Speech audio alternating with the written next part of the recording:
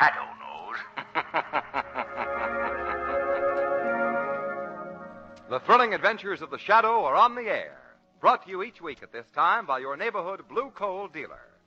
These dramatizations are designed to demonstrate forcibly to old and young alike that crime does not pay. Don't blame the weatherman when a sudden, unexpected freeze catches you unprepared, your home insufficiently heated. Guard against that happening. Fill your coal bin right now with blue coal, the quality home fuel of low cost. With your bin filled with blue coal, you're prepared for any kind of weather. Order a supply of blue coal right away and get a whole bin full when you order, so there won't be any chance of being caught by a possible shortage. Today there is a plentiful supply, but who can say what changes the future may bring? Put in your winter supply of blue coal right now and be safe. The Shadow, mysterious character who aids the forces of law and order, is in reality Lamont Cranston, wealthy young man about town. Several years ago in the Orient, Cranston learned a strange and powerful secret. The secret of hypnotic power to cloud men's minds so that they cannot see him. Cranston's friend and companion, the lovely Margot Lane, is the only person who knows to whom the voice of the invisible Shadow belongs. Today's drama, The Organ Played at Midnight.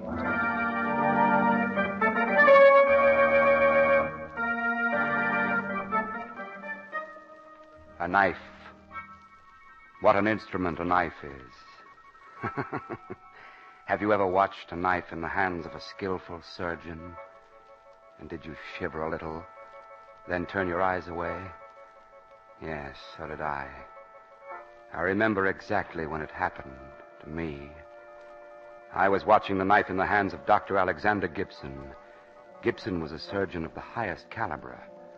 Even Professor Dana Williams spoke of him as one of the 3 most capable men he had ever had the honor to teach, thus ranking him with his colleagues, Dr. McGill and Dr. Nelson. How strange the thought of violence should have occurred to me. Stranger still, considering that it was the very next night Gibson burst into McGill's study. Heated words passed between the two, and then... This case was to have been the most startling in my surgical career, Dr. McGill. You forget that the patient asked to have me in attendance, Gibson. I never agreed to a consultation. I presumed on our friendship You presumed on our friendship for the last time, McGill. That's the way you want it, eh? Yes, that's the way I want it. Then you'll get the truth. You were bungling the case like a schoolboy. Old Williams would have fired you out of class for the job you were doing. Oh, so I'm to gather that you saved the situation. Exactly. So the credit is yours, eh? Belongs to you. Every bit of it. Well, doesn't it, Gibson? Well, can't you speak? I haven't anything else to say. Oh, you agree with me then? Good night, McGill. I've tried to be reasonable with you. I said good night. All right. Good night, then. But remember, we're not parting as friends, Gibson. And we're not parting forever either, Dr. McGill. Well, I'll have something to say about this at the medical board. Oh, no, I shouldn't let myself go like that. Nerves don't stand it well, not at all. Sedative is what I need. Yeah, what's that? Oh, the shade. Jumpy, unsettled. If I were my own patient, I'd... Someone at the door. Well, who's there? Well, who is it? Can't you hear me? Well, didn't you... Oh, you. Oh, I thought that you were... You have a knife there. Did you know you had a knife in your hand? Oh, it's some kind of a joke, isn't it? You're playing a joke on me, aren't you? Aren't you? Answer me. Answer me. Well, what are you going to do? No, don't come any closer. Oh, what are you doing? Stop it. Stop it. Oh, you fool. You're cutting my arm. Ah!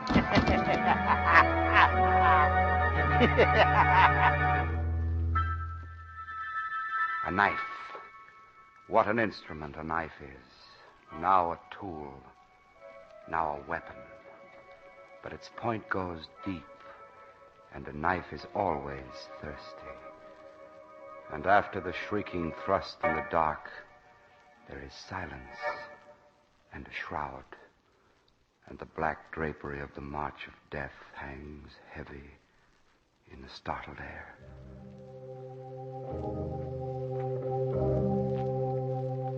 Lamont, I want to get away from the sound of it. Of what, Professor Williams? The funeral march, it depresses me. We can understand what a shock Dr. McGill's death has been to you, Professor Williams. A deep shock, Miss Lane. I won't forget it soon.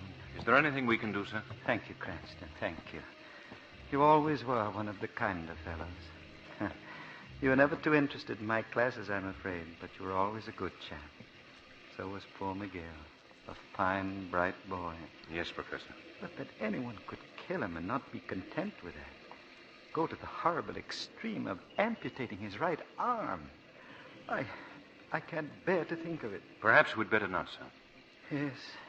Yes, you're right. After all, my life goes on. There'll be new men for me to teach. I'm glad of that. And I'm glad to have you beside me today, Cranston. Thank you, Professor. It would be good, too, to have Gibson and Nelson with us.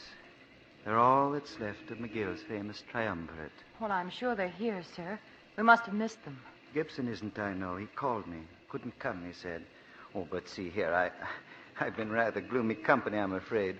How would the two of you like to take the 5 o'clock train back to the college with me? Oh, nice of you, Professor. The homecoming football game is being played this afternoon. And if victory is ours, we should be just in time for the bonfire celebration. We'd like to very much, but it's rather a long trip, and, well, we hadn't planned on it, Professor Williams. If we'd known. I only thought that we should be together on a day like this. Professor Williams! What was that? Someone called my name. Professor Williams! Oh, it's Dr. Nelson. Good morning, my boy. You know Mr. Cranston. Professor Williams, I think I deserve an explanation. What's that, Nelson? I don't understand this wire you sent me, sir. The wire I sent you. I haven't had any reason to wire you, Nelson. One never has a reason for such a thing as this. Listen to what it says. Take a good look at Dr. McGill and his coffin, Nelson, for you'll be the next to be wept for. What? Signed? John Smith. You don't know a John Smith, of course. Of course not. But you thought I had sent that, Nelson? Why? The postmark. It was sent from the college telegraph office. It was? What time? 8:45 this morning. I've been in the city since 7. Well, of course, sir. Someone else sent this little love note, and they didn't mean it for a joke. Well, what do you think, Lamont? I think that if Professor Williams' invitation to go back to the college with him is still open, the three of us would be very wise to take it.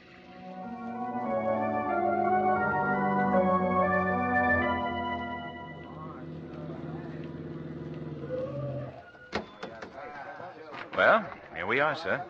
From the looks of things, victory was ours. I'll take care of the cat. Professor Williams. Good evening, gentlemen. Good evening. Good evening, sir. Who won the game? We did, sir. We're building a swell bonfire, sir. You should have been at the game, Professor. You'd have enjoyed it. I would have very much, Tompkins. But there was something I had to do which I didn't enjoy at all. I want to congratulate you men, and I want you to know that I'm proud of you. Things haven't changed much, have they, Nelson? They haven't changed at all, Cranston. He's still the idol of every boy here. Shall we go inside now? I think Anna, my housekeeper, will have a cup of tea for us. Goodbye, gentlemen, and let the flames leap high for the conquering hero. There isn't much for you younger folk to do in a little college town like this, but I am going to perform quite an interesting postmortem examination for my anatomy class tomorrow, and I thought perhaps you'd like to be in the amphitheater. Well, Yes, Professor, But of course. on second thought, I realize that Miss Lane and you might not find it altogether to your taste. Why, Margot and I would like very much to come, wouldn't we, Margot? why, yes, I'd love to. Well, how about you, Dr. Nelson? Aye? Why, Cranston, the day will never come when I won't be able to learn something from Dana Williams. Thank you, Nelson. You're welcome to my home. Thank you, Professor. Anna! Oh, you're back, Professor. Yes, Anna. What about a pot of tea and some biscuits? Oh, yes, sir. Ready in a jiffy, sir. Oh. What is it, Anna? Well, I was just wondering what it was you wanted done with it, sir. Was it left out to be sharpened? What is that, Anna? Your knife, Professor. My knife? Why, all of my knives are in my kit in the laboratory. But when I come in to clean up just after you left, there it was shining up at me plain as day. Where is it, Anna? Right in the study on top of the desk, sir. Professor Williams, do you mind if I have a look at it? Why, no, of course not. Come along, Nelson. Right. Peculiar. I don't understand it. Anna's right. There it is, just as she said. May I see it, sir? Of course, Cranston. Oh. Professor Williams, Yes, my boy. look here, on the back of the blade. Initials. Why, they're A.G. A.G. Why, Nelson, that's... Alexander Gibson? Oh, no. Miss Lane, would you answer that for me, please? Yes, of course, Professor. Hello? Hello? Oh, yes, he's here. It's for you, Dr. Nelson. Oh, thank you. Hello? Yes? What? How long? I see. Thank you very much. Professor Williams. Yes, Nelson. That was my office in town. They've been phoning all day about Gibson. He's been missing, it seems, ever since the night poor McGill was murdered. Well, gentlemen, looks like the bonfire's begun.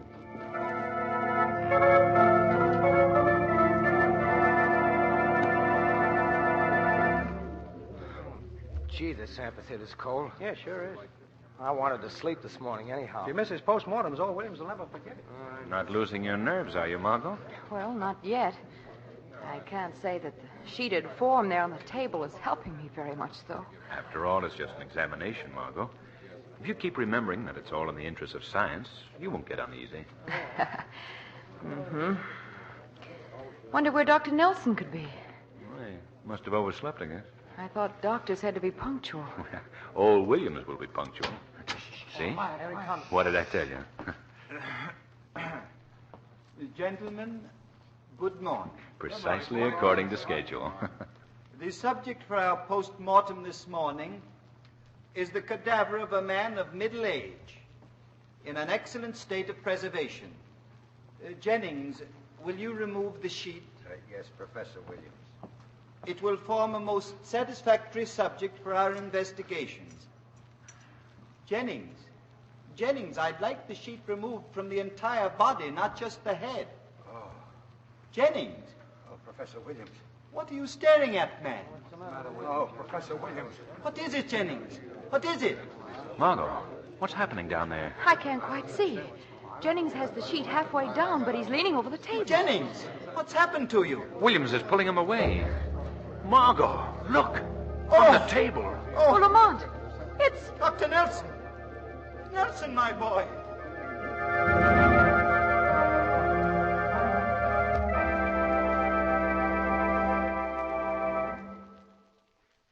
In a moment, we'll bring you Act Two of The Organ Played at Midnight. Meanwhile, here's an idea that has no mystery to it at all. Order a supply of blue coal, and you'll enjoy comfortable, even warmth throughout your home, no matter what fiendish tricks the cruel winter weather plays. Let the icy winds whistle and blow all they like. You'll be warm and snug and at your ease when you heat with blue coal. Yes, sir, at your ease is just right, because blue coal takes the effort right out of home heating. You see, blue coal is delivered to your home in exactly the right size for your heating plant. Then, on top of that, the new automatic blue coal heat regulator saves you all those damper adjusting trips. Just naturally cuts them right out. Because, you see, it automatically opens and closes the dampers on your furnace and keeps every room constantly at an even temperature. You'll agree when you see how it works that every home should have one. Get in touch with your reliable neighborhood blue coal dealer right away.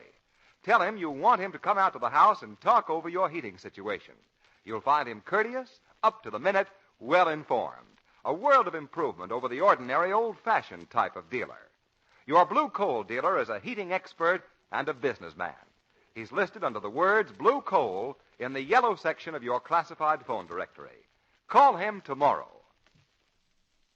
And now, back to the shadow.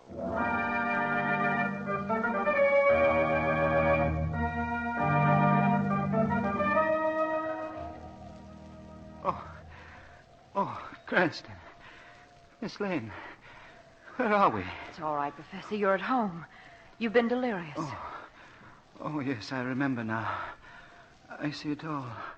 Oh, Cranston. Yes, Doctor. Is it possible for you to conceive the monster who could murder both McGill and Nelson in the space of a few days? Margot, will you get that, please? There's an extension in the next room. Yes, Lamont. Well, Professor, was it necessarily the work of the same man? Lamont, with my last consciousness before I fainted, I realized that Dr. Nelson's body had the right forearm off the elbow, just as it was with poor McGill. You're quite right, Professor. Obviously, the same hand held the knife. We must stop that hand, Cranston. We must stop it. Easy now, sir. You must try to relax. What can we do, Lamont? Well, tell me, Professor, who exactly had access to the room where the cadavers are kept? Who? Why, only myself. That is, except for old Jennings. Professor Williams. Old Jennings has disappeared. Oh, no. He's nowhere to be found. Oh, now, he had nothing to do with it. Jennings has been with me for 20 years. Besides, I examined the body carefully in the morgue before I had him wheel it up to the amphitheater. And it wasn't the body of Dr. Nelson? Oh, no, I'm sure of that. Absolutely sure. Then it means that the murderer substituted the body of Dr. Nelson somewhere between the morgue and the amphitheater. Lamont, that phone call. Oh, what was it, Margot? I don't know. You don't know? No. It was a strange voice. A voice I'd never heard before. And it sounded muffled, far away. I said, hello, and whoever it was said that... Oh, it doesn't make sense. Miss Lane, what did they say? Well, they said, if the organ plays tonight at midnight, the lost will be found. Nothing more than that? No. They must have hung up or been cut off, that was all. What could they mean? If the organ plays at... Go on, Professor. What was that? That noise. I heard it, too. There's something banging outside the window. Oh, only a loose blind. There are no blinds on those windows. No? Lamont, my boy, be careful. Yeah, there it is again. Oh, Lamont. Lamont. Don't excite yourself, Professor Williams. Margot, don't look out here. What is it, Lamont? Professor Williams. Yes, Cranston. It's Cranston, tell me. a human forearm. Human? Oh, no. What earthly reason could there be for such a Now, horrible... wait a minute.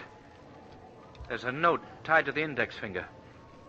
Rather a garish way to post a letter, but I think it's the reason for this ghastly tableau. A note? What does it say? Just a moment. It says the gates of death will open for you in an hour. The gates of death? And that's what's written here. It's meant for me. Oh, what was that? It's Anna. She's downstairs in her room. Something's happened. Easy now, Professor. I'll tend to it. All right, Anna, I'm coming. Anna! This is Mr. Cranston. Let me in. Oh, Mr. Cranston, I saw him. You saw who, Anna? Who did you see? Him, what done the murders. Who? Gibson. I just raised my window and I looked out and there he was coming across the lawn. There's no one out here now. Oh, he must have run when I screamed. Do you know what, Mr. Cranston? I thought I saw him the day after poor Dr. McGill was murdered. Where? Standing there just as plain as day, and I said to myself, I'll bet he's up to no good. Anna, this is very important. Now tell me, where did you see him? In front of the gates of death. What did you say? I said I saw him in front of the gates of death. He was The standing... gates of death. Oh, that's new since you've been here, isn't it? Well, that's what some of the students started calling that big pair of iron gates at the back of the morgue. The ones they bring the corpses through. You see, I was on my way to do some I'm sorry, shopping. Anna. I'll talk to you later. Margot! Margot! Yes, Lamont. What is it? The light is breaking, Margot. Come on, my girl. We've got work to do.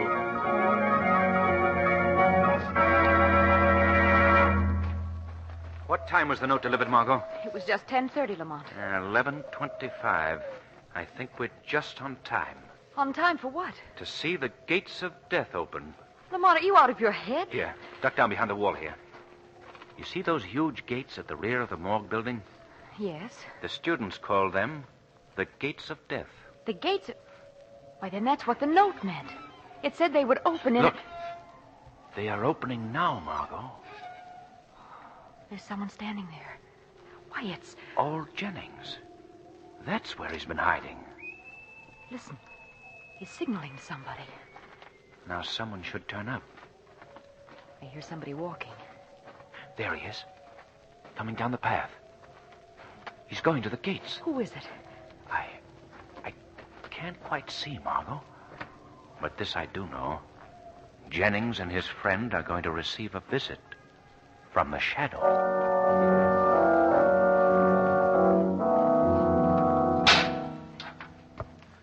You follow me, and we'll go inside together. I sent you the note. I had to. They think I done it. I know they does. Why shouldn't they think you did it, Jennings? What's that? Why, you're not. I'm Dr. Gibson, Jennings. Oh, I thought you I've come to look at Dr. Nelson's body. Oh, no, you ain't allowed I to. warn you, Jennings, there's enough on my head. Now, don't interfere with me. All right. Don't hurt me. I won't do nothing. Where's the body? Right in through the door there. Then come along. Oh, you go first. All right, I'll go first, but I warn you, if you try any... Oh! You want me to tell. You want to know all about what happened.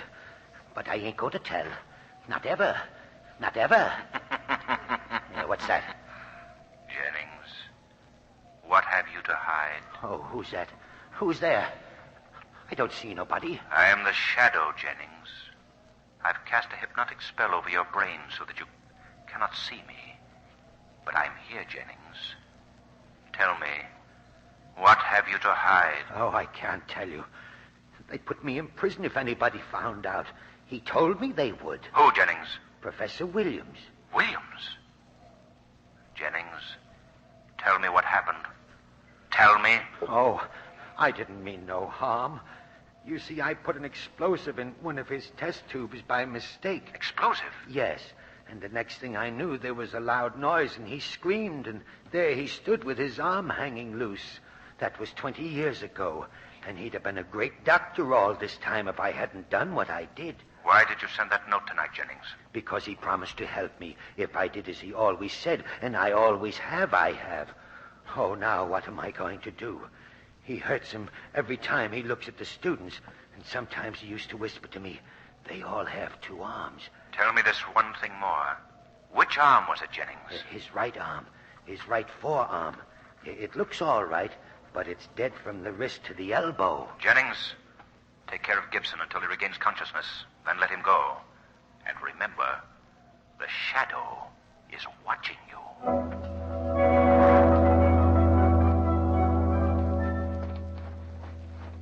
And that's the answer to the note. Old Jennings. But, Lamont, there's still... What? That phone call. If the organ plays at midnight, the lost will be found. Remember? Of course I do. That's why I've walked you over to the chapel. The chapel? Unless I'm mistaken, the organ they meant is the big pipe organ in the loft of the chapel here. And if it plays at midnight. Hurry, Margot. We don't want to be late for the concert. I'm coming. Look. The chapel door. It's open. There's someone here. See? A light. It's coming from the organ loft. Margot, I think we've come to the end of the trail. There it is. The funeral march we heard at the church yesterday. The one old Williams said depressed him so. I'm going up there, Margot. The killer hasn't quite finished his work, I'm afraid. The organ. It stopped. I think trouble's coming. Lamont, I think it's arrived. It has, Margot. You wait here. There's work to be done up there in that loft, and only the shadow can do it. Let me go. I know you killed Nelson and McGill. You stole my knife out of my office to pin your crimes on me. But you won't get away with it. Won't I, Gibson? Who's going to stop me? I will. I telephoned you about the organ because I knew you'd fall in the trap. I knew you'd come to kill me, too, to get rid of the last of us, to feed your insane lust. Right again, Gibson. I'm going to kill you. Why should you little men live while I, the genius of my time, rot here, crippled and deformed? I've had only my left arm these 20 years, but it's strong now, and I've used it well. It's too strong for you to stop the knife, Gibson. Oh, I can't stop it, please. Please don't. Gibson, the point is on your throat. Drop that knife, Professor Williams. Who's there? Who's there, I say? I am the shadow. I am invisible to you, but I have come to put an end to your killings, Williams. Oh, no. No, you haven't. Not until I've finished with Gibson. Not yet. Help! Help! I want you, Williams. My arm. Something's holding it. Let go. Let go. Drop that knife. And now, Williams, we'll see what a court of justice has to say about your crimes. Court of justice. No court would convict me. I've had a right to do what I've done. I lost my arm, didn't I? An eye for an eye, an arm for an arm. You see? That's justice, Shadow. And no court would find me guilty.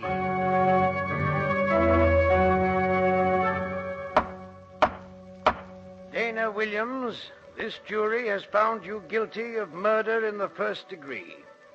And I, by virtue of the authority vested in me, sentence you to be hanged by the neck until you are dead.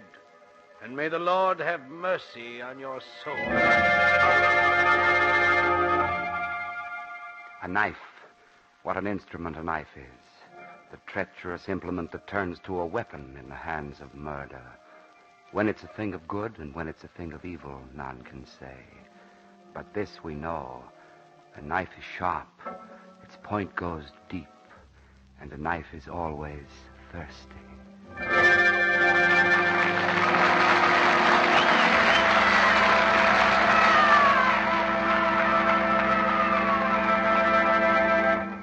In a moment, we'll bring you this week's real-life episode proving that crime does not pay. First, I'm sure you'll be interested in hearing from Blue Coal's distinguished home heating expert, John Barclay. Mr. Barclay. Thank you. Friends, I've been receiving quite a few letters lately that indicate some of you are making the operation of your furnace a much harder job than it should be. Harder, did I say? Well, I should say hard, because really it's easy to operate a furnace properly if you know how. Yes, of course, that's the catch to it. In these days especially, with the weather so changeable, it's necessary to know how to regulate dampers and bank a fire the right way. Now, here's an answer to your heating problem.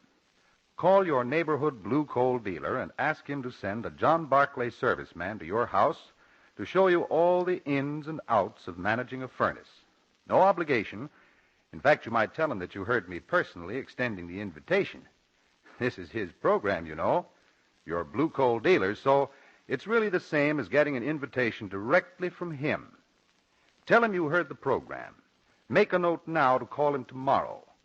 He's listed under the words Blue Coal in the yellow section of your classified phone directory.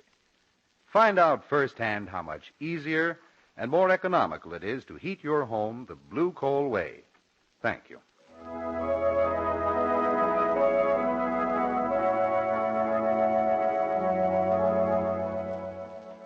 Today's program is based on a story copyrighted by the D.L.&W. Coal Company, producers of Blue Coal. The characters, names, places, and plot are fictitious.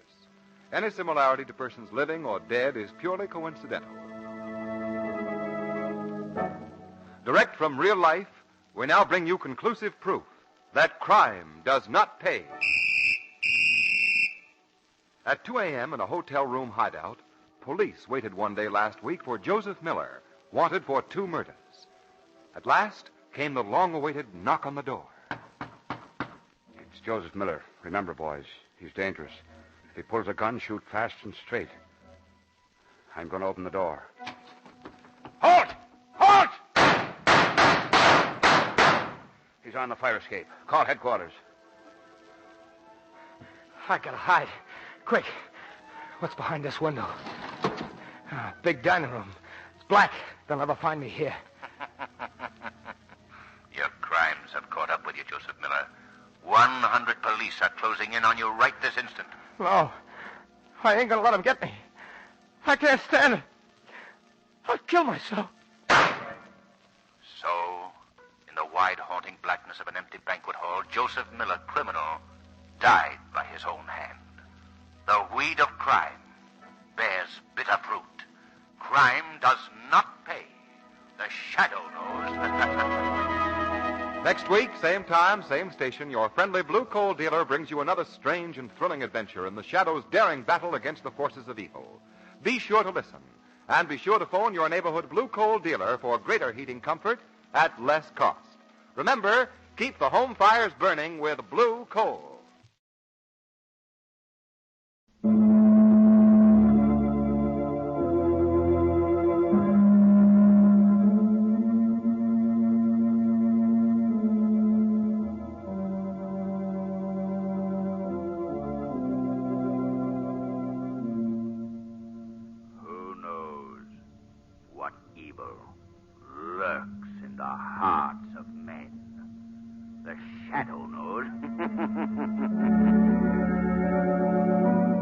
The thrilling adventures of the Shadow are on the air, brought to you each week at this time by your neighborhood Blue Coal dealer.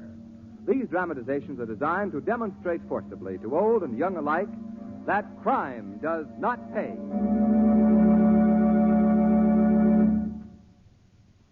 old saying, better be safe than sorry, certainly applies today in the matter of heating your home.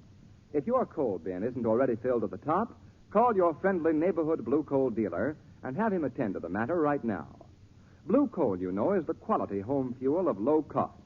It will give you even, dependable heat at all times. Yes, and it's a wise move to have your bin full of blue coal clear to the top.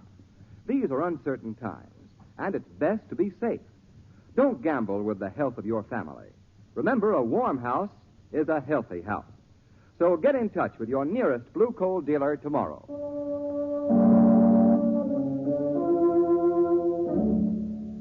The Shadow, mysterious character who aids the forces of law and order, is in reality Lamont Cranston, wealthy young man about town.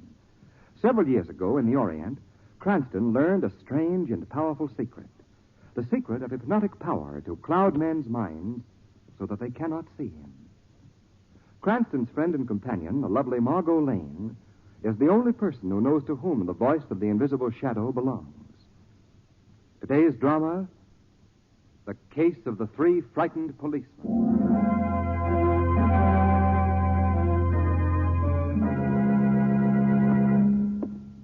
Why fool around? You got to get up early in the morning to put one over on Jerry Rowan. I got you right where I want you. Now you take your orders from me, or... Stop that walking up and down. You make me nervous. Well, what's your answer going to be? You going to pay your little gambling debt to Jerry Rowan? Are you? Now, listen. Listen to me. It's all right. Don't come any closer. Stay from me. You can't kill Jerry Rowan.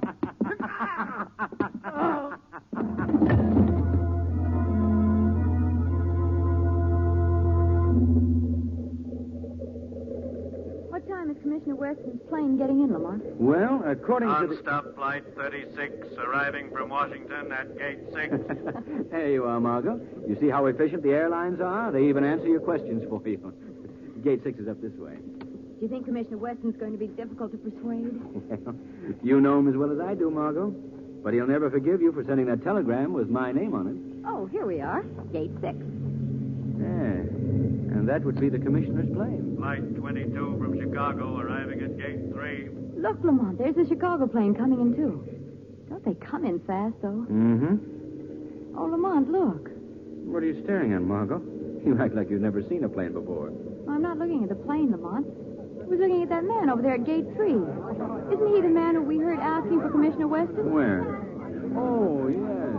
So it is. Oh, we ought to tell him he's waiting at the wrong gate for the commissioner. You'll probably discover his mistake before we could get to him, Margot. Oh, there you are, Cranston. Miss Lane. Hello, Commissioner. Did you have a nice trip? No, thanks. I just had one. Oh, Commissioner, that's an old gag. Well, it's not as old as that telegram gag you sent me, Cranston.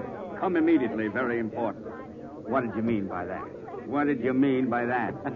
It was Margot's idea. She sent it. Margot sent the wire? Commissioner, you know that I belong to the Social Welfare Association. Now, what does that got to do with it? Well, I promised that I'd get you to speak on crime prevention. It's cause and cure. What? Curing crime prevention?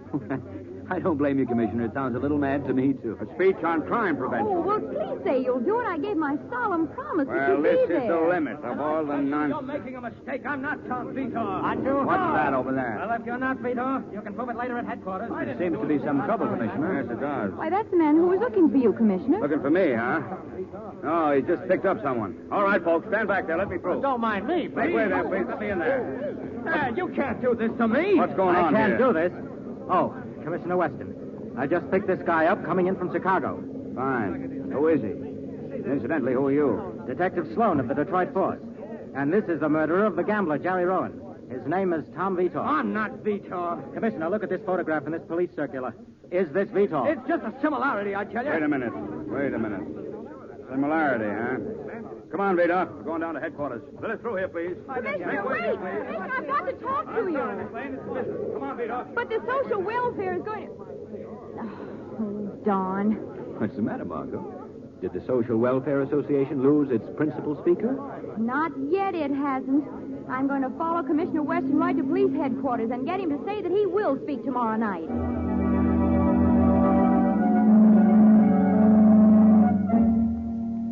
Fingerprints don't lie, Vitor. Ready to confess now? Why did you kill Gambler Rowan? I didn't kill Rowan. But you do admit you are Vito. That you broke your parole and flew to Chicago after you'd murdered Rowan? All right, I broke my parole. I flew to Chicago, but I didn't murder Rowan. I'd like to ask Vitor a few questions, if I may, Commissioner Now, Weston. Cranston, Detective Sloan and I can handle this. Oh, Commissioner, I just thought of something. What, Miss Lane? What now? You could use all this as the subject of your talk tomorrow night before the Social Welfare Association. Sloan, take Vita into the other office. This small talk must be boring to him. Right, Commissioner. Come on, Vitor, in. I'm sorry, Max. Ah, well, another case solved to the department's credit. Who? Vitor? Who else? He was the last man who saw Rowan alive. Now, look, Commissioner. I know, Cranston. Yes, indeed. You're going to ask about fingerprints. Well, we found Vita's prints all over Rowan's apartment. Very good, Commissioner. Huh? But I was going to ask why Vitor broke his parole to fly to Chicago. Very good, Cranston. He simply wanted to get away. Then why did he come back? Also very good. What? Granted, he had killed Rowan and gotten away. Why should he want to come back here? Yes, Commissioner. Why didn't he stay in Chicago? Now, please, Miss Lane. And this police circular is a very curious thing, Commissioner. What do you mean, Cranston? What's wrong with it? Pardon me, Commissioner, but I think Vitor is about ready to talk now. Oh, good. Well, I'll go right in and see him. See you later, Cranston. But, Commissioner... Miss Lane, come on. But, Commissioner, I wanted... I like him. Oh, well. Now, what were you going to say about that police circular, Lamont? Now, look at it, Margot. Wouldn't you think it strange that a police circular from Chicago would have been printed here? Why, yes. Look, here's the printer's trademark. Well, what does it mean, Lamont? It means, Margot, that Tom Vitor is going to receive a little visit from the shadow.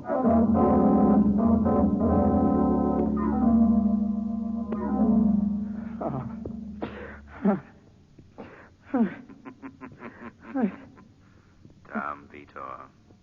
What's that? I heard a voice. It is the voice of the shadow, Tom Vitor. I can't see you. I'm right here outside your cell door. I've cast a hypnotic mist over your mind, which makes me invisible. I've heard of you, Shadow. You gotta help me. I didn't kill Jerry Rowan. Why did you leave town the same day Rowan was murdered? I didn't know anything about Rowan's murder, Shadow. But you had been to Rowan's apartment that afternoon? Yes, Rowan had sent for me. He wanted me to join the mob again, but I refused.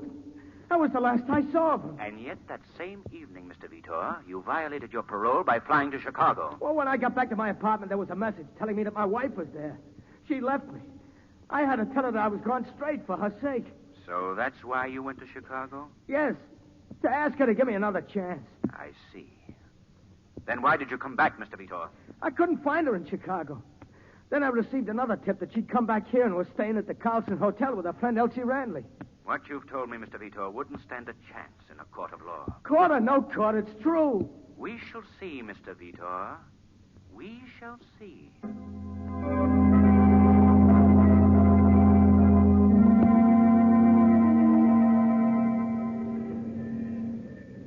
Lamont, did you find anything out from Vitor? I don't know yet, Margot. Oh, by the way, where's Shrevey? He's waiting in his cab around the corner. Well, let's find him. All right. Oh, I'm getting hungry, Lamont. Do you think you could possibly buy a poor little starving social worker some dinner? Well, I shall buy a poor little starving social worker a big dinner. Oh, Lamont. Later. Oh, Lamont. Right now, the Shadow is going to call on Mrs. Tom Vitor and her friend Elsie Randley at the Carlson Hotel. Oh, well, then we could have dinner there, couldn't we, Lamont? Why, yes, we could. Later. Oh, Lamont! Down, Margot. They're firing at us. Oh, we can get off the street now, Lamont. Looks like the shooting's over. Lamont. Lamont. Well, he's been hit. What's the matter, lady? Get a doctor quickly. He's been shot.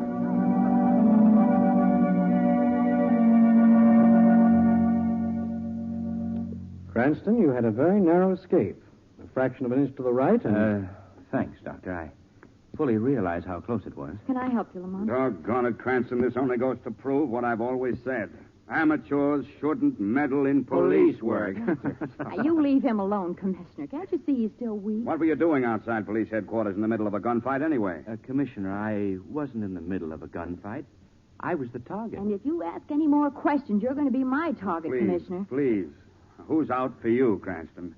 I have a hunch it's got something to do with Tom Vito and the Rowan murder. So Vito shot at you, huh? We've got him under lock and key. No, it wasn't Vito who took a shot at Now, me. look here, Cranston. Vito is the killer, and that's that. Let's not confuse... Commissioner.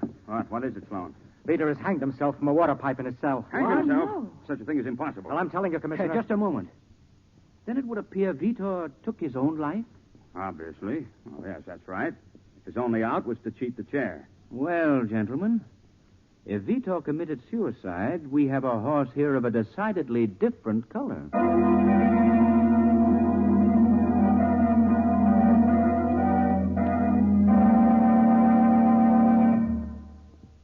In a moment, our play will continue. Meanwhile, let's leave the world of the mysterious and hop right into the sphere of everyday affairs. There's certainly nothing that's more an everyday affair than heating your home in the winter. Every day in the long winter months, you want dependable, even heat throughout your house. Blue coal will give it to you. Blue coal is a dependable fuel of low cost because it burns better, lasts longer, and that means real economy.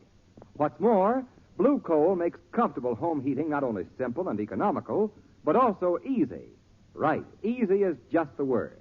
You see, blue coal is delivered to your home in exactly the right size for your heating plant. Then, too, the new automatic blue coal heat regulator cuts out those frequent damper-adjusting trips you're probably familiar with. Cuts them right out because it automatically opens and closes the dampers on your furnace and keeps every room at an even temperature. Get in touch with your reliable neighborhood blue coal dealer right away. Ask him to come out and discuss your heating situation with you. You'll find him a genial, well-informed businessman. A number of people impressed by this have told us blue coal is represented by an especially fine group of men. This is true, and something every dealer is proud of. So look under the words blue coal in the yellow section of your classified phone directory and call your neighborhood dealer tomorrow. Now, back to the shadow.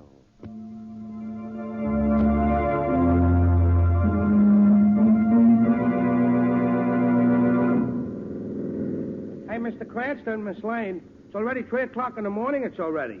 Don't you think it's advisable that we should all go home and get a little shut-eye we should get? Perhaps we ought to take Miss Lane home, Shrevey. She's sound asleep here in the back seat. No, I'm not. I'm wide awake. I just closed my eyes to rest them. Okay, Margot, have it your way. On to 6078 Front Street, Shrevey. Yes, sir. Mine is not the reason why. That's the Mine city morgue, is Shrevey. Just to do or die. The morgue? Watch where you're driving, Shrevey. As if I wouldn't from now on, as if. Why the morgue, Lamont? Because I can't believe, as Commissioner Weston does, that Vito committed suicide.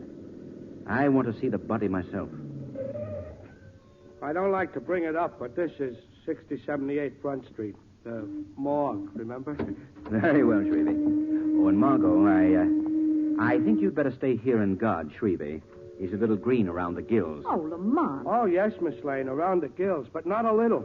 Shrevey, you're a big baby. I won't be long, Margot. Well, see that you aren't, Lamont. What can I do for you, young man? If you're looking for a room and bath, I can't accommodate you. You ain't the right type. Very funny. I think so. Room and bath, right type. Get it? I'd like to see the body of Tom Vito, which was brought in here earlier this evening. Oh, Tom Vito, huh? Let's see. I would like to see the body, please. Now, don't be impatient, young man. He'll wait for you. Get it? He'll wait for you. I get it. Now, will you please take me to the body? Oh. No sense of humor. All right this way. Don't be surprised if he don't recognize you because he... Oh, no, you wouldn't appreciate it. Yes, here we are. Let me see. All right, step in. Thanks. Now, let me see. I think we have your friend packed way up here. Yeah. Here's your friend, mister, tucked neatly away on his little trundle bed of ice. You want to look? Yes. Just as I thought. What? This man didn't die of hanging. Death caused by strangulation at his own hands, it says here. I don't care what it says there. He didn't commit suicide. Tom Vito met his death just as Jerry Rowan did, by murder. Did you learn anything at the morgue, Lamont? Enough, Margot, to know that the Shadow's next step is to have Mrs. Tom Vito identify her husband's photograph, which appears on this forged police circular. Hello? Hello? Oh, all right, operator. I'll call later. Oh, Whom were you calling on the phone, Mrs. Vito? what? Thought I heard a voice. It is the Shadow's voice, Mrs. Vito. Who are you? I can't see you. I've clouded your mind with a hypnotic mist, making me invisible to your eyes. Oh, I see. But why have you come here, Shadow? Because I know that you can tie up several loose ends of a mystery. And I don't know how I can help. You can help by telling me who you were trying to reach on the telephone just now. Why, it was Elsie Randley, my roommate. She's staying with me here. She hasn't returned home, and I just got worried. I see. Look at the picture on this police circular, Mrs. Vito. It's Tom, my husband. Have you ever seen this particular photograph before? Yes. I took it about 5 years ago. Before you decided to divorce your husband, Mrs. Vito? You know that, too? I do. Why did you run away, Mrs. Vito? My love for Tom had died. And you fell in love with somebody else? Yes. Why didn't you explain everything to your husband? Oh, I wanted to, Shadow, but I was persuaded not to. I'll go to him now. He'll understand. No, Mrs. Vito. It's too late now. Too late. Your husband is dead. Oh, no. No. Your husband was murdered. Tom was... Murdered, Mrs. Vito. And you could help me catch his murderer by telling me who could have obtained the photograph which appears in this forged police circular. Yes. Yes, Shadow. The only person who could have stolen that picture for me is... Oh! Mrs. Vito. Mrs. Vito. I knew he'd do this. He's very determined, Shadow. Who, Mrs. Vito? Who has done this? I can't tell now, Shadow. 'Cause it haunt me even after death. Even after death.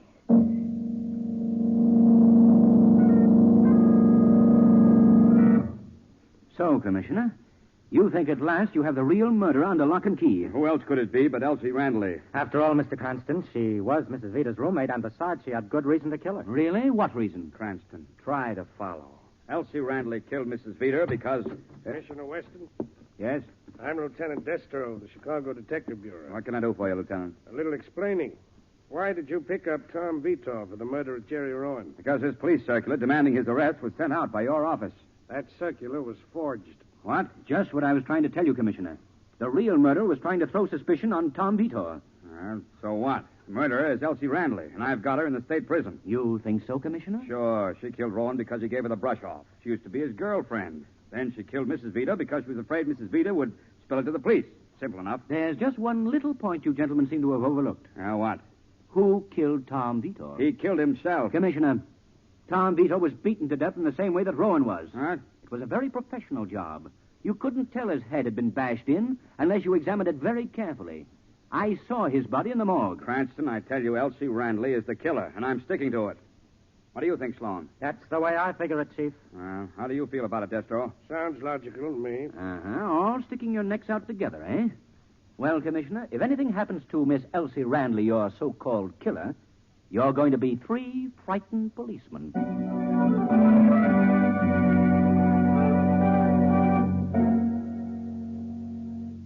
Lamont, are you sure that Elsie Randley is completely innocent? Margot, I think she's innocent, but I have reason to believe she knows the name of the murderer. And because of this knowledge, he'll try to silence her, too. But she's perfectly safe. She's locked up. That didn't save Tom Vito, Margot. We've got to protect her. Now, look, I want you to go to the state prison and get to Elsie Randley's cell while I trail Detective Destro.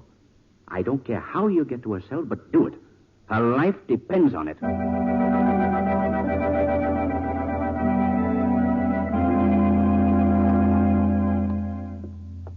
Here we are, Miss Lane. Elsie Randley's cell. It's dark in here at this time of night. Yes. Oh, now, before we go in, I must warn you again that neither the warden nor Commissioner Weston know that I'm letting you see Miss Randley. It would mean my job if they did. Oh, I understand, Detective Sloan. Go in, please. Thank you. Who's your friend, Detective? Miss Randley, meet Miss Lane. You two are going to be together a long time. What do you mean? I'm getting sick of this whole thing, Sloan. I don't want to go to the chair for... Somebody else? Well, then tell us who the real murderer is, Miss Randley. Don't shield a killer. I don't squeal, sister. But you will, Elsie. Oh, no, I won't. I gave my promise. You'll break your promise, Elsie, when the electric chair stares you in the face. Oh, he's right, Miss Randley. Tell the police what you know. Yes, Elsie, tell. You can tell Miss Lane everything. Are you kidding? Elsie is trying to say that I'm the killer, Miss Lane. You're the killer. Yes. I killed Rowan because I owed him a gambling debt and couldn't pay it. What? So I sent Vitor to Chicago on a wild goose chase to find his wife. That way, I pinned the murder on him. Are you crazy? Still in that, Sloan? But the police circular. I had the phony circular made up in order to grab him when he got off the plane. You know, I'm proud of the fact that when I beat him to death in this very room and hanged him from that water pipe, that none of the smart cops knew how it was done. And you must have killed Mrs. Vitor, too. Mrs. Vitor made a very useful tool until she outlived her usefulness and wanted to squeal to the police. But enough of that. I have a score to settle with you two now. Now, wait, Joe. You can't do this. You won't have to watch long, Elsie. You're going to die first, Miss Lane. Now, we just open this door here to the death chamber. Well, that's the electric chair in there. Sloan, you can't do this. No, help! No, come on, Shame on Joe. you, one, Miss Lane. We're quite alone here. No one will hear you. What are you going to do? Aren't you both rather impatient? Mr. Cranston will stop you. He'll... I promise my shots won't miss that meddler the second time. And now, Miss Lane, into the electric chair you go. Oh, no. Oh, yes. No. Yes. No. Yes. No. There. There, now. Now to tie the strap. Oh, no, you don't, Sloan. Pick up behind me, will you? I don't think so. Too bad, Miss Lane, that I'm your only audience now. That I'll be a very appreciative one. And now to pull the switch. It generates a little power. Oh, no. No, please. Please. And this little switch will complete the job. No. Dead so soon, my dear? You spoiled my fun. I didn't even pull the switch. Well, a little extra juice won't hurt you. I just have to... Not so fast, Detective Sloan. A voice, my arm. Who holds my arm? The Shadow murderer. What have you done to Miss Lane? Something that even you can't mend, Shadow. Sloan, your life of crime is at an end. If it is, I won't pay the police for the deaths of Rowan and the Vitors, and above all, Miss Lane. The privilege of taking my own life rests with me. Get away from that master switch. Thanks, no, Shadow. I'd rather go this way.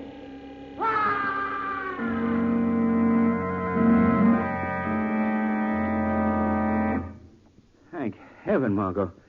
When you fainted, Sloan thought you were dead and didn't complete his job. Yes, thank heaven, Lamont. I'll never forgive myself for sending you to that trap when I was stupidly following the trail of Detective Destro. He was perfectly all right? Perfectly.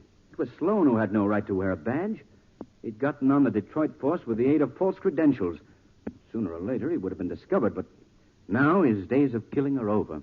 Oh, Lamont, I just thought of something. What? I got a call from the Social Service League again this morning, and they're holding another meeting. Oh, good for them. They want to know why I didn't get Commissioner Weston to speak to them the last time. Uh-huh. On crime prevention, its cause and cure? Yes. So I told them I was getting someone else, someone better. Who's the poor goat this time, Margot? I told them I was getting you. Well, that's... Oh, no, you're not, Margot. Oh, yes, I am, Lamont.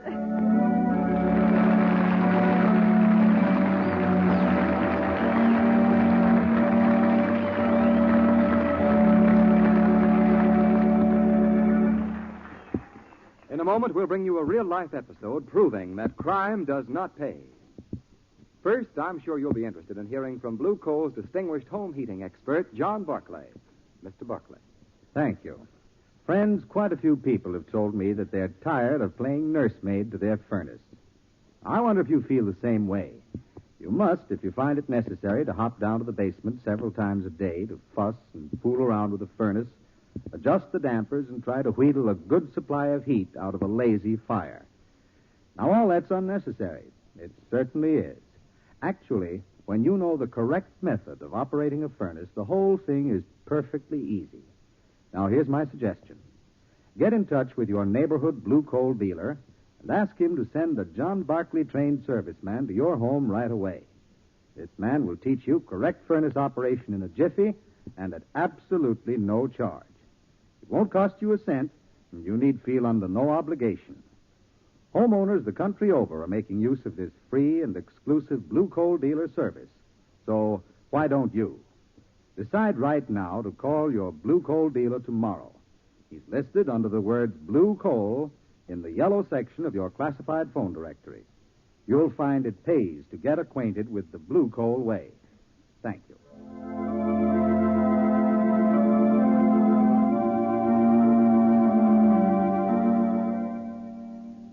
The characters, names, places, and plot in today's story are purely fictitious, and any similarity to persons living or dead is purely coincidental.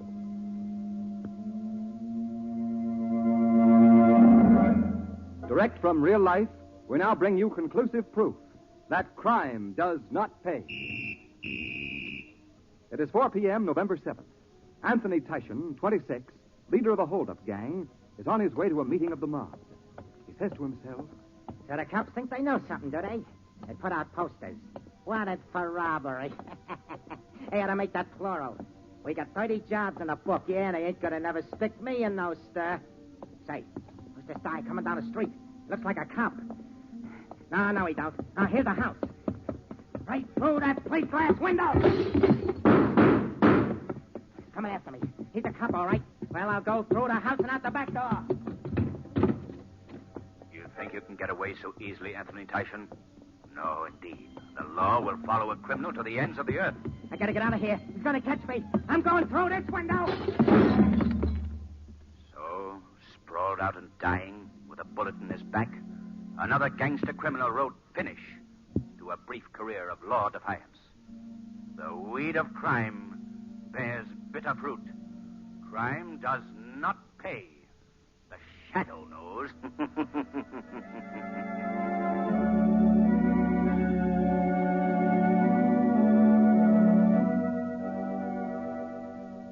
Next week, same time, same station, the DL&W Coal Company, producers of Blue Coal, bring you another strange and thrilling adventure in the Shadow's daring battle against the forces of evil.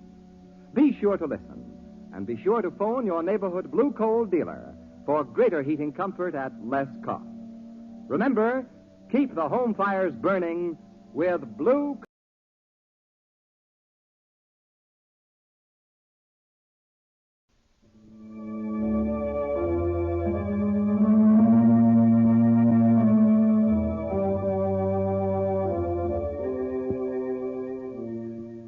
Who knows what evil lurks in the hearts of men? The shadow knows. The thrilling adventures of the Shadow are on the air, brought to you each week at this time by your neighborhood Blue Coal dealer. These dramatizations are designed to demonstrate forcibly to old and young alike that crime does not pay. On old-time sundials, a favorite motto was this: it's later than you think. Winter has a way of sneaking up on us and striking hard at those who are unprepared. Cold weather all around us will be here any day without notice. Are you prepared? It's later than you think. Safeguard your family by ordering a supply of blue coal right now. You know, blue coal is the finest of Pennsylvania hard coal. It will keep every room in your house at a comfortable, even temperature at all times. Get in touch with your neighborhood Blue Coal dealer tomorrow. And listen, in a few minutes, I want to tell you about a strange and exotic token, a unique piece of jewelry that Blue Coal has for you. So listen carefully.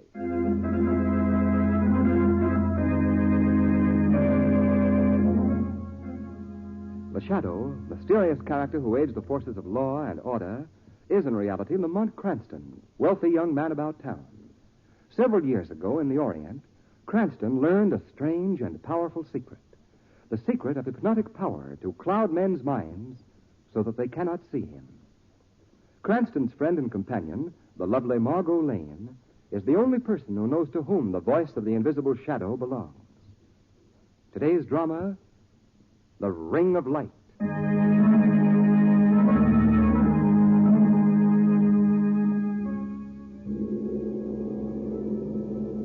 I should like to review the Gengar murders for you, Miss Lane, Mr. Cranston. I assure you it will require no longer than we will take to finish this cup of tea. I'm glad you left me out of that tea business, Shan. I know all I want to know about the gang of murders. It kept me up all night long. But I'm afraid you cannot know very much about the real reason for the killings, Commissioner Weston, without some knowledge of the history of the Ring of Light. Its history? Yes, Mr. Cranston. Well, what about the history of the Ring of Light, Mr. Shan? Many centuries ago, according to ancient legend, there was a merchant bearing this name of Genga, who dwelt in the sacred city of Lhasa in my native Tibet. This Genga of olden times was a good man and beloved of the gods. One night, it is told, he was returning from market to the sacred city when he was pursued by a host of his enemies mounted on horseback. Fleeing across the eastern bridge to the city walls, he found the great gates of the city locked before him. In despair, he flung himself at the feet of the luminous statue of Buddha which guarded the gate. As he did so,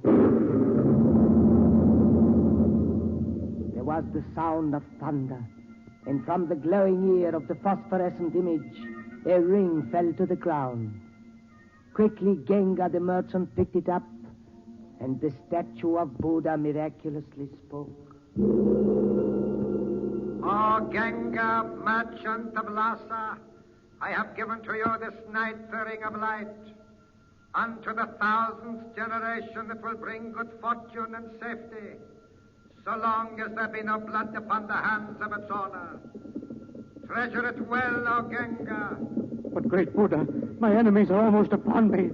Behold, Genga, where your enemies are crossing the eastern bridge. Look well.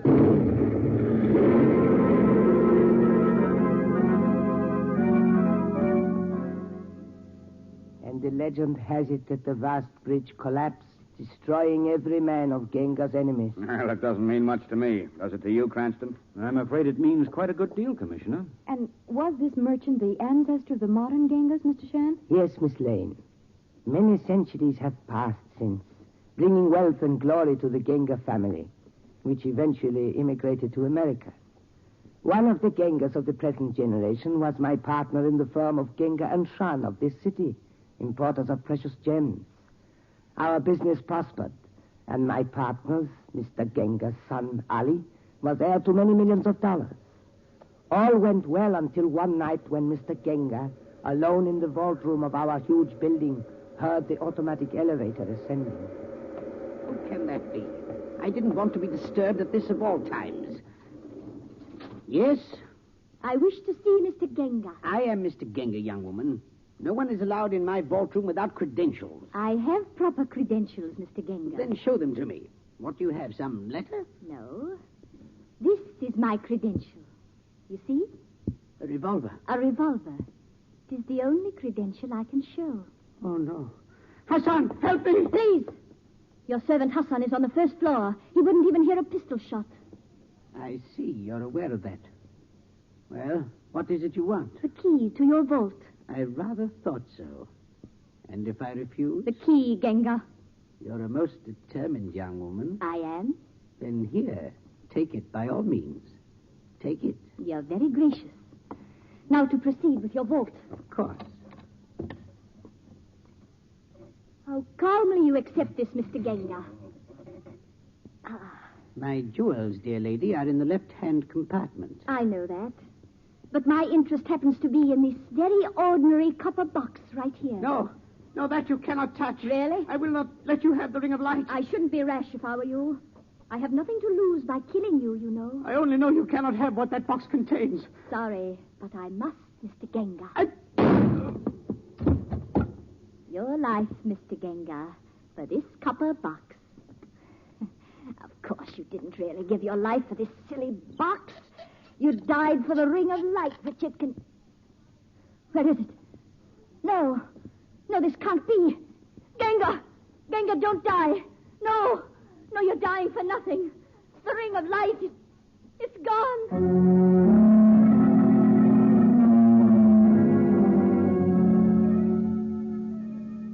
The rest of the story of the Ring of Light you remember, Mr. Cranston?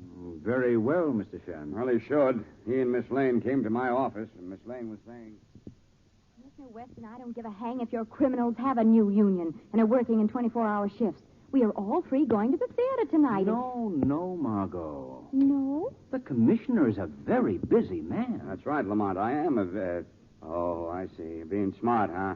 Well, let me tell you, every time I try to leave this office early, somebody knocks on the door. But it never happens when you two are around. Someone just did knock on the door, Commissioner. Just a minute. I was talking to Mr. Cranston before you entered. Wait a second. I thought I heard a knock on the door. What are you laughing at? Commissioner Weston, is he in here? Yes, he's in here. Matter of fact, I'm Weston. I am Ali Genga.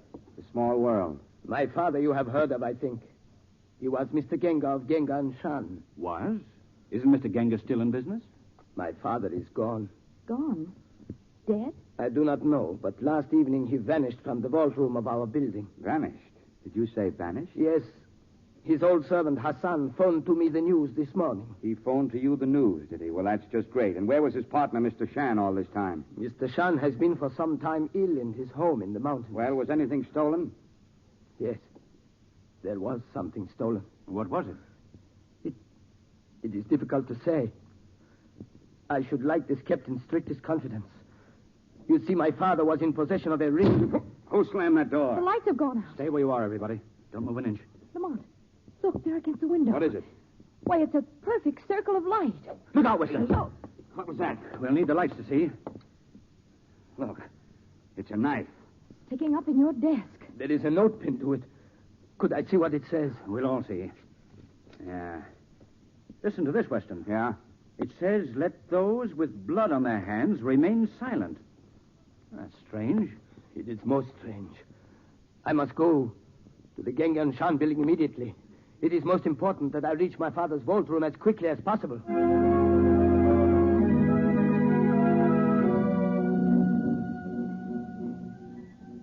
Isn't this a magnificent lobby? Well, lobby or no lobby, that young guy, Ali, is keeping us waiting down here a long time, isn't he? Well, I don't I know. He beg may your be... pardon. My name is Hassan, servant to the House of Genga for many years. Young Master Ali will be down from the vault room presently. Oh, yes, of course. Thank you. Oh, Hassan, you were Ali's father's devoted servant. You must know something about his disappearance. This alone I can say.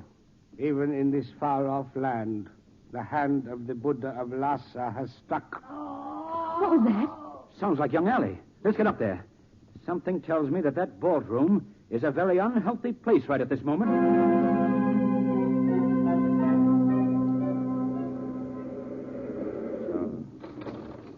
So this is the vault room. Where is he? Yes, where is Ali, Lamont? The room's empty. He was here right enough, but... What is it, Cranston? Look. Over there in the shadows by the vault. A body. Master! Master! Is it Ali? If it is, he's aged 30 years since he left us downstairs. Oh, look! Look! It isn't Ali, is it, Hassan? No. It is Mr. Genga, Ali's father. He who vanished has returned. Returned with a bullet in his heart. Hassan. Yes? Open this vault. No.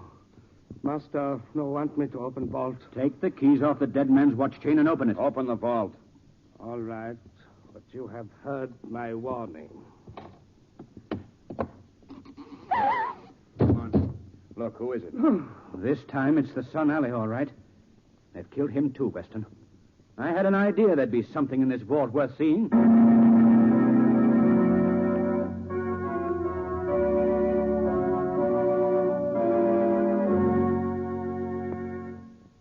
In a moment, our play will continue. Meanwhile, here's the information I promised you about the strange and exotic talisman that blue coal has for you. It's a replica of the mystic ring that plays so large a part in today's story. There are many strange and fascinating things about this ring. To begin with, it is not gold or silver, as ordinary rings are. It is white. In India, white is considered a sacred color. The rare white elephant is worshipped in India. Mysterious power is said to reside in things white. Certainly, when you see this ring, you'll agree there is something uncanny about it. You'll say that because you'll soon discover that this ring is greedy for light. Like the wild jungle orchid that eats live meat, this ring sucks up the living light. It holds the light and glows in the dark with a weird and ghostly radiance. Yes, you actually can see in the dark with this ring when it's gorged with light. Now listen, here's how to get one for yourself. Simply send 10 cents in coin, 1 dime, to the Shadow, Post Office Box 5, Madison Square Station, New York City, New York. Include on a slip of paper the words Mystic Ring, M-Y-S-T-I-C, Mystic Ring, and also, of course, your name and address in full. Be sure to print or write your name and address clearly, so it will be easy to read. Drop the envelope in the mail, and soon you'll have a mystic light-eating ring for yourself. Take care of that today, because the supply of rings is limited. Now, back to the shadow.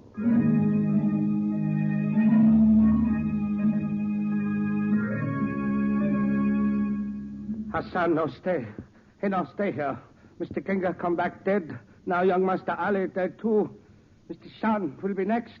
Hassan is afraid. He no stay. Wait a minute, you. Hassan. Let him go, Weston. He won't go far. Look at this, Weston. The killer used a knife this time. What about it? Nothing. Except it's a perfect match of the dagger that was sticking in your desk. What? Look it over. I'd like to wander around a bit. Lamont. Yes, Margot. Look at this. I found it over there in the corner. It's a girl's handkerchief. Girl's handkerchief? Yes. Well, let me see that, Margot. And it's monogrammed, too. You see, K.I. K.I. Now, I wonder... What's that? What, Lamont? I smell something burning. Listen. That's fire, all right. We better get out of here. Just a minute, Weston. Whoever set that fire doesn't want us to find something in this room. We've got to work fast, but we can't let them scare us away. Cranston, sometimes I... say, what's this? What? Letter in Allie's billfold. Addressed to Miss Kara Iltott, 421 North Set Road. Kara Iltott, eh? That would be our initials, K.I. Oh, the light is breaking through. And so's the fire, Miss Lane. I tell you, we got to get out of here. All right, you two leave by the fire escape. I'll meet you in the car. What are you going to do? I think our friend Hassan is still in this building. And if he is, we two have something to talk over.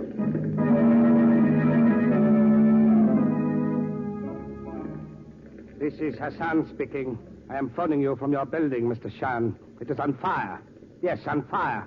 There is nothing you can do to save it. But I can tell you all you want to know about it. Yes. Meet me at 421 North Set Road in 1 hour.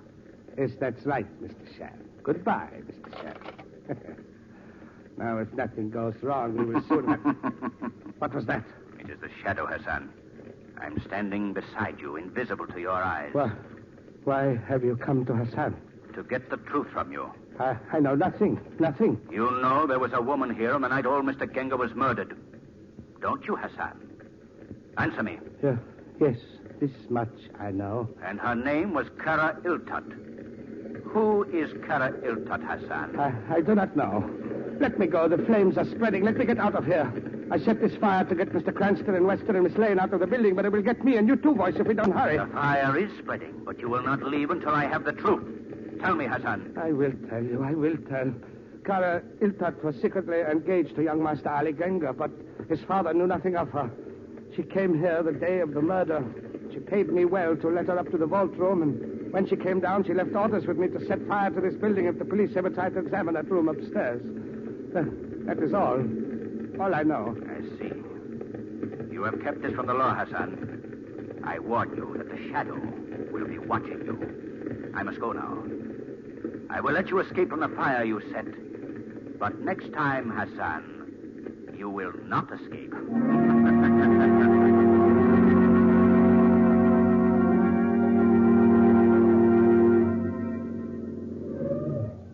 Where are we, Lamont? Look at the towers on that house. It's like a palace out of the Arabian Nights. It's 421 North Set Road, Margot, and I only hope we won't be too sorry we came. Come on, helpmates. I think we're creating a wonderful yarn to spin to our grandchildren. Well, you have to keep alive, you know, to have grandchildren. We'll see if we can manage to do that, my lady. Say, look at this. What? The door was open. I'm not too sure I like that, but in we go. It's pitch dark in here. I've got a feeling something's watching every move we make. What's that? Someone's in trouble. Where's it coming from? This way. Come on, follow me. Come on, look. The lights have gone on. What was that, laughing? Where are we? Seems we're in a small room without a sign of a window. Look, those copper doors are closing. We better get out of here. A little late now. Looks as if we're trapped. You are trapped, my friends. Look, up there on that little balcony. Oh, yes. Miss Kara Iltott, I believe. I am Miss Iltott. If I'm not too hospitable, you must understand it's because I'm concerned in a rather dangerous business. I murdered Mr. Genga. You see, I'm in love with his stepson, Ali. Stepson? Yes. Ali is his stepson, and old Genga was not too fond of him. As a matter of fact, he was going to leave his most priceless possession to his business partner, Mr. Shan, because he distrusted Ali. That is why it was necessary to rob him, and as it happened, to kill him in the process. And now, for Ali's sake, it is necessary to kill you. Hold him on. Easy, Margot. It will be a painful death, but the most convenient I can afford you just now. No, you'll never get away with it. Oh, yes, I will. It'll be quite simple, you know. Beneath the floor on which you're standing is a vat, brimful of boiling water. It is an old Tibetan way of ridding the world of troublesome people. No, you wouldn't. I tell you I will. See, all I need to do is pull this lever. Come on. Come on, the floor is opening. Back toward this wall. What are we going to do, Lamont? Wait a minute. The floor is opening slowly. Keep backing away from the opening. I think I've got an idea. What's that? She evidently hasn't heard what happened to Allie. Have you got that letter, Weston? Yes, I have. Here it is. Give it to me. Miss Hilltut. Miss Hilltut. It'll do you no good to plead with me. You must die. I know you don't mind boiling us alive, but I don't think you'd want to boil Allie's last words with us, would you? Ali's last words. This letter. It was found on his dead body. Dead. Wait, I'll stop the machinery. There. Now listen to me. I have a gun here. I'll come down outside and open the door. You can hand the letter out to me. If you try to leave that room, I'll shoot you as surely as I killed old Genga. Do you understand? We understand, Miss Hilltut.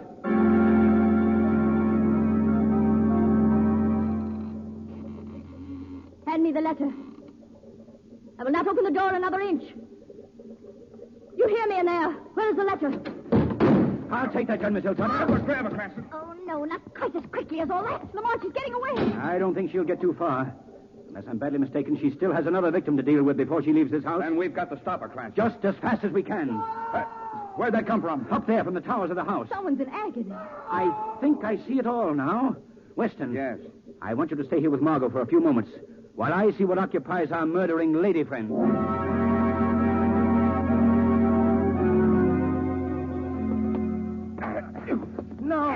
No, let me live. Don't kill me. Hold him, Hassan. He will not get away, Miss Cara. Mr. Genga was very fond of you, wasn't he, Shan? I knew when I opened the copper box and found the ring missing that Ali's father had already given it to you. It was mine by right. Genga wanted me to have it. That doesn't interest me, Shan.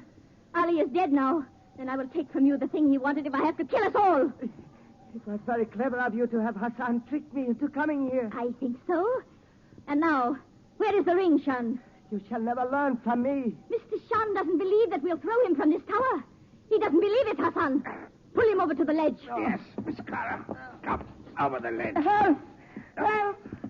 Obey me, Hassan. Yes, Miss Cara. I try. But he is an old man. Surely you could push him over. I cannot move him. It is as if someone were holding him. There is nothing I can do. Someone were holding him. Someone does hold him, Carrel Tut. Who speaks? The shadow.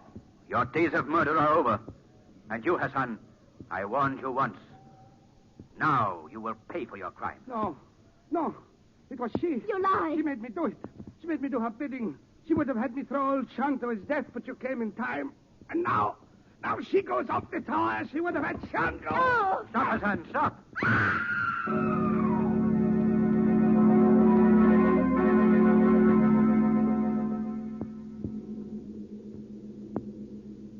And so my life was saved, and Hassan is now imprisoned on charge of murder. There, I told you it would not take long to tell my story. And you'll see we have scarcely finished our cup of tea. But still, I don't understand who killed poor Ollie. That is very easily explained, Miss Lane. Yes, very easily.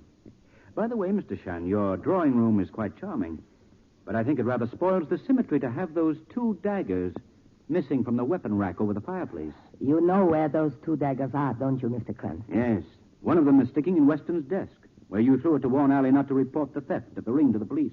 The other? It couldn't be sticking in Allie's back, that other one, could it? You killed him, Mr. Shan. Yes, Miss Lane, I killed him. And now, Mr. Cranston, will you switch off the light? No tricks now. There will be no tricks. There, Mr. Shan. Thank you.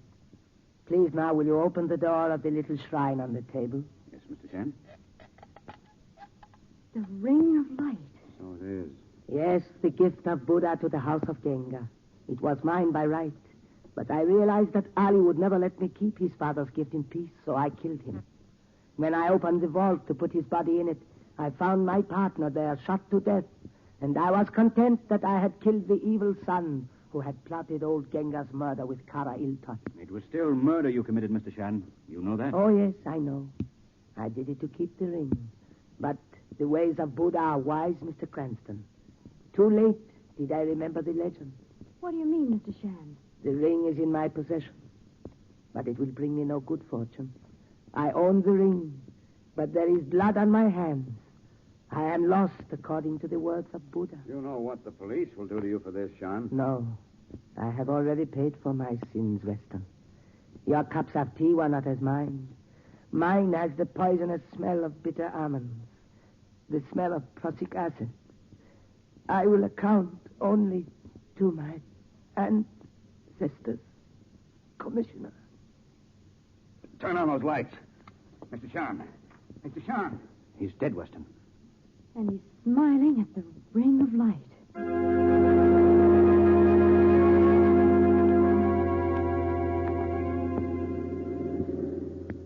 Now, you see, Commissioner Weston, you couldn't have understood the Genga murders without knowing about the power of the ring of light, could you? Oh, power poppycock. Where's the confounded thing now? Lamont is the custodian of the ring at the moment, I think, Commissioner. Well, give it to me, Cranston. I'm going to throw it out of the window. It's caused me enough trouble tonight. Oh, I'm not so sure I'd do that, Commissioner. It might...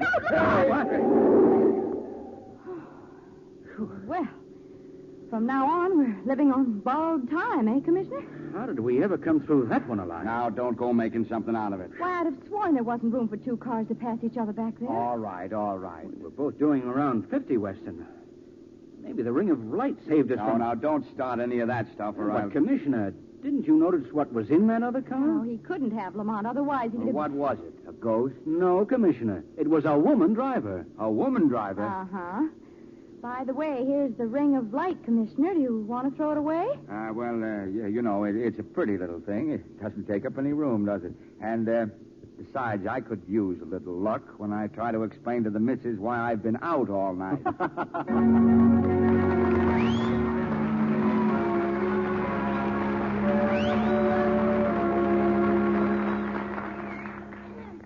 In a moment, we'll bring you again the easy directions for getting a mystic ring. So have paper and pencil ready. First, I know you'll be interested in hearing from Blue Coal's distinguished home heating expert, John Barclay. Mr. Barclay. Thank you. Friends, the other day I ran into a chap I know, and he was somewhat annoyed with me. He said, "Why do you keep insisting it's so easy to operate a furnace? Probably isn't the hardest thing in the world, but it certainly isn't easy." Well, that only shows that even your friends don't always listen carefully to what you say. I say it's easy to operate a furnace if you know how. Now, that latter part is very important. For example, in the changeable weather we're having now, it's a nuisance to have to run down to the basement constantly to adjust the furnace dampers. Well, all that trouble is eliminated when you have an automatic blue coal heat regulator. As easy to operate as snapping a light switch. Automatically opens and closes the dampers on your furnace and keeps every room at an even temperature at all times. Now, here's my suggestion. Get in touch with your neighborhood blue coal dealer tomorrow. Ask him to send a John Barclay trained serviceman to your home to demonstrate correct furnace operation for you at no charge, no obligation. Your neighborhood dealer is listed under the words blue coal in the yellow section of your classified phone directory. Call him tomorrow. Thank you.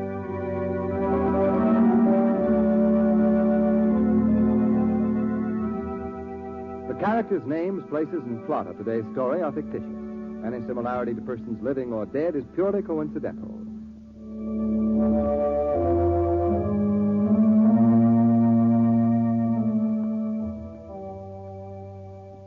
The mysterious East beckons to you. Here is your chance to get the mystic white ring that has the secret power of retaining light. Once this ring is held near a bright light, it absorbs part of the radiance, and afterward, in the dark, it shines with a grim, eerie glow. Get one of these rings for yourself by sending 10 cents in coin to The Shadow, Post Office Box 5, Madison Square Station, New York City, New York. Be sure to include your name and address, printed or written clearly. Do this at once, because the supply is strictly limited.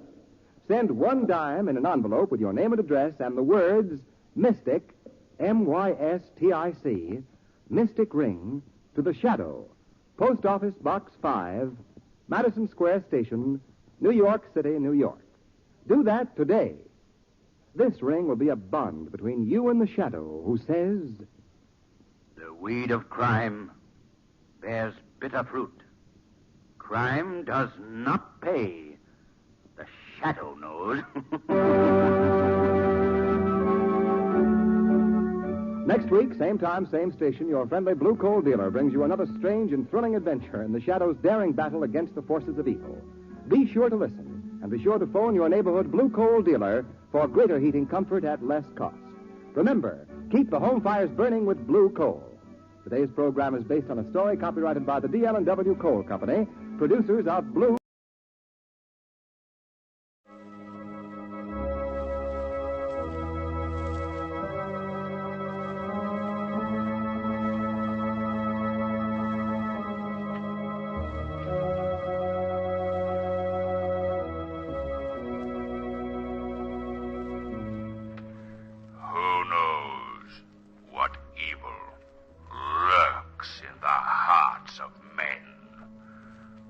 Shadow knows.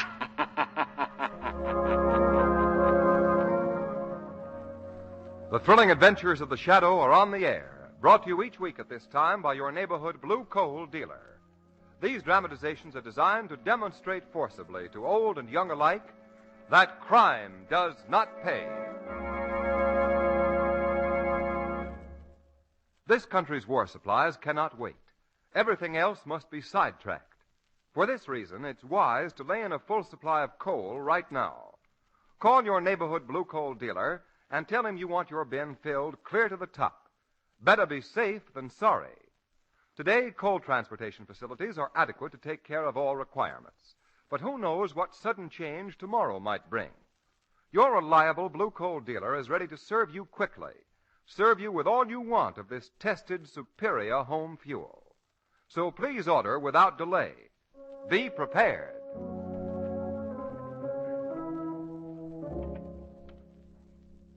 The Shadow, a mysterious character who aids the forces of law and order, is in reality Lamont Cranston, wealthy young man about town.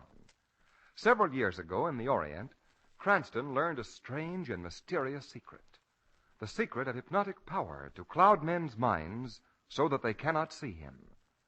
Cranston's friend and companion, the lovely Margot Lane, is the only person who knows to whom the voice of the invisible Shadow belongs. Today's drama, Death Imported.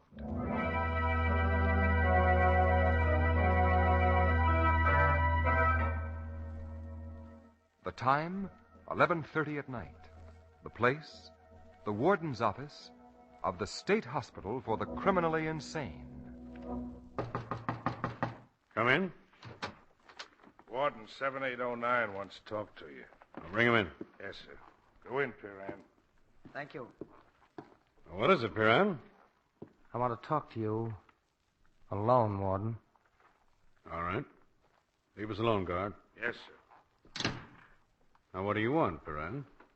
I want to get out of here. Guards told me you were having one of your spells. Now, you know that's impossible. Maybe it is, and maybe it isn't. Where did you get that knife? Never mind where I got it. I got it, and I know how to use it. Now, listen to me, Piran. Don't reach for that alarm if you want to live. What are you going to do? I'm going to get out of this place, and you're going to help me. I'm going to give you no help, Piran. Yes, you are, Warden, or you die. There's a supply truck coming into the grounds in exactly 7 minutes. I'm leaving on that truck, and you're helping me. You'll have to kill me before I give you any help. You'll feel the cold blade of my knife on your throat, Warden. It would be so easy just You'll never get away with this, Piran. Oh, yes, Warden. When a man has something to do, he does it. And I have several bits of unfinished business. Come on. Let's go. Extra paper, read all about it. Daring escape from state prison, warden murdered. Extra paper, warden murdered. Now, look, Cranston, Miss Lane, it's getting late. Why don't you two go on home? I've got my reports to check. I tell you, Judge Emery is perfectly safe. Perhaps he is perfectly safe, Commissioner. But with George Perrin still loose and the police unable to find I him... tell you, you're making a mountain out of a... Molehill. Thanks, out of a molehill. Well, Perrin escaped 3 weeks ago, and there's been no trace of him. Just call Judge Emery, Commissioner, and if he's all right, we won't bother you anymore. Cranston, Judge Emery asked us to keep his whereabouts secret. Then he is worried. Well, of course he is, with that nut running around loose saying that he's going to murder him. Hardly a molehill, Commissioner. Now, listen, Cranston, this is not a problem for amateur sleuths. Okay, Margot, let's go. You better double lock your door tonight, Commissioner. Yeah, thanks, I will. I don't get it. So long. Goodbye, Commissioner. Wait a minute. Come back here. Yes, Commissioner? What did you mean by that double lock your door crack? Well, after all, you were the man who finally caught Perrin, and he said he was going to get all the people responsible for his being sent to prison. And if I remember correctly, you were to be victim number 2 on his murder parade. He did? I mean, I am? Yeah. Well, maybe I had better phone Judge Emery just to see if he's all right. Yeah. Hello? Hello? Number, please. Get me... it's that cold of mine. I mean, get me Valley 7904. Valley 7904. Yeah, that's right. One moment, please. Of course, this is all very silly, calling him up like this. Perrin is just a bluffer. He can't get away with a thing like this. Here's your party. Yes, thanks. Hello? Judge Emery's residence? Yes. This is Commissioner Weston calling. I want to speak to the judge, please. I'm sorry, but Judge Emery is indisposed. He can't come to the phone. Oh. Well, tell him that I called. It's nothing important. I'll do that, sir. Everything's all right out there. Oh, yes. Perfect. Uh-huh. Who's this speaking? The butler? No, Commissioner Weston. This is George Perrin.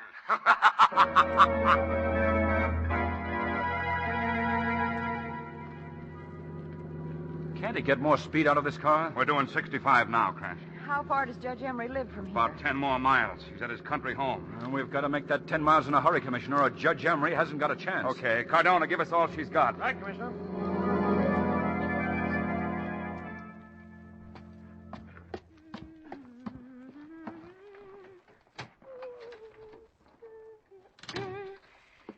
Now to get rid of these bundles. Oh, Father! Father, I'm home. Where are you? Father! Father! That's funny. The lights are all on. He said he'd wait up for me. Oh, Dad! Are you upstairs? Perhaps he's gone to bed. Dad, I was just... Strange, he's not in his room. Dad! Dad! Oh, don't frighten me. Tell me where you are. Guess I'd better look on the 3rd floor, but there's no reason for him to be on the... What's that? Dad, are you playing games with me? Oh, you're in that room, aren't you? Now, Dad, wasn't it rather... Oh, no. Come. I take you to your father. Take me to... What have you done with him? You'll see. Stay away from me. Don't come any closer. Master say bring judge's daughter too, he Stay away from me. Stay away. I gotcha.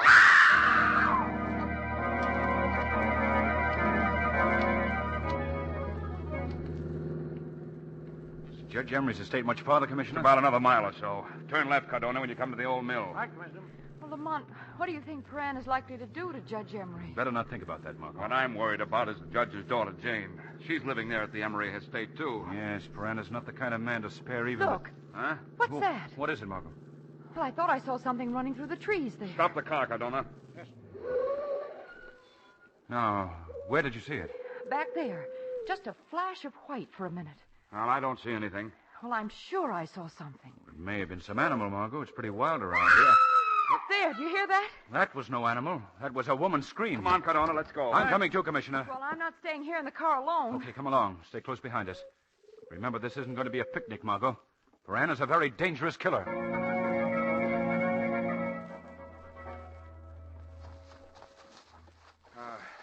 I'm certain this is where I saw something, Lamont. Well, there's nothing here now. Oh, by the way, Commissioner, how big a man would you say Perrin was? Oh, I don't know. 5'6" or 7. Not very big.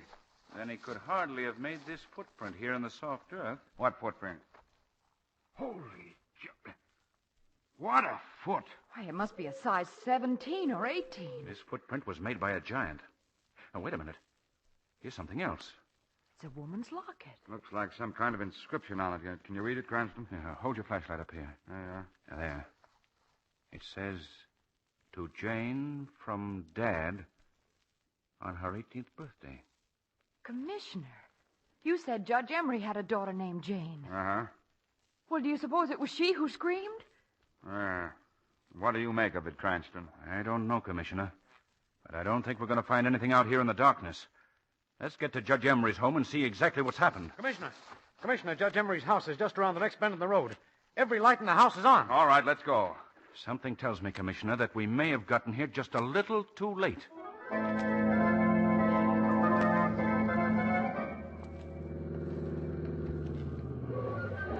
Yeah, this is Judge Emery's home, all right. Didn't you say that all the lights were on, Cardona? They were, Mr. Cranston, just a few minutes ago. That's strange. Well, let's go on in. Now, Cardona, you go round to the back of the house, and we'll go in the front. Right, Commissioner.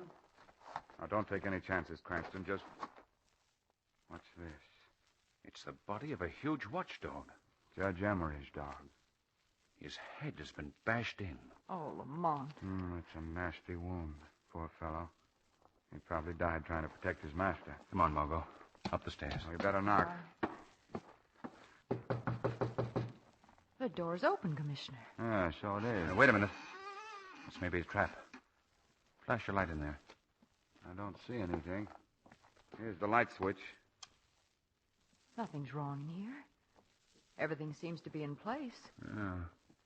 Let's take a look around. I'll take the upstairs. You search here. I'm going to call headquarters and get a few more men down here. If we're going to make a thorough search of the grounds, we'll need more than just we four. Okay. Come on, Margot. We'll see what's upstairs. All right, Lamont. I'm afraid I'm not going to like anything we find. No, Miss Lane, I don't think you are going to like what we find. But I don't think you'll find it upstairs. I think whatever it is, it's right down here. Now, here's the phone. Hello? Hello? Hello? Number, please. What's the matter, operator? Did I disturb your nap? Sorry, sir. What number do you want? Get me police headquarters. Police? Oh, yes, sir. All right.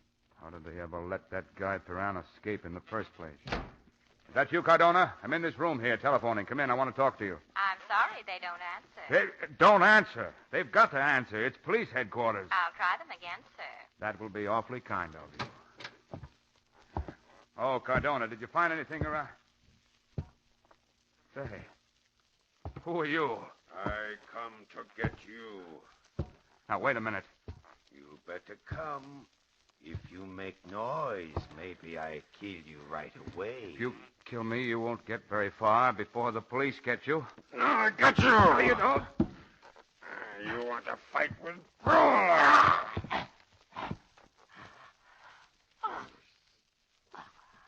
You think you are strong like Brawler. Maybe I kill you now before I take you to Master. No. He's got better way for you to die.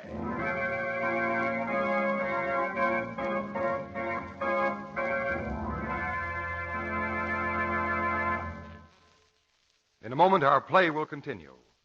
Here's news. Over 180,000 mystic shadow rings have been requested by our listeners, some of which are still being sent out. If you send for it right away, you can still get this unique ring which has made such a sensational hit.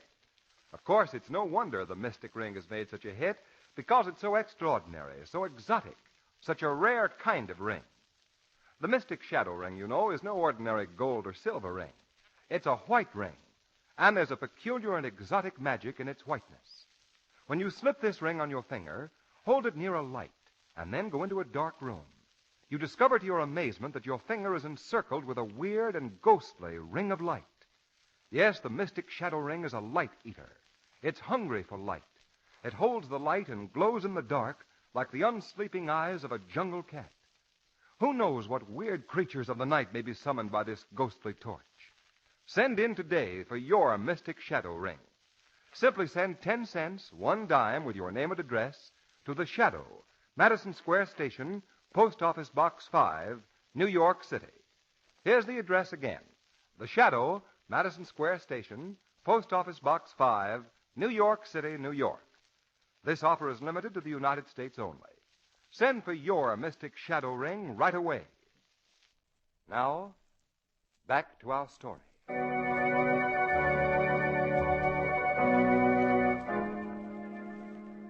Cardona. Cardona.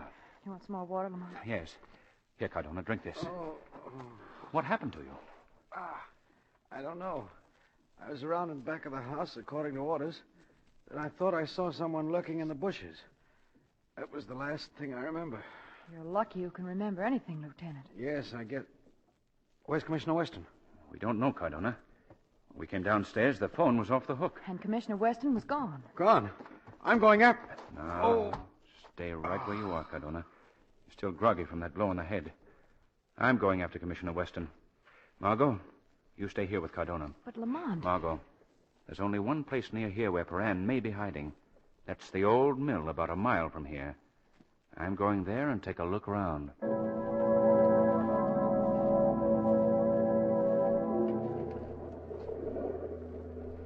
Dad, I'm trying to get these ropes off my hands and my feet. Then I'll be able to help you. It's useless to try, Jane. How would we get out of this old mill into the stream without Perrin or that half-wit giant of his seeing us? Well, I'm going to try anyway. Oh, someone's coming, Dad.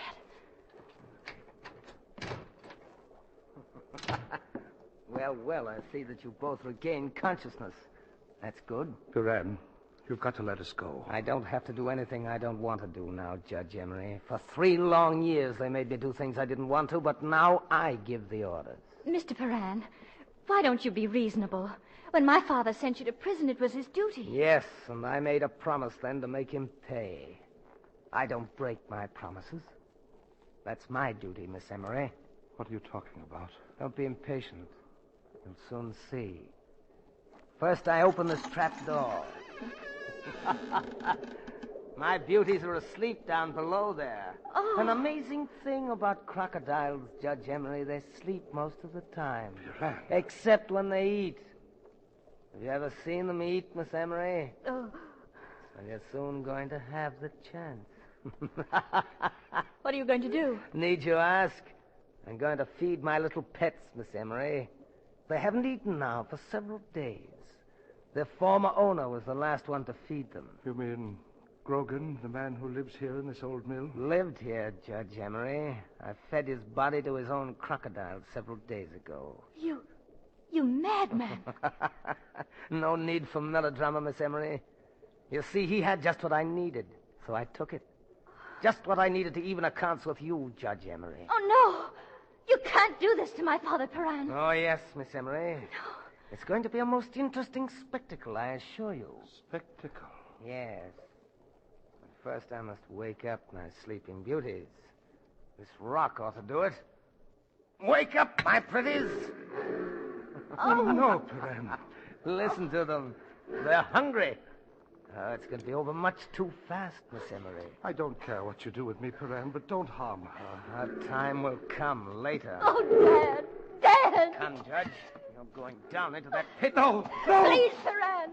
If you have an ounce of human decency left in you, can't do this. Can't I? Down he goes! No! Dad!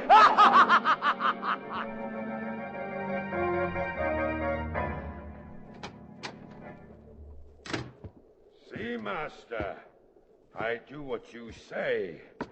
I bring him here. Good work, Brolo. Put Commissioner Weston down. Yes, Master. You didn't kill him, did you, Brolo? No, Master.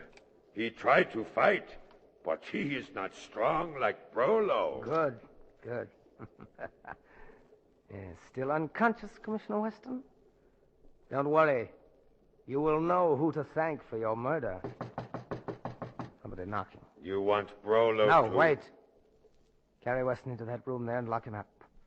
I'll handle our visitor myself. But, Master... Do as I say. Yes, Master. I take him.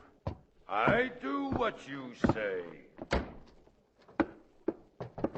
I'm coming.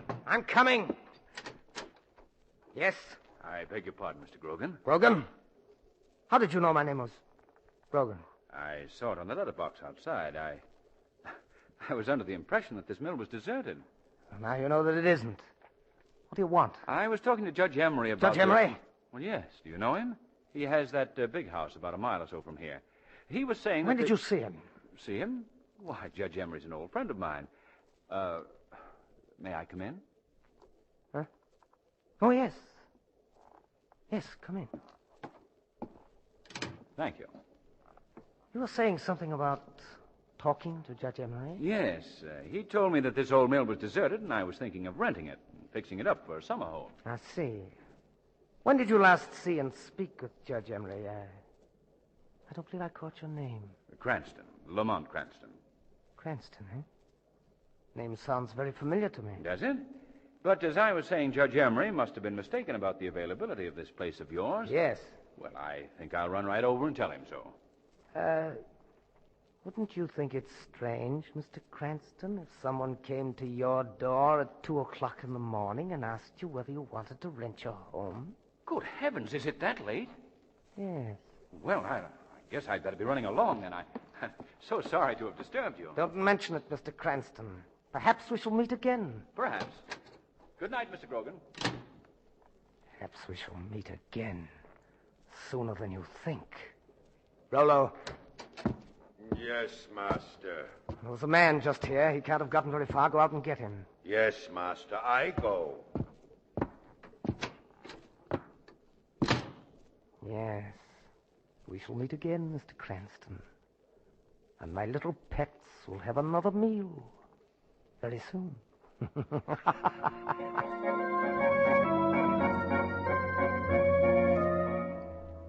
Dad. Oh, Dad. Jane Emery. What? Who called my name? The shadow, Miss Emery. There's so little light in here I can't see you. The light wouldn't help you to see the shadow, Miss Emery. No one has ever seen me. What do you want of me? I want to help you escape from here. Oh, no, Shadow. Let him kill me, too. There's nothing left for me now. Now that my father's dead. I just want to die now. Baran killed him?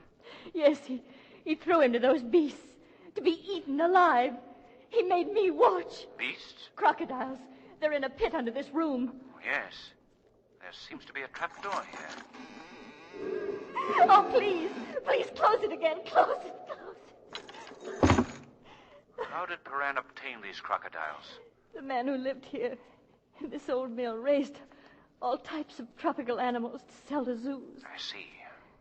And Paran used them to accomplish his revenge on your father. Yes, he did. Well, the shadow will see that he pays for his crimes. Oh, please. Please don't do that to me. Quiet, Miss Lane. Jane Emery, I'll be back for you in a few minutes. Right now, there is someone who needs my help more urgently than you do.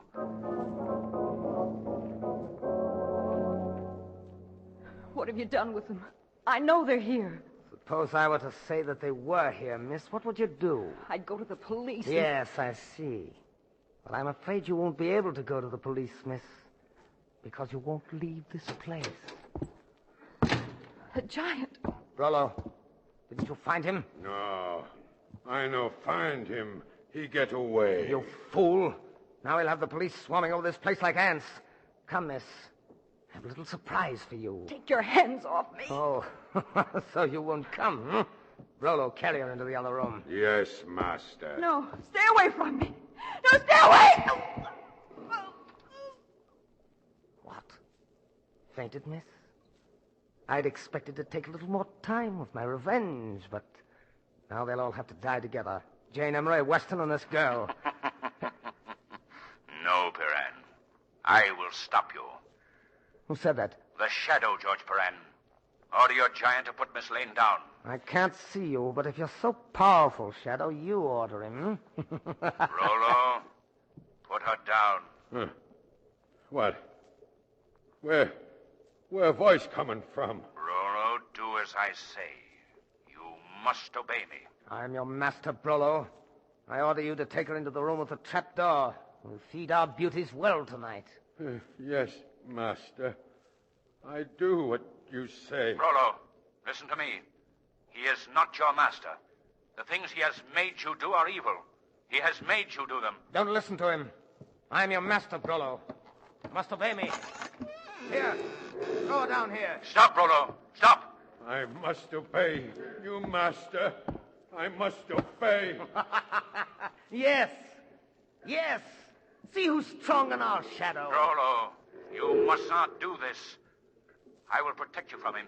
He has twisted your mind. He makes you kill. You've lost, Shadow. Into the pit with her, Brolo. Rollo, no. Put her down. Safely. Yes. I put her down safe. No. Like voice say. No, Brolo, I am your master.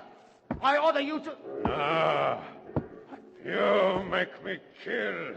No, Brolo. You make me do bad things. No, Brolo. Now you go into pit. No, Brolo, listen to me. Don't come any closer. Don't, I command you. Stop, Brolo. No, boys. He is bad. Now he is going to die.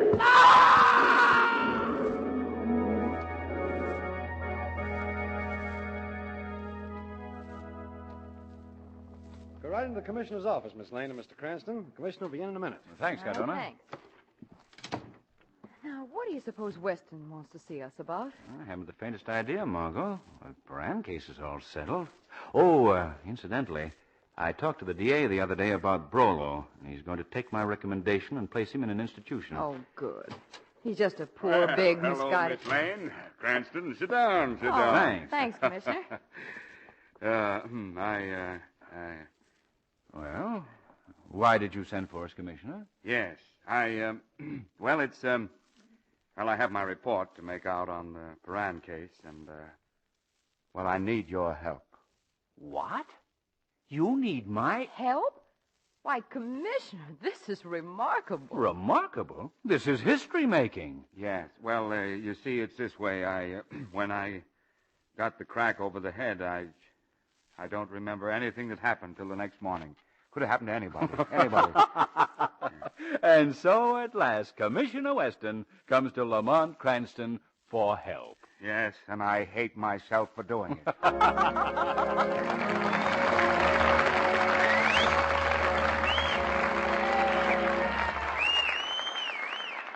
Immediately following John Barclay's message, we'll bring you a dramatic view of your part in the war effort.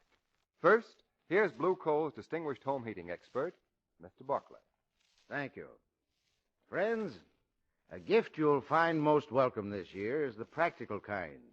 And I have a suggestion for you. This is for Dad or for Mother.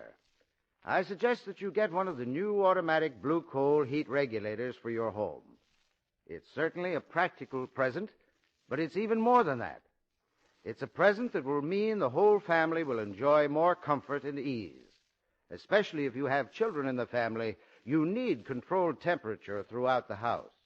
And that's just what the automatic Blue Coal heat regulator gives you. It automatically opens and closes the dampers on your furnace, so that when more heat is needed, you get more heat. No overheating, no underheating. Get in touch with your neighborhood Blue Coal dealer and ask him about the automatic heat regulator. It'll pay you to find out about it. You may have a free demonstration in your own home. Thank you.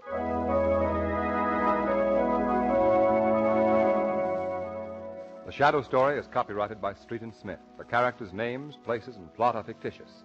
Any similarity to persons living or dead is purely coincidental. In Hawaii and the Philippines, American soldiers are fighting and dying for you. How much are you doing for them? Give them a hand. Back them up. Do your bit. Buy United States Defense Savings Bonds and Stamps, and you can consider every dollar a bullet sent flying straight at the enemy. Go to your nearest bank or post office. Buy a bond. I want a United States Defense Savings Bond, please. Here's the money. Buy a bond, so that on the firing line your soldiers can say this. Is the ammunition running low? No, sir. New supplies just arrived. Atta boy. Now we'll make them sorry they ever started this war. Do your part. Every week, buy United States Defense Savings Bonds or stamps. On sale at every bank or post office. Let's teach aggressor nations the truth of the warning. The weed of crime bears bitter fruit. Crime does not pay. The shadow knows.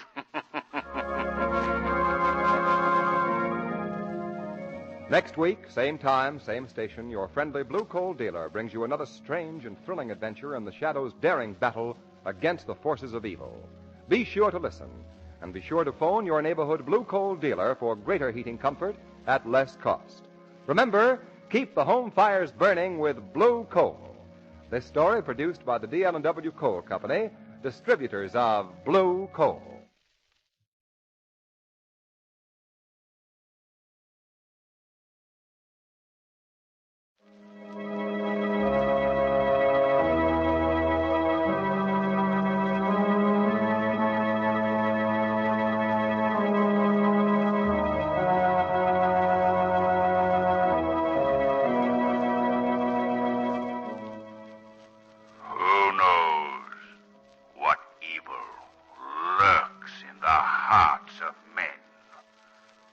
Shadow knows.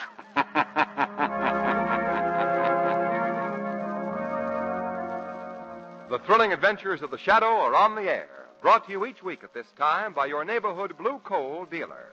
These dramatizations are designed to demonstrate forcibly to old and young alike that crime does not pay.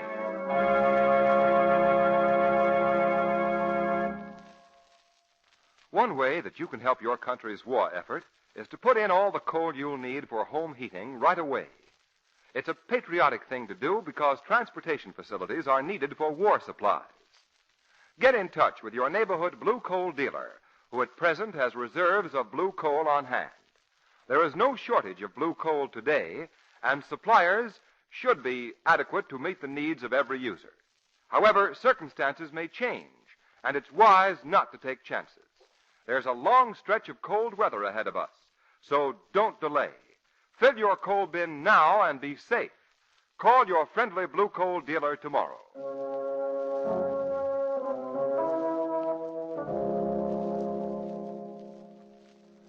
The Shadow, mysterious character who aids the forces of law and order, is in reality Lamont Cranston, wealthy young man about town. Several years ago in the Orient, Cranston learned a strange and mysterious secret.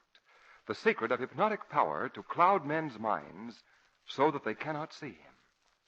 Cranston's friend and companion, the lovely Margot Lane, is the only person who knows to whom the voice of the invisible Shadow belongs. Today's drama, Death Pulls the Strings.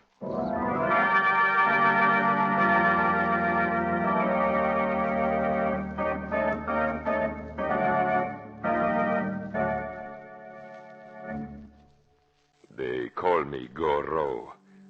Don't ask who I am or where I came from. Just let us say there is a man called Goro. A man? Can you call a freak of nature, a twisted monstrosity, an evil, ugly thing a man? No. I am Goro, nature's bizarre caricature of a man. I'm not pleasant to look upon, and I am strong enough to compel fear. The weakness of my withered limbs is compensated by the strength of my arms. Is it not strange that I, with my almost useless legs, should want to dance? Is it not amusing that I, who could have been the greatest ballet master in the world, should play with puppets, with articulated dolls which I dangle on the ends of strings? Is it not strange that I should hate all those who move gracefully, beautifully? No, my friends, it is not strange.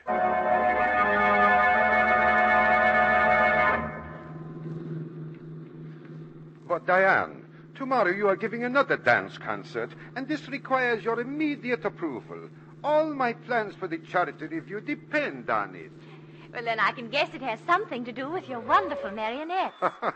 So far you are right. The rest is the surprise. Oh, is it? Here we are. This is my studio. Oh, it's very charming, Rico. Well, shall we go in? Oh, yes. Yes, of course. Oh, yeah. You'd better go first, Rico. It's so dark. Afraid of the dark, my dear? Oh, then we shall have light. What is it? Oh, those shrouded figures hanging from the ceiling. For a moment, I thought They were people hanging there? Oh, no, my dear. Merely my life-size puppets. That is all. Now for the surprise. Rico. Don't think me silly, but you won't be gone long. No, I am just going into the workroom. This room seems so eerie, with all your puppets hanging from the ceiling. Perhaps if you turned on more light. I am sorry, my dear, but there is no more light. Now, you must close your eyes. I will tell you when to open. All right. You're making a great mystery of this, Rico. I want to see your face when I bring back the surprise.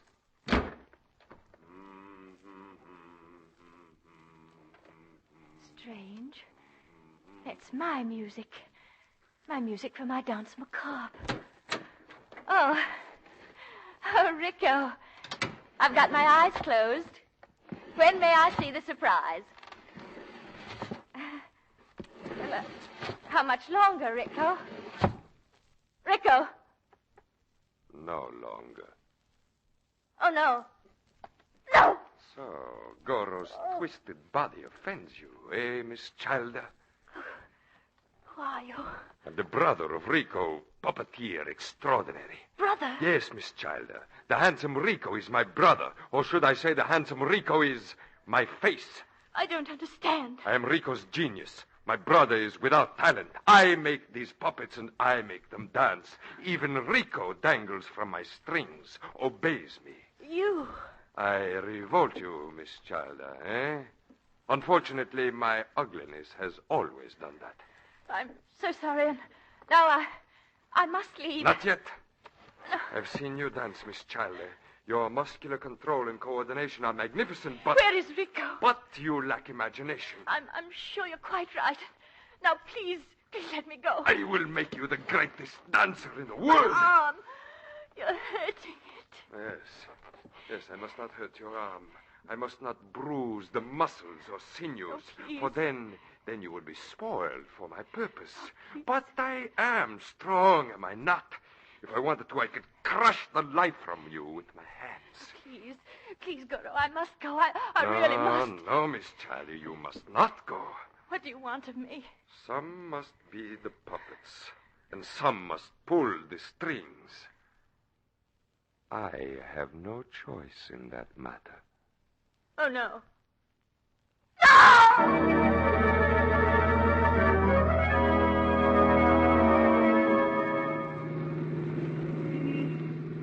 Now, look, Miss Lane, Cranston, I'm perfectly willing to buy a ticket for the charity review. But why do I have to go and see that stupid Punch and Judy show and be bored? Punch and Judy show? Why, Commissioner Weston, Rico is probably the greatest puppeteer in the world. And I still say it's a Punch and Judy show, and I still don't like it. I'm too old for that kid stuff. Oh, why, Commissioner, Rico's puppets are a work of art. Work of art? Well, they can stay out of my cab. They can stay out. What's he talking about? What did you say, Shrevey? I am thinking about a sad experience my bosom friend and companion, Big Charlie, is having one time with puppets. As fortune is having it, he is driving a Fort Bulldog act from here all the way to Boston in his cab he's driving. Well, what's that got to do with Rico's puppets, Shrevey? Well, up to the time of this horrible experience, he is having with this now Fort Bulldog act, he is liking dogs immensely, he is liking. Shrevey, I don't get it. Big Charlie did. Right in the back of his cab, he got it. One of the dogs in the vaudeville act is picking this time to have puppets. Puppets? Oh, Shrevey. Well, it's not so funny to Big Charlie, I can tell you. Shrevey, you mean puppies. That's what I'm saying, Mr. Cranston. Baby dogs, little puppets. Yeah. Little puppets. In case anyone is interested, that stoplight has changed. Yes, sir, it certainly has. What? Oh, golly. If we have to go to that Punch and Judy show, let's get there in time for tonight's performance.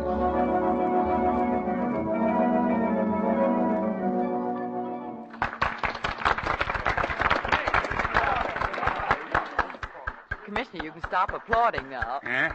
Amazing, isn't it? Oh, that man Rico does Amazing things with those life-size puppets. So you don't like the Punch and Judy show, eh, Commissioner? Now, spare my feelings, Miss Lane. You know, there were times when I almost forgot that those puppets were just things of wood and wire. They seemed so natural, so lifelike. There's the curtain. What's the next act, Lamont? I believe it's the Dance Macabre. Dance Macabre. Isn't that the number that the dancer Diane Childer has made so famous? Diane Childer?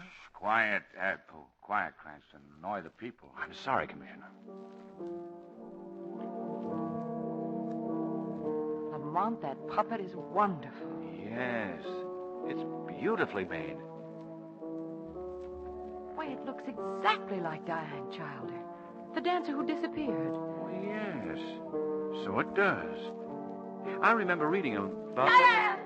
Diane, my sister! Lamont, that woman! What's the matter with her, I wonder?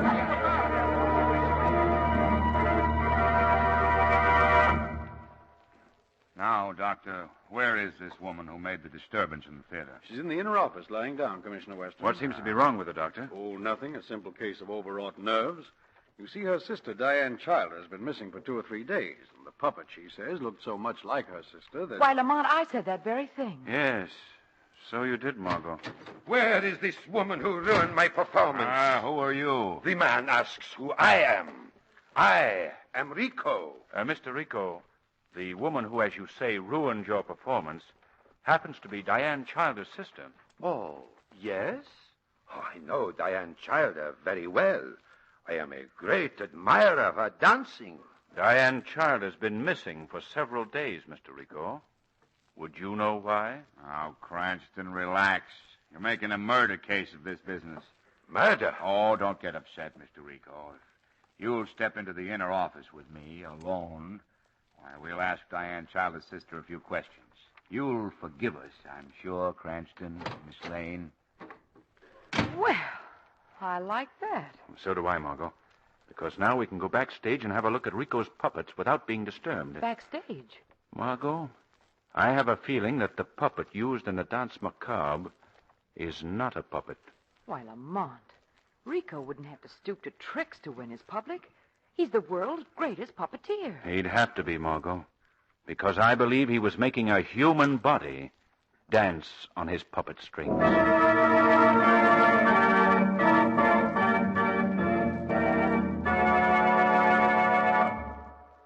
We'll continue with Act Two of Death Pulls the Strings in just a moment.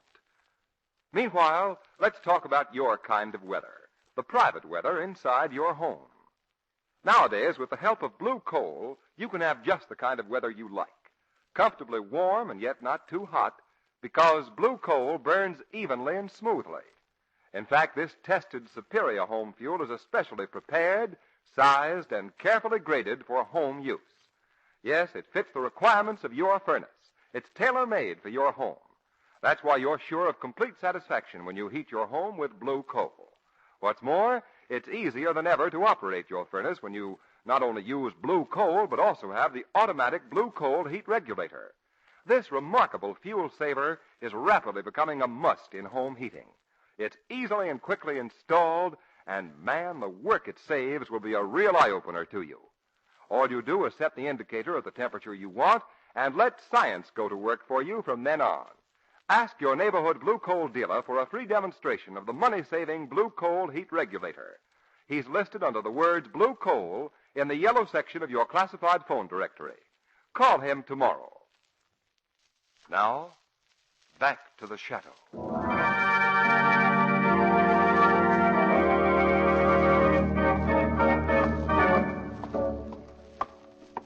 Here's the stage door, Margot.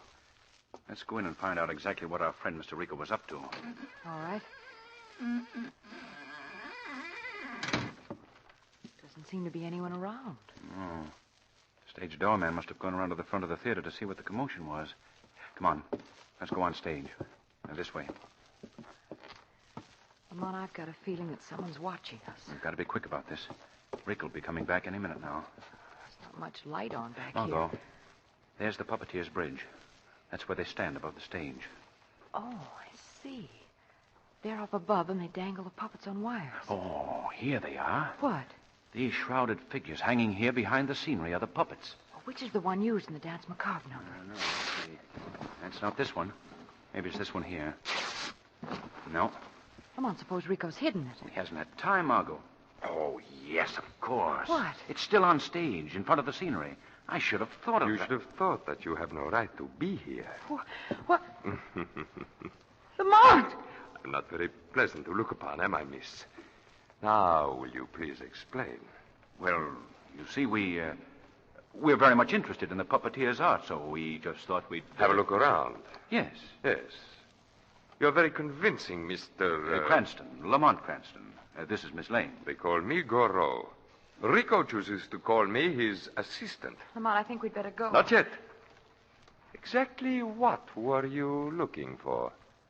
I would like very much to see the puppet used in the dance macabre number. That is not possible.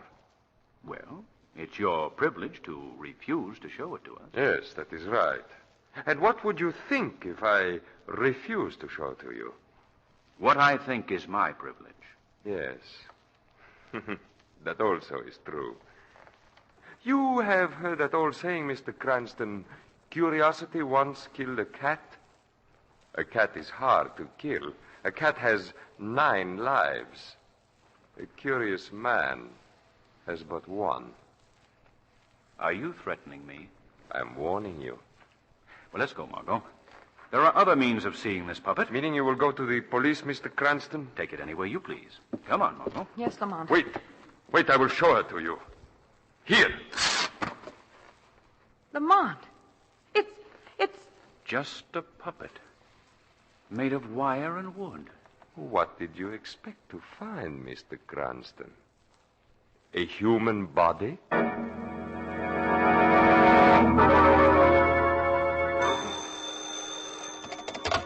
Hello? That you, Cranston? Yes, Commissioner. What is it? Cranston, I want you and Miss Lane to come to Pier 19 on the East River immediately. But we can't, Commissioner. We're going to... I don't care where you're going. This is important. Come to Pier 19 East River. I'll be waiting for you. Okay, Commissioner. We'll be there. Well, Commissioner, I suppose you know you ruined our evening. Now, what's so important? Cranston, I want you and Miss Lane to identify a body. A body? Lamont. We found her floating in the river. When was the body found? About an hour ago. She's over here under this tarpaulin. Why do you ask us to identify her? Because you know her.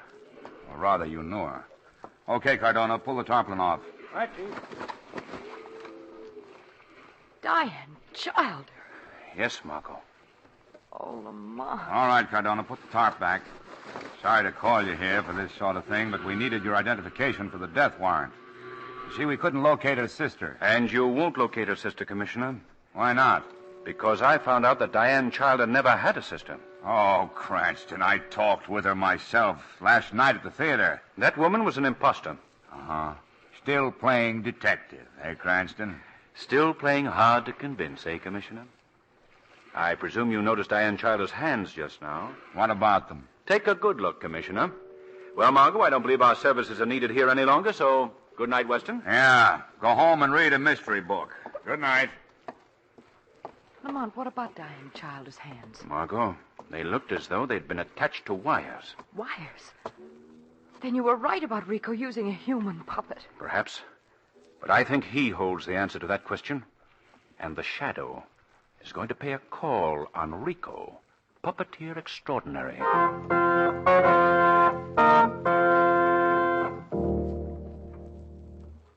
You've got your money. Now what do you want? Rico, I read in the papers that this Diane Childer is actually missing. So much the better for Rico's publicity.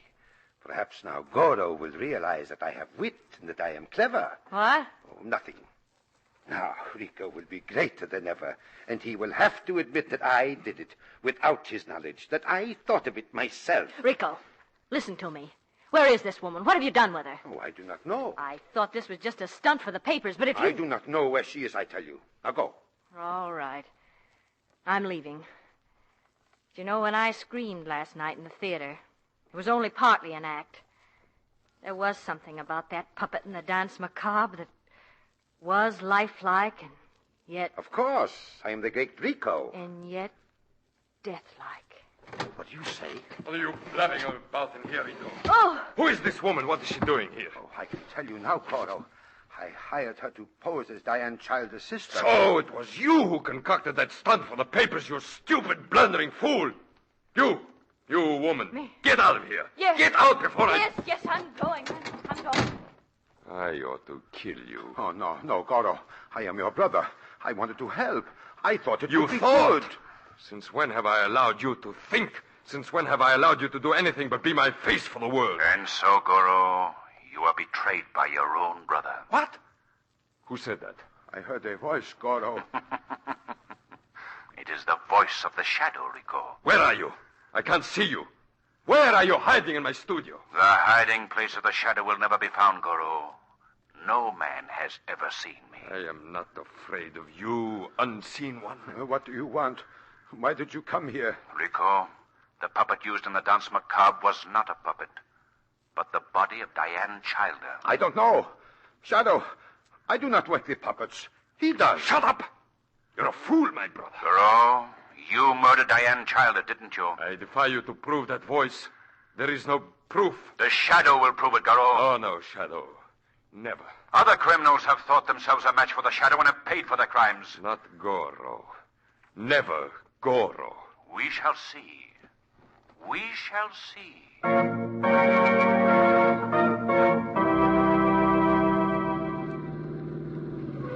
Here we are. Rico's studio is just around the corner, Margot. Remember what you're to do? Yes. I'm to give you 5 minutes. And then if you don't come out, I'm to phone Commissioner Weston and get him here quickly. Right. I'd hate to wear those big hands of Goro's as a collar very long. Oh, Lamont, don't joke about it. You know how strong he is. All right, Margot. Everything's going to be all right.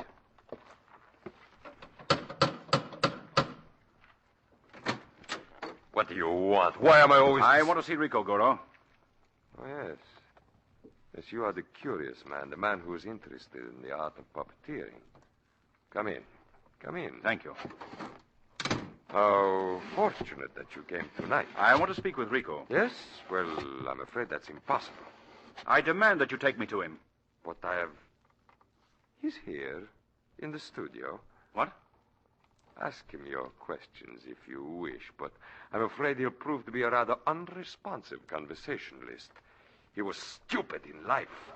He looks even more stupid now, hanging there from the ceiling. You've killed him. And strung him like a marionette. All his life he's been my puppet indeed. Now he is, in fact. You madman. And now you are going to join him, my curious no, you friend. don't. My hands are strong, my friend, even though my legs are weak.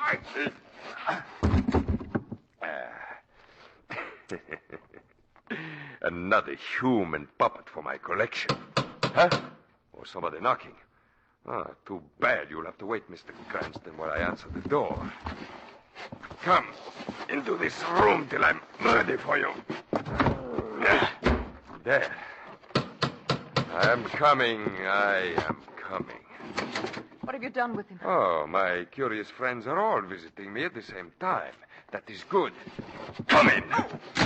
Now, we shall have a complete cast for my puppet show tomorrow night. What do you mean? My brother Rico was going to have our puppets perform tomorrow night. Unfortunately, he won't be able to work the puppets himself because he is one of the performers, and you also, my dear. Where is Lamont Cranston? Oh, he's here, don't worry, and he, too, will perform with you tomorrow night. Can you dance, miss? Let me go. It doesn't matter. I can make you dance. I can make you the greatest dancer in the world. I said that to her, too. But after a little while, she couldn't dance at all. And death had made her ugly. So I gave it to the cold river, as I shall do with you when I'm through with you. No! Want to bring the police down upon me? Yes. Now you are much quieter. Now I can work. Now I can prepare my human puppets for my last great performance tomorrow night. You will never give that performance, Goro. What? Are you here, Shadow? I said I would stop you, Goro. The police will be here any second now. Police? Oh, if I could get my hands on you, Shadow or not, I could crush the life out of you. That is not to be, Goro. Your days of crime are over. Not yet, Shadow. You're not strong enough to end them yourself. Open this door. Open up, I say. You're trapped now, Goro. The police are outside. Open up. There's place is surrounded. They can't hold me. I'm too strong for them. Open the door or we'll break it down. Yes, I'll open the door. And you shall see. You shall see. Now. Look out, Weston. What? Stop him. Yes, my life was begun in pain. Now it ends in pain. Now I will no longer hate those who move gracefully and beautifully, for now I too am free.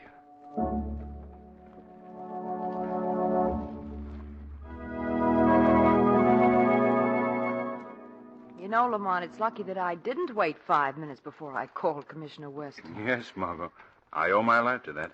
When you knocked on the door, it distracted Garreau and gave me a chance to regain consciousness and come back as the Shadow. You know, Commissioner Weston thinks you escaped from Rico's studio before he got there. Yes?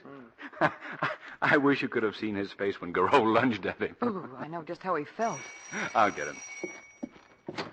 Shrevey, you're early. Yeah, I know, but something has happened to Big Charles again. Something has happened. Oh, what now, Shrevey? Well, I told you about the experience he's having with the vaudeville dog. You did, Shrevey, you did. Well, what do you suppose happened this morning to him again? What do you suppose? Tell us, Shrevey. A lady is getting in his cab with a big box, and she says, rush to the hospital immediately. So Big Charlie is rushing. He's rushing. Hey, Shrevey. Wait, this is rich. She don't want to go there for herself. Hot dog, which is in the box. Yeah, she'd take the...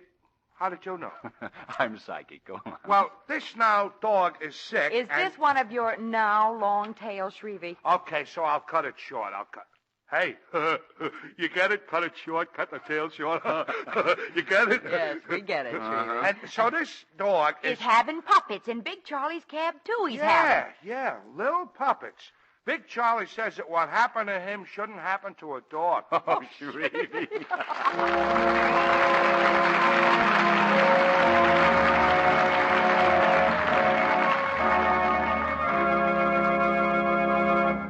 A real-life drama proving that crime does not pay will be presented immediately after a message from John Barclay. Here he is, Blue Coal's distinguished home heating expert, Mr. Barclay. Thank you. Friends, there's a hard battle ahead of us in war work. None of us can afford to spend energy needlessly. It's time to cut out waste of all kinds. For example, waste motion and waste fuel in the operation of your furnace. I urge you to think about this because it's serious. Find out how to operate your furnace most efficiently, with the least possible effort on your part. Your Blue Coal dealer will be glad to help you in this with no charge, no obligation whatever. He'll send a John Barclay trained serviceman to your house to give your heating plant a thorough inspection, to demonstrate proper furnace operation, and to tell you, too, about the remarkable Blue Coal automatic heat regulator, a really great work saver. The regulator is easy to install, and you'll find it's economical. It'll pay for itself in fuel savings, and if you rent your home, you can take it with you when you move. Get in touch with your friendly Blue Coal dealer tomorrow. I promise you'll be well pleased with his services. Thank you.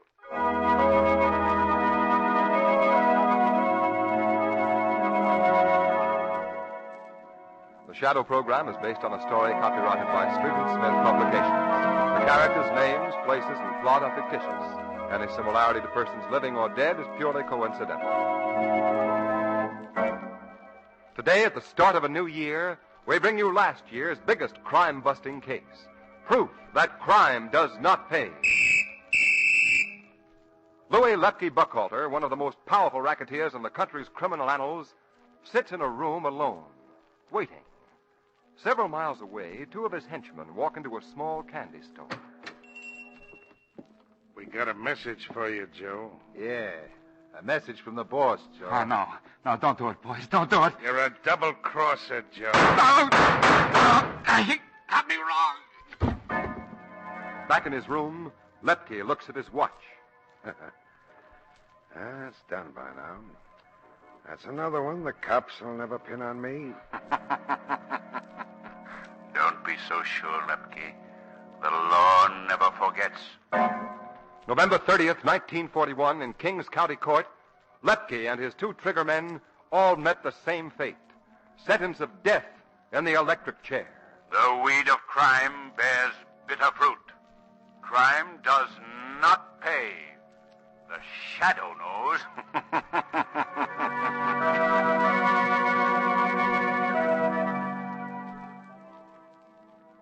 Next week, same time, same station, your friendly blue coal dealer brings you another strange and thrilling adventure in the Shadow's daring battle against the forces of evil. Be sure to listen, and be sure to phone your neighborhood blue coal dealer for greater heating comfort at less cost. Remember, keep the home fires burning with blue coal. This program was produced by the DL&W Coal Company, distributors of blue coal.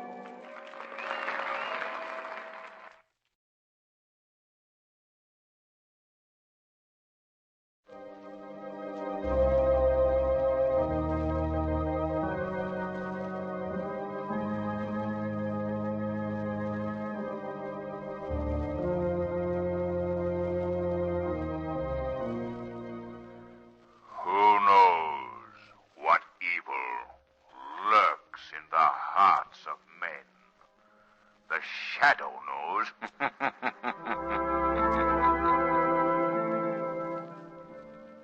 The thrilling adventures of the Shadow are on the air, brought to you each week at this time by your neighborhood blue coal dealer.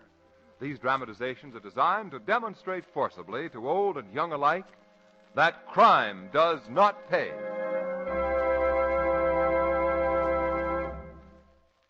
Planes, guns, tanks, and other supplies must be rushed to American troops without delay.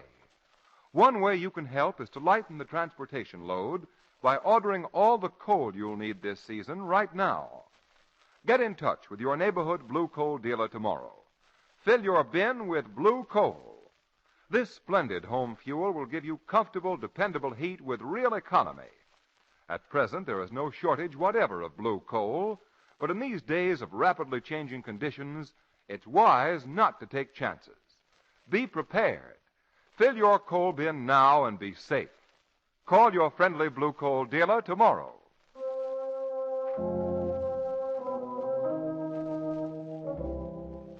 The Shadow, mysterious character who aids the forces of law and order, is in reality Lamont Cranston, wealthy young man about town. Several years ago in the Orient, Cranston learned a strange and mysterious secret. The secret of hypnotic power to cloud men's minds so that they cannot see him. Cranston's friend and companion, the lovely Margot Lane, is the only person who knows to whom the voice of the invisible Shadow belongs.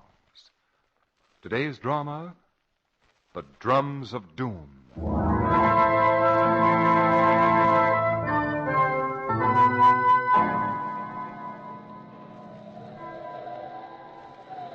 You won't tell anyone I spoke to you, will you? You people out there? I'm not supposed to talk to anybody. But when the wind is like it is tonight, I have to tell my story to someone. There's so much to tell, and the wind is so lonely, so lonely. There might have been no story, no, and I might not be where I am tonight had there not once lived a man called the Black Judge, the most relentless criminal judge to sit on the bench in a score of ugly years. Even once, when the hangman refused to execute a prisoner whom he had sentenced to death, the Black Judge himself took command in the prison yard, had the condemned man escorted to the gallows by a corps of rattling snare drums, and then, with his own hands, sprang the trap and sent his victim dancing into eternity. Oh, yes, he was well named, was Black Judge Henry Arthur Cole, and he lived long, this man. He died, in fact, less than a year ago, hated and deserted by all, save his 3 children. And then, a month after his death, 5 months ago this very night, the horror began. Miss Jennifer Cole, the eldest daughter to the deceased judge, came home one evening and ascended the familiar stone steps of the Cole mansion. As she inserted her key in the front door, she noticed there were no lights burning in the house. It was too early for her brother Edward to be home. But where were the servants? Where was her sister Norma? Alarmed, she flung the door open and... Oh, yes, she screamed. And so would you. And so would I. The house was empty. Everything gone. Every rug, every picture, every stick of furniture. What had happened? Where was everyone? Where was Norma? Where was she? Norma. Norma. Where was old Daniel, her brother's valet? Daniel. Daniel, where are you? And then, from upstairs came a sound. Fearful, chilling. It brought back the sudden picture of her father, the dismal prison yard long ago. It was the rattling of snare drums, ghostly, mocking, the drums of doom. Bewildered, she ascended the wide, uncarpeted staircase. Suddenly, there was a groan. Oh. What was that? Then she saw what it was. At the head of the stairs lay old Daniel, the servant, stretched out in a dazed coma. His eyes turned glassily down the hallway, and there... Miss Jennifer saw a room where no room had ever been before. The drums ceased. Miss Jennifer stared unbelieving into the strange, dismal room at the end of the hallway, and there she saw... Norma! Yes, Norma. Miss Jennifer felt her senses leaving her, for in the blue dimness she saw the stark, grim form of a black scaffold, a gallows, and on it, deathly white, stood her sister, eyes open and pleading, and around her neck, a noose. Jennifer. Norma. Norma. I've been sentenced to death, Jennifer. Sentenced? Who?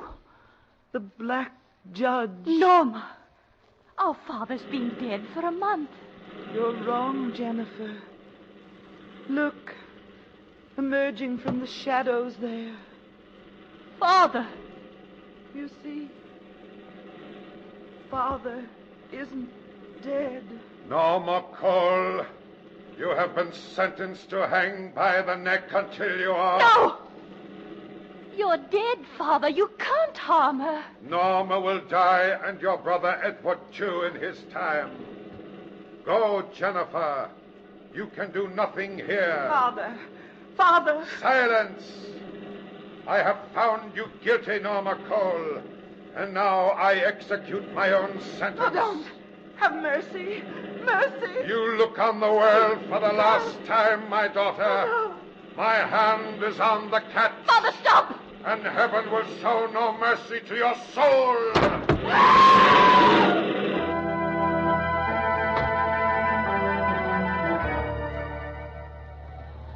The horror had only begun for Miss Jennifer. She fled the house. Frantic and hysterical, she reached the highway, where she sank to her knees, fainting.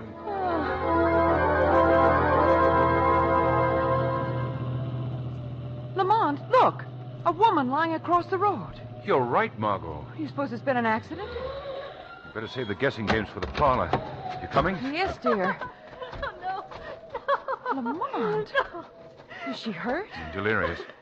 Oh, can't we do something? Edward will be next, he said. Who said? But tell us, what happened? She's been killed. What's she talking about? I don't know, Margot. Who's been killed? Where did it happen? The Cole mansion. I'm Jennifer Cole. Oh, won't you try to be calm, Miss Cole? I can't. I saw it. My sister Norma. What did you see? I saw her hanged.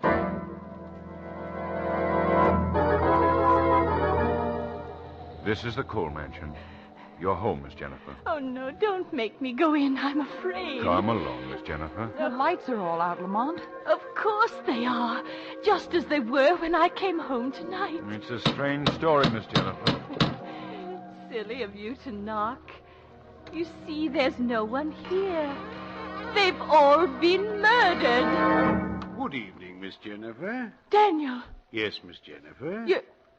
you're all right. Why, yes, thank you, ma'am. And you, ma'am? We were worried about you. Miss Norma was just saying... Norma? Where is she? Who, sir?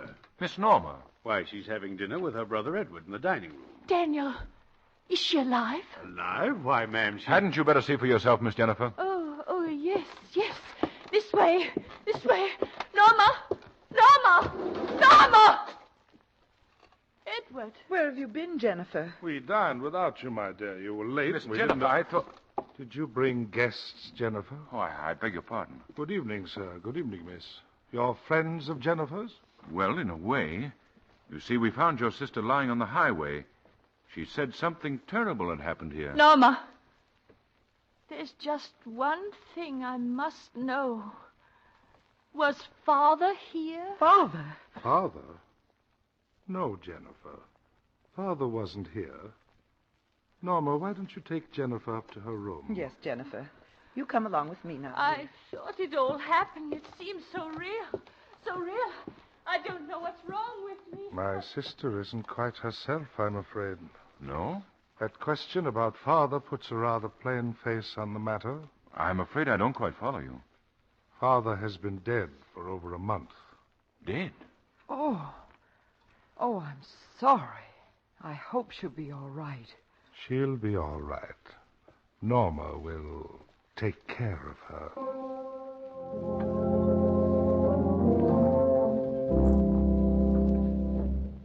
Norma, what's wrong with me? There, dear.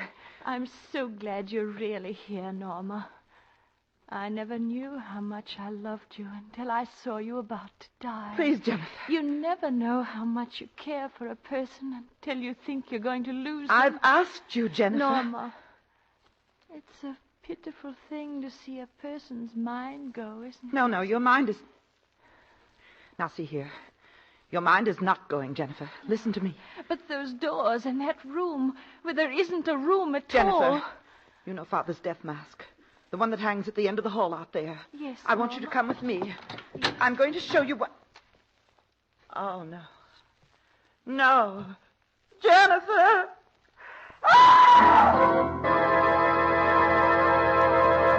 What was that? Norma! Norma, what's happened? We'd better get up there and see. Yes, hurry. Which room did it come from? Jennifer's. Where? The one here at the head of the stairs. Come on, Margot. Lamont! Jennifer! What have you done? What have you done? What is it? She's killed Norma. Killed her? Yes, look. There's the knife on the bed. No. Miss Jennifer. She's fainted. I'll tend to her. Mr. Cranston, will you please go downstairs and phone the hospital? Tell them Miss Jennifer is ill. Terribly ill. All right, sir. I'll be back in a moment. And if you see Daniel, tell him to get the car ready. We may have to take her ourselves. Right. Norma. Miss Jennifer. Miss Jennifer. Is she coming around? Yes, I think so. Norma, what were you saying about the mask? What was it, Norma? Norma? This isn't Norma. No, Norma's dead. You killed her. You killed Norma with this knife. I killed... There she lies on the floor. Do you see? Oh, Norma. Mr. Cole. What is it? Look. Where? There, around Norma's throat. It's the mark of a rope. The mark of a noose. Oh. Yes, there is, isn't there? But don't you see? It means... Like I said, she was on the gallows. I know it now. It was true. She was right. It must have really happened. Yes, I'll go and stop Mr. Cranston. Perhaps we won't need that call after all, eh? Imagine we may not need it after all. Jennifer, listen to me. What were you saying about a mask? Oh, yes. Father's death mask. Norma was just about to tell me something about it when I saw the knife in the doorway. Where is that mask, Jennifer? At the end of the hall. Why, I never thought. It's hung just where I thought I saw the gallows room. I wonder... Listen, do you hear it? drums. You see, it was real. That's exactly the way I heard it before. Yes, I see. Quiet now, just be still. Where are you going? I want to see that death mask, Jennifer. Oh, no. At the end of the hall, she said. Now, let's see. It should be about... Oh, here it is. Well, it's just a piece of plaster. Nothing unusual about it, except it needs straightening. It's hung a bit crooked. There now. The wall. It's open. It's the room Miss Jennifer saw. The gallows. The drums. And myself, Miss Lane. Oh, let me go. Oh, let me... Come in. Court is in session, Miss Lane. The black judge will see that you get justice. Justice!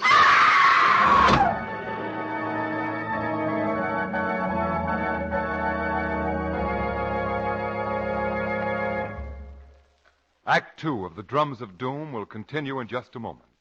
First, consider what your answer would be to this personal question. Would the heat in your home be just exactly the same as it is now if you could adjust it perfectly to suit your own comfort? If you say no, then certainly you need blue coal. You see, blue coal is tailor-made for your home.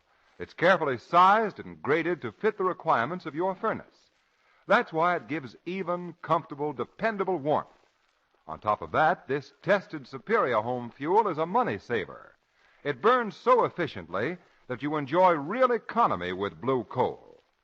Add to all this the new blue coal automatic heat regulator, and you have the modern home heating setup that has given genuine satisfaction to thousands upon thousands all over the country. The blue coal heat regulator is easily and quickly installed. It's a cinch to operate. With a flick of the finger, you can set the temperature in your home just where you want it. Ask your neighborhood blue coal dealer for a free demonstration of the money-saving blue coal heat regulator. He's listed under the words blue coal in the yellow section of your classified phone directory. Call him tomorrow. Now, back to the shadow.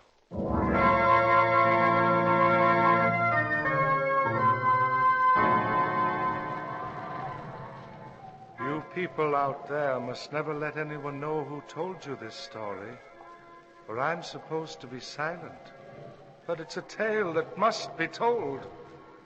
It was really half over, you see, when Mr. Cranston at the phone downstairs heard Miss Lane's screams. I heard Miss Lane call for help, Mr. Cranston. So did I call. And just before Margot screamed, I heard a sound. The same sound Miss Jennifer said she heard this evening. You did, Cranston? It was the sound of snare drums coming from somewhere... Miss Edward! What was that? Look, it's Daniel, my servant, there at the top of the stairs. He's fallen. Come on, Cole. Yes. Daniel! Daniel! What's happened to him? Oh, I went into Miss Jennifer's room, and it was empty. Empty? When I came out into the hall, there was something waiting in the dark. I tried to run. It struck me. Oh. Is he hurt badly? I can't tell. We'll tend to him, but first we've got to find Jennifer and Miss Lane. Chances are they're still somewhere on the second story here. I'll take this hallway, Cole. You go through the bedrooms. Right. And if you need any help, sing out. I will. Margot! Miss Jennifer! Can you hear me, Margot? Telephone right off the hallway here. And I was sent all the way downstairs to phone. Very interesting. Hello? Hello, this is Otterson, the Cole's lawyer. Yes? I'd like you to tell Mr. Edward Cole that I'll be at his house at 11 o'clock. Is he expecting you? I'm coming to read his father's will. It's completed now. I'm afraid there's nothing in it that he wants to hear, but I must follow the legal procedure. All right, I'll tell him. Thank you, sir. Goodbye.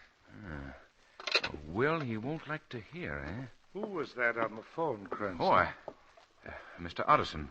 Said he'd be over at 11 o'clock to read your father's will. Oh? Did you find anything in the bedrooms? No, but I did find something interesting, Mr. Cranston. Do you see my father's death mask hanging there? Death mask? Oh, yes. Here it is. Turn it, Mr. Cranston. Turn it? Well, what do you mean? Just try it and see. Well, I'll try it, but Look, Mr. Cranston. The wall is opening. And what have we inside? Well, the gallows. Lamont! Margot! And Miss Lane with the noose around her neck, all ready for the trap to be sprung. Margot! No, Lamont, don't come in here. Don't! What do you mean, Margot? I have to. Yes, Mr. Cranston. I thought you'd have to. I hope you two find it comfortable in the gallows room. Daniel, get up from there. Yes, sir. Yes, sir. Excellent performance, Daniel. You quite took Mr. Cranston's mind off the drums he heard. That was the idea, sir. Good. Where's Miss Jennifer? She's locked in the small room adjoining the library, just as you ordered, sir. You've done well by me, Daniel. By you? I done it for my share in the will, don't you go forgetting. Oh, no, I won't forget.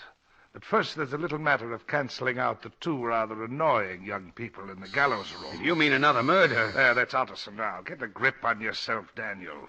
Miss Lane is completely prepared on the gallows. All you need to do is spring the trap. But the man... You've got a gun equipped with a silencer. It's not a bad job for the price we're getting. Daniel? Daniel? Coming, Mr. Otterson. Coming.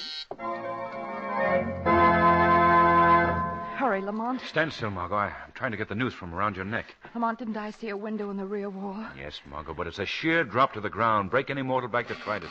Shh. Lamont, the wall's opening. Steady, Margot. Just tell the gentleman who comes in that I went out through that window. What are you going to do? We're going to rely on the services of our old friend, the Shadow. Ah, Miss Lane, how pretty you look on the gallows. And as for your friend, Mr... Where is he? Where's Cranston? He's gone. Gone? Out of the window. But it can't be. Well, he's gone. You can see he's gone. All right, so he got away. But you'll pay for the both of you. No, don't. See what a neat thing a gallows is? Here's the spring. When I push it, the trap will open. No! Yes. And for a little while, you'll dance on air. And then... What was that? You are near the gallows, Daniel. But you'll be nearer yet before your days are over. Who's talking? I can't see anyone. But there's a voice. It is the voice of the Shadow. Now give me the keys that unlock these walls, Daniel. All right. No point in arguing with a voice. It's here in my pocket. Shadow, he's got a gun. So I see. Oh, my arms! Something's holding me. Drop that gun. Drop it, Daniel. Oh, let me out of here. I can't fight something I can't see. Let me go. All right, Daniel, I'll let you go. Someone I gotta talk to about this. Someone I gotta talk to. Run, Daniel, run. Your crimes are close at your heels.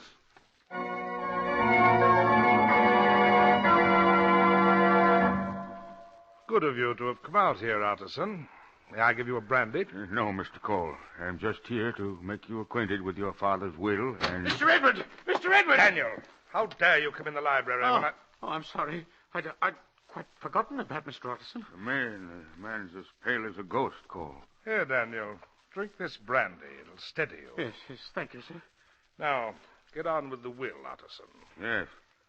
Well, sir, there's only one paragraph that would be of interest to you, and according to your father's letters, he had told you of his intention of making it in the main article. Right, and that paragraph states in effect that you are to divide his fortune among deserving charities and present each of us, his 3 children, with the sum of $1. That's correct. And you agree to accept the will, Mr. Cole? I do not.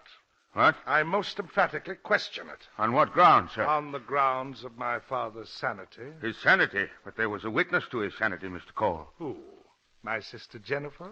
Yes, Miss Jennifer. She was the only one of you in town at the time he remade his will. I question Jennifer's ability to judge anyone else's sanity, Otterson. What do you mean? I mean that if I can prove that she is insane, the law will not recognize her testimony, nor the will. Am I right? Yes, you are right, but... Good. Daniel, open that door. Yes. Jennifer, come out, my dear. Miss Oh, Edward. Jennifer, did you or did you not see our father in this house tonight? Answer me. Yes, I saw him. Did you see a room on the 2nd floor where we all know there is no room? Yes. And did you see a gallows in that room and our father hanging Norma on that gallows? Yes, I did. Good. I did. Good. Well, what do you say to that, Mr. Otterson? I suppose this case, this had better be reconsidered. I'm afraid you're right, Mr. Cole. What was that? It's the voice. The voice again. No, Otterson, he's not right. Miss Jennifer is sane. But Edward, Norma, and Daniel here conspired to drive her out of her mind, to invalidate this will. It's a lie. They built a gallows on the 2nd floor of this house, and Edward, impersonating his father in his black judicial robes, pretended to hang Norma. No. They cleared the lower floor, stripped it of its furnishings, then restored it all in Miss Jennifer's absence, with the deliberate plan of persuading her she was insane.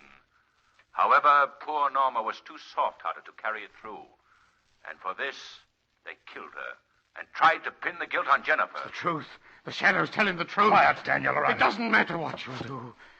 It doesn't matter anymore. Help him. Look, he's fallen. Here, let me help. Stand back, Addison. Haven't you done enough, Edward? I'll take that gun, Cole. Something's holding my arm. Drop that gun, Cole. Drop it. No.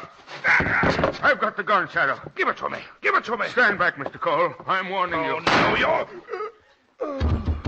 Your killings are at an end, Edward Cole.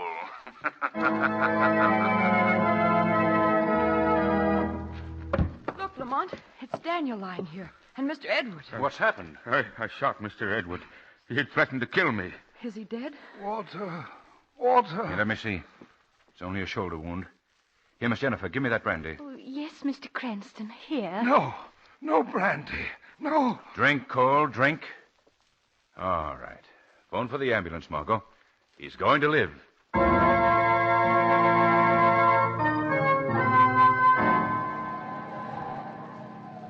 So I was going to live, was I? No. They were wrong. You see, there wasn't a chance. The drink they gave me took care of that. It was what was left of the brandy I had prepared for Daniel. Poisoned. Poisoned so I wouldn't have him blackmailing me for the share of my father's estate I promised him.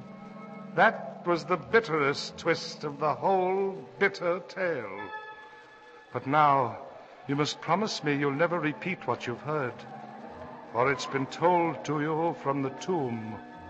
Told by the lips of a dead man. Ah, but you'll keep quiet.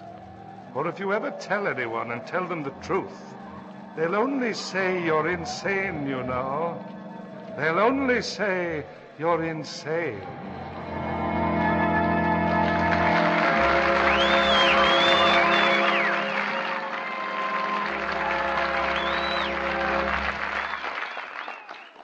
An important real-life drama of America at War will be presented immediately after a message from John Barclay, Blue Coal's distinguished home heating expert.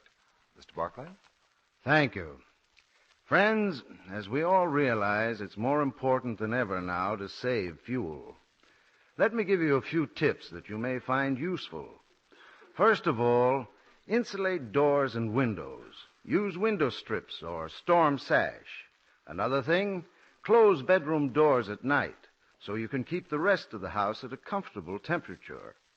The new Blue Coal automatic heat regulator will be a great help to you in this. The regulator will automatically adjust the heat for night and for day. You'll save a good deal of fuel that way. And what's more, you'll save effort. You won't have to rush down to the basement several times a day to adjust dampers. Your Blue Coal dealer will tell you all about this remarkable automatic heat regulator. And besides that, he'll be able to go into more detail than I can here about how you can save fuel without sacrificing comfort. Call your friendly Blue Coal dealer tomorrow. There's no charge, of course, and no obligation. He'll be glad to help you as part of his regular service. Thank you. The Shadow program is based on a story copyrighted by Street and Smith Publications. The characters, names, places, and plot are fictitious. Any similarity to persons living or dead is purely coincidental. The Red Cross today desperately needs your help. This valiant organization is struggling against tremendous odds in meeting both civilian and military needs on all fronts. Listen and remember. In a small village in the war area, far across the sea, a wounded man and his wife remain alone. All other civilians have fled. The enemy is quickly approaching. The woman speaks. Oh, Manuel, they will soon be here. What can we do? You must go. Go quickly while you can. No. I will stay with you. Shh. They're here. It's too late. Red Cross. Anybody here? Oh, help us. You bet your life. That's what we're here for. We'll have you out in 2 shakes. Hey, Stretcher, double quick. Where there's danger, trouble, and suffering, there you'll find the Red Cross. Send your contribution to your local Red Cross headquarters today. Help save both civilians and soldiers so they can fight on. The United Nations must prove to criminal aggressors that the weed of crime bears bitter fruit. Crime does not pay. The shadow knows. Next week, same time, same station, your friendly blue coal dealer brings you another strange and thrilling adventure in the Shadow's daring battle against the forces of evil. Be sure to listen, and be sure to phone your neighborhood blue coal dealer for greater heating comfort at less cost. Remember, keep the home fires burning with blue coal. This story was produced by the DL&W Coal Company, distributors of blue coal.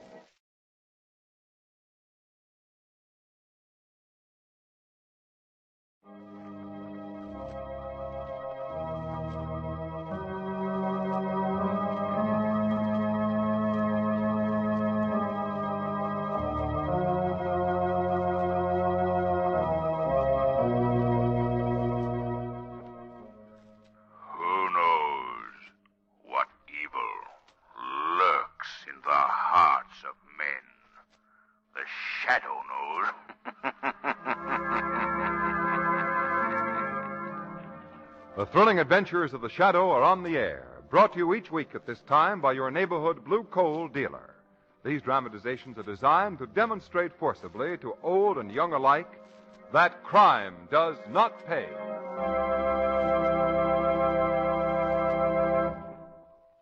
This is no time of the year to let your coal supply get low. Sudden changes in temperature and war conditions may delay transportation and keep your order of coal from getting to you when you'll need it most. Fill your coal bin now and help relieve transportation facilities for war supplies. Your friendly blue coal dealer is able to take care of you now from supplies on hand. But this condition may change at any time, especially since this fine home fuel is so rapidly gaining new users. New users who have found you get more dependable heat plus real economy with blue coal. Yes, it's wise to be prepared. Call your friendly blue coal dealer tomorrow.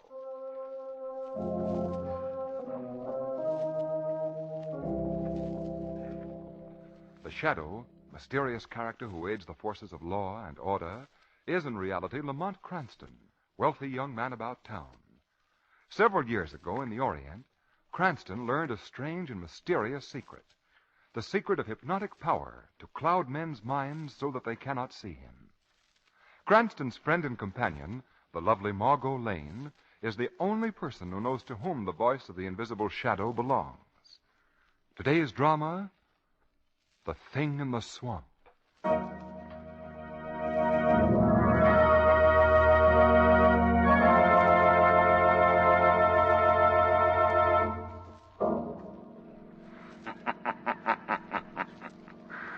This is a tale of greed and hate, and a thing that was created by the belief of 10 million radio listeners. For if the story had not been told, the thing would never have risen out of the swamp to reach out with blood-red tentacles and thrice do murder. What is it? Who's there? It's I, Hugo. How many times have I told you not to sneak up behind me like that? Oh, Hugo, don't be angry with me. Fools. Fools. I'll never find it. Never. What did you say, Hugo? Huh? Nothing. Hugo. What? How much longer must we stay here in this houseboat on this dismal swamp? As long as I want to stay here. But, Hugo, I'm frightened. I'm afraid of this place. Those strange noises we've heard in the swamp. Do you think it's true, what that man Nestor said on the radio? That there's a monster living in the depths of Pearl's swamp? But how else can one explain those unearthly noises that come from the swamp? Don't be a fool. If it's money, Hugo, Money. if that's the Money? Yes, Hugo. What do you mean, money? Oh. What are you trying to find out? Nothing, Hugo. I only wanted you to tell me what it is that keeps us here on this houseboat away from everybody. Oh. No, Amy. No. Not even you. Now, go to bed. It might help you to tell me, Hugo. I said go to bed. All right, Hugo. All right.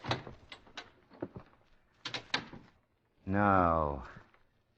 No, not even dear Amy. No one will know. I'll have it all. All to myself. That laugh of the loon sounds lonesome tonight. Sounds almost... That's not a loon. That's not a loon. That's not a loon. What are you? What do you want? Stay away from me. You're not a real person. You're an animal. A thing apart from ordinary men. Your huge, ugly head. I'm scaly body. Sure you don't find me pretty. Now tell me, Hugo. Where is the money? Where have you hidden it? No. I won't tell you. No. You'll tell me, Hugo Menchino. You'll tell me. No. Amy, come here. You've talked enough, Hugo. I thought I heard you call me, Hugo. What? Oh!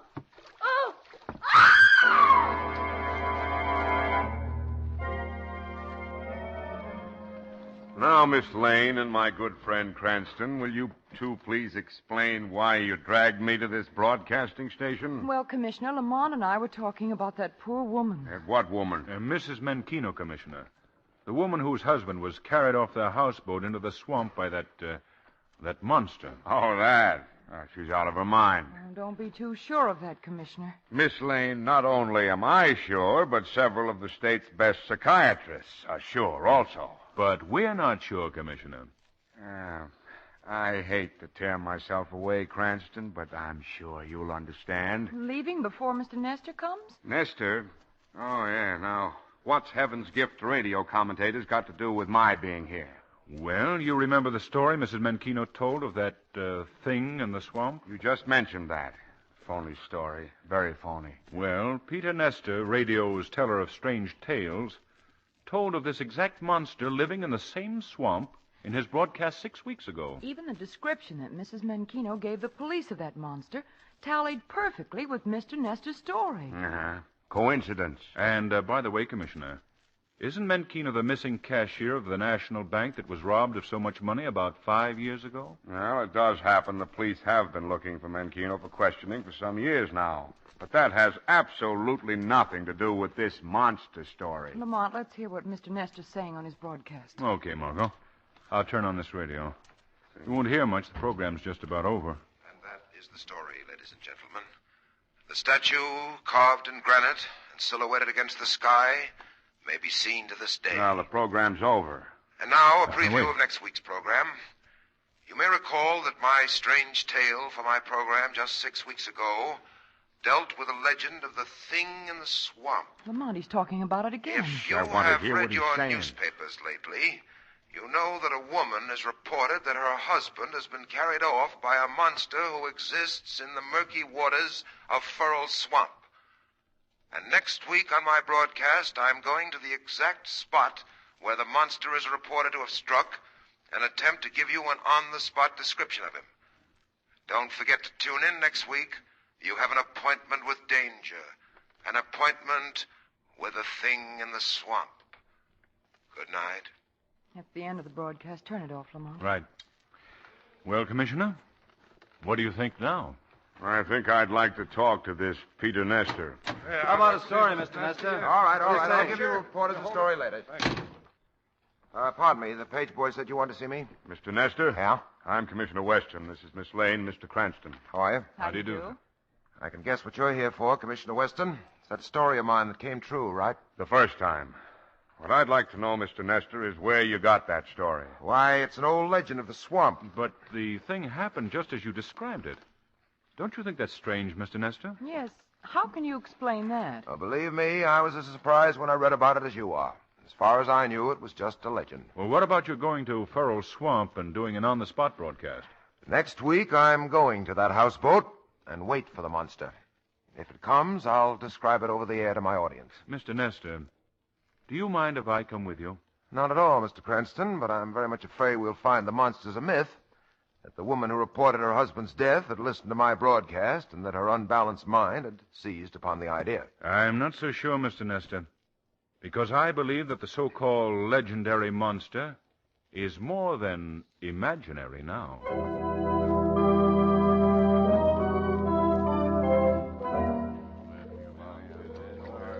Well, here I am, bound to a chair on the houseboat, gentlemen. And I'm ready for what may come. One more picture, Mr. Nestor. All right, one more. Thanks. Thank you. Well, my broadcast will begin in just 8 minutes. That'll give you all enough time to get back the half mile to the truck containing the portable radio equipment where you may listen to my program. Well, I thought, Nestor, that I was to be allowed to remain here. I'm sorry, Mr. Cranston, but if you stayed, all these reporters would want to stay, too.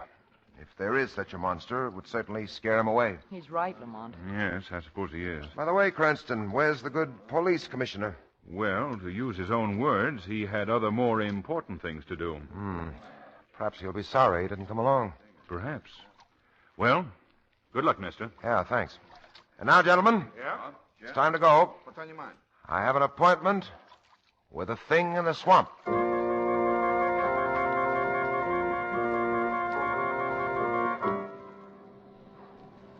Lamont, I wish we'd gone inside the transmitter truck with the others. It's not too cheerful out here in the car. Well, if anything should happen to Nestor, we can reach him quicker from here, Margot. This car radio takes quite a time to heat up. Nestor should Here be... I am, alone on there the he is. haunted houseboat of the missing Hugo Menchino, bound to a chair, waiting for our monster to come. It's not too comforting to remember that Hugo, living with his wife on this very houseboat where I am now, met his death by this monster just 10 days ago. His body is supposed to be at the bottom of the swamp. Tonight, I shall attempt to describe this monster to you. Now, the police have claimed that this thing doesn't exist. I not only say that it exists, I say it will visit this houseboat tonight. Now, remember, listeners, I'm tied from head to foot. My only contact with the outside world is this microphone propped up beside me. In front of me is the open door of this doomed houseboat, where I can see the swamp in which our monster is supposed to live. Nothing has disturbed the waters of the swamp up to... Wait, I see something.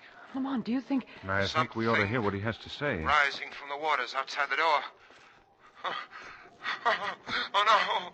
Oh, no. Lamont. The laugh's on me. Do you think he sees anything? He's a good storyteller, Margot. You've Let's got to see believe me. Wait a minute. Monstrosity. Good as The Nestor is, he whole couldn't thing. make up the A sounds of huge those head, chains. Claws covered with seaweed. And I can't get away. I can't. No, stay away from me. Stay away. Lamont, what is it? That's what we're going to find out.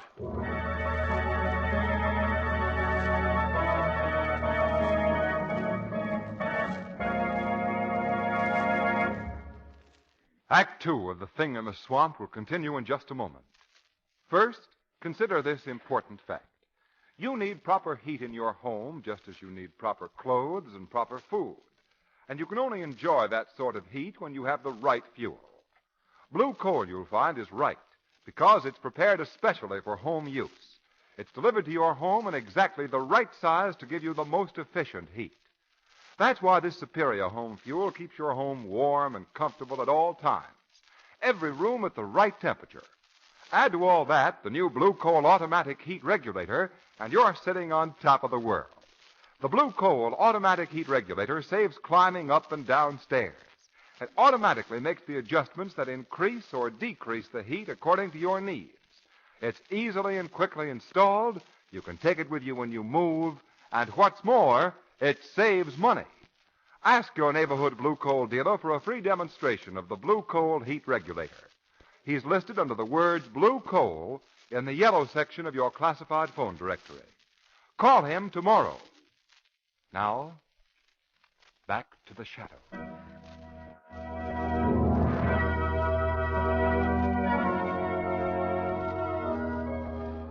Now that we've gotten rid of the reporters and everybody else, Cranston, Miss Lane, what is this all about? Well, Commissioner, we were listening to Nestor's broadcast in my car. About a half mile from here. Well, everything was going fine on the program until... Miss Lane, I heard the broadcast. What I want to know is, where is Nestor now? I told you over the phone, Commissioner. He's gone. Gone? Now, look, Cranston, I was there when Nestor told you that he didn't believe any monster was going to show up. Weston, that monster really appeared. Nestor was tied to this chair here. You can see for yourself that the cords are broken. He couldn't have done that himself. So what? He hired a guy to cut him loose for publicity. I don't think so, Commissioner. And that doesn't explain this clump of wet seaweed here on the floor. The wind could have blown that in. Personally, I'm going home. I think you've been taken in by Nestor's legend. And personally, I'm going home. Do you want to go home, Lamont? Do you? You're not afraid because everybody's gone back to town and left us here? I should say not. Good. Because I think that if we stay here aboard the houseboat, the thing in the swamp may pay us a visit.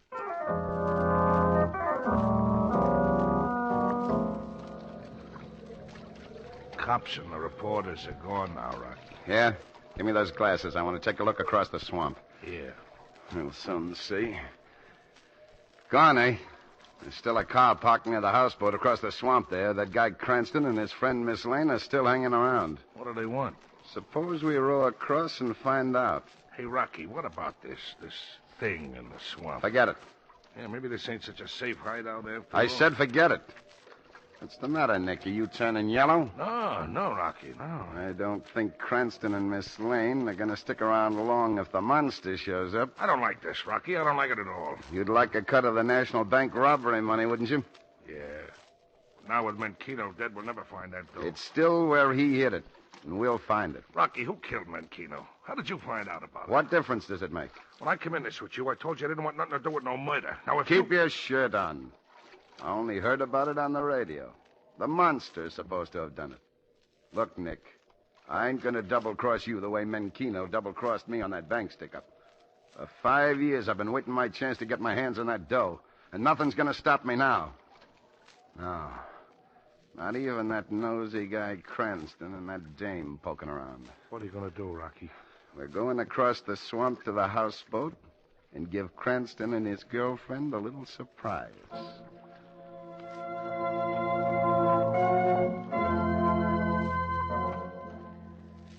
Lamont. Yes? What time is it? You just asked me that 5 minutes ago. Well, it seemed like 5 hours ago. How much longer will we have to wait for that thing? There's no telling, Margot. It's the suspense of waiting that's so deadly. You're right, Margot. I think I'll take a look over this houseboat. Perhaps the answer to this whole mystery is right here. I'm not sure I'm going to like the answer if we do find it. What's this? What? This door here. I didn't notice it before. Seems to be a flight of steps going down into the hold of the boat. I can't see much. It's so dark down there. Here, I'll flash a light down there. I don't see a thing. Let's go down. All right. Seems to be a lot of water down here. What is it, Margot? Rats! The place is full of them. Let's go up again, Lamont. You go up, Margot. I want to take a look around. All right, Lamont. I'll wait for you on deck. All right. There. I wonder if I'll find what I'm looking for here. Let's see what's under the sacking here. Good heavens. Those claw marks on his throat.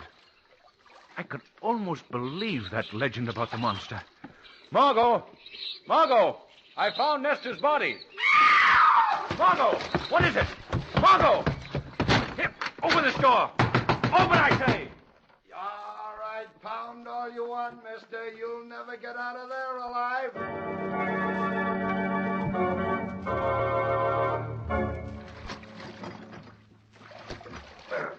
I don't like this, Rocky. I don't like it. Just keep rowing and let me manage this. What about this dame here in the boat? What are you going to do about her? Maybe you killed her. Maybe I have. Rocky, I told you I don't She's only unconscious. She's okay. Yeah. When she comes to, she's going to start yelling. We got to let her go. She won't yell. That guy you locked in the hold of the houseboat. He can break out of there, Rocky. The wood is so rotten. Look, I'm getting sick of your griping. I tell you, he won't break out. Before we left, I opened up the seacocks. He's probably drowned already. Look back. You see how low the boat's sunk in the water? We're going back, Rocky. What are you talking about? When I came in with you, I said no killing. And we're going back and save him. Yeah? You're looking into the barrel of a gun, Nick. I think you've been around me long enough to know I'll use it if I have to. Okay, Rocky. You win. That's better. Just do as I say and we'll get along. She's coming, too. Lamont, Look, lady, I mean business. One sound out of you and... Where's Lamont? What have you done Shut with up. him? Rocky, what's that? Where? There. Those waves in the water. Looks like someone's swimming, but there ain't nobody there. Just waves. Shadow. What did you say? Nothing. That's funny. I'd have sworn you said the Shadow. No, I've I heard didn't. of him. I always wanted to meet up with the Shadow. Let's see if a bullet will stop those No, waves. don't! No! Hold it, Nick. No! Let me go! Still coming toward us. No! Oh, no. Now it stopped. No. Stopped good. I always wondered if a bullet could stop the Shadow. Now I know.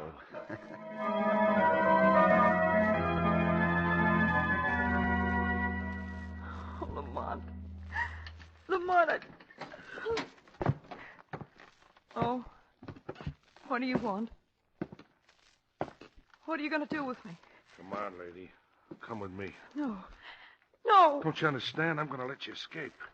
Escape? This wasn't my idea. I don't want no part of it. I was after some easy money, but I realize now I was wrong.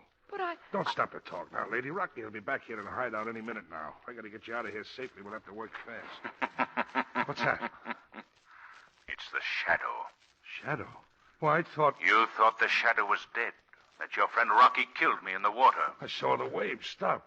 The Shadow cannot be killed, Nick. What are you going to do to me? I'm going to let you go. You're not evil, Nick. You've been misled.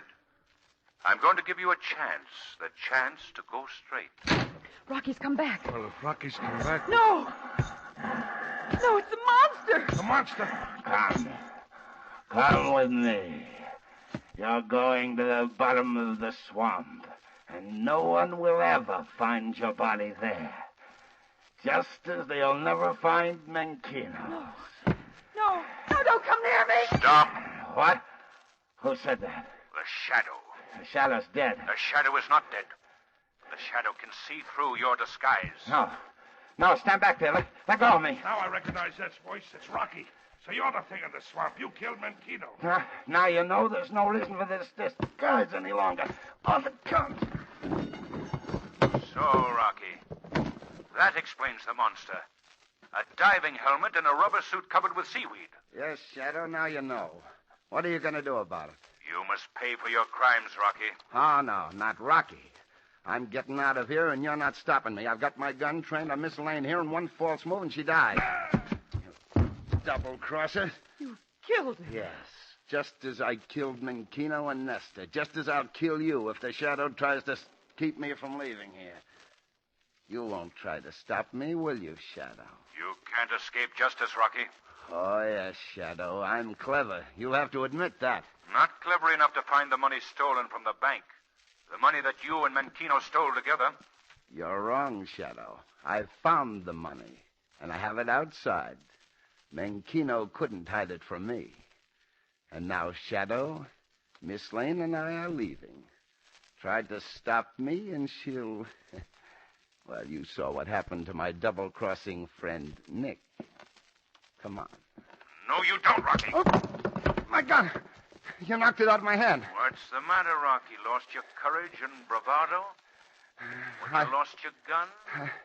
Shadow, give me back my gun. Give it back No, to me. Rocky, you'll never have the opportunity to use it again.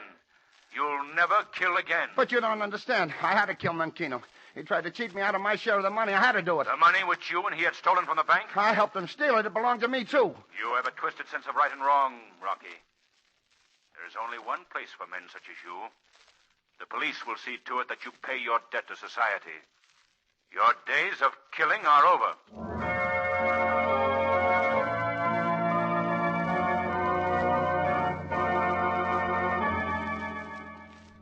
Rocky made a complete confession of the whole thing this morning. Well, still don't understand where Rocky got the idea for his monster disguise. Margot, strangely enough, he got it from Nestor by listening to the tale of the thing in the swamp on the radio. He procured a diving helmet with a portable oxygen tank, covered himself with seaweed, and brought Nestor's legendary monster to life. Well, what purpose did he have in doing that? He's been trying for 5 years to find out where Menchino hid the money. He knew that Menchino was almost stubborn enough to die rather than tell, and Rocky thought that he might scare it out of him. But why did he kill Nestor? He wanted to build up the story of the thing in the swamp so as to scare people away from the hiding place of the money until he found it. He thought Nestor's death would do that. Oh, one thing led to the other. Yes, Margot. You know, I've just had a weird thought. What? In a way, Nestor was killed by a monster that he himself brought to life in the minds of 10 million listeners. So actually, he created a monster that destroyed him.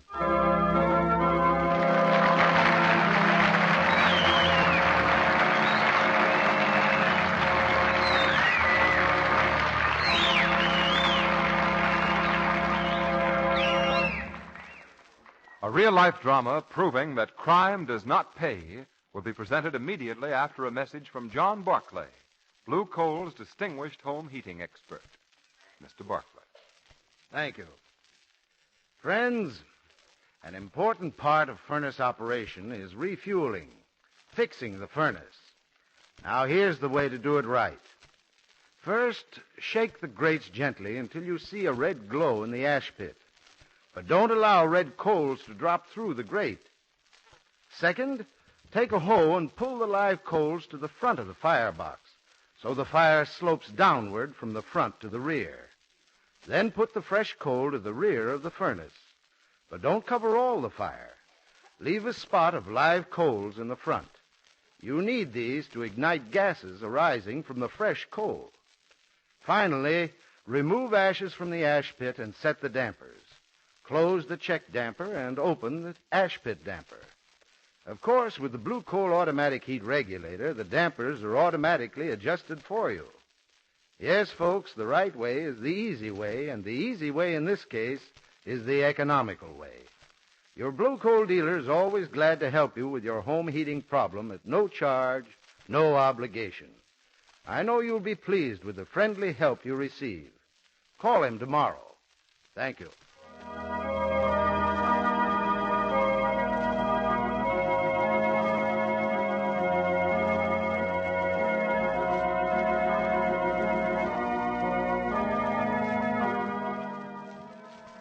The Shadow program is based on a story copyrighted by Street and Smith Publications.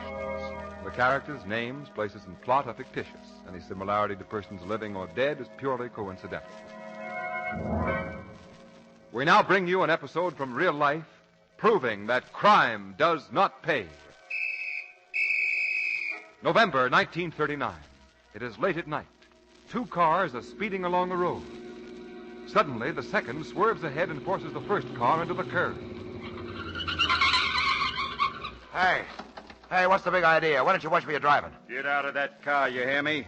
Get out of there. Put away that gun. Get out of there with your hands in the air, and quick. Okay, I'll get out, and I'll teach you not to point guns at people, too. Oh, so you're tough, eh? Well, how do you like this? Dead. That's how Albert Gaddy handles wise guys. The dead will haunt you, Albert Gatty, and all the guns in the world can't save you. In a cell in Queen City Prison, January 12th, 1942, Albert Gatty hanged himself with a twisted sheet. The dead were avenged. And once again was proved the truth of the warning. The weed of crime bears bitter fruit. Crime does not pay. The Shadow knows.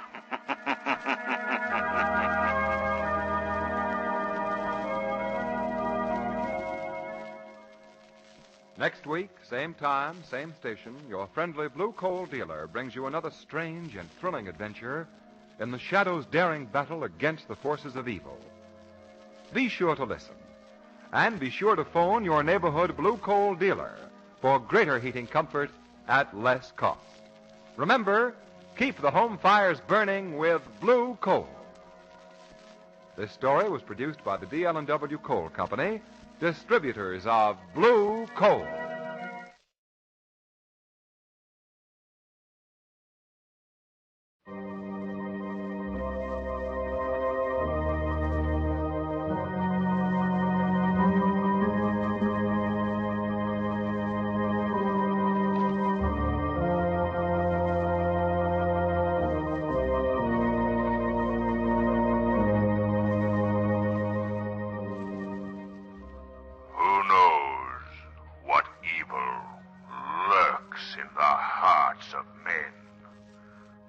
Shadow knows.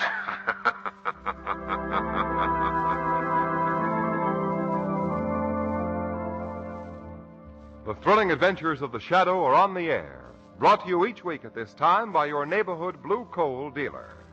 These dramatizations are designed to demonstrate forcibly to old and young alike that crime does not pay.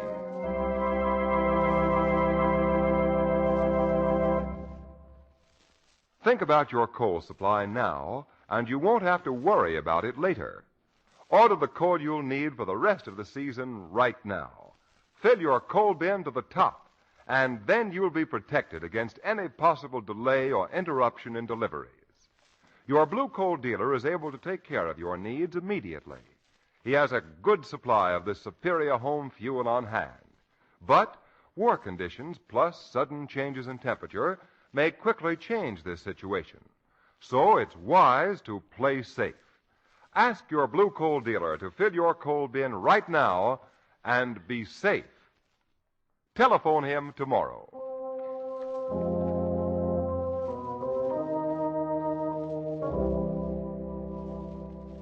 The Shadow, mysterious character who aids the forces of law and order, is in reality Lamont Cranston, wealthy young man about town.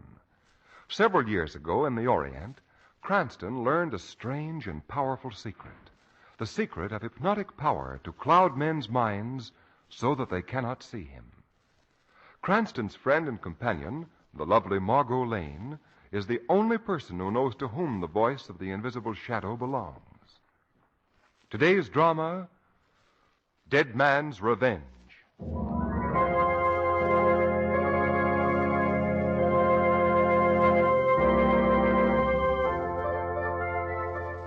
Mr. McPhail, 20 minutes. There it is, boys. Sorry.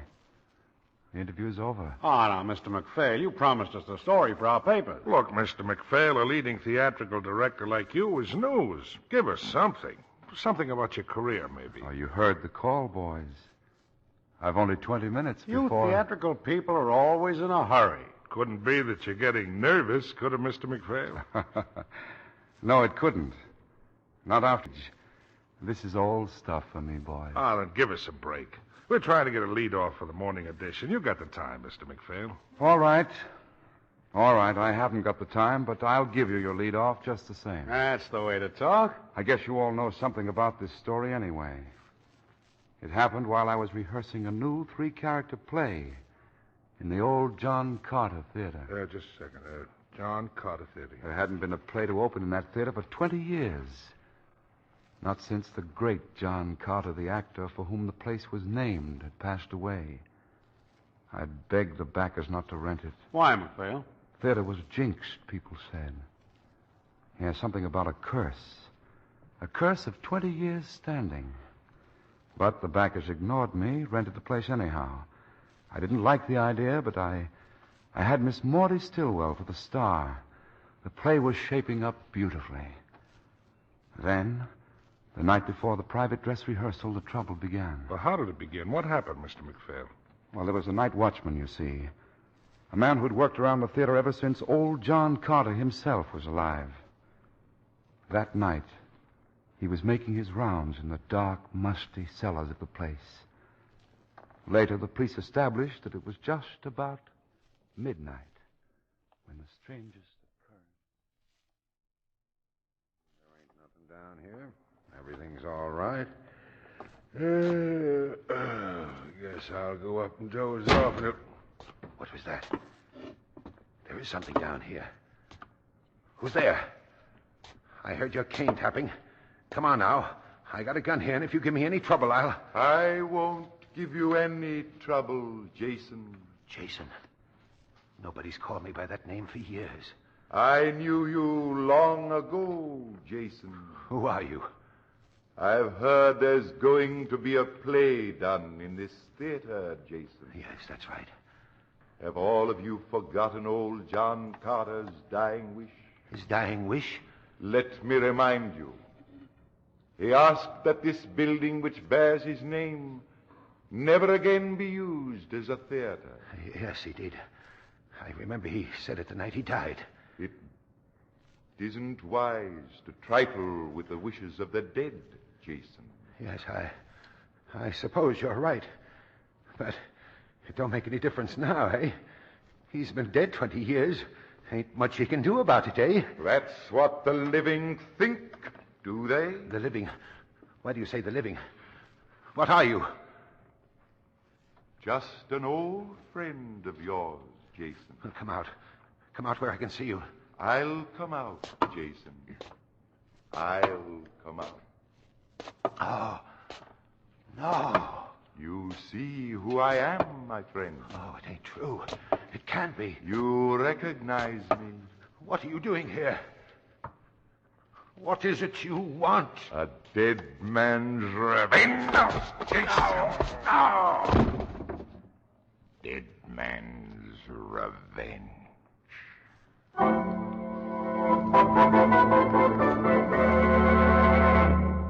Mr. McPhail, 15 minutes. Well, I'm not going to have time to finish this. Oh, sure you will, Mr. McPhail. Why don't you tell him to stop calling you every 5 minutes? Oh, I'm used to that, boys. There's always a 5-minute call in the theater. Well, then go on while you can. Tell us what happened next. Next? Why, some workmen found the old night watchman around dawn that day. Before he died, he told this fantastic story. The papers got hold of it, and you remember, it was headlined in the noon editions of every newspaper in town. When I reached the theater that afternoon, Lamont Cranston, an old friend of mine, was in the theater green room. There was a young lady with him. Cranston. Hello, McPhail. You remember Margot Lane, don't you? Oh, yes, of course. How are you, Miss Lane? Well, we're just a little bit upset, Mr. McPhail. You see, well... You saw the headlines. Yes. Is that why you came in, Lamont? Well, not exactly. That is, we... No, it's my fault, really. We just noticed the headlines, or we certainly wouldn't have come here to annoy you. Annoy me? You see, Lamont told me that you were producing a play with only 3 performers in it. And I thought it was so unusual. And to come to the point with appropriate blushes, Margot thought we might be able to see the dress rehearsal tonight. Oh. There's not going to be a dress rehearsal. What? Oh, Humphrey. Come in, Humphrey. I am in, McPhail. Miss Lane, Mr. Cranston, this is Mr. Humphrey, one of the members of our cast. Well, how do you do? How do you do? McPhail, you must call this play off at once. Do you hear me? What? What's the matter with you, Humphreys? Last night's tragedy was nothing compared to what's in store for us if we attempt to carry on with this play. What does he mean? I don't know. The night watchman is strangled in the cellar, so he wants me to toss up a whole production. Who do you think it was strangled him, McPhail? Well, I don't know. The police are on the job. They'll find the man. Not this man, they won't. Oh, I think the police are quite capable of tracking down a murderer, Mr. Humphreys. This murderer, Mr. Cranston, was the phantom of old John Carter. John Carter? You're out of your mind. I tell you, the play must not go on. Miss Stillwell and Mr. Graves will want to go on even if you don't. Your crazy ghost stories won't stop them. Well, if the stories don't stop them, I warn you. All right, Humphreys. You warned me. Now get out. Very well. But remember, whatever happens will be on your head, McPhail. You don't suppose there could be anything in what he says, Lamont? I don't know, Margot. Who was it said, there are more things in heaven and earth than are dreamed of in your philosophy? Well, in that case, this might be the very best time for us to be Miss on our... Lane. Yes, Mr. McPhail.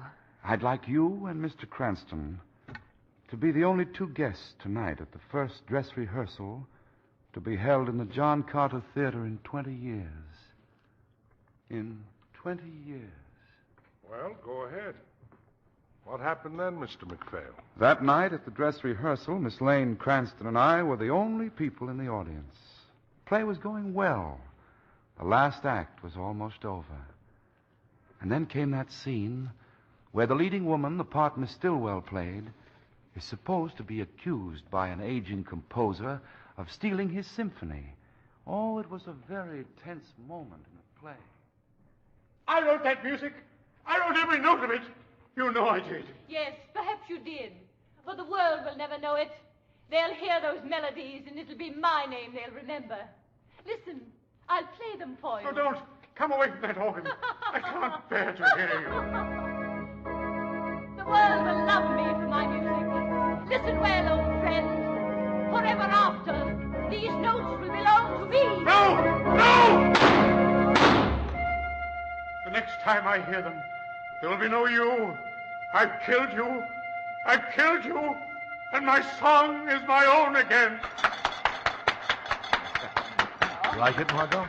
Look, I tore my program to shreds. Well, that's a very good sign. You made no mistake producing this, McPhail. You've got a hit on your hands, I'm afraid. Well, thank you. I'm going to applaud until they open those curtains again. Oh, there, it's opening now. Well, Miss Stillwell doesn't seem to appreciate Margot's applause. She's just sitting there at the organ without taking a bow. Oh, maybe she's tired. Oh, what does she keep holding that note for? Enough to drive you out of your mind. We've heard that note, Miss Stillwell. It's very, very pretty, but that'll do now. Oh, Miss Stillwell, please, let up. Stop it. Graves, Humphreys, one of you make Stillwell cut it out. It's not funny anymore. Who's that coming out on stage? Well, that's Mr. Graves. He's the third member of the cast. Oh, will you make us stop, will you, Graves? I'll try, Mr. McPhail. Miss Stillwell. Miss Stillwell, why don't... Miss Stillwell! Oh, Lamont, look. She fell. She's lying on the stage. What's going on? What is it, Graves? What's happened up there? I think Miss Stillwell's dead.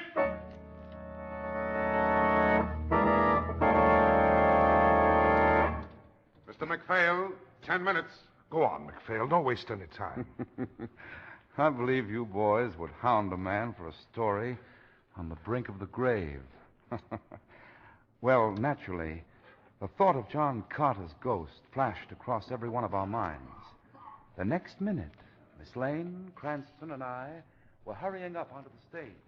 Don't let anyone touch Miss Stillwell's body till the medical examiner gets here.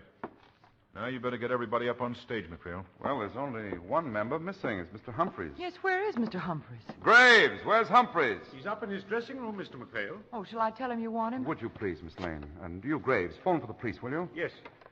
Which one is Mr. Humphreys' dressing room? It's right up on the staircase there, Miss Lane, number 3. Oh, number 3. All right, Mr. McPhail. And you can tell him for me, Margot, that it looked very much like he was right after all. Yes, I shall, Lamont.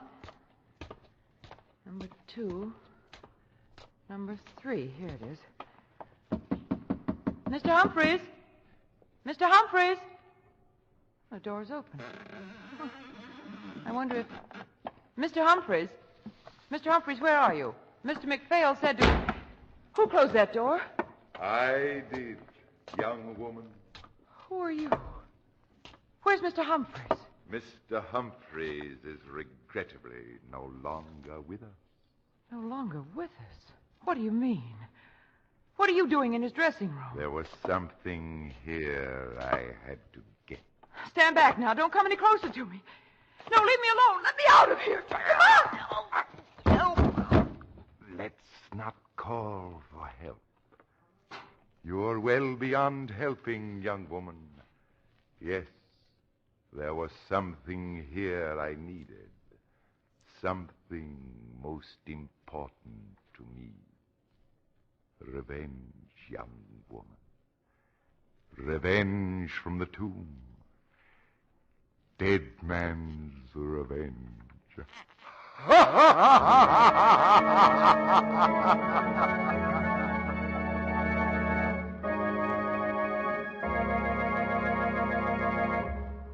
Act 2 of Dead Man's Revenge will continue in just a minute.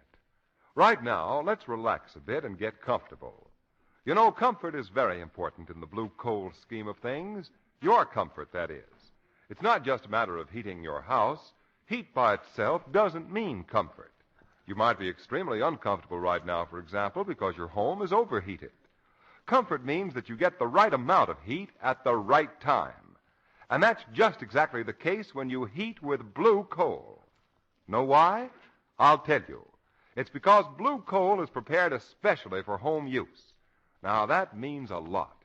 It means, for example, that blue coal is delivered to your home in exactly the right size for your heating plant, which results in more efficient heat, even economical heat. When, on top of that, you have the new blue coal automatic heat regulator, well, a king couldn't ask for more. The regulator saves you thousands of steps up and down stairs, gives you added comfort plus money saved on fuel. The blue coal regulator, you see, automatically adjusts the dampers on your furnace so you get comfortable, even heat in every room. Ask your blue coal dealer for a free, no-obligation demonstration. He's listed under the words blue coal in the yellow section of your classified phone directory. Call him tomorrow.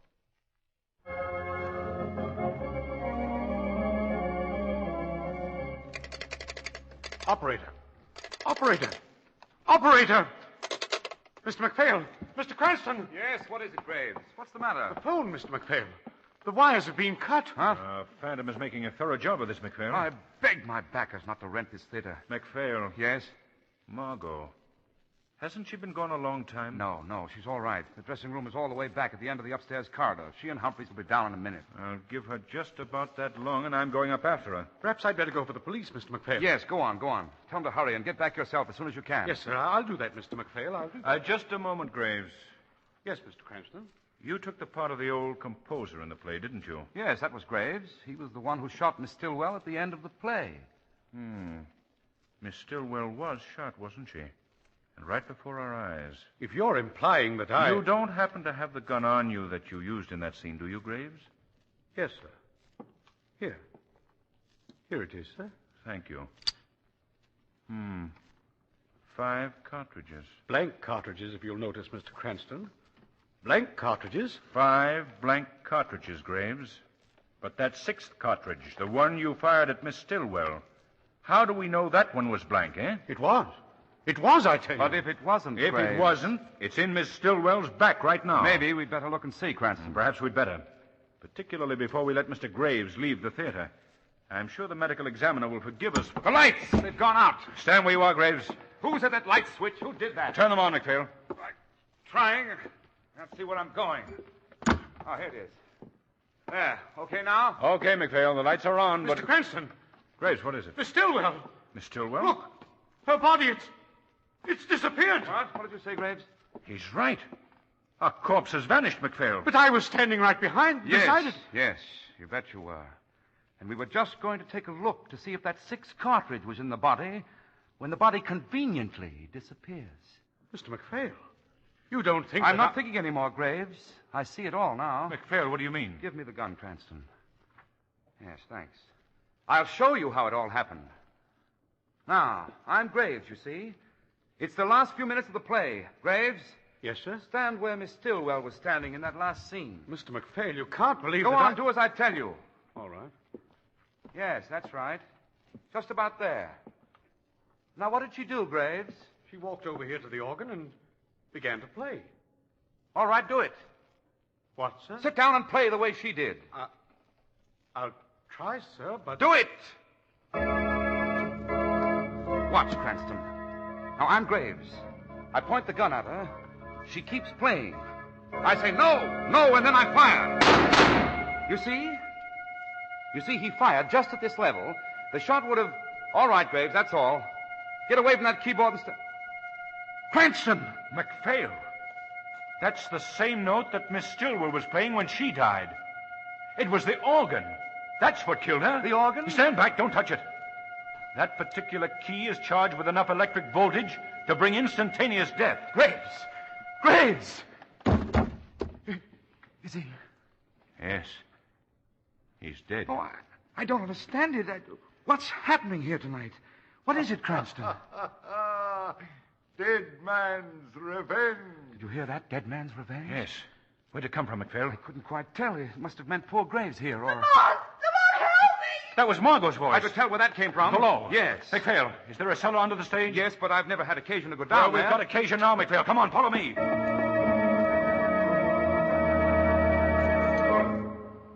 This is directly under the stage, isn't it, McPhail? Yes, it's just about. Well, there's an artfully concealed trap door up there somewhere. 10 to 1 Miss Stillwell's body was yanked through it from below here when the lights went out. I think you're right, Lamont, but let's take it easy. We don't know what we might be running into down here. This is no time to proceed with caution, McPhail. It won't do any good for us to get... Listen. There it is. There, see? Coming down the corridor towards us. The Phantom. It's Carter to the life. As like him as I'm like myself. Watch. He's turning off. See?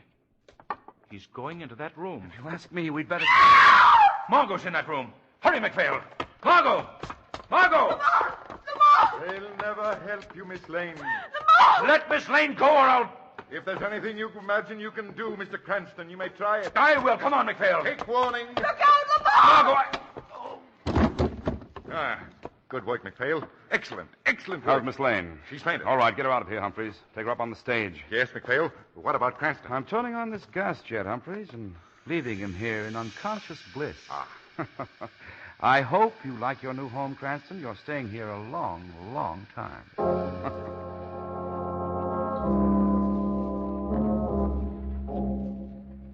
Lamont. She'll be coming to in a minute, McPhail. All right, get Graves' body off the organ bench, Humphreys.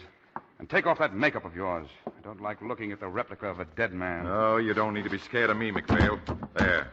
That takes care of Graves. Now disconnect the organ voltage switch. I will in a minute. Good. You did a great job, Humphreys. I wouldn't be surprised if that impersonation of John Carter wasn't the best acting of your whole career. You were a success, McPhail. The dead bodies the police will find here were killed by the ghost of John Carter. This theater, why, after tonight, nobody'd ever touch this theater for fear of their lives. And we can buy it for peanuts.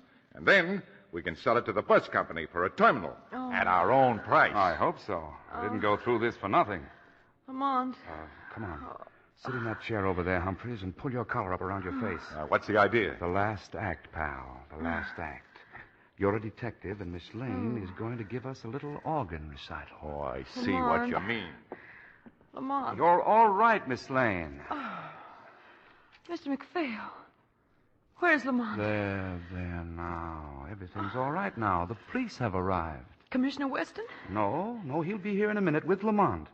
But there's a detective over there who wants you to show him just what Miss Stillwell did before she was murdered. A detective? Yeah. Over here, Miss Lane, with a coat all around me. Oh. Why don't they keep these theaters warm? Now, Miss Lane, right over to the organ, please. Yes, yes. that's right. All right. Now, what did Miss Stillwell do just before she was killed? Before she was killed? Well, she... Oh, yes, well, she played the organ.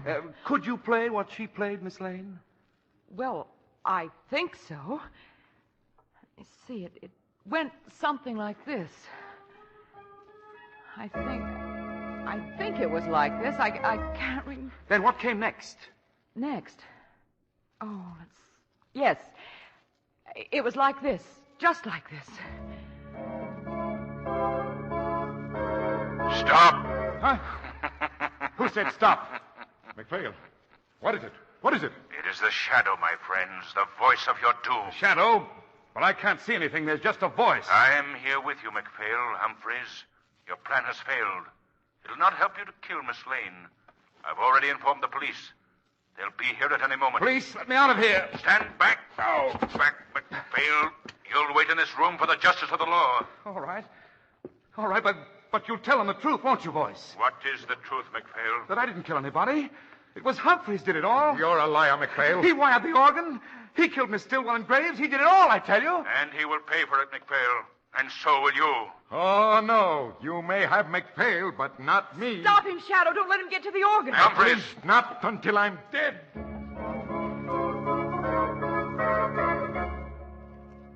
The penalty for your crimes was inevitable, Humphreys. Fate has given you her own bitter justice.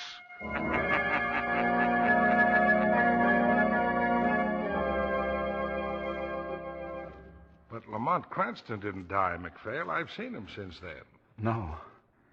The blow wasn't as heavy as I thought, you see. Yes, he came to in time to stop the gas jet and find his way out of the cellar. Well, boys, I said I'd give you a lead off for the morning edition, and I've just finished in time. Mr. McPhail. Are you ready, McPhail? Sure I'm ready. All right, you newspapermen, outside. We're taking the prisoner from his cell to the chambers. Okay, Warden. We're going. Now, don't fold it, McPhail. I'll be over soon. Oh, don't worry about me, Warden. I won't crack. Thanks for the story, McPhail. Anything you'd like for a last request? No, Yes. Wait a moment. Could you just print Bill McPhail, dramatic director, was excellent last night in his final and farewell production.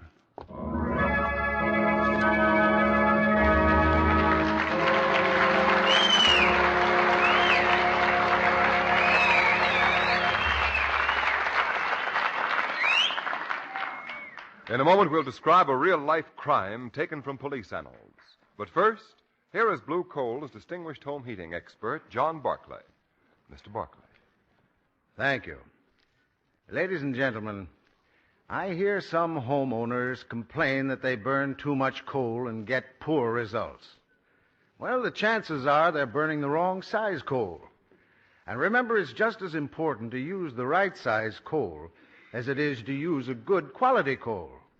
You see, anthracite comes in 4 domestic sizes: egg, stove, chestnut, and pea. Now, we all know that any of these will burn in the average furnace. But if you want to get your money's worth in clean, even, trouble-free heat, there is one size or combination of sizes best suited to your particular heating plant. And if you're not sure which is the right size for your furnace, take my tip and call your Blue Coal dealer. He'll send a John Barclay serviceman who'll measure up your furnace and tell you exactly which size coal you should burn for the best heating results. And folks, while the serviceman is there, ask him for a demonstration of that great little time, trouble, and fuel saver, the Blue Coal heat regulator. This simple device automatically controls the furnace dampers from upstairs. It keeps your home at a normal, even, healthful temperature at all times without any attention from you. And besides, it quickly pays for itself in fuel savings. Thank you.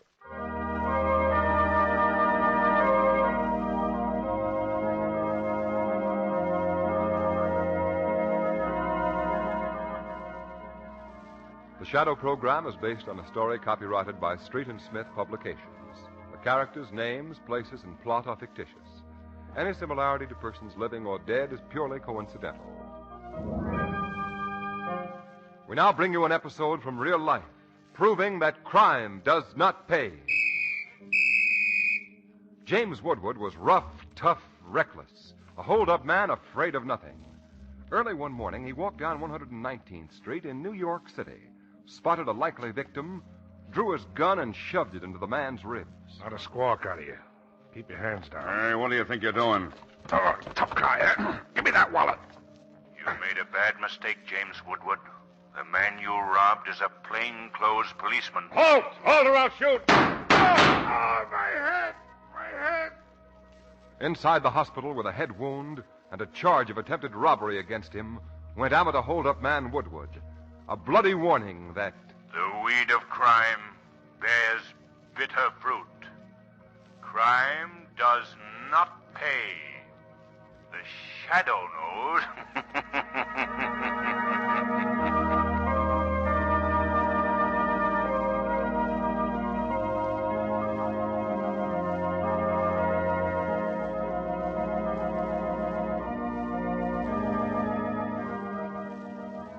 Next week, same time, same station, your friendly Blue Coal dealer brings you another strange and thrilling adventure in the Shadow's daring battle against the forces of evil.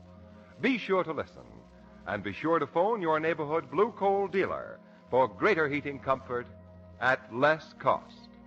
Remember, keep the home fires burning with Blue Coal. This story produced by the DL&W Coal Company, distributors of Blue Coal.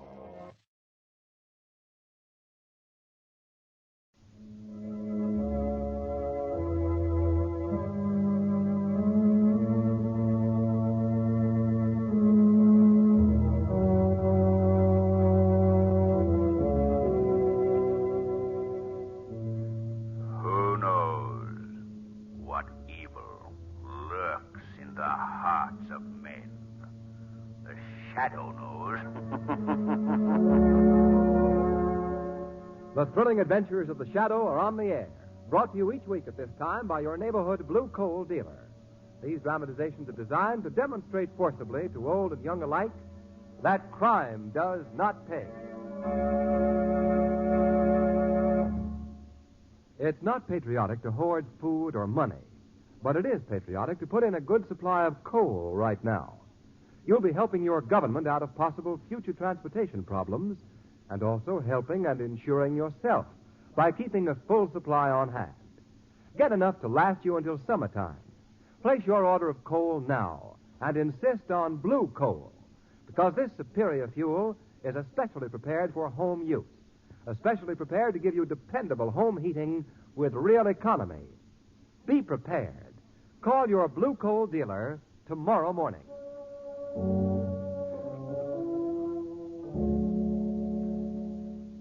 The Shadow, mysterious character who aids the forces of law and order, is in reality Lamont Cranston, wealthy young man about town.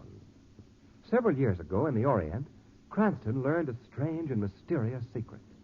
The secret of hypnotic power to cloud men's minds so that they cannot see him. Cranston's friend and companion, the lovely Margot Lane, is the only person who knows to whom the voice of the invisible Shadow belongs. Today's drama, The Return of Anatole Chevenik.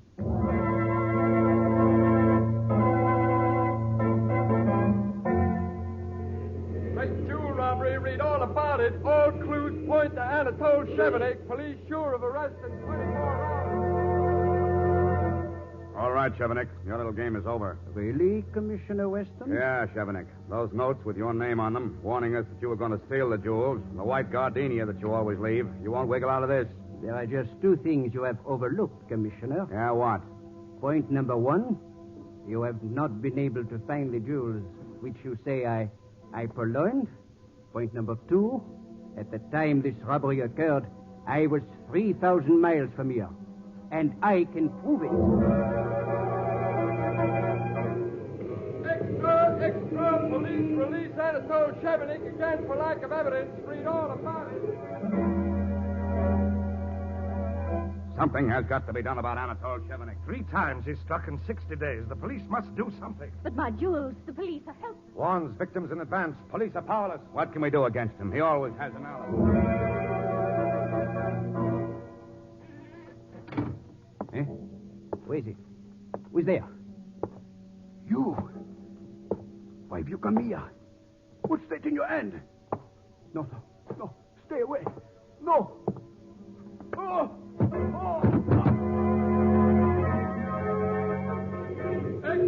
Extra, Chevenik murdered. Read all about it. Chevenik murdered.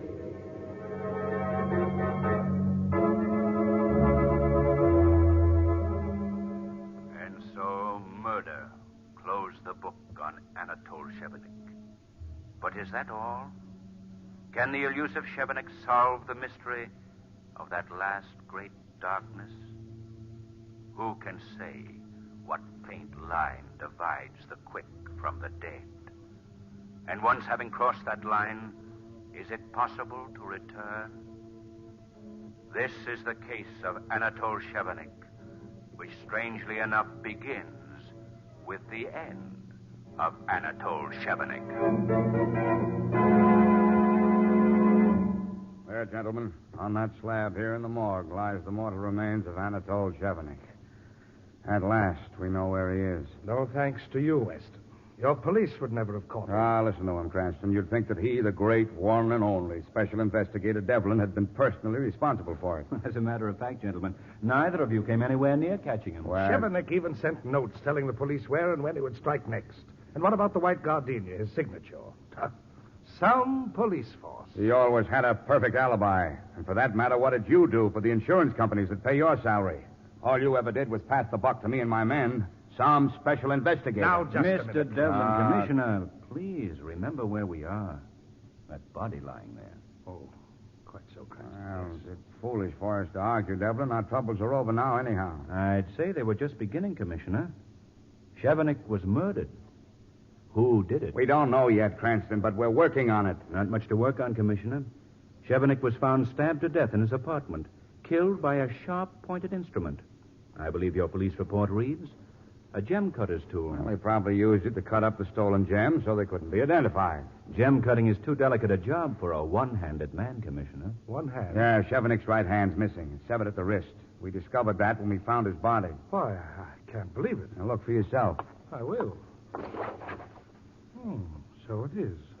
Then that's the reason he always wore those gray suede gloves. Yeah, to conceal his artificial right hand. This only proves how little anyone really knew of Anatole Chevenik. No accomplices, no friends. He was the man nobody knew. Anatole Chevenik, the great jewel thief, had only one hand. One hand, two hands. What difference does it make? Difference, Commissioner? I can't help thinking that if his right hand hadn't been cut off by a bandsaw when he was a child, he might never have turned to crime. What's that? Somebody just came in the morgue. Can't see who it is. The light is so dim. Pardon me, gentlemen, but am I right in assuming that this is the body of Anatole Chevenik? Who are you? I'm George Gilroy.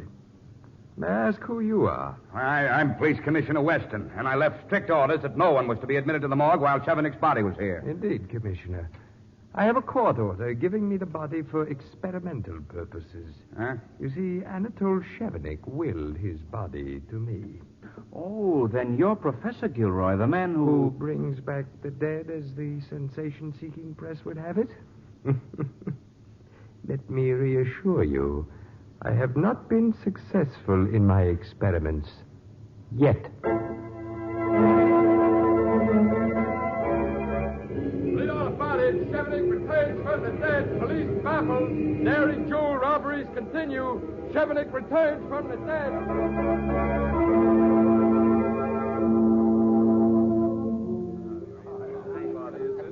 Everything all right, Commissioner? Oh, hello, Cranston. Oh, stop worrying, Devlin. Chevenik had better not show up here tonight. Commissioner, come into this room here, will you? I can't talk over this din. All right.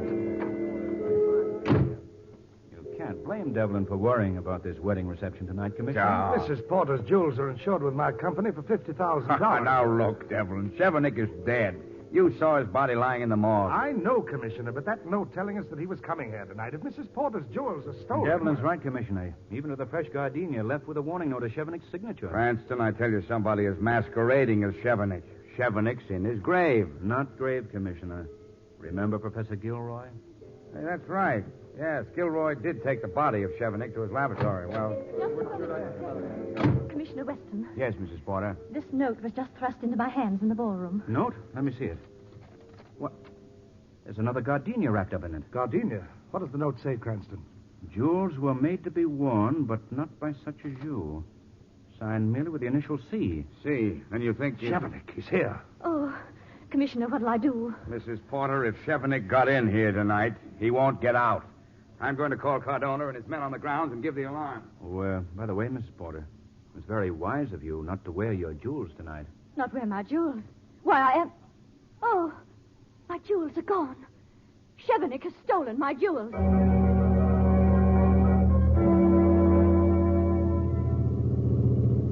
And that's the story, Margot. Note, flower, and theft all point only to one man.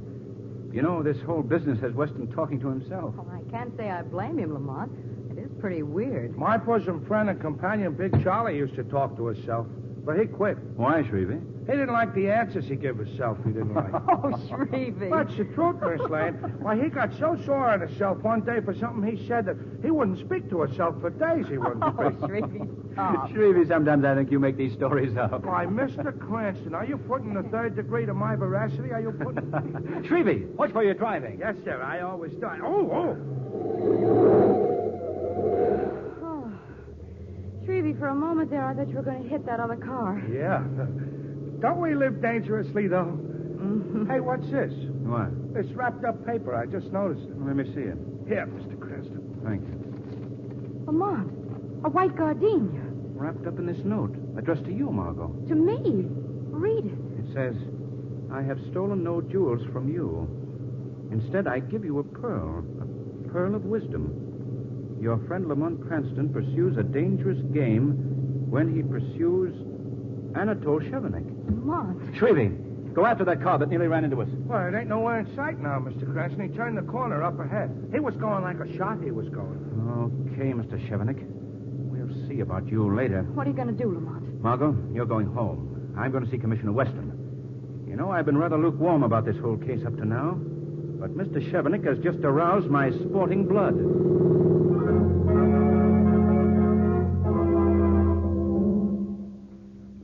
Shrevey, I say I'm perfectly safe here in my own apartment. Now go back to your cab, please. Must that be definite, Miss Lane? Mr. Cranston Definite. I'll be all right here alone. Well, okay, Miss Lane. I'll go right back to Commissioner Weston's office and pick up Mr. Cranston. I'll pick. Goodbye. Goodbye, Shrevey. If I needed a bodyguard, for goodness sake. What's this? A note. Another one. Evidently, you don't take my written warning seriously, Miss Lane. So the next time I shall have to give you my warning... In person. Oh! Yes, Miss Lane. Anatole Chevenik. But you're... Was is the correct tense, Miss Lane. I was dead. But as you see, I have even tricked death. Oh, what do you want? Merely to prove to you that Anatole Chevenik is alive, and to warn you, for the last time, not to allow Mr. Cranston to interfere with me. If he does... Ah, that is Mr. Cranston now, Miss Lane, calling from police headquarters. Well, why don't you answer it? Hello? Margot? Yes, Lamont, I... You may tell him I'm here, Miss Lane. Lamont Anatole Chevenik is here at my apartment. What? Can you hold him till I get there? Well, I'll try. He wants me to stay here until he gets here, does he not? Margot, answer me. Unfortunately, I have urgent business elsewhere. In a moment, we'll continue with Act Two of The Return of Anatole Chevenik. First, a word about your health. This is the season for head colds, and among contributing causes are drafty rooms, poorly heated houses, and frequent quick changes of temperature. You'll find that heating your home with blue coal is a great help toward overcoming these dangers. You see, blue coal is especially prepared for home use, and that is very important. It means, for example, that blue coal is delivered to your home in just the proper size for your heating plant. The right size to give you even, dependable, comfortable warmth. You won't find the rooms too hot. You won't find them chilly. You'll find them at just the right temperature for comfortable, healthful living. Then, on top of that, when you install the new blue coal automatic heat regulator, you immediately free yourself from the work and worry of adjusting furnace dampers. Goodbye to that. Goodbye to running up and down stairs, adjusting various chains and levers several times a day. You save effort, you save fuel, and you save money with the new blue coal heat regulator. Ask your blue coal dealer for a free demonstration tomorrow. He's listed under the words blue coal in the yellow section of your classified phone directory. Now, back to the shadow.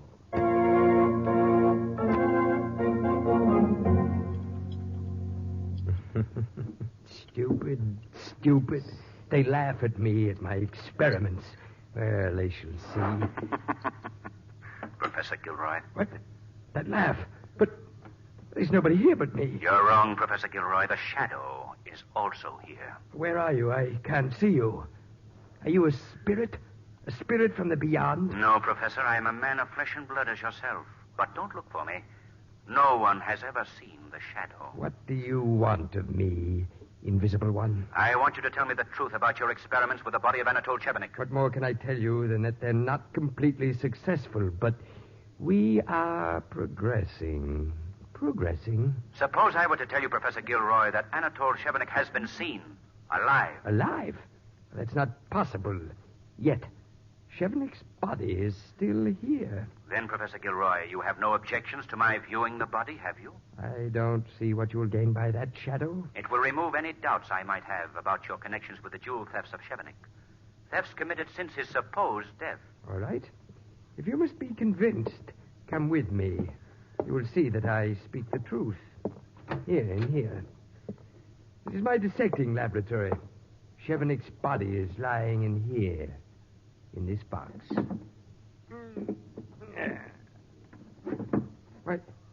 Why, he's... Yes, Professor Gilroy. Chevenik's body is gone.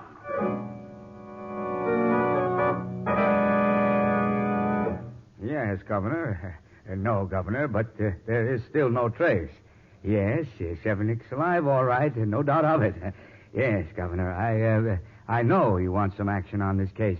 Now, I'll tell you the way I've got it all figured, Governor. I have got it all. Hello? Hello? It must have been cut off. He's a busy man, very busy. Commissioner, that was the governor on the phone, wasn't it? Very funny. Very funny. My job here is hanging by a thread because of this crazy Chevenik business, and all you two can do is make bad gags. All you have to do is give us your permission to enter Chevenik's house. For the 20th time, Cranston, the answer is no. Why? Miss Lane, for the 20th time, my reasons are the same. That house was sealed by the police after Chevenik was murdered so that the place could not be tampered with and possible clues destroyed or concealed. Well, then, Commissioner, now that you believe Chevenik to be alive... Who said that? You did, just a moment ago. Yeah, so I did. Well, doggone it, he must be alive. Everything points to it. You say you saw him, and then his body disappearing from Professor Gilroy's laboratory. So you see, there's no longer any reason to keep that apartment sealed. Well, I don't know. Suppose the murderer should give... What murderer? What murderer? Anatole Chevenik's murderer, of course. But you just said that Anatole Chevenik was alive. If he's alive, he's not dead. So? There is no murder or murderer. It's obvious. Oh. Now, look, Here. Here are the keys to Chevenik's apartment. Now get out of my office before I lose my mind completely. Thank you, Commissioner. Come on, Margot. You know, Lamont, I don't think we're very welcome here today. Yeah, busy man. Very busy. Will you two get out of here?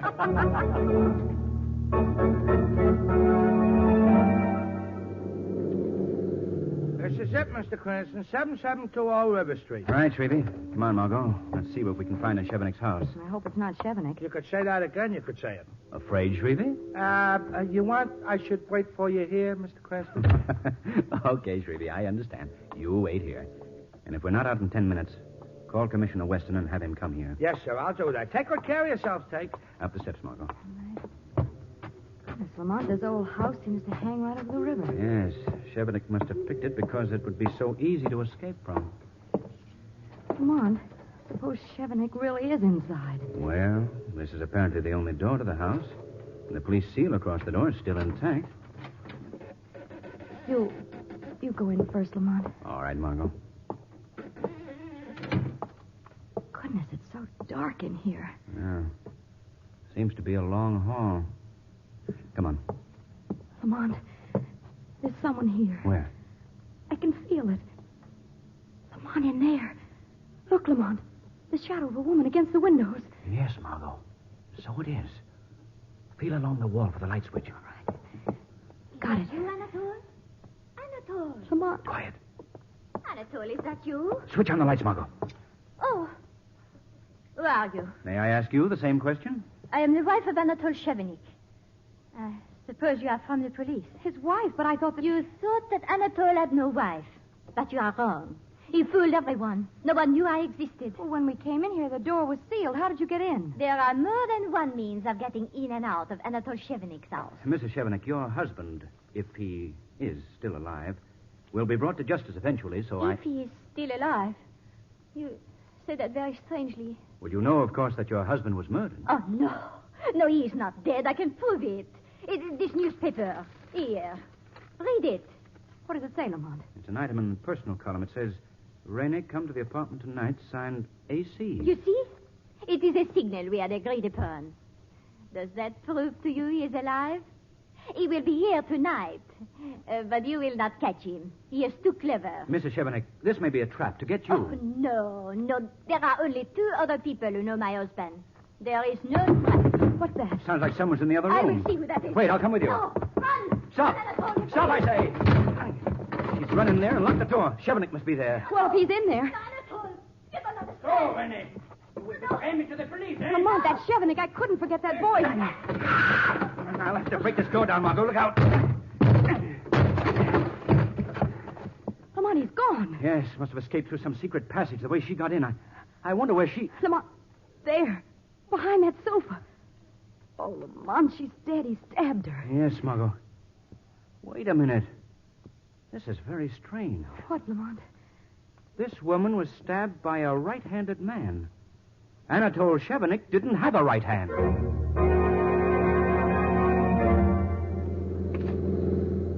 Yes, I'm sure of it, Margot. It couldn't have been Anatole Chevenik who stabbed her. But she called his name. She must have believed it was he.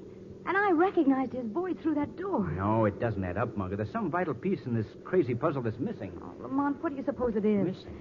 Missing? Somehow the missing hand is the solution to the whole mystery, Margot. Now, what is the connection? Well, why don't you talk it over with the Commissioner Weston and Mr. Devlin? Maybe they can... Devlin? That's it, Margot. If no one knew anything about Chevenik, how could Devlin know that Chevenik's hand had been cut off by a bandsaw when he was a child? It was just a slip, but I hear... Well, when did Mr. Devlin say that? That day we viewed Anatole Chevenik's body in the morgue. I see it perfectly now. Margot, call the police and tell them to surround the house of Peter Devlin. The Shadow is going to pay him a call. And if I'm correct, the case of Anatole Chevenik will finally end tonight.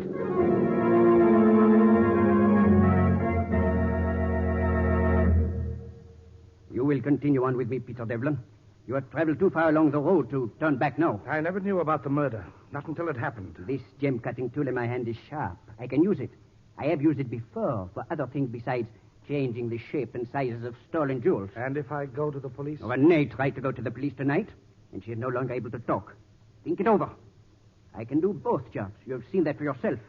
For now, Anatole Chevenik will have two hands. I can steal the jewels and cut them as well. No. Your share will be bigger now. No, Chevenik. You are the only one who could reveal me to the police. He is dead because he tried to withhold some of the gems. Renee is dead because she could not be silent. And you are the only one left. Why, it would be so easy to... No, please. Don't kill me, please. Fool. Coward. I don't need you. I can work alone. Chevenik. What? Who calls my name? The Shadow. Chevenik, the Shadow. Yes. I've heard of you, Shadow. You are the one I feared most. So, Jacques Chevenik, your brother Anatole had an identical twin. That explains the so-called return of Anatole Chevenik. You took his place. His twin brother. Yes, my brother is dead. I killed him. You also murdered your brother's wife.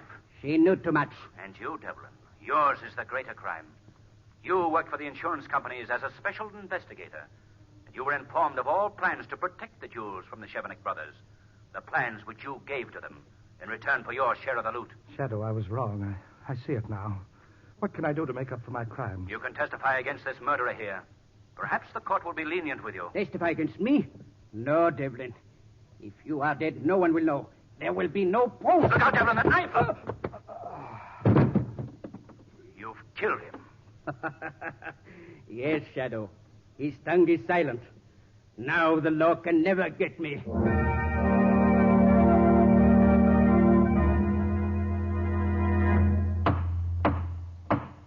Jacques Chevenik, you have been tried and found guilty of murder in the first degree by a jury of your peers. All through this trial, you have been silent. Have you anything to say before this court pronounces sentence upon you? Your Honor, it is true that I have not spoken. I believed I would be wiser not to speak. But now that the trial is over, I realize what I have done. I know what a fool I was ever to believe that I could break the laws and not pay. I know now that my life would have been happier and would have come to a better end if I had stayed on the right side. That is all.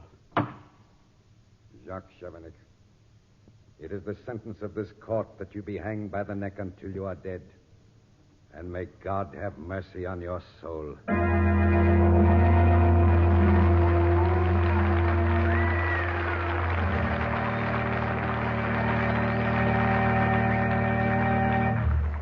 A real-life drama proving that crime does not pay will be presented immediately after a message from John Barclay.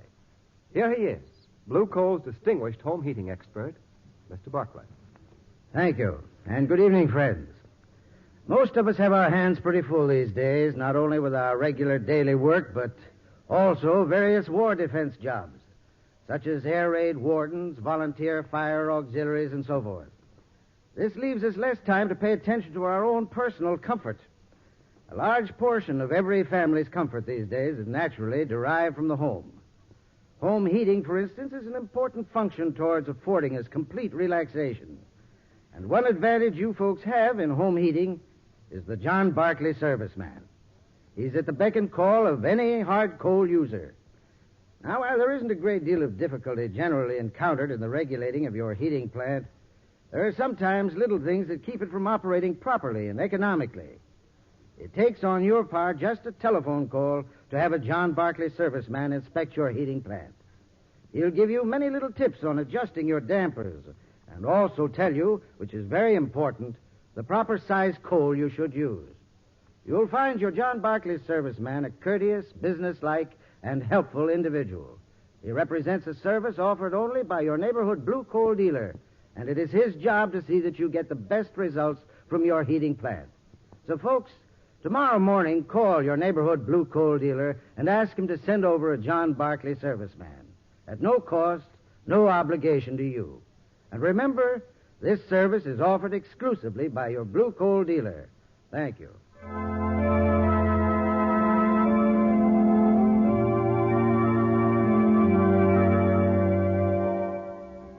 The Shadow program is based on a story copyrighted by Street and Smith Publications.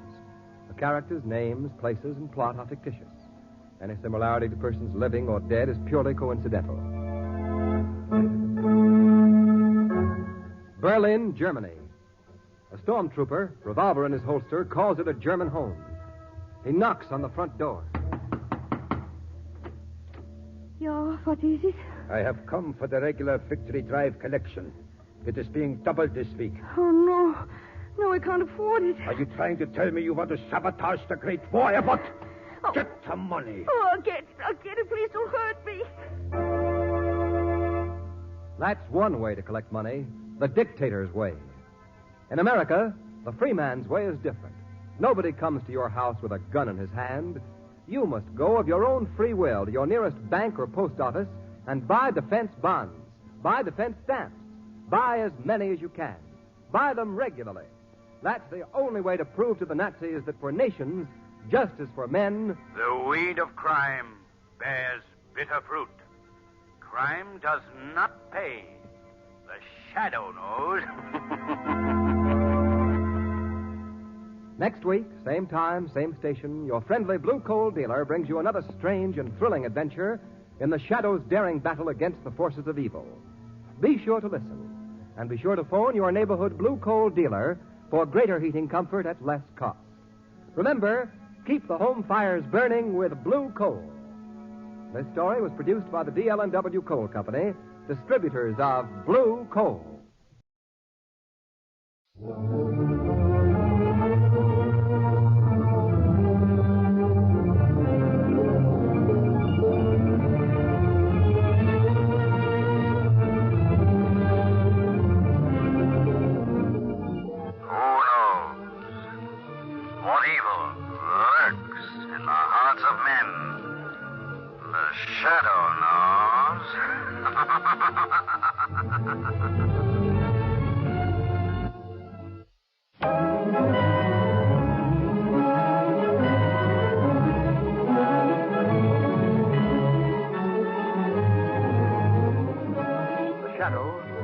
Mysterious character who aids the forces of law and order is in reality Lamont Cranston, wealthy young man about town. As the Shadow, Cranston is gifted with hypnotic power to cloud men's minds so that they cannot see him.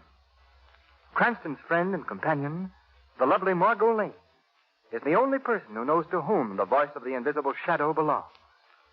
Today's drama, Death Speaks Twice.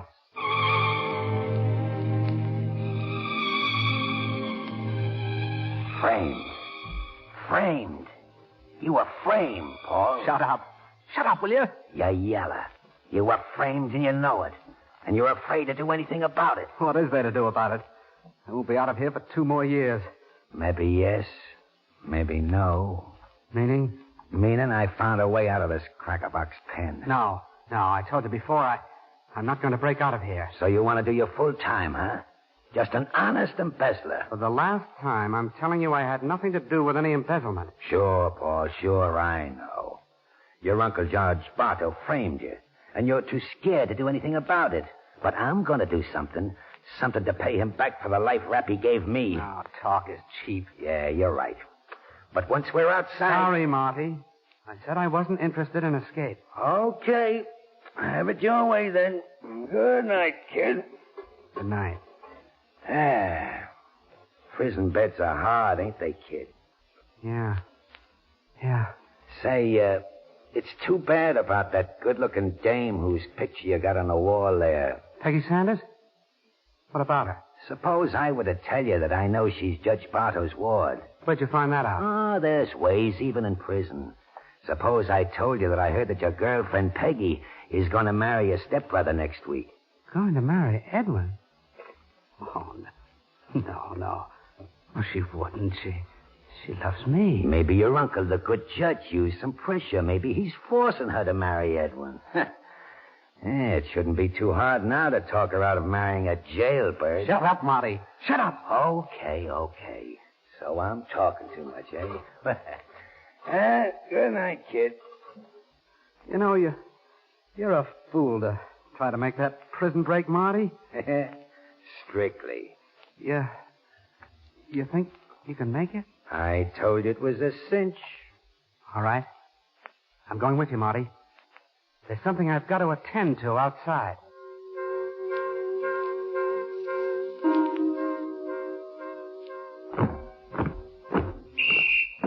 All right, all out, men. All right, kid. Everything's set. When it starts, we head for the far wall end of the watchtower. I see how we're going to get away with it. And now watch it. The screws keep moving. Right. Now, here's the way we work it. We're going to get a little help from the boys. When I give them the signal, they're going to start a little commotion down at that end of the yard. Yeah. That's our cue to head for the watchtower. We won't even be noticed. The guards will be busy with that phony fight. Uh-huh. Now, this is it, kid. I'm going to give it to them. All right, boys. Keep it. Hey, you keep your hands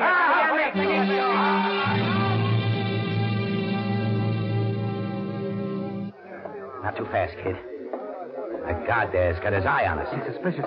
He's coming towards us. Keep moving. If he tries to stop us, I'll take care of him. Where'd you get that knife? Never mind. Just a moment, you two. Oh, anything on your mind, guard? You heard the whistle. Now get back to the exercise field and line up. Sure. Oh, you killed him. I'm a little out of practice, but judging by my past experience, I think I've done just that. Murder. Sure. Come on, kid. Let's get moving. Now, here, help me lift this stone. Come on, give me a hand. Don't stand there. Oh, all right. All right, here. It covers the entrance to an old water main. Leads into a stream outside the grounds. Once we're out, we're in the clear. Here. And there's the hole. Come on, in you go. No. Hey, I've changed my mind. It's too late to rat on me now, kid. You're going through with this. Now get in there. No, Marty. I'll wait. If I get out of here and find my Uncle Judge Bartow has framed that marriage, I'll get him then. I said you were yellow before, and I say it now. You're going through with this, kid. Right into my arms, Junior. Now I'll drag you through that tunnel. And when you come to, I'll flip you to see who kills the judge.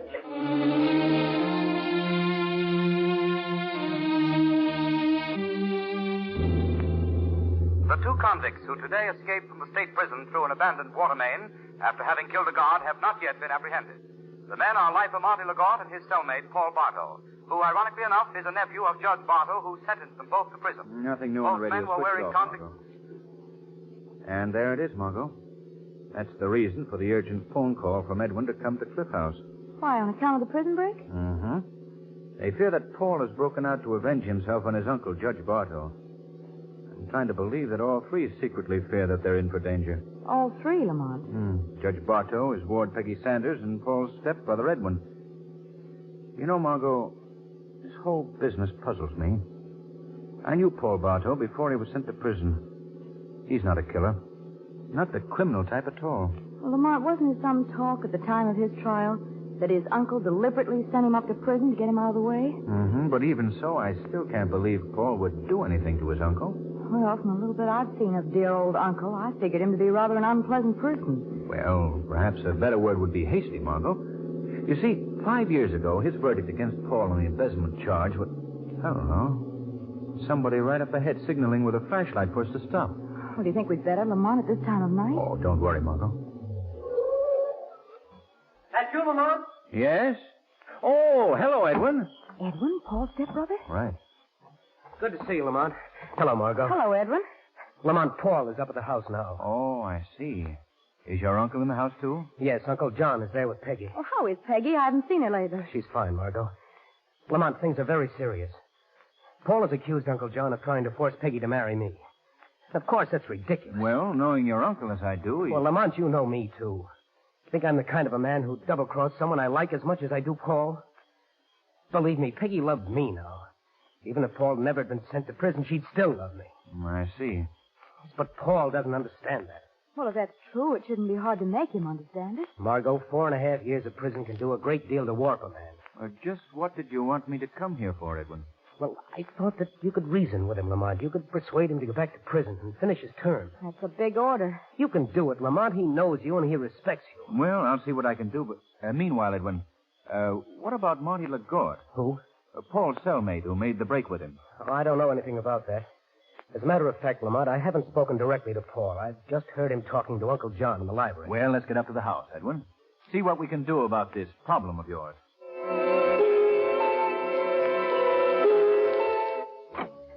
Peggy! Oh, Peggy!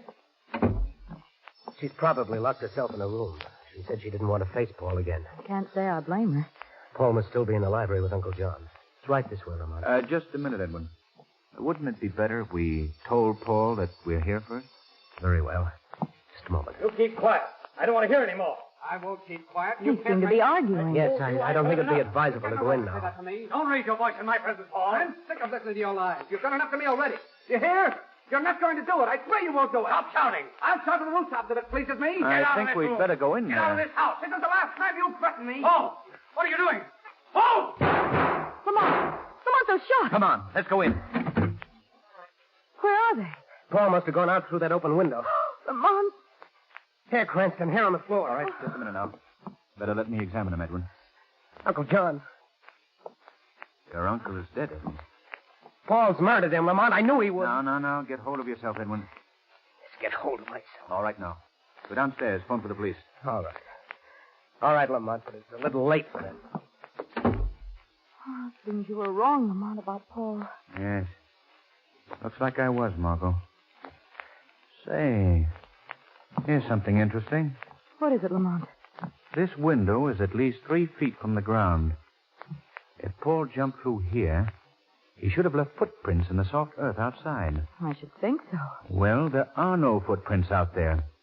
All of which means he's still in the house. What was that? That's Edwin calling. I guess you were right after all, Margot. Paul must still be in the house. Come on. Thought you'd never find me way down here in the cellar. Are you all right, Edwin? Yes, I'm all right now. Well, what happened, Edwin? Paul tried to kill me. As I was calling the police, I heard a sound down here in the cellar, and I came down to investigate. Paul fired at me. Well, where is he now? I don't know. He could have escaped by that open window there. Well, Edwin, I'm convinced now that your stepbrother, Paul... Oh! Down, both of you. He's still here. Lamont, you've been shot. I'm all right, Margot. I'm all right. Lamont! He's dead. Paul killed him.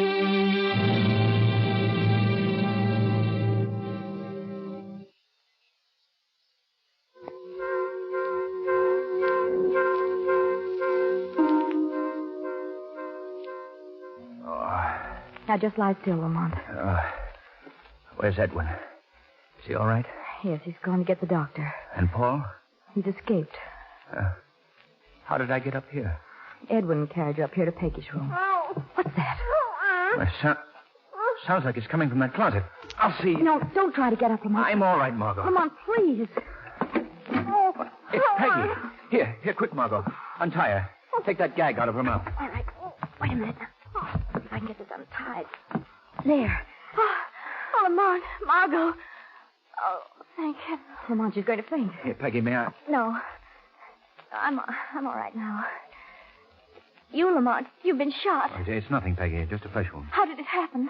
Paul fired at him. Oh, no. No, Yes, Peggy, I think he did. I was afraid. Oh, Peggy, you better sit down. Thank you. There, now. How do you feel? Well enough to tell us what happened? I don't remember much. I was downstairs. There was a knock at the door. When I opened it, Paul was standing there. And another man. An ugly, terrible-looking man. Did Paul call this man's name? I don't remember. Marty LaGorte? I don't think he called him by name, Margot. Paul asked where Uncle was. He was acting so strangely.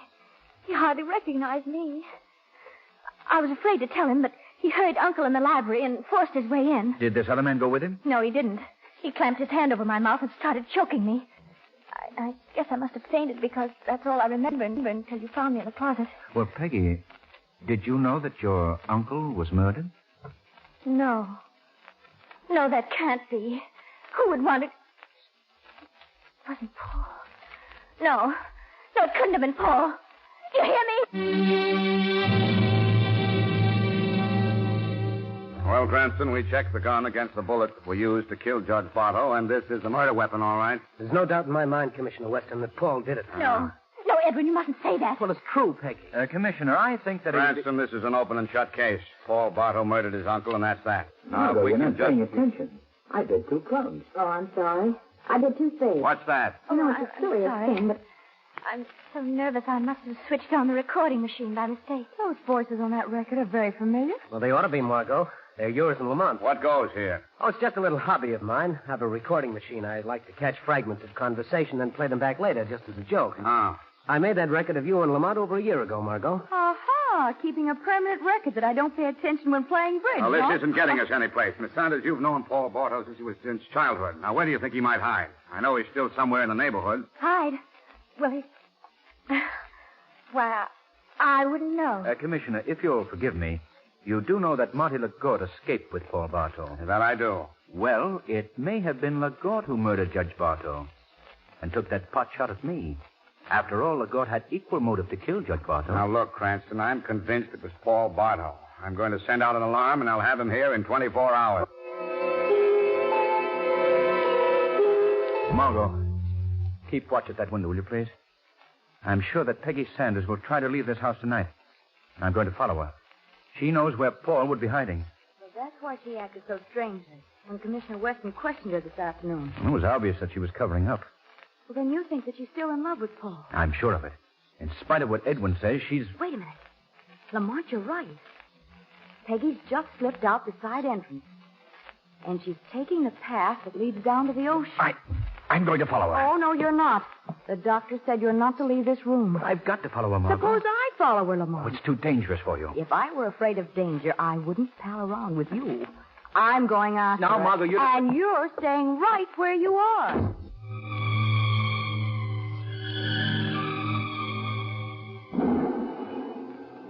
You know, Marty, my head hurts. I told you, Paul, you heard it when you fell down. How did we get here? You brought me here.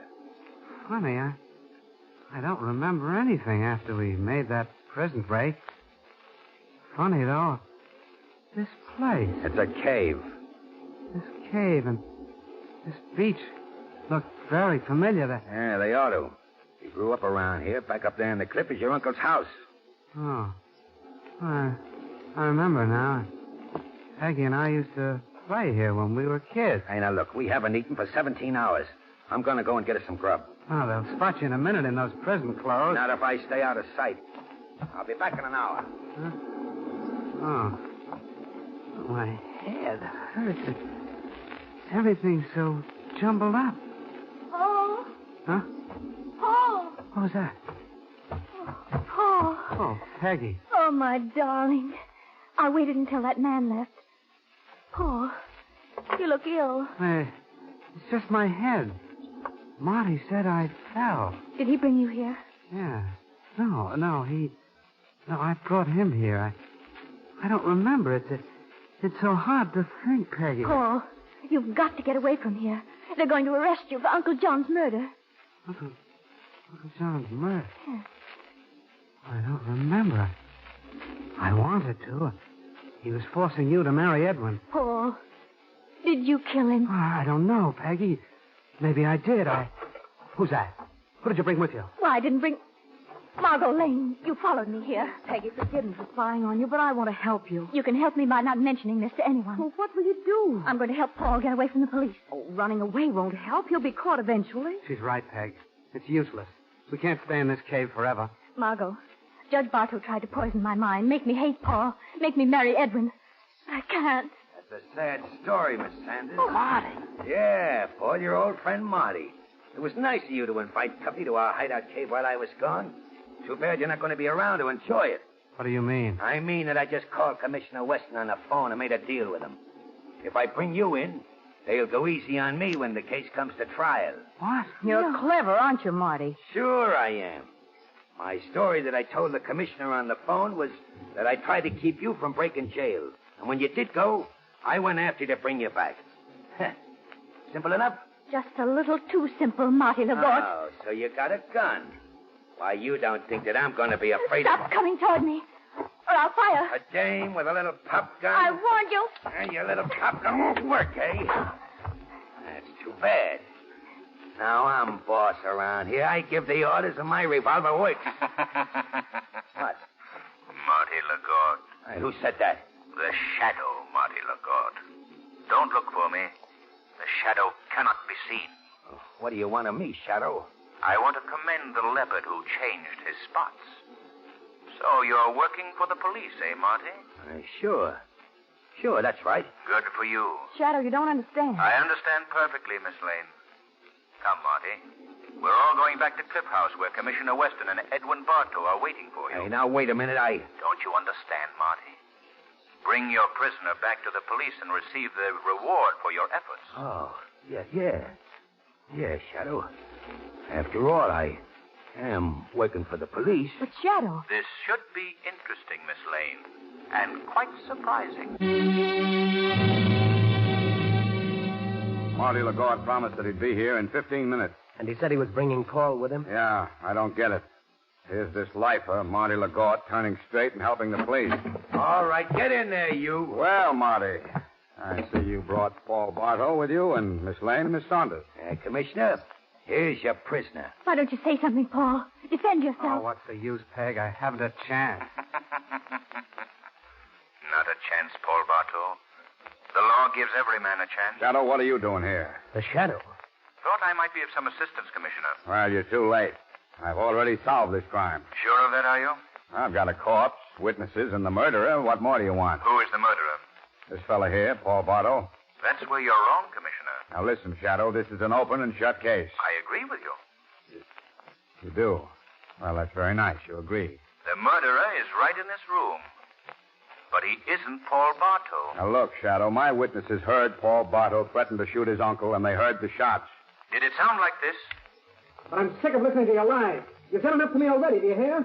You're not going to do it. I swear you won't do it. Stop. Turn that off. Turn it off. Shout to the rooftop if that pleases me. You can't stop me. Get out of this room. Get out of this house. This is the last time you threaten me. Paul, what are you doing?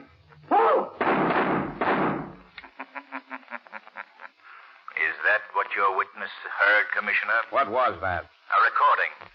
Played from that loudspeaker concealed in the wall.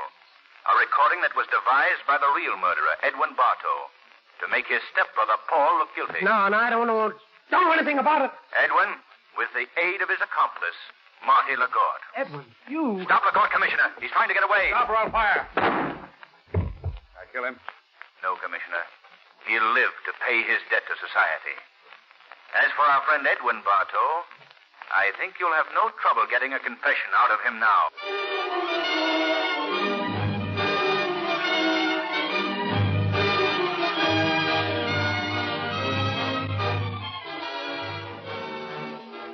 Yes.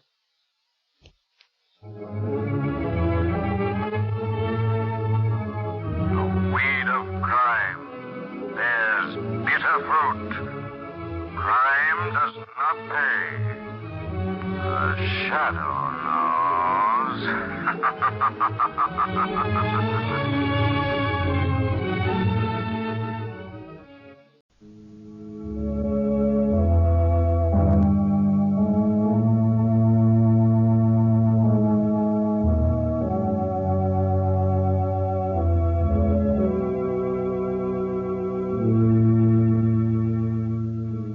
Who knows what evil lurks in the hearts of men?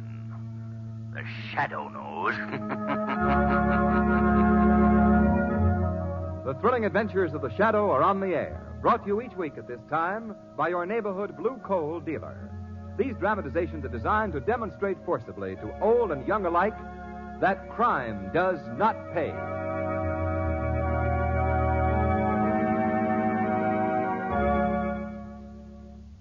Protect yourself against the quick weather changes that are so common this time of the year by heating your home with blue coal.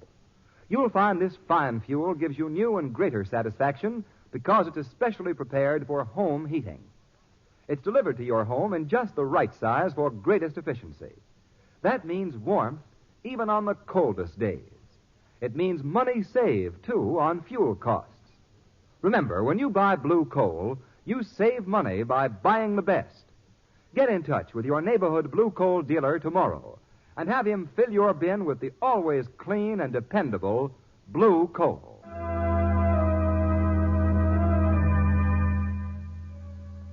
The Shadow, mysterious character who aids the forces of law and order, is in reality Lamont Cranston, wealthy young man about town. Several years ago in the Orient, Cranston learned a strange and mysterious secret.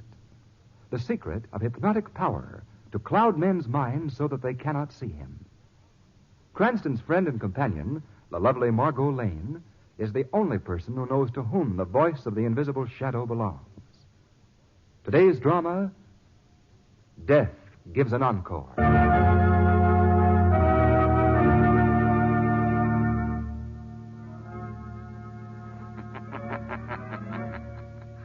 As the surgeon knows, the phenomenon called life is a delicate balance. To tamper with that balance is to upset it, and to upset it is to create a monster, neither living nor dead. A creature with no conscience, no mind of its own, but obeying the will of its bloodthirsty master.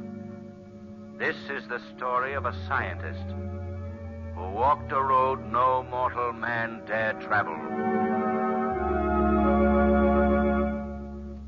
And in conclusion, gentlemen of the Biologist Society, may I say that I have actually seen cases of this living surgery in the Orient.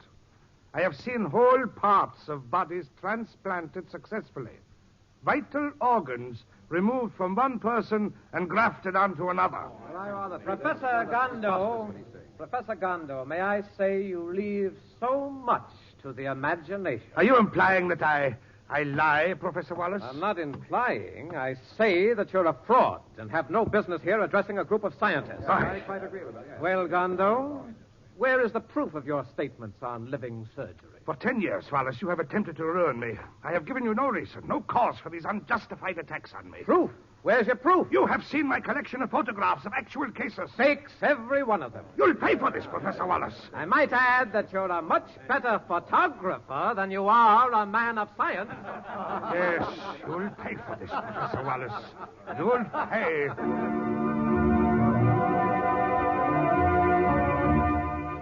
Read all about it. Knifer Williams dies tonight in chair. Knifer Williams to be executed tonight. Read all about it. This is the end of the road for you, Williams. Have you any last words? Any last requests? Yeah, Warden. Free my hands and give me a knife. I see, Williams. Still unrepentant. May the Lord see fit to pardon your sins. All right.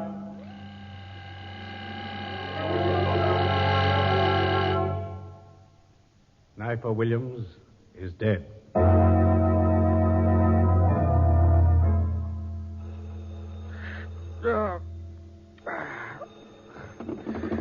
Hello. Commissioner Weston speaking. Hello, Commissioner Weston.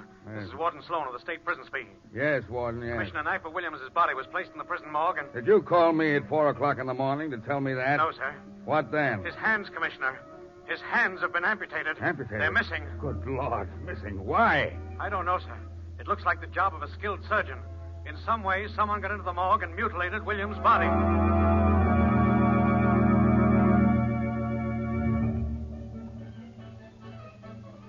Mr. Bartolini's not in his dressing room, Mr. McManus. Hey. I went in to check on his costumes. Not there? No, sir. What is Cappy's act as the star act in the bill? Now, what can we tell the audience? Well, that's your business, Well, sir. you know they only come to see Bartolini's triple somersault in midair. Everything's gone from his dressing room, sir. Flew the coupe, eh? I don't know, sir. There's only a large wooden box there. Box? Well, let me see it. Come on. You know, Mr. McManus, I have a strange feeling about this. There's been a man... Oh, here it is, Mr. McManus. So Sort of looks like a small coffin, don't it? Yeah. Yeah, it does. I'm going to open that box. Oh, wait a minute. What's this? There's a note attached to the side. It says, Bartolini won't need these anymore. It's unsigned. Well, I don't get it. Open the box. All right. Oh!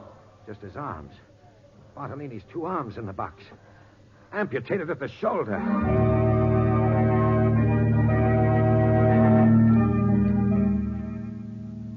I don't suppose you remember me, Mr. Cranston. I met you several years ago in the Orient. Well, as a matter of fact, Professor Wallace, I remember you quite well. You were doing research work in tropical diseases at the time. Yes, that's quite right. And if I'm not mistaken, you are something of a student of criminology. Oh, why? Well, it's for that reason that I've asked you here tonight. Well, criminology is just a hobby, Professor Wallace, but I am very much interested in the subject. That's a masterpiece of understatement. What was that? Oh, nothing. I'm sorry I interrupted you. Please go on. Oh, yes. Well, to come to the point, what would you say, Mr. Cranston, if I were to tell you that I have, for the last several years, been driving a man systematically insane? What are you saying? Now, wait, please, hear me out. First, hear my reasons before you condemn me. Please go on. I assure you my motives are above censure when judged in the light of medical science. Drive a man insane? Well, do you think that by doing that you're helping mankind? Yes, I do, Miss Lane. See, this man's brain was warped before he ever crossed my path. I immediately recognized the danger in allowing this man to continue with his diabolical experiments. Experiments with living bodies. Oh, Lamont. I don't believe I quite understand, Professor Wallace. Experiments with living surgery, Mr. Cranston. The grafting of arms and legs and vital organs from one body to another. Oh. The man's name is Gondo, a brilliant biologist whose intense work in the field of biological research twisted his mind. There's no telling what horrible crime he might not commit in his effort to prove his theories. Well, why wasn't some effort made to cure him? Cure is out of the question, Miss Lane. That horrible obsession is beyond medical aid. Oh, I see. So my sole purpose was to make Professor Gondo commit some act of violence toward me. Then I could have him sent away to some institution where he'd be safe. And at last, I think I have succeeded. Read this note I just received. Mm-hmm. What does it say, Lamont? My brain against yours, Professor. The body of a skilled gymnast, and in a murderer's hand, cold steel, thirsting for your blood. Tonight. Why, it's unsigned. It's undoubtedly from my friend Gondo. Well, you don't seem very much upset by that threatening note, Professor Wallace. Well, Miss Lane, my apartment here is 22 floors off the street, and the halls are guarded by private detectives. Lamont, look. Where? Look out the window over there. I saw someone on the window ledge of the building across the court. Why, that's impossible. There's not enough ledge on those windows for a cat to walk on. Well, I can't see anybody. It's too dark anyway. Well, I'm sure I saw someone for a moment. Probably your nerves, Margot. I can't say I blame you after hearing that. What was that? It came from my study. My assistant Peterson is going over some notes of mine in there. Come on. Yes, of course. Oh, no. Don't look, Margot. Peterson. He's dead, Cranston. Stabbed through the throat with a knife. No, Wallace, not stabbed. That knife was thrown. And look, the window was slightly open at a level with his head. Thrown? Miss Lane was right about seeing someone across the way. Careful, Wallace. The killer may still be there. Look out! What was that? Another knife. There's a note attached to it. Read it, Cranston. Yes. Fear festers like an evil disease. The first knife was to plant the infection. The next to drain your life's blood.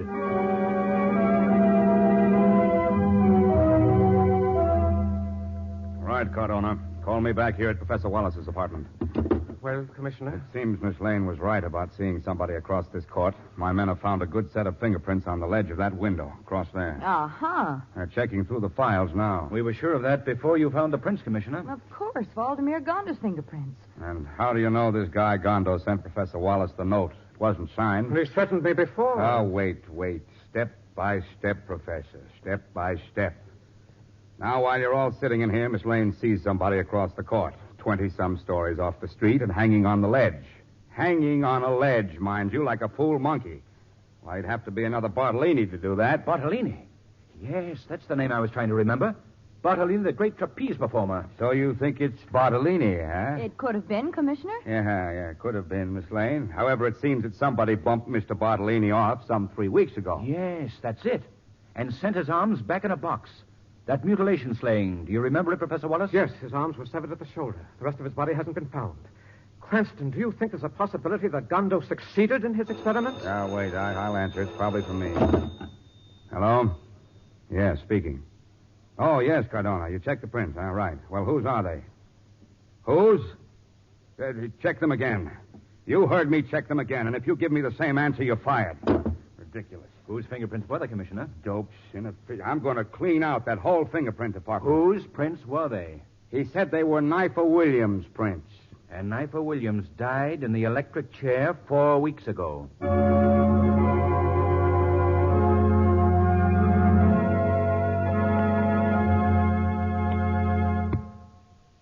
Act 2 of Death Gives an Encore will continue in just a moment. Meanwhile, here's a reminder to get in touch with your blue coal dealer so you'll be prepared for anything the weatherman has in store for you. You can keep your home at just exactly the temperature you want with blue coal. Comfortably warm and yet not too hot, because blue coal burns evenly and smoothly. In fact, this superior home fuel is especially prepared, sized, and carefully graded for home use. Yes, it fits the requirements of your furnace. It's tailor-made for your home. That's why you're sure of complete satisfaction when you heat with blue coal. You not only get comfortable, dependable warmth, but besides that, this tested superior home fuel is a money saver. It burns so efficiently that you enjoy real economy with blue coal. Get in touch with your neighborhood blue coal dealer tomorrow. He's listed under the words blue coal in the yellow section of your classified phone directory. Now here's a special announcement about the Mystic Shadow Ring. This is an exotic white ring that holds light and afterward glows weirdly in the darkness.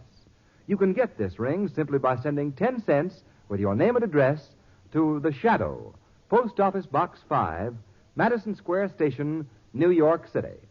Send in right away for your Mystic Shadow Ring. Now, back to The Shadow.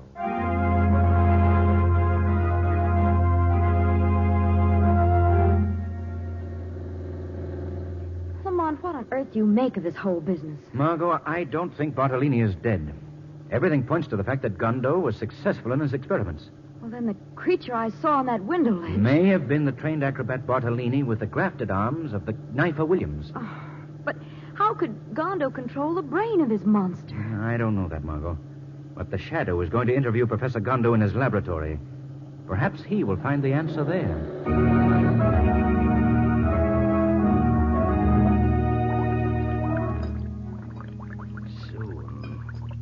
Soon. Proof you wanted, eh? Well, proof you shall have. Professor Gondo. What? I heard something. There's nobody here. You're wrong, Professor Gondo. The Shadow is also here. Where? Where?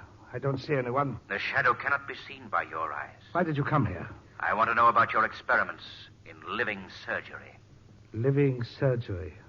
Why do you want to know? An attempt was made on the life of Professor Wallace tonight. You are under suspicion. Suspicion? Do you admit, Professor Gondo, I do not admit anything, Shadow. But I can tell you frankly, I would like to see him dead. I hate him. And you tried to kill him? No. No, Shadow. If I were to kill Professor Wallace, mind you, I say if, it would be with these two hands. And not the hands of Knifer Williams grafted to the body of Bartolini, grafted by you as an instrument of your revenge? You speak in riddles, Shadow. I do not understand. Perhaps you find it convenient not to understand, Gondo. What's that? Someone is tapping on my window. Gondo, stay away from that window. I must see what it is. There is no one here. Come away from that window. Gondo. Dead. Killed by a thrown knife.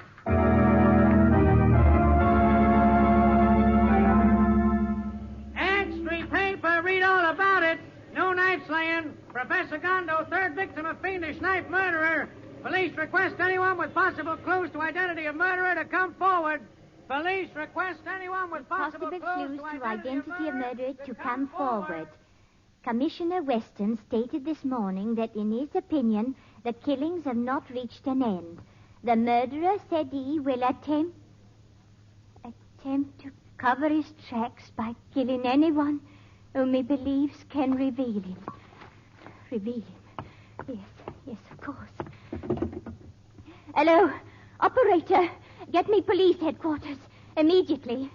Oh, I hope it isn't too late. Hello, police? I must speak to Commissioner Weston. Hurry, please. I think I can identify the knife murderer. Yes. Well, I'm the wardrobe mistress for Romero Brothers Circus, and I remember the man who was last seen with Mr. Bartolini. And if I'm in danger because of that... What? Oh, yes, I'd know him in a minute. He knew Mr. Bartolini and was always around. He seemed to take an unusual interest in Mr. Bartolini. Mr. Bartolini! You are going to die, Mrs. Dorner. You are going to die. Mr. Bartolini, that knife. What are you going to do with that knife? I must kill you. No. You must be put out of the way. Oh, Mr. Bartolini, what have I ever done to you? Oh, please. No! No, don't throw that knife. Ah!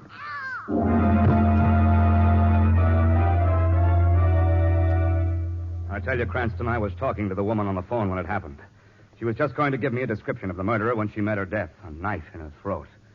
What I can't understand is her calling out Bartolini's name. Bartolini?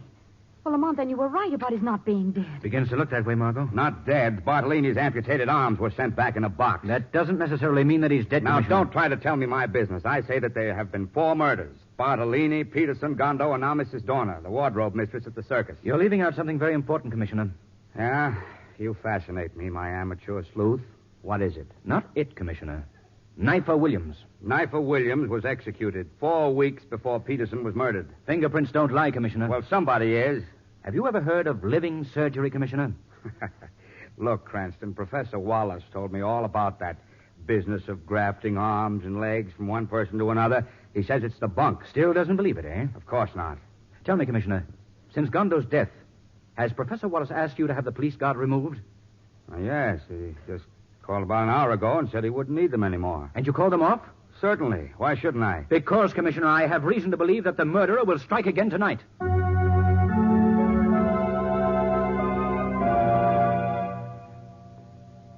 Well, Mr. Cranston, Miss Lane, you've searched my apartment and laboratory from one end to the other. You satisfied now there's no one lurking here? Satisfied isn't the word. I'm relieved. Well, surely, since Gondo's dead, Mr. Cranston, there's nothing for me to fear. Don't forget that Mrs. Dorner, the wardrobe mistress, was killed after Gondo. Mm-hmm. And by the same murderer. I can't help admiring your bravery, Professor Wallace. But aren't you overlooking the facts? Yes, that is quite true. In the mind of this monster, the hypnotic thought may still be implanted to murder you. Yes, that's very true, Mr. Cranston. Well, in that event, is there anything else here in my apartment you'd care to examine? Any place where the killer may be hiding? Well, come to think of it, I did notice a fire escape off one of the back rooms. Do you mind if I look it over? No, please, go right ahead. Wait here, Margot. I'll be back in a few minutes. All right, Lamont. Don't be gone too long. I won't. That's a very clever young man, Miss Lane. Very clever. Well, he has a way of tracking down a criminal, no matter how brilliant or how cunning. Yes, I suspected as much. You'll pardon me, Miss Lane, but I've been looking at your hands. You're a musician, aren't you? Well, I play the piano after a fashion. Just after a fashion? Well, that's too bad. With your hands, you should play magnificently. Yes? Well, thank you. Well, don't thank me yet. What do you mean? I'm going to give you the name of a very fine piano teacher. See, I think I have his card right here on the desk. I'm sure I have it someplace. Oh, hello, look at this. Well, what a strange-looking bottle. It's carved jade, isn't it? Yes, I picked it up in my travels in the Orient. Contains a very rare and exotic perfume. I've forgotten all about it. It must have been in the drawer here. Here. It's yours. Oh, no, I couldn't accept Oh, please, it. I insist. I haven't any use for it. You may find it very interesting. Well, how nice. Thank you very much. Smell it. It has a very delicate, very wonderful scent. It's wonderful. It's wonderful. I neglected to tell you, my dear Miss Lane, that it is a powerful hypnotic drug as well. Now, Miss Lane, you're going to aid me. Yes, aid me to get rid of your friend Lamont Cranston. Now listen to me and obey. You must obey every command. Yes. Yes, I must obey. Good, the drug is working well. Now to release my killer. See, I press the button, and the panel slides open. Your clever friend Cranston overlooked that when he searched this apartment. Bartolini, come. I've another little job for you. I hear you, Master. Good. Now for the final ironical touch, the final sardonic gesture. Miss Lane, you will send this monster after Lamont Cranston. No. You will command him to destroy him. No. Command him. You will go to the fire escape. Yes. Yes. You will find a knife in your hand. Yes, the knife. Then you will... Kill him. You will kill him. Good. You hear your orders, Bartolini? I hear. Then carry them out. Yes, Master. Do you think you can escape punishment for your crimes, Professor Wallace? What? Who said that? The shadow, Professor Wallace. You can't see me because I've cast a hypnotic mist over your mind. Shadow? It was a brilliant plan of yours, Wallace, to accuse Gondo of the murders, to make it appear that he was the creator of this monster with the body of Bartolini and the arms of Knifer Williams, when it was you. Then to make it look as if you were the target of the attack rather than the attacker. And now you know, Shadow. I ordered my killer here to murder Gondo and Peterson and then Mrs. Dorner, yes. My tracks are well covered, too. Not well enough to deceive the shadow. Don't you understand, Shadow?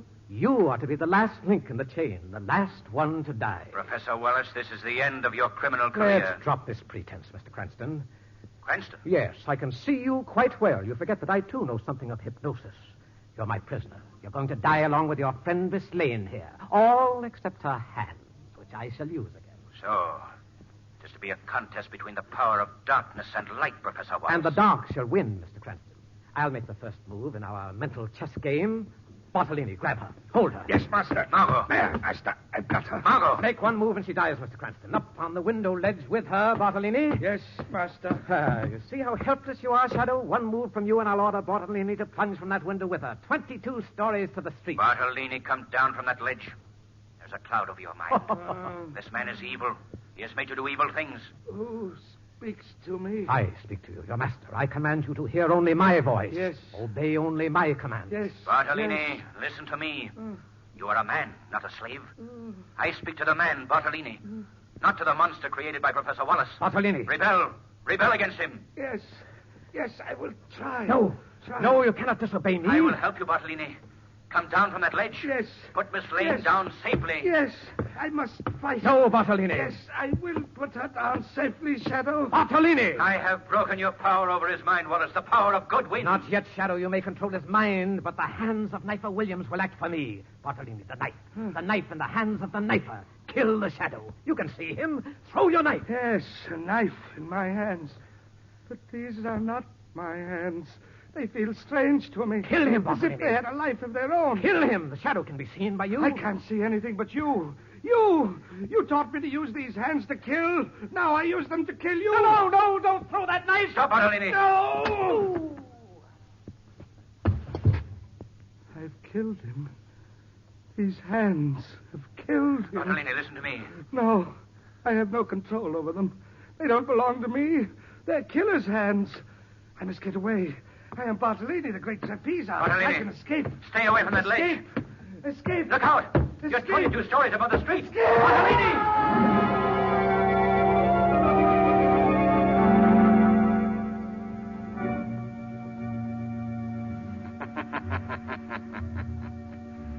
The phenomenon called life is a delicate balance. To tamper with that balance is to upset it, and to upset it is to create a monster. This was the story of a scientist who walked a road no mortal man dare travel.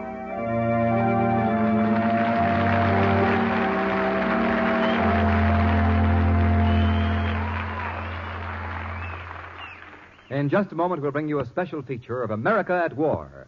But first, we present John Barclay, Blue Coal's home heating expert. Mr. Barclay. Thank you, Ken Roberts, and good afternoon, ladies and gentlemen. Most of you folks drive cars, I take it. But I'll wager that you wouldn't think of driving any car unless you were sure the accelerator and brakes were in good operating condition. That's common sense, because they control the speed of the car.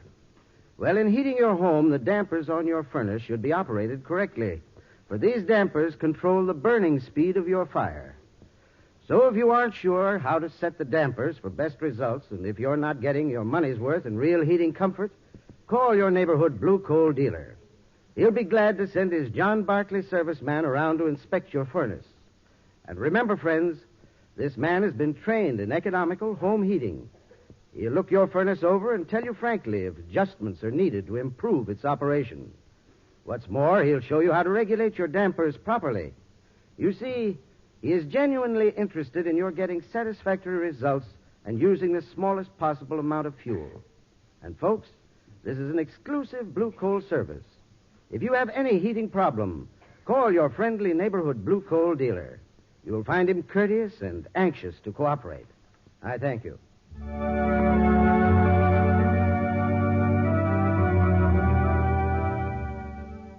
The Shadow program is based on a story copyrighted by Street and Smith Publications.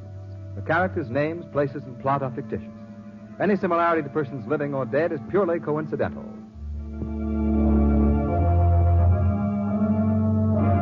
Somewhere off the east coast of the United States, a ship is creeping forward in darkness, and with good reason. Like assassins in the night, enemy submarines stalk the merchant ships and close in for the kill. All the torpedo tubes ready. Stand by to fire on order. Ach, Himmel, what's this? Coast Guard approaching. Dive. Dive, you hear me? United States Coast Guard ship is almost over us. We're trapped. United States Coast Guard patrol reporting. Sighted submarine. Submarine sunk.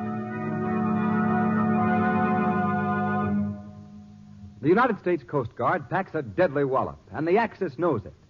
Like to take a good crack at the Axis yourself? Then join the Coast Guard.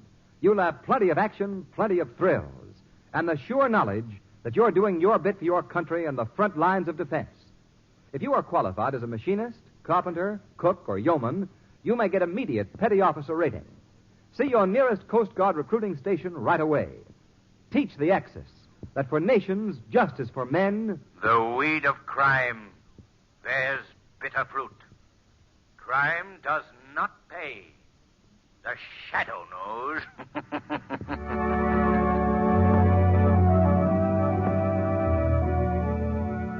Next week, same time, same station, your friendly blue coal dealer brings you another strange and thrilling adventure in the Shadow's daring battle against the forces of evil. Be sure to listen, and be sure to phone your neighborhood blue coal dealer for greater heating comfort at less cost. Remember, keep the home fires burning with blue coal. This story was produced by the DL&W Coal Company, distributors of blue. So let's listen now as Bill Johnstone, as the Shadow, discovers that dead men tell, as originally broadcast March 1st, 1942.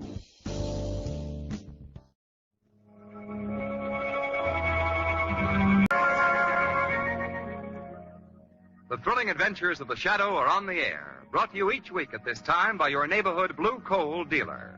These dramatizations are designed to demonstrate forcibly to old and young alike that crime does not pay. The Shadow, mysterious character who aids the forces of law and order, is in reality Lamont Cranston, wealthy young man about town. Several years ago in the Orient, Cranston learned a strange and mysterious secret. The secret of hypnotic power to cloud men's minds so that they cannot see him. Cranston's friend and companion, the lovely Margot Lane, is the only person who knows to whom the voice of the invisible Shadow belongs.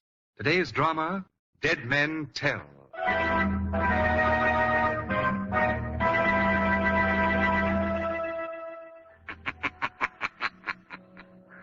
That everlasting sleep, that bourne from which no traveler ever returns, that eternal rest called death. How often men have attempted to close the mouth of the accuser, seal their lips forever, and how often have they failed? For dead men, in spite of the legend, do tell. Yes, they speak and point with a bony, fleshless finger at their murderers. Sign right here, Matley, right on the dotted line. No, I won't do it. You like living, Johnny. Either you pay up or it's I'll make flowers for you. Okay, let go of me. I'll sign. That's better. But this notice of $50,000. Yeah. I only owe you $10,000. Just a little interest, Johnny boy. Just a little interest to keep me happy till your old man dies and leaves his dough to you. I gotta have something extra for waiting, don't I? Go ahead, sign. All right. Now remember, this is a little business between you and me. One word from you to your old man about this, and, well, I collect my money that much sooner. You get it? Now get out. Okay. All right, he's gone. You can come out. Get it, Max? Sure you got it, Julie. Where is it? Here.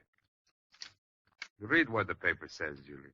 I promised to pay Max Merkel the sum of $50,000. 50? When, Max?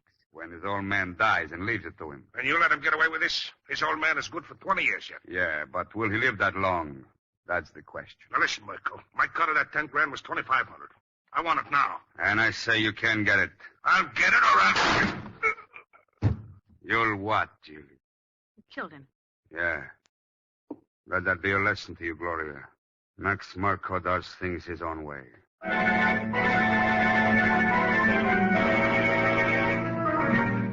You're a fool, John. A weak, blind fool. How much longer will I have to watch over you? How much longer will I have to fight your battles for you? Last year it was that singer, Gloria Kingsley, and Well, now... you said it'd kill me, Dad, if I didn't sign that note. $50,000. How much did you actually lose at Merkel's crooked gambling house? $10,000. And you signed for 5 times that amount? Why? Well, I told him that you wouldn't give me that much money, and he said, well, you get your father's dough when he dies, don't you? And I said, yes. He said, well, I can wait, but I want interest. So you'd even gamble on your father's life. But, Dad... Get out, I'm through with you. Dad, I'm calling Arnold Fantas right now and cutting you out of my will. Look, Dad... Get out, I said. All right, Dad, but you're not changing your will. There are ways to stop that. More ways than one. So my son would even threaten me, huh? Threaten me. Well, you'll see about that. Hello? Oh, hello, Arnold. Is that you? Yes, Gustav. What is it? You sound upset. Oh, it's that son of mine again, Arnold. I've decided it isn't hurt him. No. This time I'm serious. I've never been... Look, how soon can you get here? I'm right next door. I can get there in 5 minutes, but can't this wait till tomorrow? Oh, I'm changing my will tonight. I want you to bring... Oh, what's that? Bentley. My head... It feels like fire. Well, what is it? Oh, what's the matter? Gus!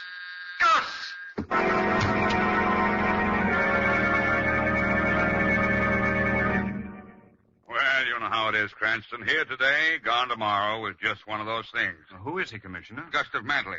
The broker? Yeah. Well, isn't he the man whose son got so mixed up in that scandal last year, breach of promise and all that? Yes, that's right, Lamont. Nightclub singer, wasn't she? Gloria... Gloria Kingsley. That's right, Gloria Kingsley. Oh. Yes.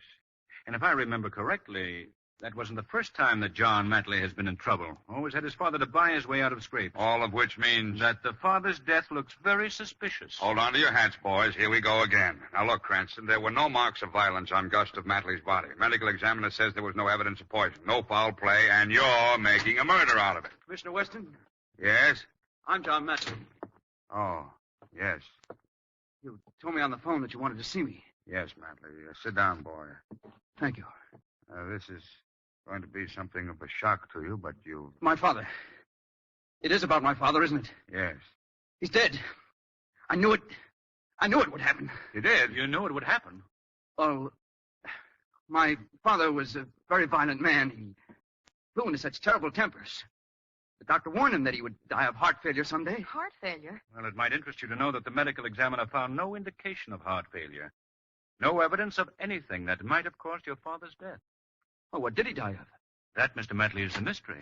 I was just wondering... Huh? Say, what is my office? Grand Central Station? Arnold Fantas. Yes, John. I heard that the police had sent for you, and I came here to help you. I don't want your help. Why, you young... Wait a minute. Where do you two think you are? I'll have no more of this. I'm sorry, Commissioner. You see, I'm Arnold Fantas, the deceased Gustav Mantley's attorney. Well, why did you come here, Mr. Fantas? I thought it was my duty to help John defend himself against this murder charge. Murder? What are you talking about? The murder of your father, of course. It's strange that you say that, Mr. Fantas, because as yet the police are not even sure that it was murder.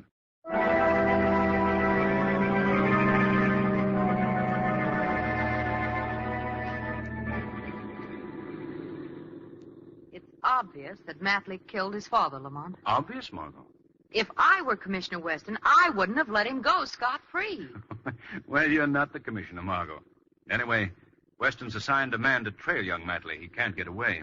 Pardon me, Mr. Cranston, Miss Lane. Oh, what is it, Shrevey? Well, it seems my bosom friend and companion, Big Charlie, and me is discussing this now Matley case in full detail. We are discussing. And what conclusion did you reach? Well, we reached that if we had been the father of this now guy, John Matley, we would have taken the boy gently but firmly by the hand and kicked him the heck down the stairs. Oh, here it is, Mr. Matley's house. Well, I'll see you later, Margot. Oh, Lamont, can't I come along, too? No, Margot. Gustav Matley's will is to be read here today, and the shadow is going to be present.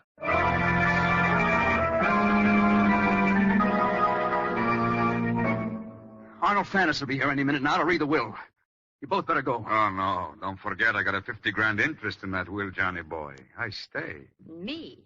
What about me, Johnny? You were paid off, Gloria. My father gave you $5,000 for those letters I wrote you. That's right. Now that I think of it, they were worth much more than that, Johnny. You get out of here right now, both of you. Listen to him. He ain't very polite, is he? After all I've done for him. What have you done for me? Much more than you know, kid. More than you know. I don't understand you. Maybe he bumped off your old man for you so you could get his money. Shut up, you. Shut up. Ooh, look what little Gloria turned up. So it was you, Max. What? Well, now I'm really going to be paid off from both sides, and good. Well, now, that throws a different light on things. How'd you do it, Max? Who are you kidding, Johnny boy? I talked you into it the other night so you could get his money. Even if I had, you can't prove it. You can't prove it. Now get out of here.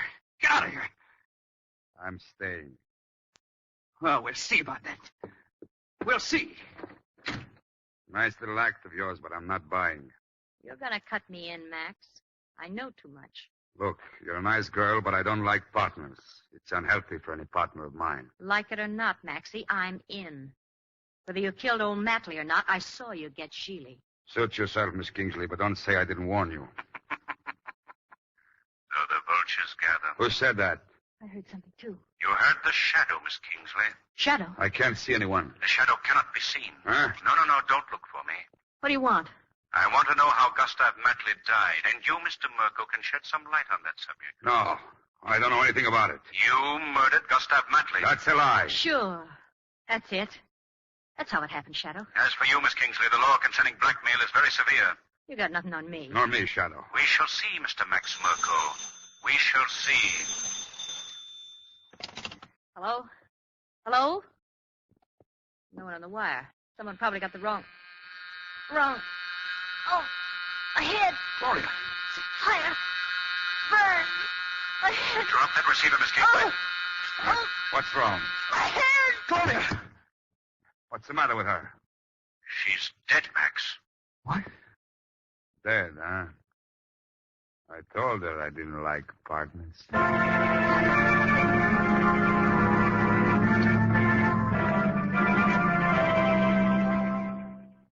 Let's pause for a moment. Bill Johnstone will return as the Shadow right after these messages. Richard Diamond, Private Detectives, Gangbusters, The Adventures of the Saints. The preceding memories are brought to you by Radio Spirits, the leading supplier of classic radio programs and nostalgia merchandise. Hi, this is Fred Foy. For a free catalog listing thousands of classic radio programs available on cassettes and CDs, call toll-free 1-800-RADIO-48. That's 1-800-723-4648. To find out more about old-time radio, old-time video, and the pleasures of listening to audiobooks, visit the Audiobook Club website, www.audiobookclub.com, where you can get 4 audiobooks for just 1 penny. And now let's return to Bill Johnstone as the Shadow.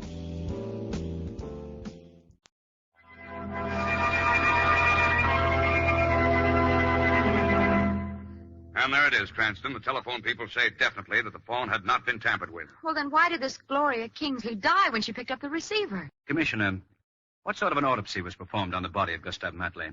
Look for yourself. Here's the report on my desk here. Thank you. No marks of violence, no poison. Commissioner, can you get an order to exhume the body of Gustav Matley? Yes, but why do you want it?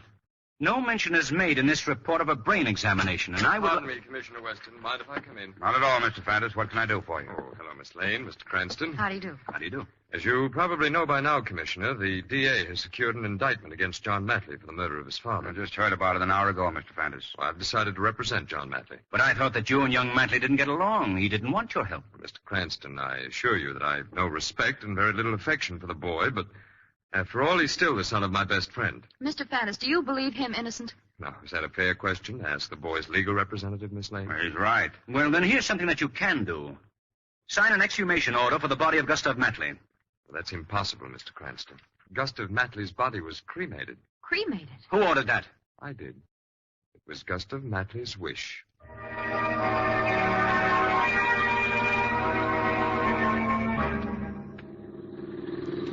All right, Lamont, be mysterious if you want to. I'm not being mysterious, Margot. You wanted to come along, and you said you didn't care where I was going. 746 3rd Street. Yes, sir. Well, this can't be it. It can't be. But it is. What are you talking about, Shrevey? Well, you said that we was going to call on a young lady, Mr. Cranston. Young lady? At this time of night? Lamont, who is she? Not a very live number, if you should ask me. This is our undertaking parlor. A what? An undertaking parlor, Margot? The young lady happens to be Gloria Kingsley. But Lamont, she's dead. Yeah, that's what I've been saying. She's dead. What am I laughing at? Worried, Shrevey? In a word, yes. Coming, Margot? Well, yes. Well, what can you find out here, Lamont? Margot, Gloria Kingsley has something that she can tell the police. Something that they've overlooked. Coming, Margot? Yes, I'll come. See you in a few minutes, Shrevey. Oh, doesn't look like there's anyone inside the undertaking parlor. That's why we came at this hour, Margot. We're going to bring Miss Kingsley's body back with us. Is that necessary? Yes. Let's try the door. It couldn't be locked. I guess undertakers are one group of people who aren't afraid of burglars. Come on. Let's go in. Lamont, I can see a light burning there in the back room. Hardly expected to run into anyone at this hour. Seems to be two men back there. Undertakers certainly keep strange hours. I don't think they're the undertakers, Margot. Who are they? I can't quite... Oh, wait. The light's just gone off. They must have heard us. They're gone. Come on, Margot. See if you can find the light switch. All right. Wait a minute. Here, I've got it. There.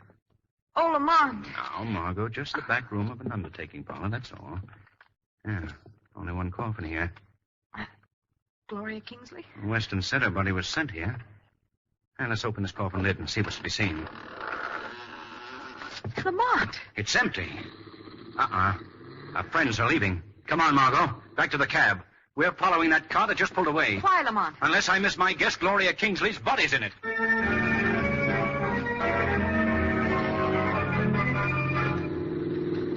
Keep your foot down on the gas, Shrevey. I think we're gaining on them. Yes, sir. Down the floor of the cab, Margot. They're shooting at us. Where do you think I am? Oh, there goes my windshield. I'll buy you a new one, Shrevey. Keep after them. Hey, they're slowing down. They're slowing. Look. They've just tossed something out of their car. Stop. Stop, Shrevey. It's a pleasure, Mr. Cranston. A pleasure. Now, let's see what it is. You stay here, Margot. Come on, Shrevey. This big bundle must be it. Wrapped in a sheet, it's wrapped. I'm going to open it. Maybe I ought to go back to the cab and guard Miss Lane. Stay here, Shrevey. Good heavens. Oh. Gloria Kingsley's body. And the head is missing.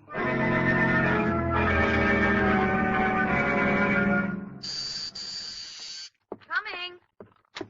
Oh, Lamont, come in. I've been trying to reach you all over town for the last half hour. You have, Margot? Yes. Arnold Fanders called and says that he has a full confession to the murders from Max Merkel, the gambler. What? Max Merkel confessed? Yes. Fanders has Merkel over to his home, and he wants us to come over there to witness the confession. It doesn't add up, Margot. Why? I'll tell you later. Look, you go to Arnold Fanders' home. Tell him I'll be a little late. But, Lamont, why can't you go with me? Margot, it just occurred to me that Gustav Matley's will has never been read. And I have a hunch that the solution to this whole mystery can be found there.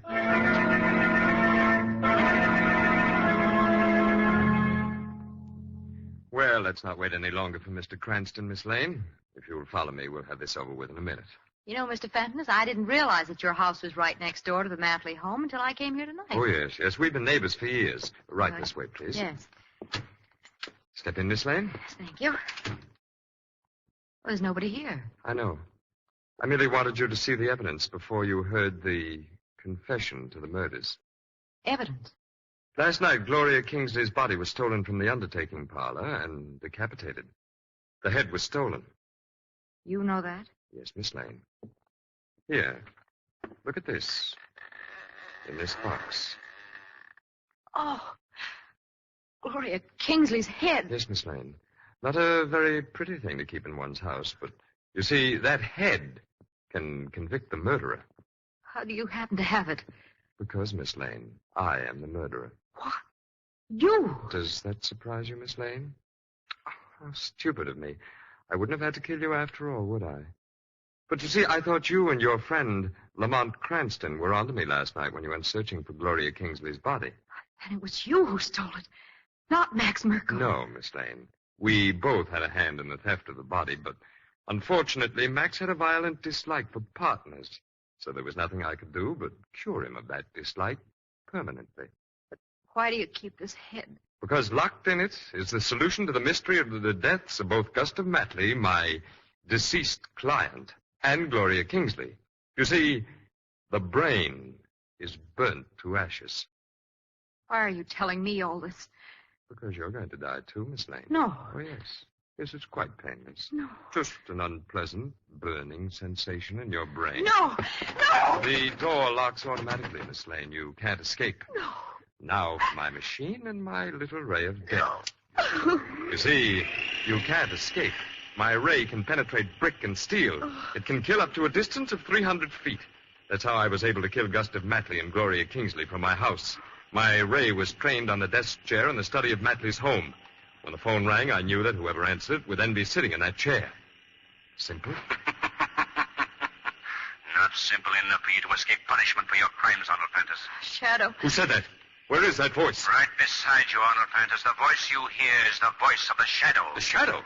So, you murdered your good friend Gustav Matley to keep him from discovering that you had falsified his will, so as to leave everything to you. Yes, Shadow. And in attempting to murder his son, you killed Gloria Kingsley. Yes, now you know. You couldn't have defended young Matley in a court of law, Fantas, and you know it. You were disbarred for illegal practices years ago. So, you know all my secrets, Shadow. Did you believe that you could escape paying for your crimes? Yes, Shadow, because only you and Miss Lane here know my secret, and you're both going to die. There. Now my death ray is ready. I can't see you, Shadow, but my ray can find you. It doesn't have to see. Fantas. I'm going to turn it slowly and spray the room with it. Nothing can live in its path. It burns internally. Shadow, stop! Nothing, no power can stop me now, Miss Lane. There. Now, slow, every part of the room. Shadow! It's pointing toward me! Shadow! Fainted, Miss Lane. No matter, we will come back for you later. First, I must deal with the Shadow. Why don't you speak to me, Shadow? Is it possible that you're already dead? Ah, that's it. I've killed the Shadow. Now, to finish off my little job, Miss Lane must feel the deadly ray, and then I'm free.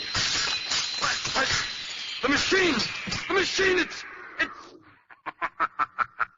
Yes, Fantas, your diabolical machine is destroyed. You've reached the end of your road of crime.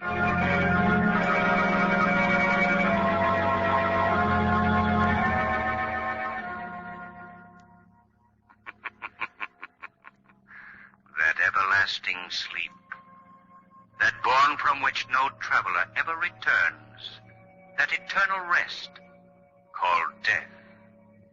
How often men have attempted to close the mouth of the accuser, seal their lips forever, and how often they have failed. For dead men, in spite of the legend, do tell. Yes, they speak and point with a bony, fleshless finger at their murderers.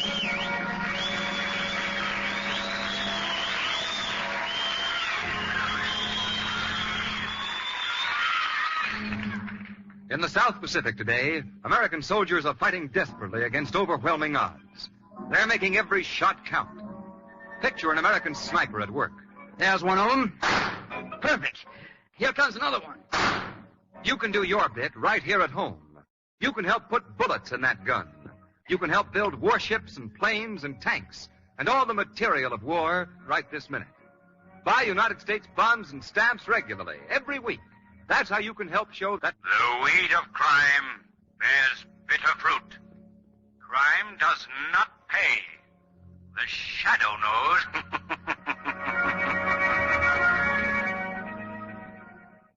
And that was Dead Men Tell from March 1st, 1942, starring Bill Johnstone as The Shadow, with Marjorie Anderson as the lovely Margot Lane, Kenny Delmar as Commissioner Weston, and my friend Alan Reed as Shreddy. I'm Stan Freeman.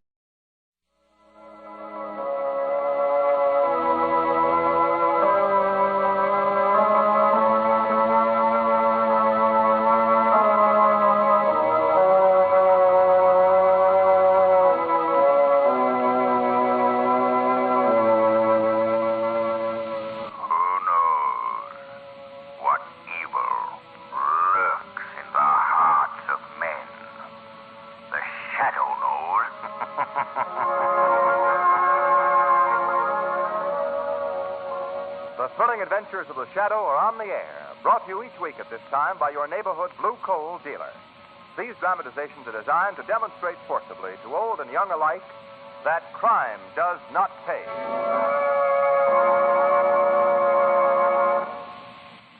A spell of fair weather may fool you into thinking that winter is through for this year. But don't you believe it. There is still cold weather ahead of us. So play safe and make sure you have a good supply of blue coal on hand. It's especially wise to make sure you get blue coal, because blue coal is particularly prepared for home heating. There are many different qualities of coal, as you know. But when you order blue coal, you can be sure of getting the finest quality coal for your money. And that means real comfort plus economy. So get in touch with your neighborhood blue coal dealer tomorrow. Order your blue coal right away.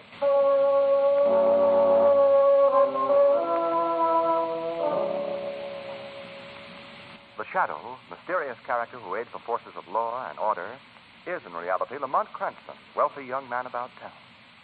Several years ago in the Orient, Cranston learned a strange and mysterious secret.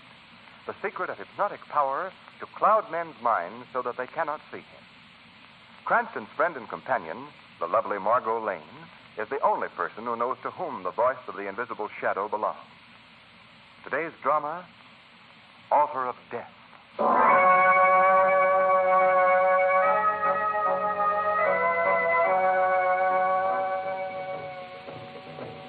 I can see that travel folder now, Lamont. You want peace and quiet. Come to beautiful San Luce, the island paradise. Do those tom-toms bother you, Margot? Well, they do funny things to my spine. Well, probably some native festival. Shall we go back into the hotel? No, somehow I feel safer out here on the veranda.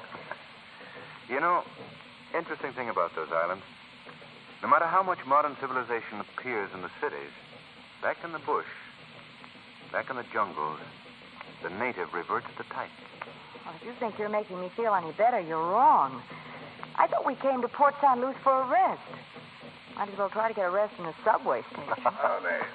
Howdy. Where places are you? Howdy. Who's that? One of the guests. You see, he's coming up on the veranda. Where's that proprietor? Howdy. Oh, Mr. Eustace. Eh?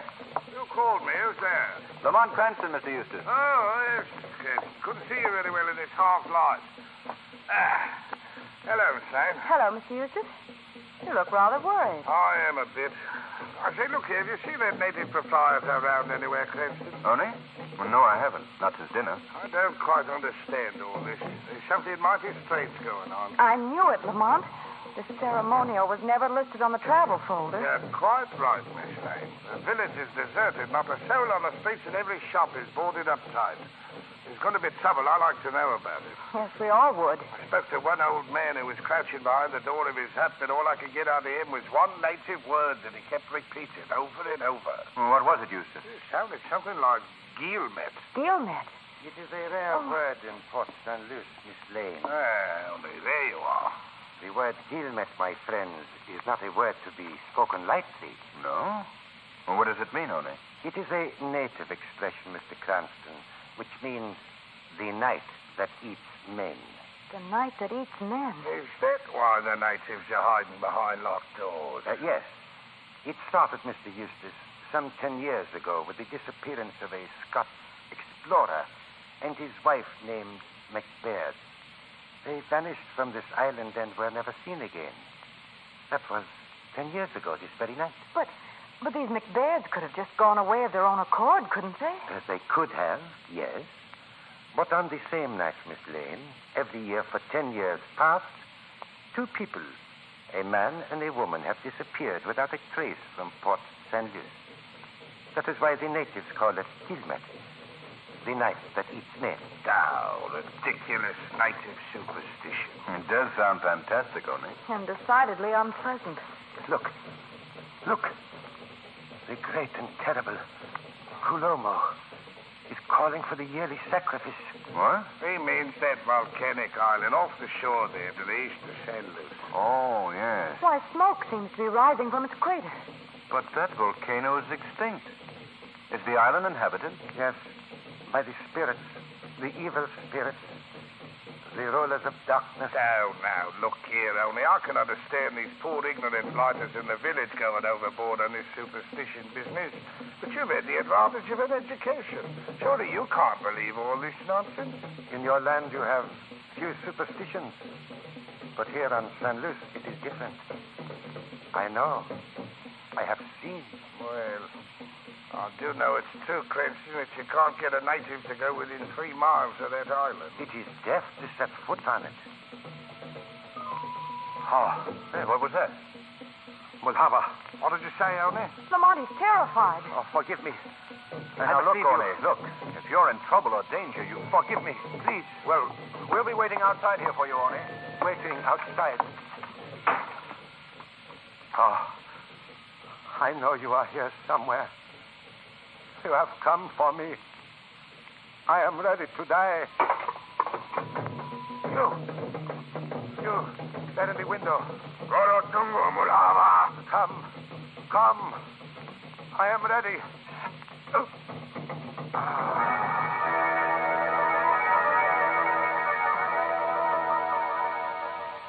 Oni's expression is like death, Mr. Eustace. Oh, no, Lamont. Who killed him? A native, I'd say. See the tiny poison dart stuck in his throat? Yes. That did the job. Only seemed to know this was coming. Listen. Weird flute music again. Came from somewhere outside.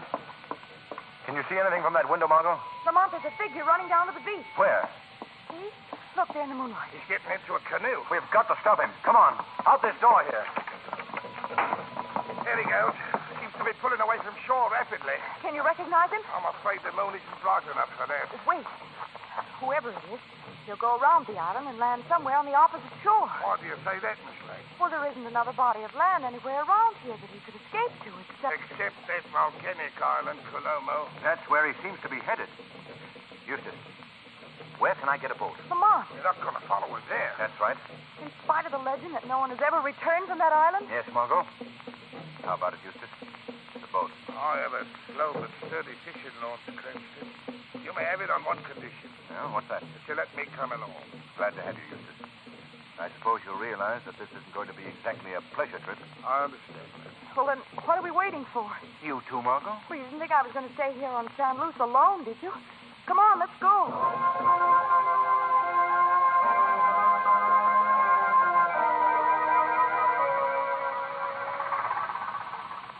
Can you see him, Eustace? Right. They're dead on his trail. Good. Wish I thought to bring a gun with me. I have one on the boat, Cranston. It's aft in the leather side pocket there. Miss Lane can reach it for you. Oh, yes. Here it is, Lamont. Thanks. Eustace, can we get any more speed out of this boat? He's pulling away from the I've got it wide open now. I think he wasn't really far. I say, Cranston, there's an arm of water just up ahead there that's thick with submerged reefs and rocks. It's a favorite hunting ground of the sharks that infest these waters. Even the native fishermen avoid it. We have to go through that, Lamont. That man in the canoe's going around it. We've got to, Margot. We're going to head him off. We'll be tempting fate if we try it. It's our one chance to overtake him. I shall. Mighty slim with a set. Well, what do you say, Margot? Shall we go after him or turn back? I know what your choice is, Lamont. And it's mine, too. Good. I knew you'd say that. You game, Eustace? Thought so. But it's a good thing I'm a bachelor. I'm going to risk a shot before he gets too far out of range. Don't miss. He might be a nasty customer with those poison darts. Yeah. Well, here goes. Oh, not so good. Well, what's happened to old Dead-Eye Dick, Lamont? I don't know, Margot. Well, I won't miss this time. Order, Cranston.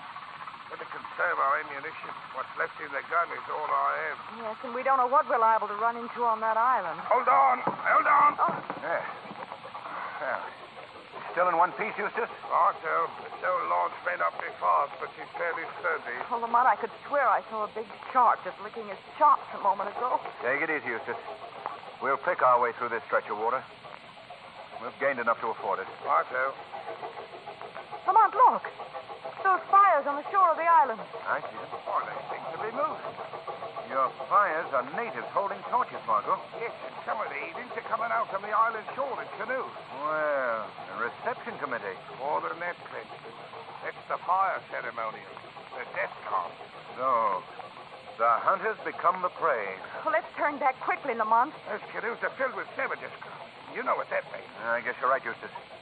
Back it is. Yes, and let's see if we can't get a little more speed out of this launch. So. Eustace, they're coming at us fast. Can't get any more out of this boat. I'm trying. Uh-oh. Well, Eustace, we couldn't have picked a better time for the motor to go dead. It's quite an appropriate word at the moment. And the native's only about 50 yards away from that prey of yours, Lamont. Well, we still have a gun. No, don't shoot at them, Cranston. You haven't enough bullets to do any good. With those blowguns and poison darts, we wouldn't have a chance. I guess you're right, Eustace. Lamont. Yes, Margot. Any ideas? Not a glimmer. Well, we've been in tight places before. Yes, but this one is a prize winner. Looks like we're in for it, Margot.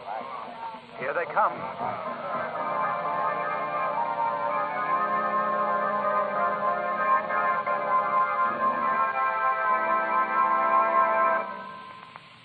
In just a moment, we'll continue with Act 2 of Altar of Death. First, here's something that concerns your health, your comfort, and your pocketbook, all three. What is it? It's simply the advice to heat your home with blue coal. You see, blue coal is tailor-made for your home. That is to say, it's carefully sized and graded to fit the special requirements of your furnace. That's why it gives you even, comfortable, dependable warmth throughout the house in every room.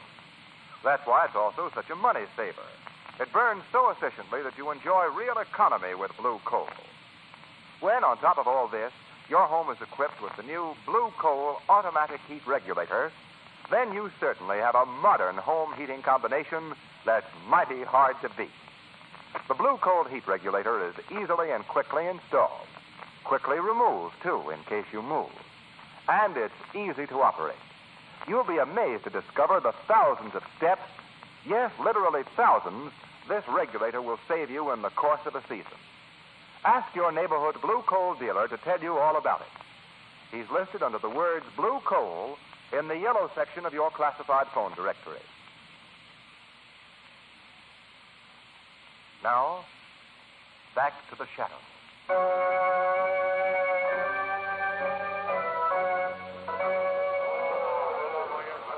They're the most savage crew I've ever seen. The native in the lead boat wants to talk, Lamont. Huh? You no fight. What did he say? He's asking us to surrender without fighting. They evidently mean to take us alive. They could kill us in a minute if they wanted to. We still have a chance this way. Mr. Eustace is right, Lamont. We still have a chance. You no fight. Okay. We won't fight. At least temporarily. I take you to chief. Katomo, Kanamasa. Katomo!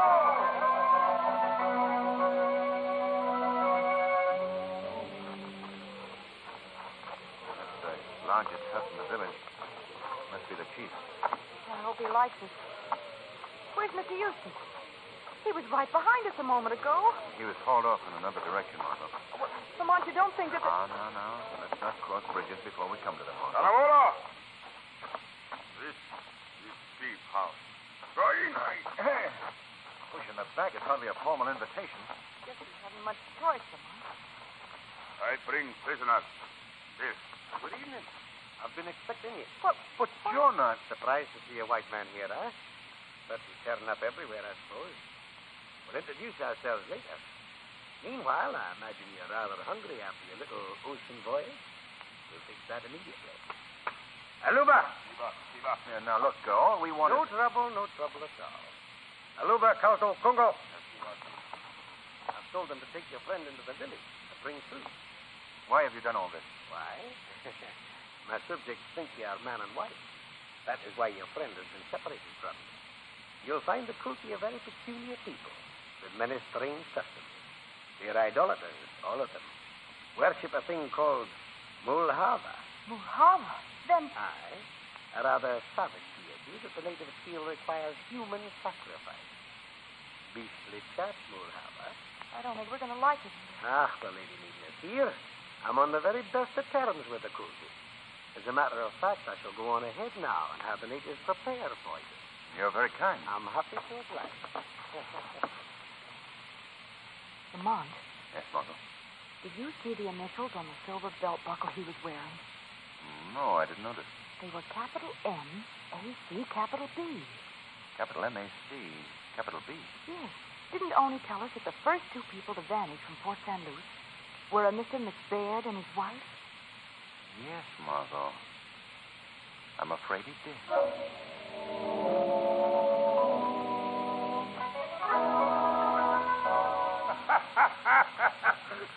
Well, you don't seem to mind our little adventure, Mr. Eustace. Yes, I noticed that too, Margot. Well, Miss Lane, Mr. Cranston, this supper our absent host has given us is enough to bring a dead man back to health. You're very gracious, Mr. Eustace. Now, as you were saying while I was gone, Mr. Cranston, this man, Oni, I believe his name was, told you two people who disappeared from Port St. Luce every year on this night. And shortly after telling you this, he was found murdered. Why do you put that in the form of a question? It's evident that you've been listening to every word we've said. Aye, Mr. Cranston. A bad habit of mine. Very bad. Oni also mentioned a man named McBaird. I see. Are you quite finished your meal? Why, yes, thank you. And now, if you could let us have some fuel for our No. boat... You must accept my hospitality and stay the night. Or at least part of the night. The natives are well prepared for you. What's that? I use this gong to summon my servants. The natives are coming for the food. Oh, thank you, my dear. This is my wife. The natives took rather a fancy to her and made her a priestess. We are both devout worshippers, as a matter of fact. Hey, what's going on here? Your friend Oni told you about the man and woman who disappear every year from Port St. Luce. Did he name Mr. Cranston? Yes? It is my pleasure to inform you, sir, that you and Miss Lane are the two who disappeared this year. No! What? Aye, Miss. The native in the canoe rather lured you on, I believe. He was the witch doctor of the Kulti tribe who went to Port St. Luce to murder Oni because poor Oni, he knew too much. Oh, I see. You were behind that, too. Aye. He had fallen away from the tribal laws. As for you see, a man and a woman must be killed in Mulhava's honor on this night. You met, as it is called on Port St. Luce. What is your part in all this, McBaird? For 10 years, I have engineered the disappearances of a man and a woman for the purpose of the Mulhava sacrifice. But why? Why? This volcanic island is some of the richest diamond territory in the world, Miss Lane. So that's it. Aye. I'm paid for my trouble in diamonds, which are worth more to me than to the savages, since I can reach the American and European market. You see, it's a perfect system. Not quite so perfect as it seems, though, you know. No? No. Because you've overlooked the fact that I have Mr. Eustace's revolver. Oh. Now, you take it to our boat and see that we can... Oh, yes, Cranston, I forgot to tell you. What, Eustace? The gun is only loaded with blanks. You see, I'd never have given it to you if it were actually loaded. You're in on this, too. Of course, Miss Lane. I happened to be Mr. McBaird's contact with his markets abroad. It was an excellent deception, don't you think? Your coming here was playing very carefully. Oh, the mob. Don't worry, Margot. The natives are here. I will speak to them, my dear. Agato! Agato! Es tanto gori, sopa grani, ulumo, mulhava! Agato! I have just told my subjects to take you to the Temple of the Altar of Death on the rim of the volcano. There, after due ceremony, you will be cast into its bottomless pit in flames as a sacrifice to our idol, Mulhava. Oh, no, McSpad. It's not going to be as easy. Let go of me, you fool. Goody, goody. Lamont, look out! Lamont! Mr. McMahon, your native is killed. Not yet. I couldn't deprive my people of their innocent little fun. No, I am saving you both for the fire sacrifice.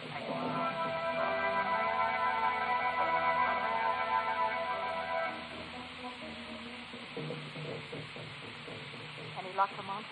Afraid not, Margot. This temple dungeon seems to be hewn out of lava formation. Will they come for us soon? Can't say, Margot. I don't know how they run these things. Oh, Lamont. Oh, now, Margot. Mustn't let that lunatic McBad enjoy himself over our fear. No, you're right. Is this it, Lamont? Looks like it, Margot. I don't see how we can possibly get out. Someone at the door. Have they come? A little sliding panel.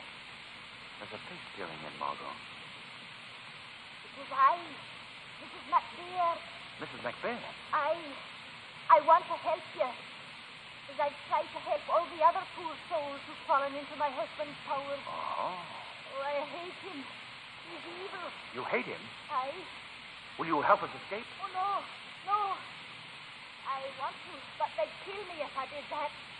All I can do is to tell you the weak place in my husband's armor. For what you can make out of it. Yes, Mrs. McBeard. The natives fear him. They think he's Mulhava's disciple. They fall on their knees before him. They even made me serve as priestess to keep up the pretense. But if they ever should discover that he uses them and their God for his own selfish ends, they turn on him. I understand you, Mrs. McBeard. And I think I see a chance. What do you mean, Lamont? Margot, perhaps the shadow can find a way out. Mrs. McBeard, there's nothing I can do unless you open that door. Oh, they'd kill me. You must, I tell you, if we're all to have a chance. If I open it, I warn you I'm armed, and if you attempt to escape, I'll have to kill you in self-defense. I agree to those terms, Mrs. McBeard. Very well. Just a moment. I'd better make a break for it, Margot. I'll be looking out for you. Good luck, Shadow. You feel it, Lane? Nothing. Yes, you're nervous. Mr. Cranston. Where is he? He's gone, Mrs. McBeard. Gone? Oh, no. I'll be killed for this. They're coming. I'll help you, Mrs. McBeard. I'll do my best to help you. Here comes my husband. Well, Miss Lane, Mr. Where's Cranston? Where is he? Ah, my dear. This is some of your gentle work. Oh, she couldn't help it. He escaped. She couldn't have stopped him. Cranston is gone. Of course, and we're done for. The natives won't take just a woman. No, they will not. They insist on a man, too. But I think we can work out of that emergency. Don't you, Eustace? What do you mean, McBeard? We have Miss Lane, have we not? But that's no man. You forget me. We have you. Oh, yeah. You're joking. You would do a thing like that. Besides, you need this too much. I need the natives more, Eustace. Mulhava! Coro! Jungo! No, McBeard, not me. Take that man, take him. He and Miss Lane will make up our sacrifice to the mighty Mulhava!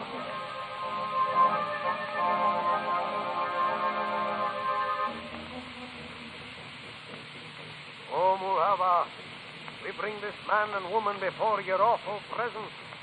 Send us good fortune and plentiful food and the shining stones buried in the earth. Apply the torch to the man. Now, send his soul to Mulhava and cast him into the crater of Kulumo, a flaming sacrifice. Jungo! No, McBeard, no, have mercy, have mercy. No, McBeard! Mulhava, receive this offering. Now the woman, light the human torch. Hold on, Jungo. Help me! Drop that brand. Drop it, I say. Ricardo! What's that? I heard the voice. So, McBeard, you would set yourself up as a king? Coming from the idol. Your evil reign is at an end, McBeard. Magato, Mulhava, speak. You, priest of Mulhava, you understand me. Let there be no more human sacrifices. Shiva! No more sacrifice. Release that woman and set her free. Free the man who came to this island with her. And send them both from Kulumo in safety. Yes, Mulhava. We do as you say. We obey Mulhava. Aloha! Mulhava has spoken. No, you will not do as he says. If those who get back to Port San Luce alive, they'll come for me and take me away. Mulhava has spoken. We obey. Aluba! You do as I say. I'm ruler here. Don't heed this man. Send the prisoners back to Port St. Louis. And let there never be a human sacrifice in Kulumo again. We hear. We do the will of Mulhava. You listen to me, ignorant savage dog. There's no such thing as Mulhava. That's just a lump of painted clay. I'm Mulhava. I built that fool idol. It's me you'll obey. Do you hear me? You will not obey him. You will do as I have said. Yes, we obey you. Aluba! I'll show you that the idol's made of clay. I'll show you who's more powerful. What's this? There, it's cracked and broken, your idol, Mulhava. I guess that'll quiet your almighty highness. Well, you don't stand there staring at me. You break Mulhava. You die. Wait a minute. No, wait a minute. It was only a joke. A joke. I'll build you another idol. Another one. And don't come no closer to me now. Die. Back. Get back, I say. I got a gun here. Stop or I'll shoot. Stop. No. No. No!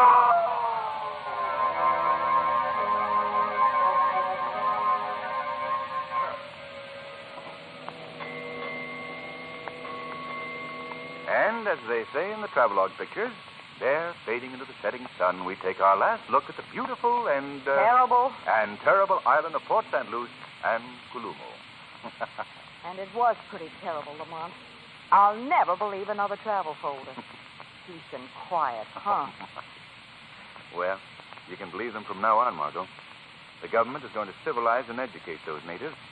And as for McBain, well, I can't help thinking that he got a sort of poetic justice. What do you mean? His own death came in the form of a sacrifice to the clay idol that he had created as a weapon to hold over the heads of the natives. The god he created destroyed him.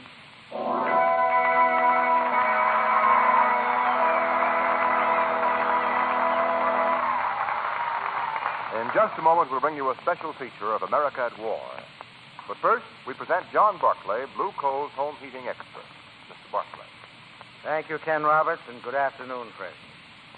At this time of year, with rapidly changing temperatures, it's very important to know how to bank your fire properly to ensure the utmost comfort. Now, there's no magic about banking your fire, but there is a right way and a wrong way of doing it. For example, many people still cling to the old-fashioned practice of banking the fire with ashes. Of course, this is wrong. It only smothers the fire, and it often causes clinkers. On the other hand, if you bank the fire correctly, you'll not only save fuel, but you'll get quick heat in the morning as soon as you open the draft. Now, if by any chance you're not quite sure of the right method of banking the fire, or if you have any other questions on the operation of your furnace, take my advice. Call your neighborhood blue coal dealer and tell him your trouble. He'll be only too glad to send his John Barclay service man to help you. This man is a graduate of our training school. He'll show you how to bank the fire properly. And he can give you many other hints on how to run your furnace so you'll get more and better heat and save fuel besides. This is an exclusive blue coal dealer service. Thank you.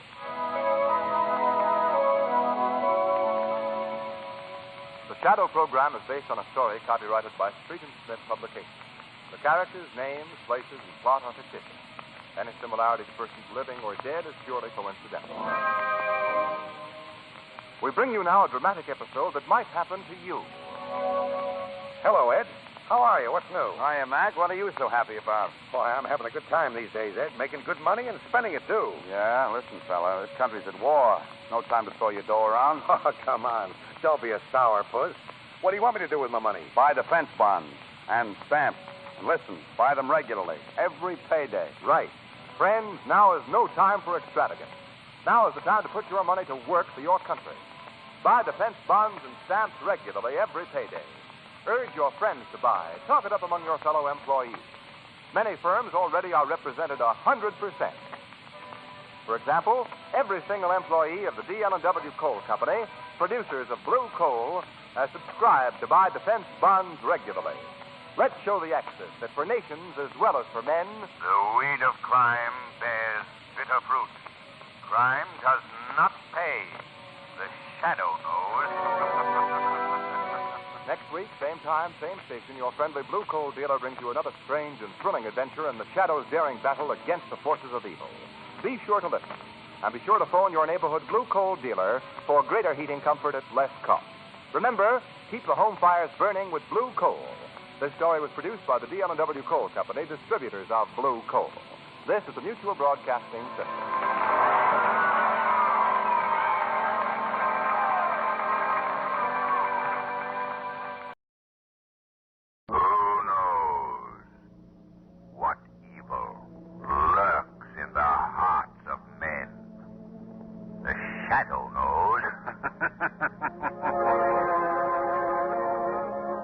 Once again, your neighborhood Blue Coal dealer brings you the thrilling adventures of the Shadow, the hard and relentless fight of one man against the forces of evil. These dramatizations are designed to demonstrate forcibly to old and young alike that crime does not pay. No need to worry about heat this winter. Blue Coal dealers everywhere are delivering anthracite as fast as wartime transportation facilities will permit. There'll be some coal in every bin, enough for immediate needs. That's the goal of your friendly Blue Coal dealer. You can help him by being patient and cooperative, by permitting your dealer to deliver just the amount of coal that you require for immediate comfort. Don't insist that a full winter's supply be delivered at once. There's enough coal to go around. But at present, the supply must be equally shared by everyone.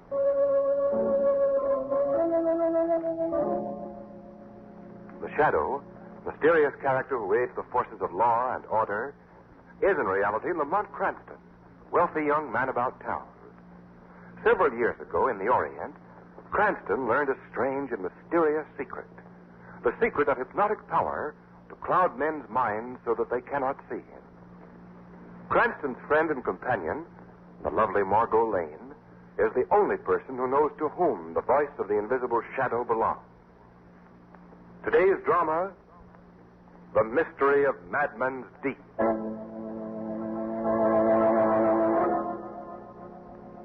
Far, far down in the icy waters of the sea lay the end of a quest for a secret by which men might make the dead live again.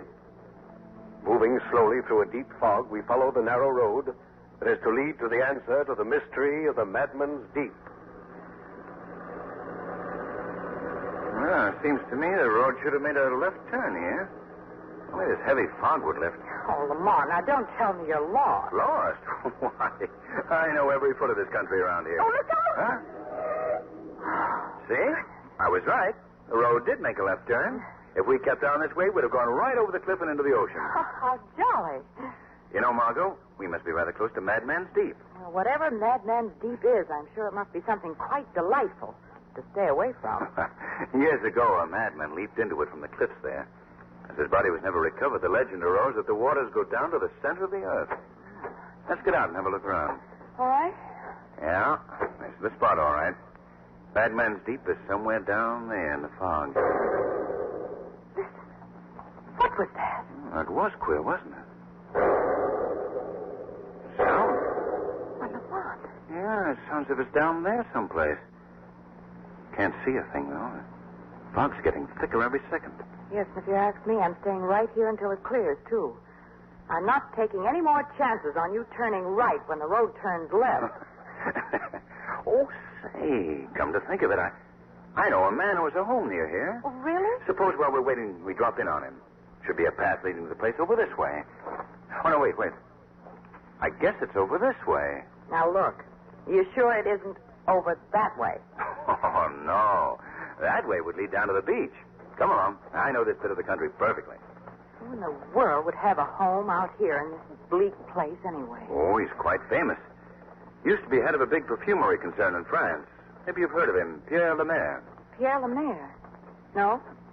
The name leaves me colder than this fog.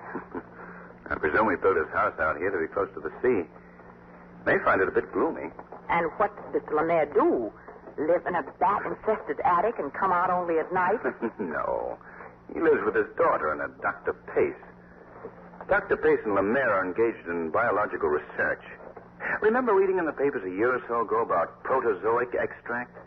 That's Lemaire's discovery. Well, not those crazy articles about the stuff that keeps you living forever. Oh, no, they weren't the craziest they seemed. Oh, Lamar. Lemaire has a rather sound foundation for his theory. Hello. Say, this was the path to the beach after all. Yes, so I see. You can't run the car into the ocean. You're going to walk into it. And you know every foot of this country. Well, Lamar. Look, someone's coming. Yes. Why, Miss Lemaire. Oh, it's Mr. Cranston, isn't it? Yes, what's wrong? My father, he's been drowned. Oh, no. Drowned? His yacht was wrecked here in Madman's Deep. But when did it happen? I don't know when it happened. My father spent a great deal of time on the boat. He kept it moored here. There was a laboratory. Yes, I know, but what... He'd been working there for about 6 days. This morning when I came down for a walk on the beach, I saw a wreckage floating on the water.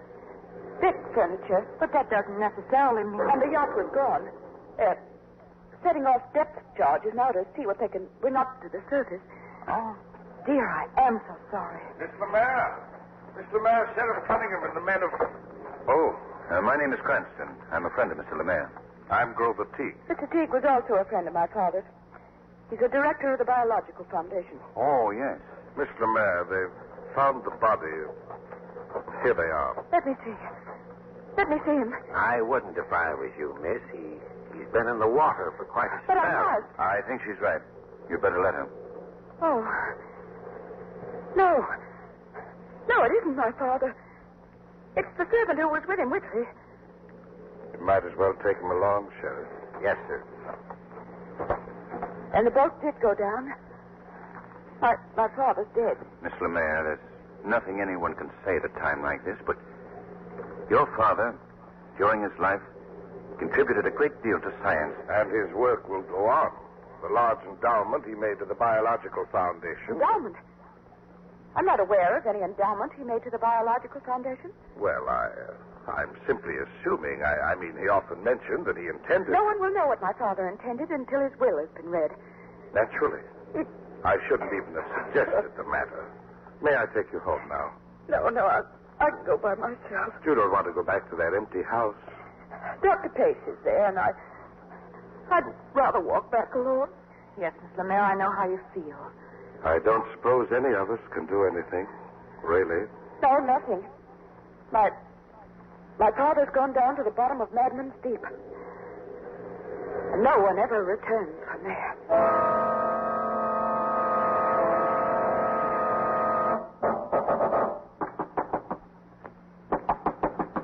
Who is it? Sky, Dr. Pace, Judith. Oh, you're back. What happened? They found Whitley's body, that's all. And Mr. Lemaire? They never found him. Why are you so interested, anyway? If the wreck didn't occur too long ago, there might still be a chance of saving him. Don't talk like a fool. Mr. Lemaire is dead. So were those tadpoles when we injected the protozoic extract into them. But they're alive now. You can't overcome death. Science can overcome anything. But stupidity... Oh, I'm stupid, am I? Very. If your stuff's so good, why didn't it bring the guinea pig to life? We made a slight mistake with the guinea pig. We used the same solution that we used for the tadpoles. And tadpoles are cold-blooded animals. They live in water. The guinea pig turned into an underwater creature which couldn't live in the air. We didn't find it out until it had died. Too bad you didn't find that Mr. Lemaire could be turned into an underwater creature before his boat went down. However, I have corrected the solution. It'll work very nicely now. It'll even work with Mr. Lemaire. When they find him, I shall inject the solution into his heart. Oh, rubbish. I have the apparatus all set up in the laboratory, ready to begin the moment they bring his body home. The final test, the supreme test.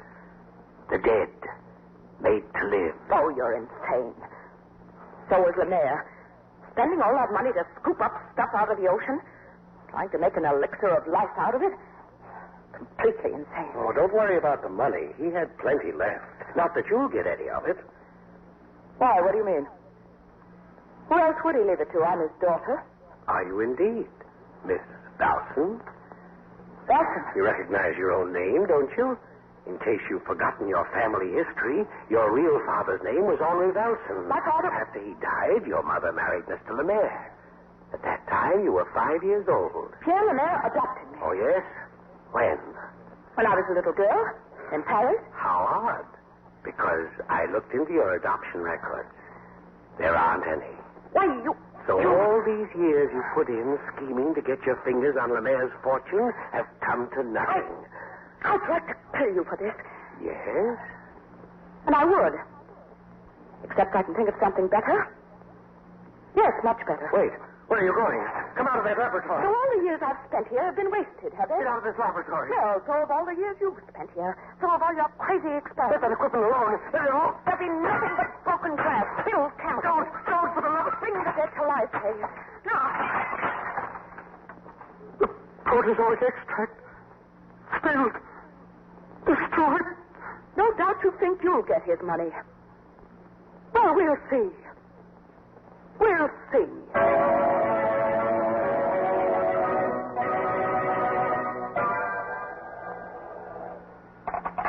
Commissioner Weston speaking. Oh, yes. Tell Mr. Cranston to come on in. Cranston? As a friend of mine, Mr. Teague. I have an appointment with him, if you don't mind. Not in the least, Commissioner. As a matter of fact, I know Mr. Cranston. I met him 4 years ago. Ah. Hello, Mr. Cranston. Remember me? Why, yes, of course. How are you, Mr. Teague? Very well, thank you. It's been some time since we've seen each other. Exactly 4 years. Lemaire was drowned on the 16th of October, 1938. Night his yacht was wrecked in a bad storm. The 16th of October, 1938. Well, it has been a long time. All right, Cranston, what do you know about Lemaire? Oh, nothing except he went down aboard his yacht and his body never has been recovered. I've been telling the Commissioner there have been some new developments. You may recall Dr. Pace. Well, he has produced a letter signed by Lemaire and dated October 1939. October 1939? Well, that's a year after Lemaire's death. Yes. And Pace claims that Lemaire is still alive. What became of him after the boat was wrecked in the storm? Where's he been? Well, perhaps the letter was written before the wreck and simply misdated. Have you yourself seen the letter, Mr. Teague? Oh, yes. Dr. Pace even allowed me to make a photostatic copy of it. I have it right here. Yeah. October 10th, 1939, my dear Dr. Pace. I'm feeling somewhat better now, although the wreck was a dreadful experience. Why, he mentions this wreck. Yes. So you see, the letter couldn't have been written before the wreck and misdated. Oh, pardon me, Commissioner. I'm leaving for France in a few days. Whatever is left of my fortune is yours to proceed with our experiments. That is an obvious forgery. Pace is trying to get hold of Lemaire's estate. Who inherited Lemaire's estate, anyway? No one as yet. As his body was never found, the will won't be read until the court declares Lemaire legally dead. But his only direct heir is his daughter. However, I'm not interested in the will. No, Cranston. Mr. Teague is a trustee of the Biological Institute. Lemaire was an officer, and some of the Institute's funds are tied up with his estate. And I'm trying to find some way of getting them released. If we can prove that Lemaire really drowned... Of course he was drowned. I'm not so sure he was drowned. Well, that stands to reason. Well, I'll settle the question. I'll send a diver down into Madman's Deep. Good, Commissioner, but the first thing I'd do would be to have a talk with this Dr. Pace. He might prove interesting.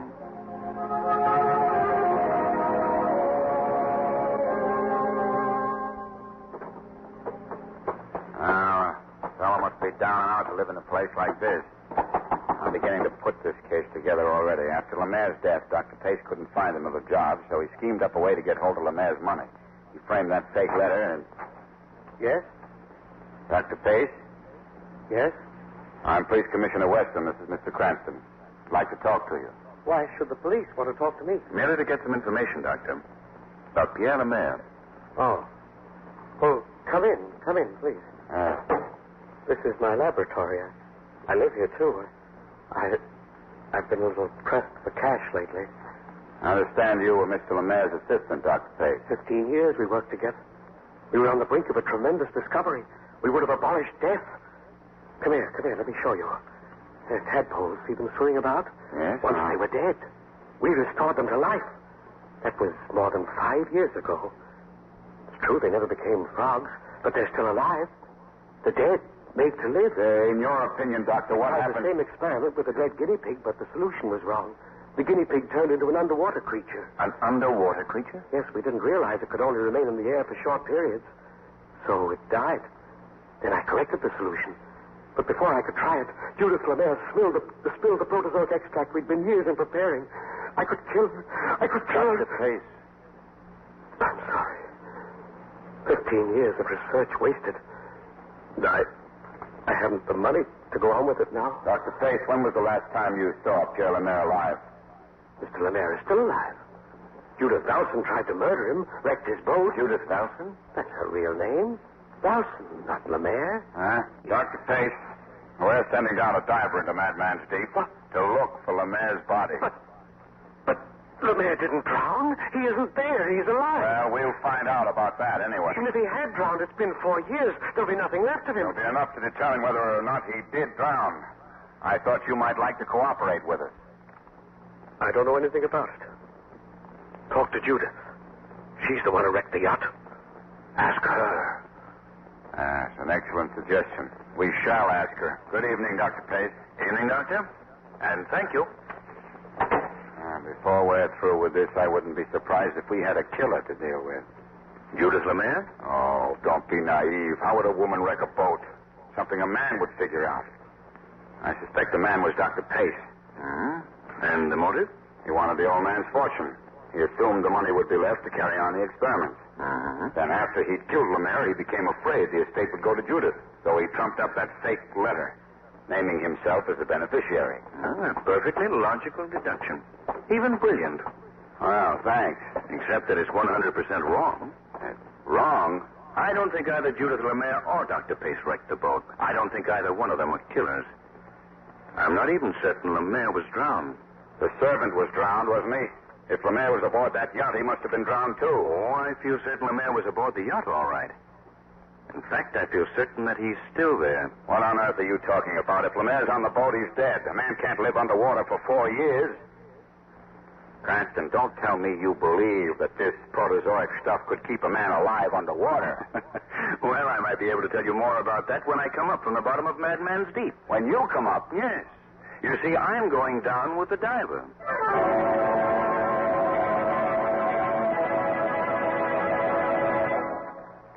In just a moment, we'll return to the shadow. But right now, here are some answers to the letters that so many of you have sent John Barclay. Mr. Barclay, here's a question asked by many people. I have an 8-room house and only 2 tons of anthracite in my bin. My dealer has assured me that this is ample for immediate requirements. How long can I expect this coal to last under normal weather conditions? The answer to that question, Ken, is that in the average 8-room house with normal construction, a ton of coal should last from 4 to 5 weeks. And by sharing equally, everyone can be comfortably warm this winter. And now, back to the shadow.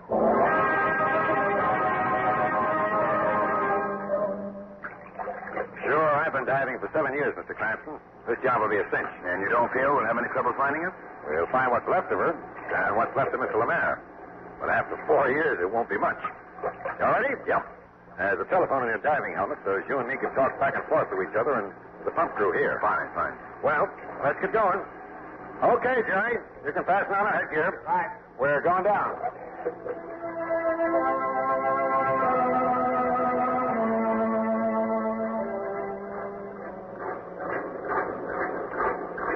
You okay, Mr. Cranston? Yeah. Every kind of pounding in my ears.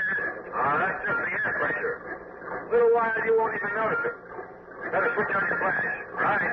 I'll go ahead. You follow along. But don't get too close to me or our lines might foul. Mr. Cranston. Yes? Swing the beam of your light over to the left. See anything? Yes, I see something. Sort of a dark shape. Might be a rock. Anyhow, we'll have a look. Come on. Take it easy. I won't be moving any too rapidly in this outfit. It's the boat. Look. She went straight down. Hardly any risk to her at all. Hello up there. Hello? We found her. She's stood out quite a bit in the mud. Almost up to her neck. Watch the lines. We're going aboard. Okay. Mind your step, Mr. Cranston. Timbers in this deck are pretty nearly rotted away. Not much left of the old tub. Won't be anything left of the man. Skeleton, maybe. Mr. Cranston, yes? Flash your light through the cabin window here while I see if I can... Great Scott, look! Up there! It's Lemaire! happened? The man is in the cabin sitting in a chair. Another skeleton is seemingly alive and perfectly healthy. The flesh looks smooth and firm. The eyes are opening. He seems to be active. He's moving. He's coming down the window. Get down. Let go. Be careful. You're tangled the line. He's moving. He's coming towards us. Get back. Hello down there. Hello? Cranston. Richard. Answer us. Hello? Hello, answer us.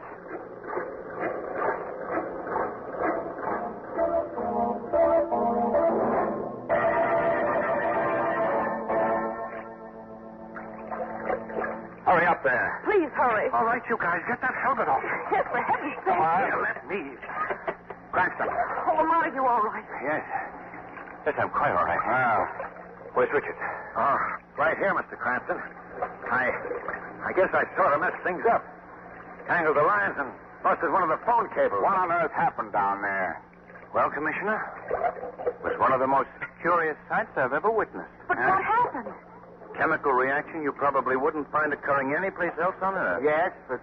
Well, then it might have been the extremely low temperature that caused it. Will you please tell me... Lemaire's body was completely preserved. The guy actually walked. What? Well, not actually. When the water was agitated, it caused the body to move. But Lemaire is dead, all right. Shot in the back. What did I tell you? It was murder. And after Lemaire was shot and killed, the sea cocks were opened and the boat was sunk. And that letter which Dr. Pace had was a forgery. Of course. Yeah. Just as you summarized. He was trying to get hold of Lemaire's fortune. Well, in 1 hour from now, I'll have Dr. Pace under arrest for murder. Oh, but it wasn't Dr. Pace who killed Lemaire. Well, Lamont, then who did? Say, you mean Lemaire's daughter? No, it wasn't Judith Lemaire out there. Come now, Commissioner. You're guessing.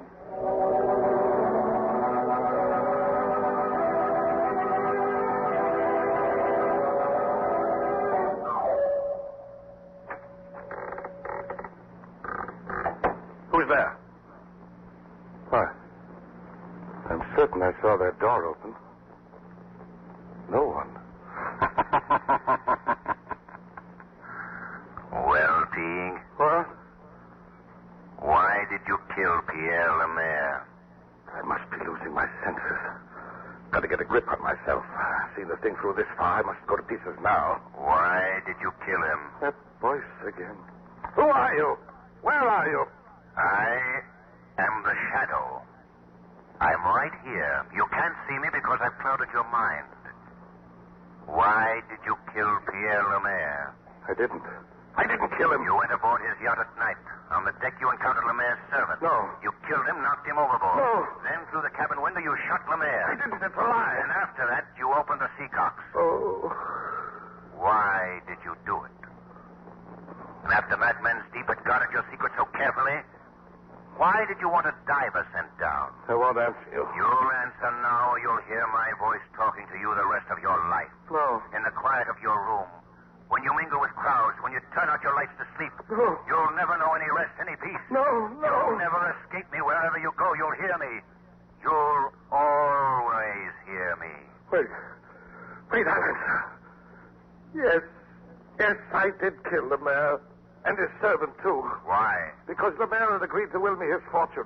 All of it. Will it to you? Yes, I'm a trustee of the Biological Institute. I promised him I'd use the money only for research. But you had other plans, is that it? Not at first. I intended to carry out his wishes. I swear I did.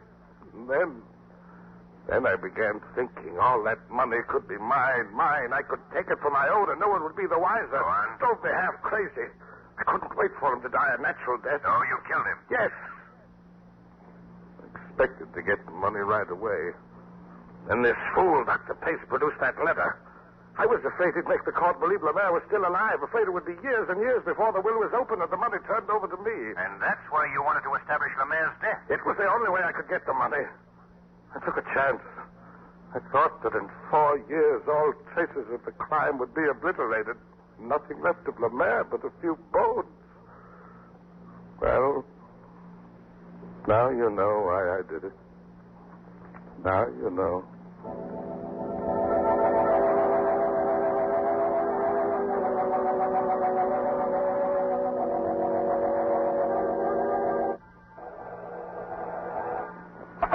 Hello.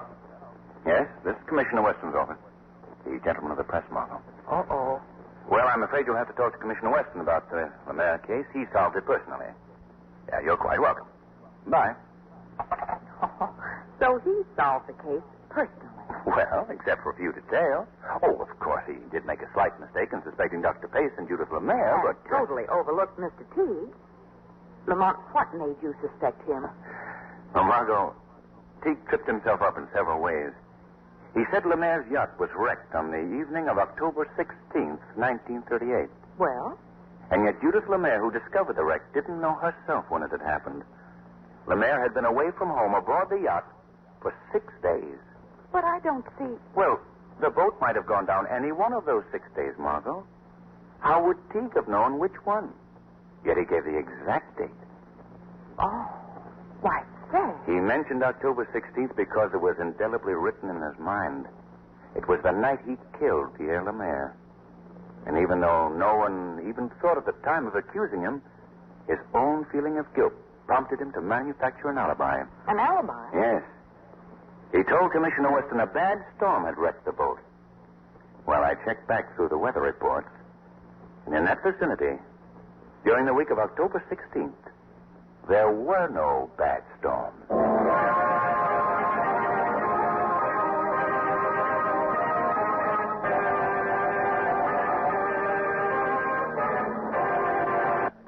And now here's Blue Coal's heating expert, John Barclay. Thank you, Ken Roberts. This afternoon, I have a hint for you ladies, and you'll find it very useful, I'm sure. You know how many colds your family suffers during the winter and early spring. But perhaps you don't realize how many of those colds are caused by the hot, dry air of an overheated house. That kind of heat, in addition to absorbing the natural moisture we need in the air, also dries out and damages furniture.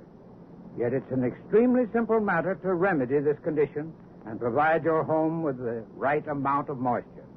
Just get one of those long, narrow hot water pans which attach right onto the backs of the radiators. They're designed to hang out of sight, and the water they contain is gradually evaporated by the radiator heat, and so provides the needed moisture in the rooms. You'll find that these pan humidifiers really do a wonderful job of keeping rooms far more comfortable with healthful moisture. And in this way, they reduce the chance of catching or spreading colds and illness. And friends, remember this. Your support of the great drive against infantile paralysis is urgently needed. So join the March of Dimes.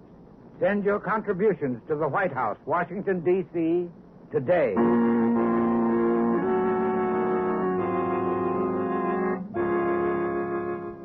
Today's adventure is based on a story copyrighted by the Shadow magazine. All the characters and all the places named are fictitious.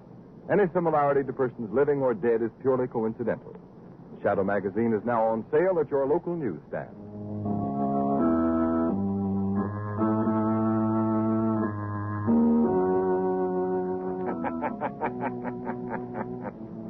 The weed of crime bears bitter fruit. Crime does not pay. The Shadow knows. Next week, same time, same station, Blue Coal, America's finest anthracite, will again present another thrilling adventure of the Shadow. Be sure to listen and be sure to burn Blue Coal, the solid fuel for solid comfort.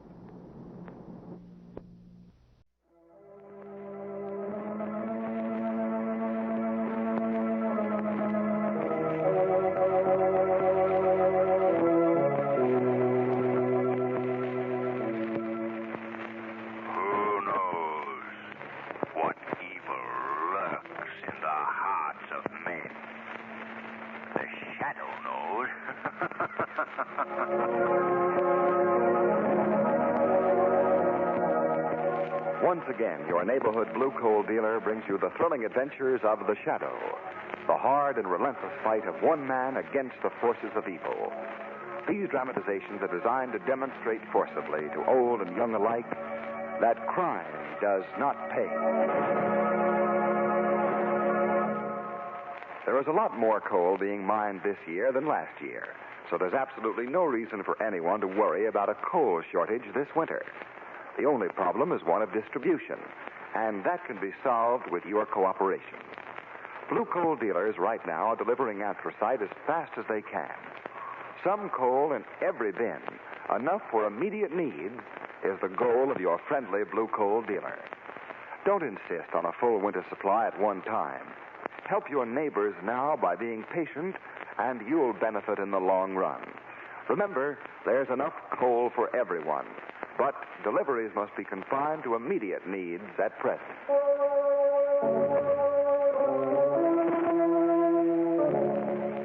The Shadow, mysterious character who aids the forces of law and order, is in reality Lamont Cranston, wealthy young man about town. Several years ago in the Orient, Cranston learned a strange and mysterious secret. The secret of hypnotic power to cloud men's minds so that they cannot see him. Cranston's friend and companion, the lovely Margot Lane, is the only person who knows to whom the voice of the invisible shadow belongs. Today's drama, Death Keeps a Deadline.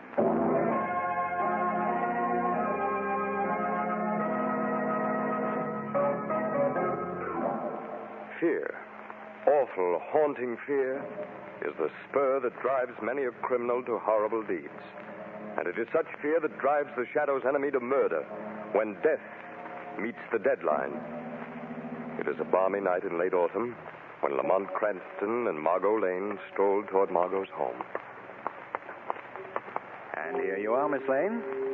Safe and sound at the entrance to your apartment building. You're very gallant, Mr. Cranston. Oh, even at 3 o'clock in the morning. Tired, Margot? Yes, deliciously tired. Enjoy the evening? Oh, Lamont, it was perfect. Everything was scrumptious from beginning to end.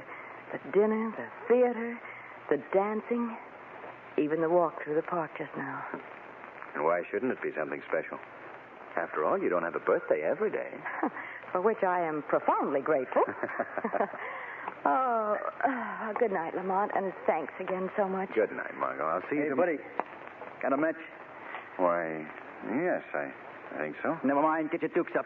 Lamont, he's got a gun. Say, what is this? It's a stick-up, buddy. Come on, get the hands up before I let you have it. Okay, lady. I begin with you. Hand over that purse. Come on, give me that purse, no stolen. Better do as he says, Margot. All right. Your turn, buddy. Give me your wallet. Make it snappy. Not tonight, Rabbit. What? Wait a minute, wise guy. How come you know my name? The car that just went by, Rabbit. Lit up your face for a moment with its headlights. Hey, keep your hands up. Keep them up, I tell you, or I'll drill you. You're afraid to pull that trigger, Rabbit. You haven't got the nerve. You stay away from me, buddy. You take another step and I'll shoot. Put down that gun, Rabbit. Come on, get back. Get back, I'll blast you wide open. Then why don't you, Rabbit? Go ahead. Go ahead and shoot. You can't miss me now. Oh, Lamont, no, he'll kill you. You haven't got the nerve to kill me, have you, Rabbit? You're afraid to pull that trigger. No, I ain't afraid. I ain't, I tell you. Then what are you waiting for? I... Well, my friend, you're certainly too late now. Oh, Lamont. Well, there's nothing to worry about, Margot, except a few skin knuckles.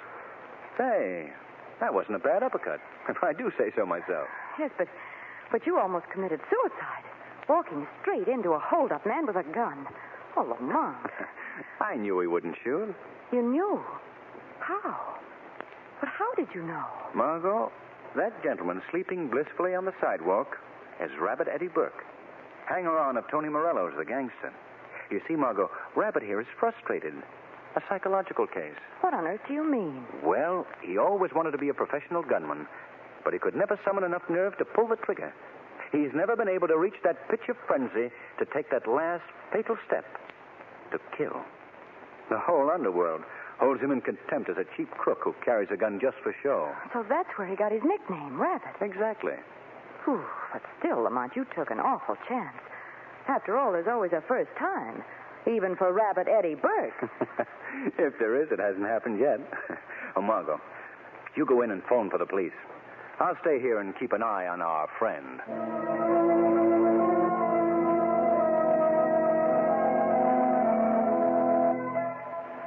A whole year since that hold-up went wrong, Tony. A whole year I spent in a clink because of that rat Lamont Cranston. Sure, Rabbit. I know how you feel. After all, when a guy takes your gun away, that makes you look like a chump, huh? Yeah, he made me look like a chump, all right. But someday, Tony, I'm going to get him. I'm going to watch him squirm, hear him beg for mercy. I'll blast the life out of him if it's the last thing I do. Sure you will, Rabbit.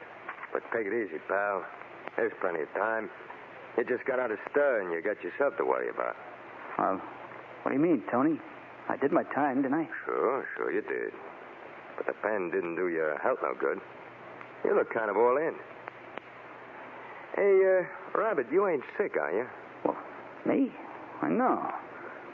Why, Tony? Why do you ask? Well, I was kind of worried about you. Your face ain't got no color. You're breathing hard all the time. Oh, I feel all right. Well, you never can tell until the doc gives you going over with the x-rays. Yeah. Say, Tony, maybe you're right. Maybe I ought to see a doctor. Yeah, checkup wouldn't do you no harm. Tell you what I do, Rabbit. Yeah? Take you to my own doctor, Doc Bryan. He'll give you the once-over and he won't charge you a dime for it. Oh, say, that's white of you, Tony. Oh, not at all, Rabbit. After all, you're one of my boys, ain't you? If there's one thing Tony Morello does, that's take care of his boys.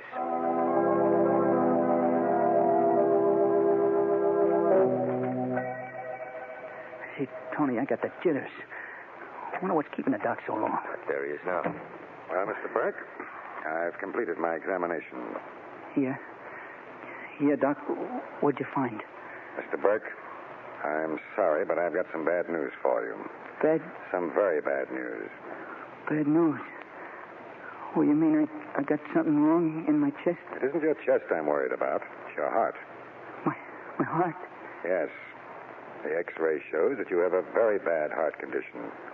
A severe aneurysm. Oh, look, Doctor Sanya, what's it mean? Oh, give it to me straight. It means, Mr. Burke, that you have a serious weakness of the heart wall. To be brutally frank, you haven't more than 6 months to live.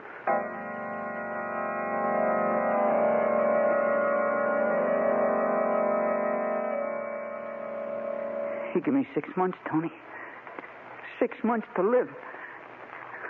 Gee, someday I'll be walking along the street and then it'll come. Yeah, I know how you feel, Rabbit. It's tough. Yeah. Like standing around in a death house, knowing just when you're going to burn and waiting for the hot seat. Now, take it easy, pal. I know you're going through plenty, but maybe it wouldn't happen like the doc said. Not a chance. You heard him yourself, Tony. There's anything I can do but wait for it. Just sit around and wait to grow. Here, Rabbit. Have a drink. It'll take the edge off. Yeah, that's what I need. Okay. Hey, Rabbit, I was just thinking. Yeah? You know what I'd do if I knew I only had 6 months to live? No. What would you do? I'd spend all my time painting the town red. Wine, dames, music. I'd have them all. Plenty. Yes, I'd do all the things I ever wanted to do, but didn't have the nerve to do before. I'd live a lifetime in those 6 months. Yeah. Yeah, you got something there, Tony. Take your case, for instance, Rabbit. You always wanted to be a first-class trigger man, didn't you? Yeah, but I never had the nerve. Oh, that's different now, Rabbit. I don't get you. Listen, pal. This is your chance to be a real killer. Hottest gunman in town, a big shot. Who? Me? Yeah, you. You don't have to be afraid of nothing now, Rabbit. You can go around blasting guys with a gun like you were shooting pigeons. How does that sound, pal? Oh, it sounds swell. But, nah, Tony, I ain't got what it takes. Why, if the cop nailed me, it didn't mean a chair. What do you care? You don't have to be afraid of the seat. You got nothing to lose anyway, have you? Your pump is bad, ain't it? You only got 6 months anyway, either way. Yeah. Yeah, that's right. Why, Rabbit, you can be terrific. Now, listen. I'll make you my #1 trigger man, give you $1,000 a week to play with. $1,000 a week? Sure, and you can live like a king, Rabbit, while you last. And you can enjoy yourself knocking over guys you and me don't like. And that ain't all. What else is there? Lamont Cranston. This is your chance to get him the way you wanted to. Yeah. Yeah, I don't have to worry about the chair now. I can blast his brains out. Oh, Lamont Cranston. Hey, Rabbit, look through the window. Down there on the sidewalk. You know who that is coming along? Yeah, it's Donovan, the cop. That's right. Donovan, the cop. The flatfoot who sent you up for your first stretch at the pen. The bull who kicks you off the street every time he sees you. Yeah. Now's your chance to know how it feels to put a slug through a guy. Here. Here's my gun, Rabbit. Huh. Now, let's see you knock that flatfoot off. Here, I open the window for you. Tony, That's the first one. It comes the hardest, Rabbit. The rest are easy. Now, look at him, pal. Right in the spot for you to draw a perfect bead. Go on. Let him have it, Rabbit. Go ahead. Pull the trigger. Blast him. Okay. I ain't scared. Here goes. You did it, Rabbit. Yeah. You're in. You put a slug right through that flatfoot's heart. He's dead. I killed him. I did it.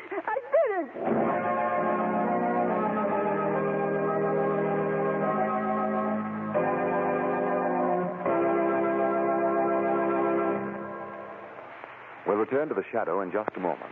But here is important information. Blue coal dealers everywhere are delivering fuel as fast as wartime transportation facilities will permit. Yes, we want to make sure that everyone has enough coal on hand for immediate requirements. To help speed deliveries, blue coal dealers have asked consumers to cooperate by following two important suggestions. First, advise your dealer now of the estimated quantity of fuel you will require for the entire heating season. This will enable him to work out a schedule of deliveries that will ensure a steady supply all winter long. There is no advantage in placing duplicate orders with more than one dealer. It only makes distribution more difficult. Next, when your dealer has arranged to deliver your coal, be sure that someone is at home or preparations have been made to receive it. Loads that have to return to the dealer's yard complicate distribution and cause needless waste of gasoline and rubber.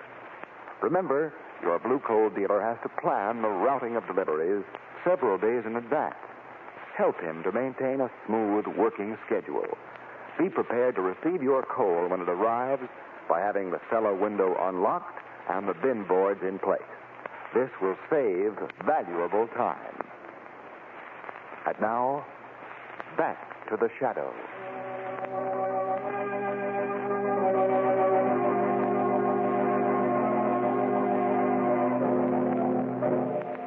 Listen, Morello, I want to know who's responsible for all these killings. How should I know, Commissioner? Looks like your work. 4 men have been shot and killed. And every one of them was a mortal enemy of yours. Ain't that too bad? That's kind of a coincidence, ain't it? Coincidence, my eye. There's a crazy gunman loose in this town, and I've got good reason to believe it's you. You ain't got a thing on me, Weston, and you know it. That plainclothes fly cop you put on my trail, that Lanigan, he knows it as well as you do. I had a perfect alibi every time, checked and double-checked. That's just it, Morello. Your alibis have been too perfect. If I was you, Cranston, I'd keep my nose out of this. But you're not me. And I like my nose just where it is. Okay, but don't say I didn't tip you off. Commissioner Weston speaking. Yes, what is it? What? Detective Lanigan. Where? All right, stand by. We'll notify every squad car in the area right away. What's up, Weston? Tom Lanigan. Just shot, killed from a passing car. Oh, now ain't that too bad, Commissioner. Maybe you tried to tell me I shot Lanigan while you wasn't looking from your office window here. Well, this is one alibi I wouldn't have to prove.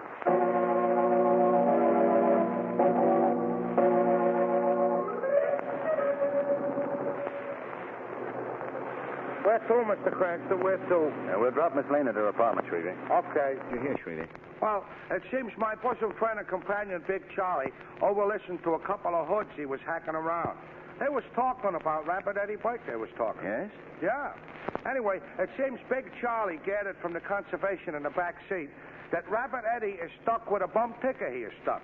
The doc give him the once over, and he tells him that he ain't got but 6 months before he croaks he ain't got. Shrevey, are you sure? Oh, yeah, Mr. Cranston, positive. You know what I'd do if I had 6 months to live? You know what I'd do? No, Shrevey, what would you do? Well, Miss Lane, I'd park this hack of mine in front of every hydrant in town. I'd park it. And I'd spend all day bawling out traffic cops. I'd bawl. And I'd go up one-way streets the wrong way I'd go. In other words, you'd do all the things that you've been afraid to do. Yeah. Oh, Shrevey. Yeah, Mr. Cranston?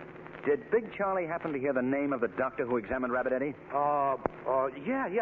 It was Dr. Bryan up on the south side. He handles a lot of hoods, he handles. Thanks, Shrevey. You drop Miss Lane at her apartment. I'll get off here. Yes, sir. There's somebody I've got to see. Alone, Margot.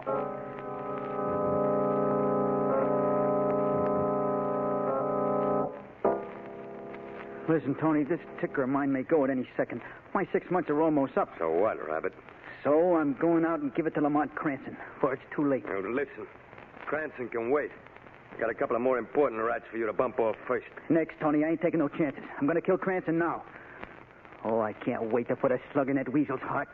It's eating me alive. You listen, Rabbit. You do as I say. I'm giving the orders. Maybe, but I ain't taking them anymore. Oh, you little... Stop that cat, Tony. You're a little late, Tony. Just a little too late. You showed me how to use a gun. Now I showed you. There's only one more thing I want before I hand in my chips. To get Lamont Cranston.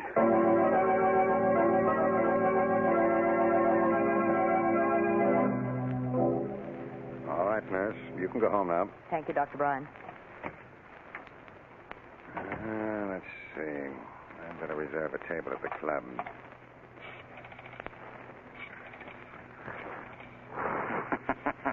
What was that? Oh, I must be imagining things. I thought I heard a laugh. You did, Dr. Bryan. What? You heard the laugh of the shadow. A shadow? Yes. But where are you? I can't see you. No man can see me, Dr. Bryan. It's useless to look around the room. Why? Why are you here? What do you want, Shadow? I want to know the true condition of a certain criminal's heart. Who?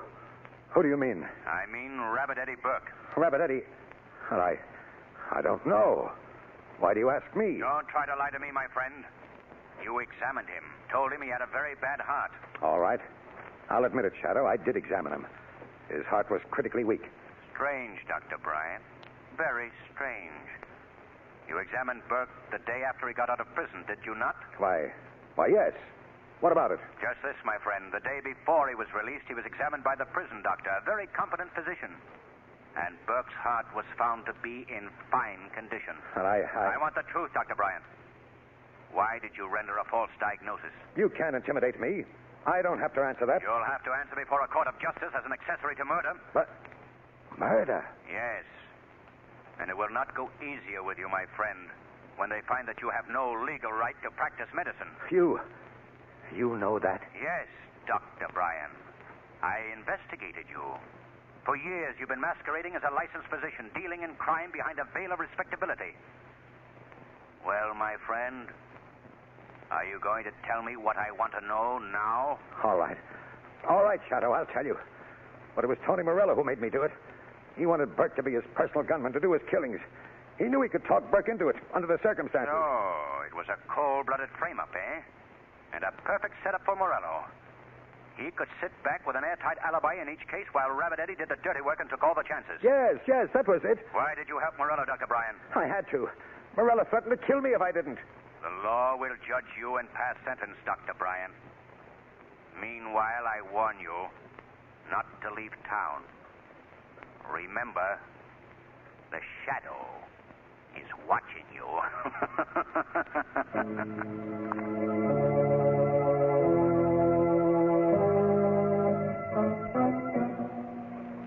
Hello, Mr. Cranston. Hello, Shrevey. Did you bring Margot with you? No, Mr. Cranston. She was not in when I called for her. She was not. Well, that's funny. We had a date this afternoon. She should have been home long before this. Oh, excuse me. Certainly. Hello? Lamont Cranston?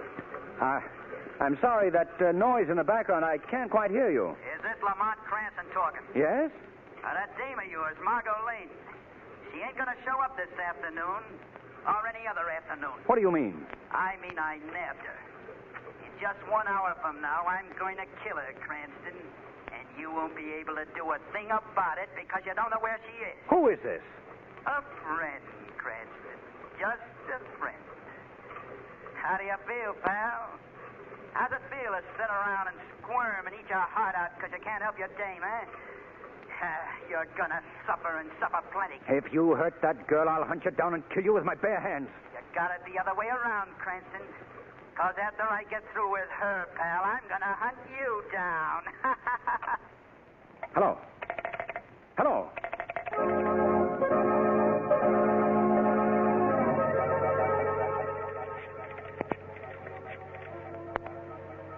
Water Department. My name is Lamont Cranston. I'd like to talk to Commissioner Murphy, please. Just a minute, please. Oh, hello, Mr. Cranston. What can I do for you? Commissioner, I need some information, and I need it fast.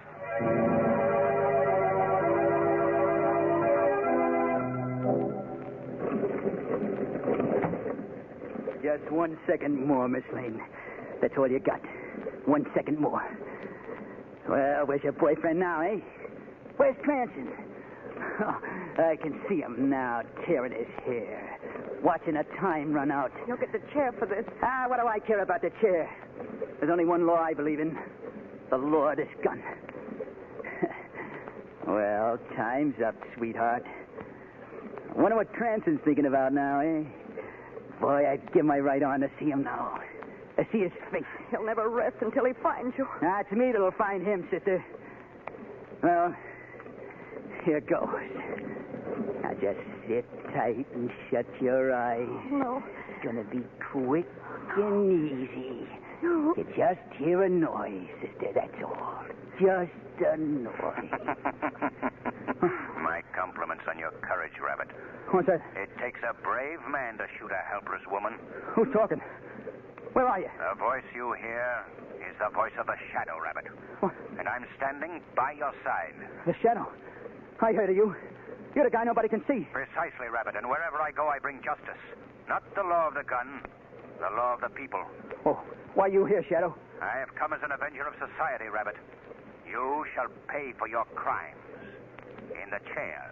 You're wasting your time, pal. I got a weak heart. It's due to go any time now. I'm going to cheat the chair. No, Rabbit, your heart is in excellent condition. Huh? What are you talking about? Morello framed you, Rabbit. He forced Dr. Bryan to tell you that you were doomed.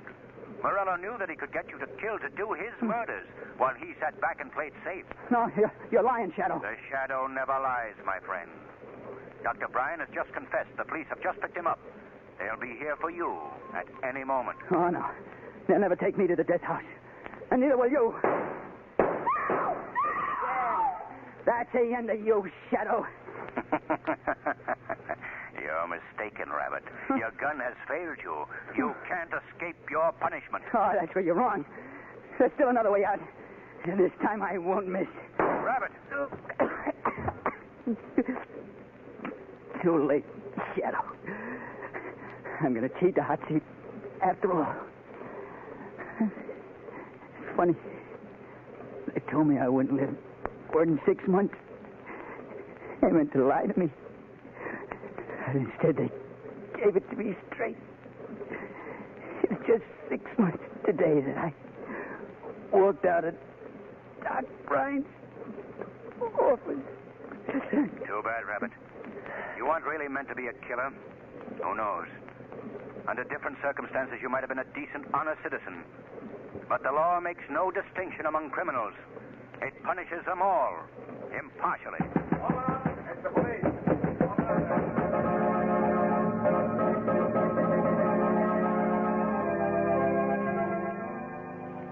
Oh, Lamont, you have no idea what runs through your mind when you're waiting for the shock of a bullet.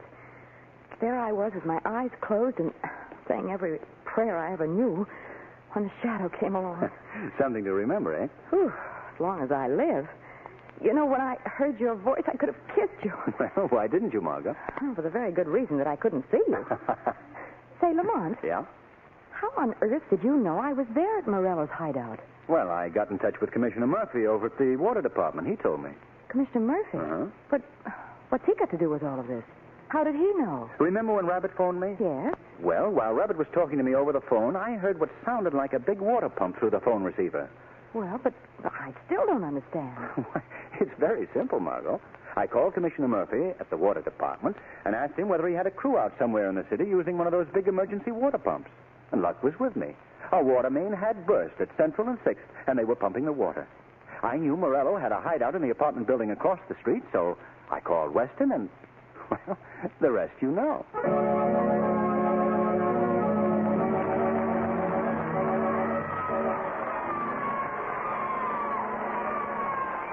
Now let me introduce Blue Coal's distinguished heating expert, John Barclay.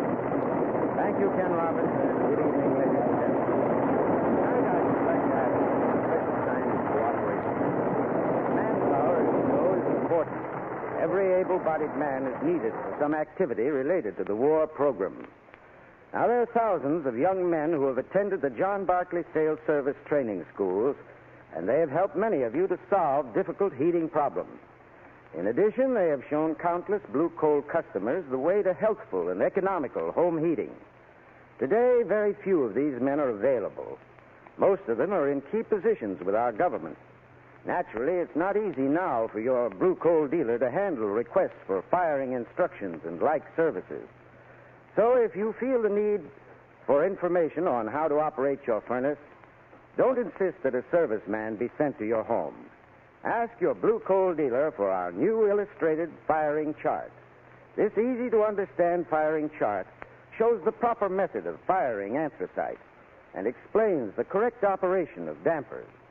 It contains all of the information needed for the easy and economical operation of your furnace. These charts are free, and your dealer will be glad to furnish you with a copy.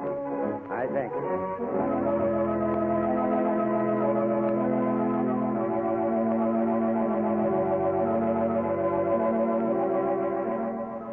The Shadow program is based on a story copyrighted by Street and Smith Publications. The characters, names, places, and plot are fictitious. Any similarity to persons living or dead is purely coincidental. Again next week, The Shadow will demonstrate that the weed of crime bears bitter fruit. Crime does not pay. The Shadow knows.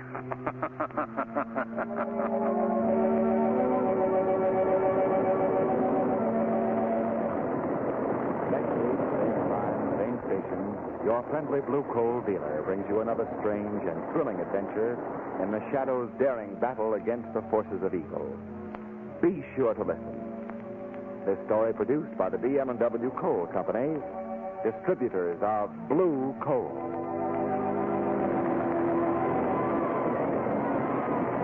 This is Mutual. Longine watches have been made for many years. For Longine factory.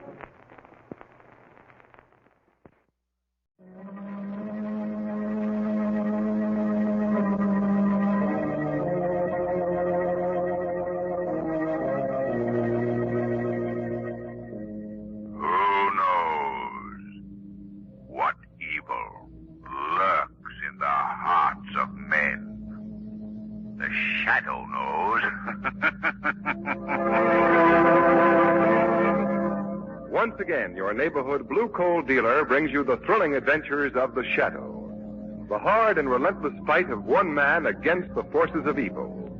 These dramatizations are designed to demonstrate forcibly to old and young alike that crime does not pay.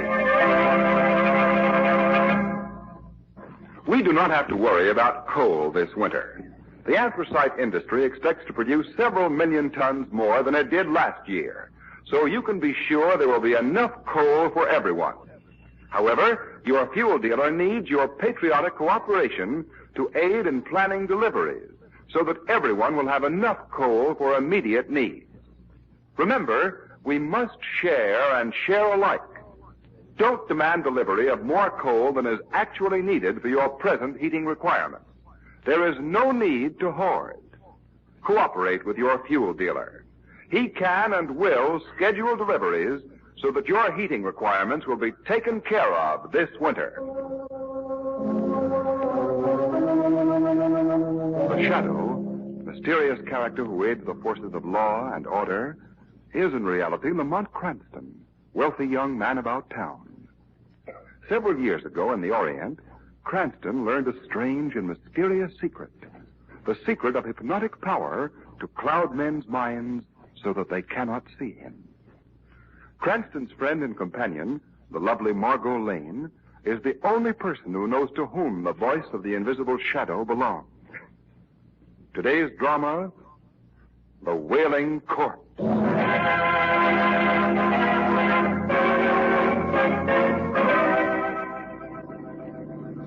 Mr. Van Dyke, as your lawyer, I protest against this fantastic idea. Danforth, my mind is made up. You have your orders.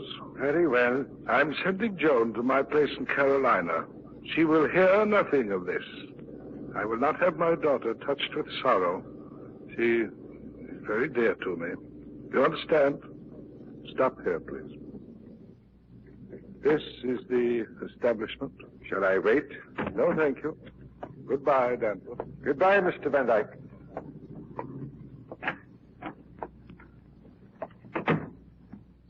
Yes? Sir? Oh, didn't see you for a second. The light is dim. We do keep it rather subdued in here. I'm Ellsworth Van Dyke. I phoned you. Yes, sir.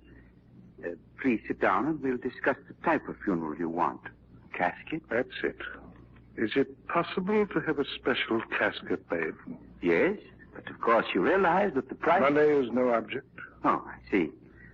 Well, now, what would you like? The casket must be made of some material that will withstand decay. I prefer glass. Glass? Yes, I must have it. Now, how wide is the average coffin? Approximately 3 feet. I want this one 5 feet wide. 5 feet wide? But it will take time to have it made, Mr. Van Dyke. It must be ready within 2 weeks. At that time, you can have the body changed to the special casket. But naturally, you proceed with the funeral immediately. There's not going to be any funeral. Yet. No funeral? But surely you can't wait. I can wait, Mr. Griswold. Eh? Yes. You see, I am to be the occupant of that coffin.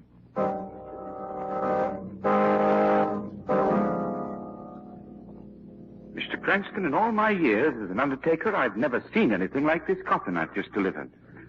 You are interested in the strange and weird, so I came to you. Well, I'm very glad you did, Mr. Griswold. A glass coffin? That's not all, Miss Lane. He insisted that the coffin be ventilated. Oh, not really. Go on, sir. I can see there's more. Mr. Van Dyke demanded some means of communicating with the living from his coffin. A telephone? Yes. It's connected with a speaker in his house. He's to be placed in a mausoleum on his estate. Well, he must be afraid of being buried alive. Oh, there's another angle, Margot. I've heard that Ellsworth Van Dyke believes that the dead can communicate with the living. Mr. Griswold, I know he has a young daughter. Any other relatives? His brother, Arthur, and his wife live with Mr. Van Dyke. Excuse me. I left this number. It may be... Hello? Yes, he's here. What? Oh. Well, I'll tell him. Come on, what's wrong? Ellsworth Van Dyke has just died suddenly. He's being placed in his mausoleum immediately.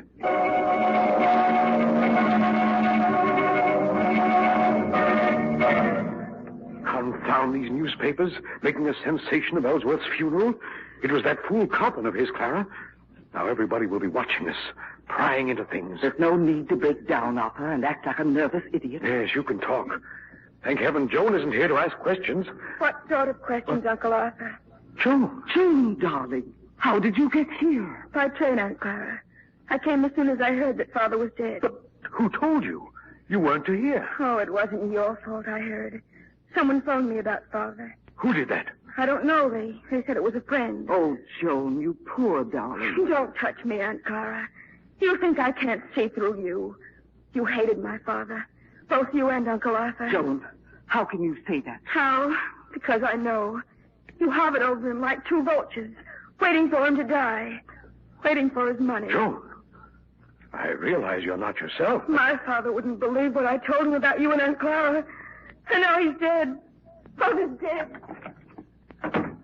What are we going to do about her? She's our responsibility now. If she goes on like this, she'll cause a scandal. We've got to do something. Yes, people will talk. Quiet, Arthur. Is that you, Sarah? Yes, Mrs. Van Dyke. Did you ring for me? It must have been Miss Joan, Sarah. Miss Joan? Is she here? She just came home. Oh, poor child. Sarah, you must help us. What do you mean, sir? Joan has her mind filled with all sorts of strange ideas. Yes, I know. You realize that they're ridiculous, don't you? That she's suffering from hallucinations. Well, why don't you answer? I'd better go to her, sir. She needs me.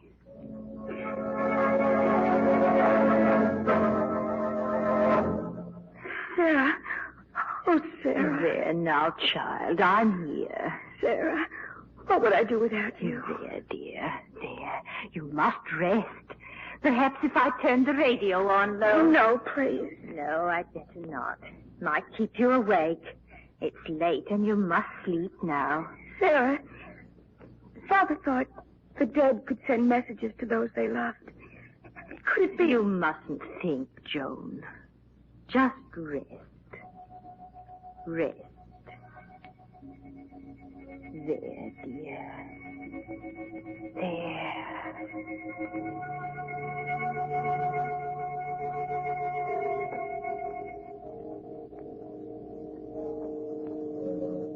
Joan.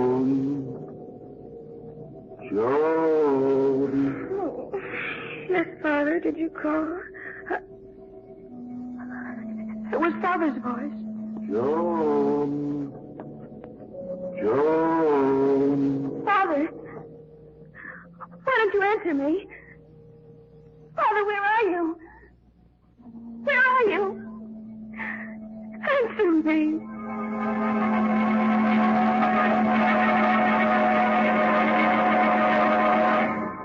And so I came to you, Commissioner Weston, to tell you what had happened. Miss Van Dyke, you're sure you heard your father's voice? Positive. Lamont, suppose I take Miss Van Dyke into the other room for a minute. Good idea, Miss Lane. Good idea. Come on, Miss Van Dyke. Come with me. Well, what do you think, Cranston?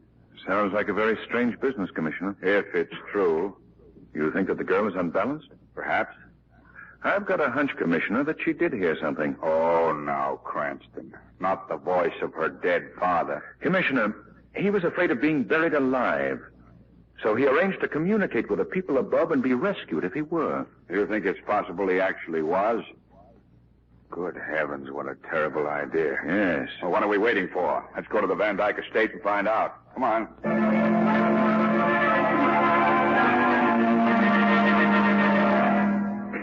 Mr. Van Dyke, you understand that the police can exhume your brother's body if circumstances justify it. Commissioner Weston, surely you don't take the ravings of a poor hysterical girl seriously enough to act on them? Uncle Arthur, you must listen to me. No, Joan, my brother is dead. He must be left in peace. Well, if he's really dead, how do you explain the voice? Voice? What voice? Miss Van Dyke says that last night she heard her father calling to her. She heard his voice? Just after 2 o'clock, I was awakened by my father calling my name. Oh, it was a dream. No, I was fully awake.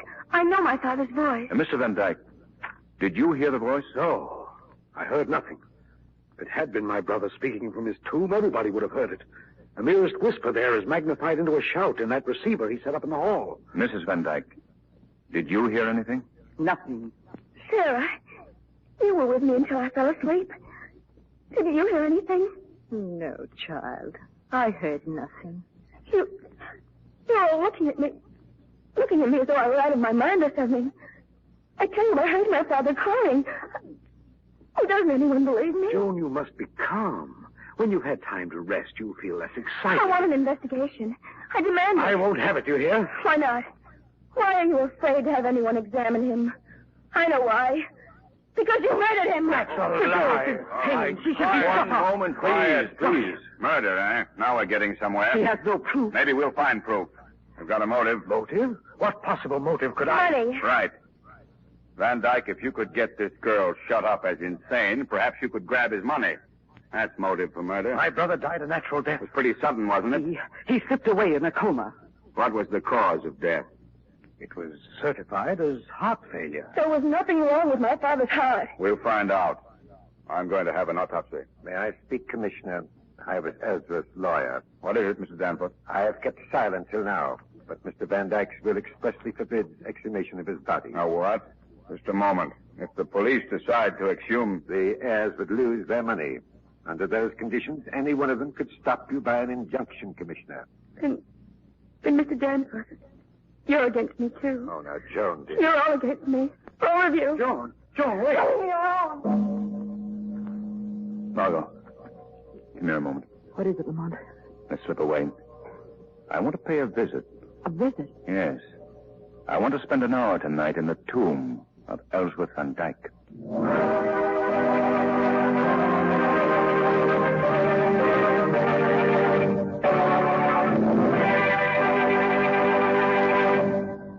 Our government has asked everyone to work together on a plan which will permit delivery of some coal to every bin. Consumers who have large supplies of coal on hand have been asked to withhold orders for additional deliveries. Those who need coal at once should order only enough to take care of immediate needs. There is no shortage of coal, but your dealer has a real wartime delivery problem. You can help solve this problem by notifying your dealer of the approximate amount of fuel you will require for the entire winter. This will enable him to carefully plan deliveries so that everyone will be taken care of. Planned deliveries will also cut down on gasoline consumption as well as save wear on tires. Another thing, remember there is no advantage in placing duplicate orders with two dealers because this only complicates distribution. Your blue coal dealer has received hundreds of new orders for coal, and he is anxious to see that everyone is taken care of. Your friendly cooperation will make possible the delivery of enough coal so that no one need suffer from cold.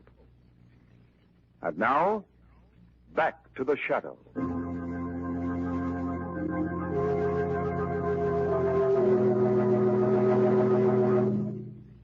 Lamont, this is spooky. I wish we'd brought Commissioner Weston. Poor Weston. He's trying to find his way out of legal red tape. But we can't wait. No. Something dreadful is going to happen here. Come on. I want to see inside the tomb. It's a beautiful mausoleum, Margot. Yes, if only we didn't have to go inside. Shall I turn on my flashlight? No. Someone in the house might see it. And here we are. Well, it's unlocked. Ooh, what a noise. Step inside. You go first. All right. Yeah, shut the door. All right. Now the flashlight. Why, it's just an empty room. Listen to the echo. Speak low. Where do they keep the bodies? In the crypt below, I suppose. That big metal cover slides back. Must be a lever here somewhere. Oh! Look down into the crypt. Hold them out. Turn the light that way. There it is. Ellsworth and Dyke's coffin. Why, it's huge. But there aren't any stairs going down. So it seems. Well, no one could get down there without help. Don't stumble, Margot. Hush. 2 o'clock. Joan. That's it, Lamont. That's the voice she heard. Joan. Father! Father, you've come back again. Father, speak to me.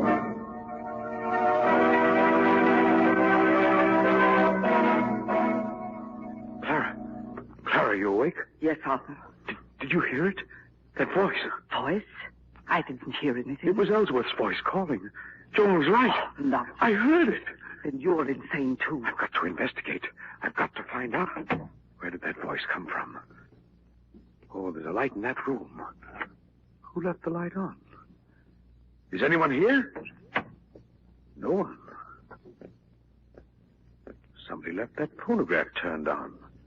This time of night? What? It's Ellsworth's voice. It's on that record. So that's what Joan heard, a record. Someone is using it to fool her. Poor child. But who? Who would do that? Who is it? What?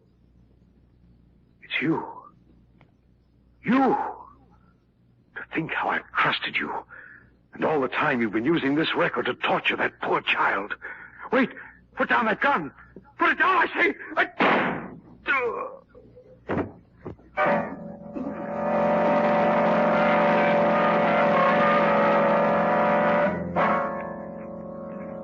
Well, Cranston, I think somebody murdered Arthur and tried to make it look like suicide. Not a very skillful job, either. Yeah.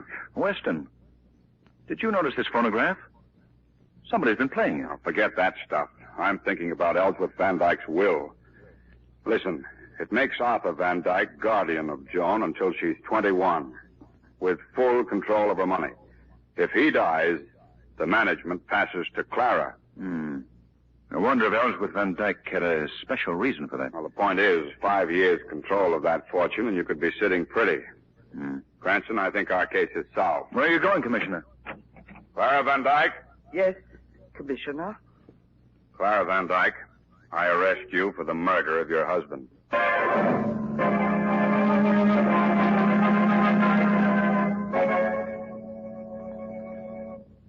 But Lamont, why come here to the Van Dykes in the middle of the night?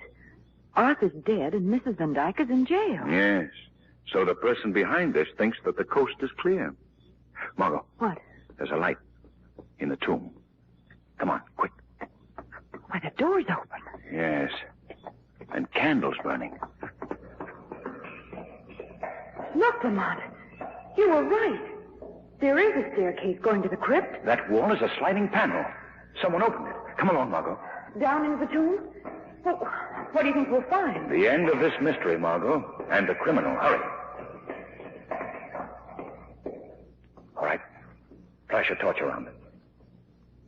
Oh, there's no one here. Lamont, what was that? The panel's closed. We're locked in. Oh, Lamont! Say, I know that voice. Yes. Yes, you know it. Sarah! Why, it's Sarah speaking from overhead. Yes, through that opening. You'll pay for your meddling, you fool. Sarah, it's you who killed Arthur Van Dyke. Yes, I killed Arthur, and I made Elizabeth Van Dyke want to die. Sarah, how did you do it? I lied to them, all of them, about each other. Well, what motive could you have? To drive Elizabeth Van Dyke's daughter insane. Insane. And you can't stop me, for you're going to die, too. Die. Down there. Lamont, we're locked in. What can we do? I'm not sure, Margot. But I think that... Listen. What's that? Lamont, that noise. There's someone here in this vault with us. Steady, Margot. Turn your flash that way. Lamont. Lamont. In the coffin. The body's moving. He's tapping on the glass. The coffin. It's open. He's sitting up. Margot, stop. It's all right. He's alive. It's Ellsworth Van Dyke. Come here. It was Sarah. Mr. Van Dyke. It was Sarah all the time. You help me hold him up, Margot. He's very weak. Yes, Lamont. You've been drugged, haven't you, Mr. Van Dyke? Well, how? No, I did it myself. Had to. To find out who in your house was plotting? Yes. I nearly went crazy, wondering. If you feigned death, you thought matters would come to a head. Yes. Sent Joan away. But Joan's here and in danger. Joan's here? Yes. Look, Ellsworth, I must escape from here. How do I release the panel? The carved wreath up there. Yes? Pull down. Pull down. It opens the panel. Margot, he's fainted. You stay with him. The shadow has work to do.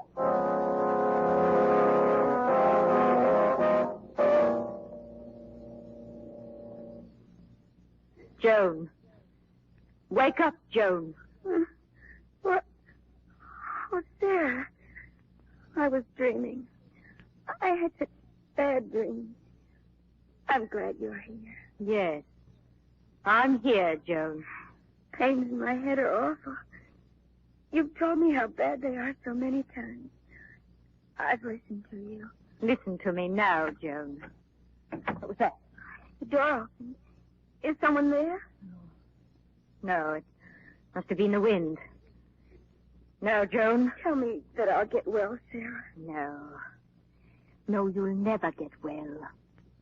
Slowly you'll sink down into the quicksands of insanity. No. Your brain will turn soft. No. Your eyes will stare sightlessly from your head. Sarah, don't say that. You will pay for the pain you've caused me. What have I done to you? You stood in my way. Always.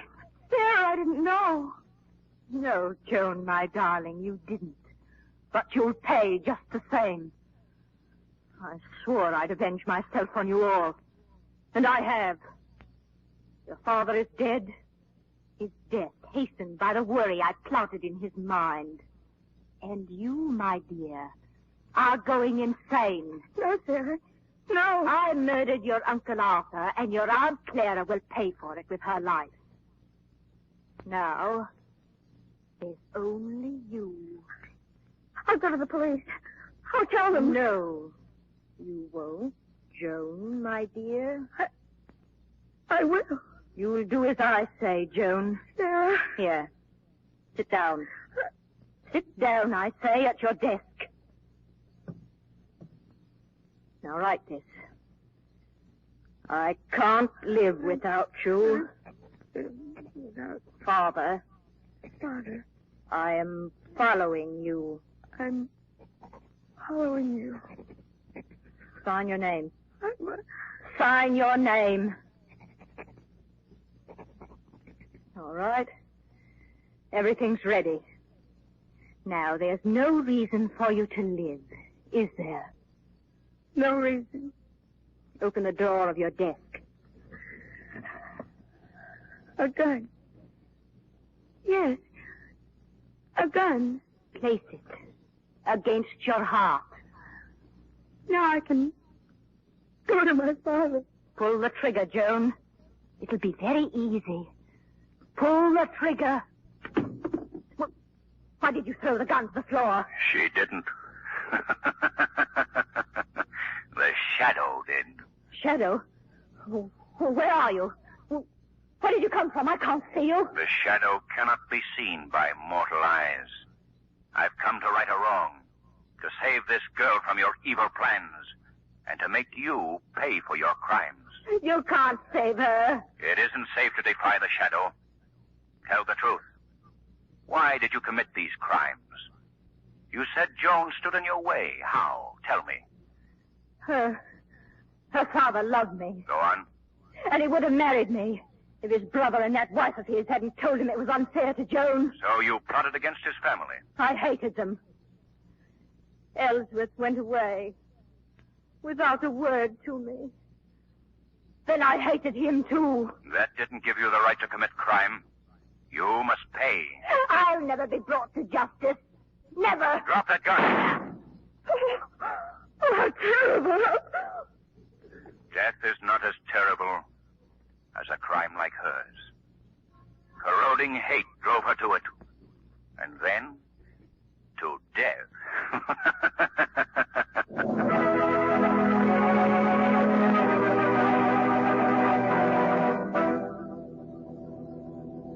Oh, Lamont. What a nightmare. But you say Joan's all right. She's taking care of her father. That'll help her to forget the horror she's been through. The doctor says he'll recover. Why, Lamont, he must have been mad to do such a thing. Well, half mad for the moment. But did Joan really hear him calling from the tomb? No, Margot. He was in a stupor for 60 hours from the drug he took. As for the voice, years ago, Ellsworth made a phonograph record of his own voice calling Joan. Sarah played it. But, Lamont, how could Joan hear the record? Well, the phonograph was connected to Joan's radio with a wireless pickup from the other room. Every night as she left Joan, Sarah would fiddle with the radio, pretending to turn it off.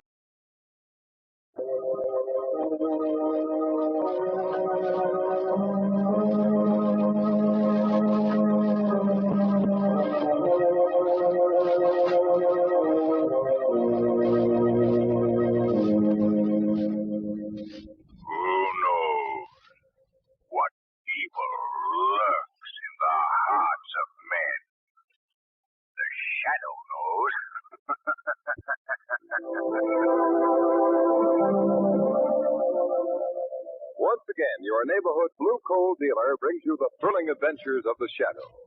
The hard and relentless fight of one man against the forces of evil. These dramatizations are designed to demonstrate forcibly to old and young alike that crime does not pay. The Office of Defense Transportation has asked all coal dealers to reduce mileage of their delivery trucks 25% below the mileage of last year. This means fuel deliveries will have to be carefully planned. Duplicate trips into the same neighborhood eliminated whenever possible. Yes, every ounce of rubber, every gallon of gasoline, every transportation factor must be conserved. You can help by advising your fuel dealer of exactly what your fuel requirements are for the entire winter. This will enable him to work out a schedule of deliveries so that valuable time, rubber, and gasoline will be conserved.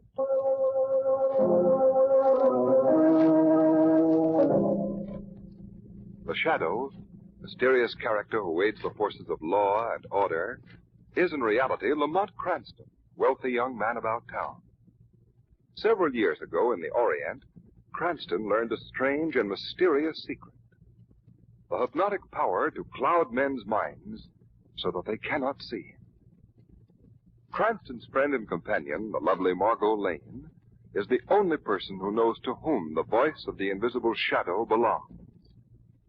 Today's drama, The Lady in Black.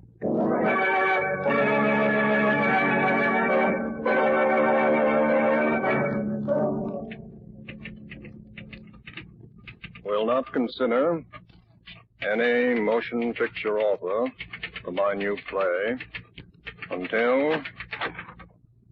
Yeah? What is it? Oh, I see. Put it down over there. Yes, Mr. Bryce. Where are you going? Get away from that picture. How dare you draw the curtain that covers it? What? What's that you've got in your hand? Keep away from me. There's a gun in this drawer, and I'll use it. I give you time. Let go of me. Take that away.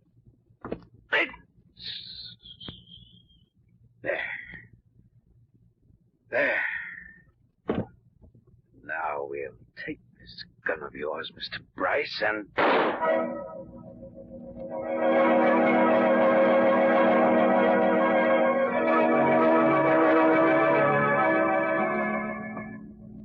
Lamont, look here. Yes, Mom. Did you notice this painting? No. But it's certainly the strangest one in the whole picture gallery. There's such an odd, morbid quality. Is it signed? No. But judging by the odd hook-shaped brushstrokes, I'd guess it was painted by Albert Gerner. Albert Gerner? I don't think I've ever heard of him. Oh, he wasn't widely known as a painter. He was really a chemist. Painting was a hobby. Oh? There aren't more than half a dozen of his pictures in existence. What a shame. It's a great talent. Yes, Gerner was a genius in a way. Poor fellow. Why, poor fellow? Well, when he was young, Gerner married Diane Morrow. 15 years ago, she was one of the most beautiful young actresses on the stage. Gerner was madly in love with her. One evening, a servant standing outside her door heard him talking to his wife as he sketched her. He was saying, I'll finish this drawing in a minute. I know it's almost time for dinner. Yes, you told me Norman Bryce is coming. Darling, he's done so much for your career. As much as a manager could, so you must make a good impression. I'm glad you decided to wear black. You're exquisite. Your eyes are such a deep blue, looking at me with that half smile on your face. I must do this picture in oils. Oh, my darling, I love you so much. So very much. Oh, that's Waldron, my dear. I rang for him a moment ago. I'll speak to him outside in the hall. Yes, Waldron. You rang, sir? Yes, those flowers in Mrs. Gerner's room. While we're at dinner, move them out onto the terrace. I'm afraid the heat of the room will wither them. Yes, sir. And there'll only be 3 of us for dinner. Mr. Bryce is coming along. What was that, sir? It sounded like a shot. In here. Oh. Diane. Good heavens. Look. There's the revolver she did it with. Killed herself. Killed herself. Oh, no. I was talking to her only a moment ago. And now she's dead. Diane. Diane. Diane. So that's the story, Margot. And I wonder why she would kill herself. A girl who had so much. Well, there was some talk at the time of murder. But our room was on the 2nd floor, and no one could have gotten in and out of the windows that quickly. The only other entrance was the door. And Gerner himself and the servant were standing outside of it in the hall when they heard the shot. Yes. Gerner went to pieces after that. Completely broken. He went to the Orient and died there. About 4 years ago. Huh. Well, it seems so. Why, Commissioner Weston. Hello, Margot. Hello, Lamont. Hello, Fancy meeting you, of all places, in an art gallery. I'm here on business. Not to look at a lot of silly pictures. Oh? Norman Bryce has been killed, and Bryce? The theatrical producer? Yeah. Why, Lamont just mentioned him. And we saw his new show last night. A big hit. Yeah, I know. I'm taking personal charge of the investigation. Investigation? You mean he... Suicide, or so the circumstances seem to point. But, Commissioner, does a man kill himself after one of the biggest hits of his career? This man did. I've just discovered something else. Bryce was here at the art gallery this morning. Bought a lot of stuff and ordered it delivered. Not to his home, but to an apartment downtown. Oh, you don't say. Yeah. Well, I gotta be going. Things to attend to. See you soon. Yes. Goodbye, Commissioner. Well, Lamont, you can stand there all heaping staring at that painting. Hmm? Oh, no. Come on. Let's get out of here. Where are we going? Out to the home of the late Norman Bryce.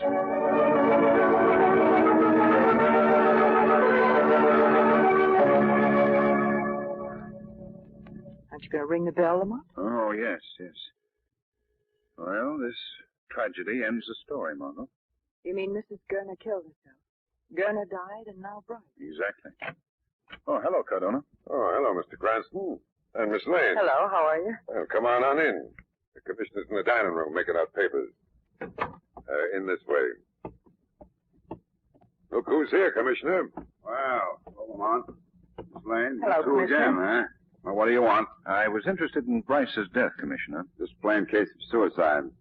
Got these papers to fill out, and then we'll close the case. The body's been taken away? Yeah. Want to take a look at the room where it happened? Oh, yes. Will you come, Margot? Yes, I'd like to, Lamont. You're welcome to go in that room. Well, what do you mean by that, Cardona? Cardona says he feels as if somebody was watching him in that room. Really? Well, there is something about the room. Go on, take a look. Here's the key, Margot. Thanks. Right down the hall, that way.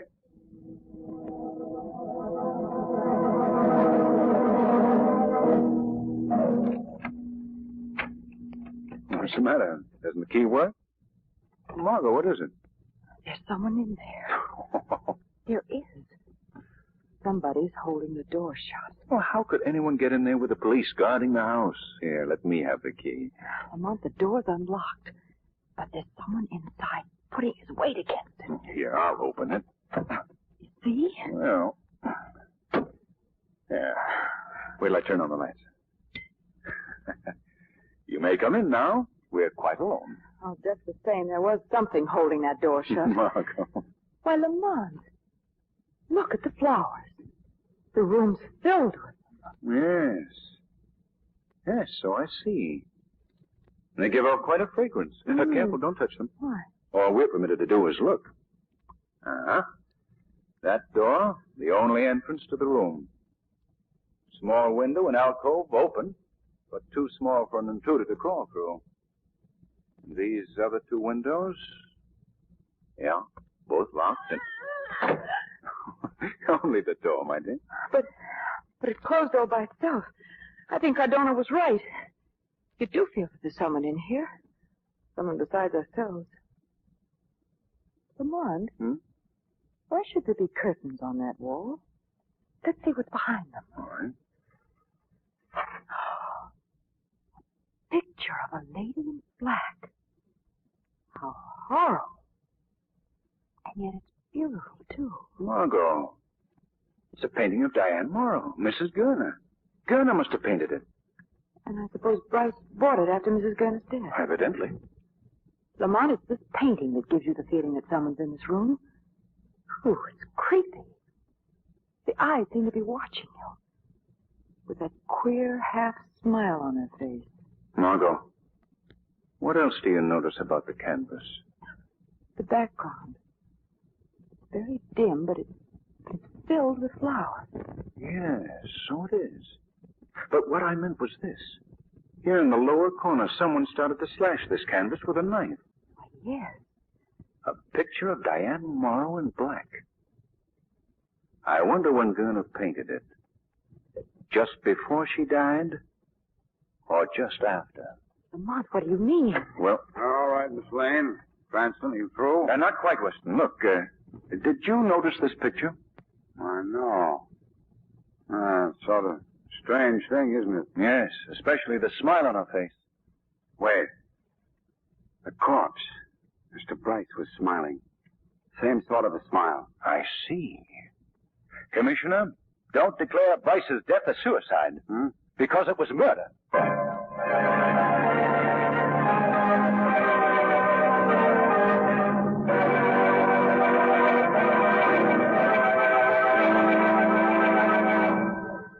In a moment, we'll return to the chateau. But first, here's a brief little drama that directly concerns you. Listen. Hello? Hunter Coal Company. This is Mrs. Smith, 202 Main Street. Will you please send over 10 tons of blue coal immediately? Well, Mrs. Smith, I'm afraid we can't send you that much right now. How much do you have on hand? Oh, I don't know, but it's not a very big pile. Well, we want everyone to have enough coal for immediate needs, you know. I need 10 tons. Can't you deliver it to me now? I'm sorry, Mrs. Smith, but the Robinsons next door to you also need coal. And the Joneses down the street are in need of coal, too. Now, we're making a delivery at both places soon. We'll stop at your place, too. But not 10 tons. You realize we must make sure that everyone has some coal in the bin. I know you won't want to deprive your neighbors of heat. Oh, of course not. I just didn't realize, that's all. Well, do what you can then, will you? I certainly don't want my neighbors to be in valley without coal. Let's all cooperate. Share and share alike, and we'll all be warm this winter. Now, back to the chateau.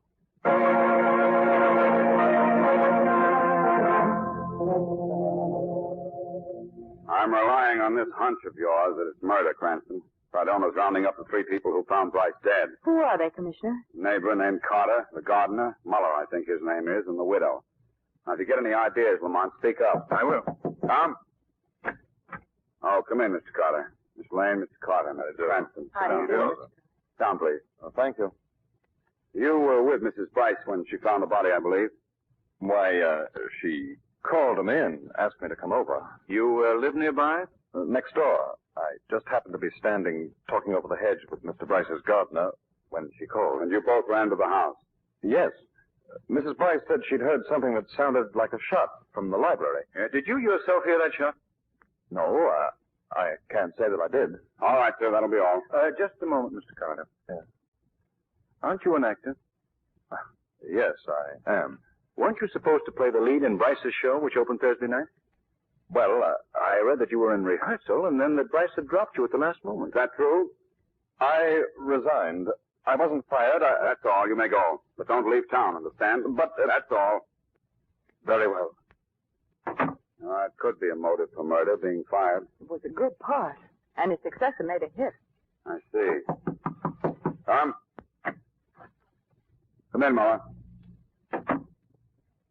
Where were you, Muller, when Mrs. Bryce called to you?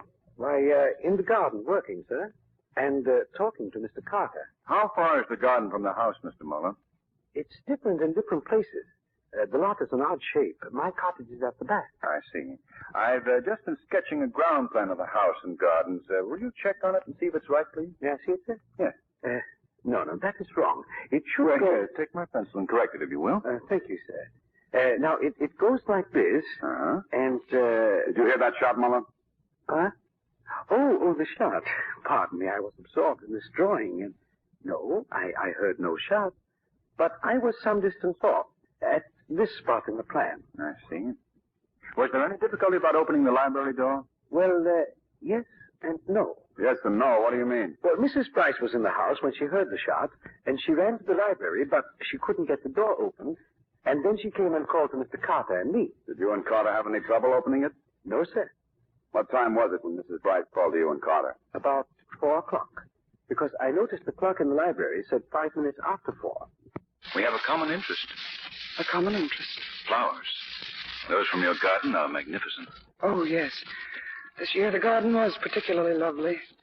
I don't think there's ever been a time when we've had such beautiful geraniums. Yes. Geraniums. They're a common flower, but Muller grows such beautiful ones. I see. Mrs. Bryce, how long has Muller been with you? Since April. Did Muller and Mr. Bryce get along well? I doubt if they ever spoke 10 words to each other. Mr. Bryce was away a good deal? Yes. Mrs. Bryce, I understand you've been away on a visit and returned this afternoon. What time did the train get in? At 2:40. You came directly home? Yes, sir. Now, when did you hear the shot?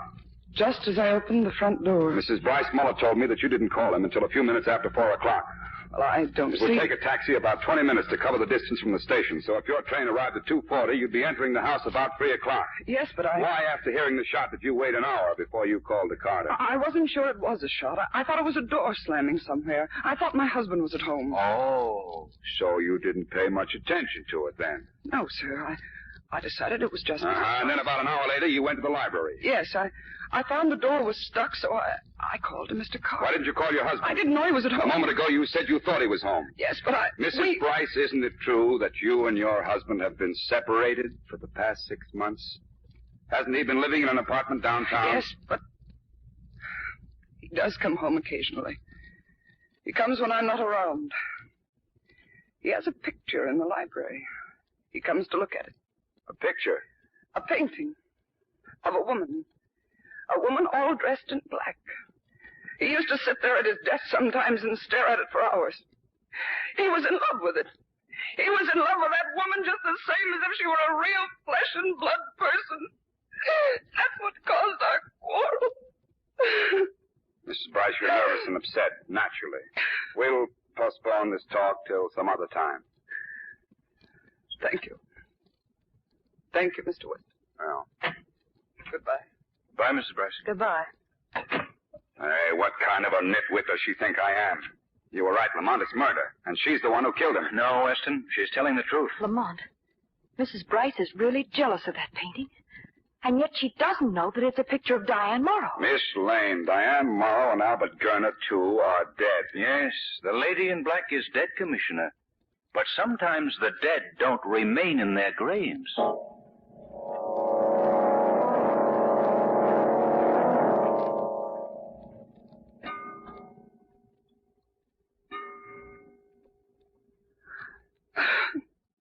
Oh, I hate this room now.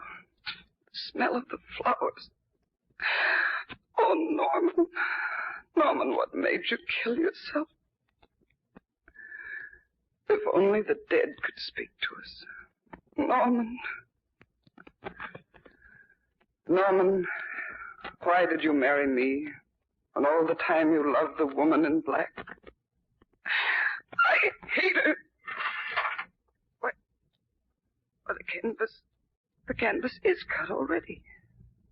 Here at the bottom. Why, the frame moves. There's a space behind it. Sort of closet.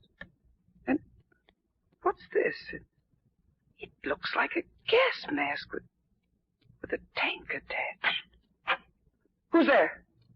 What do you want? Give that to me. What are you doing here? Is this gas mask yours? Give it to me. I see now. Norman didn't kill himself. He was murdered, this mask. You killed him, didn't you? I killed him. Let go of me. What are you doing? Take that away.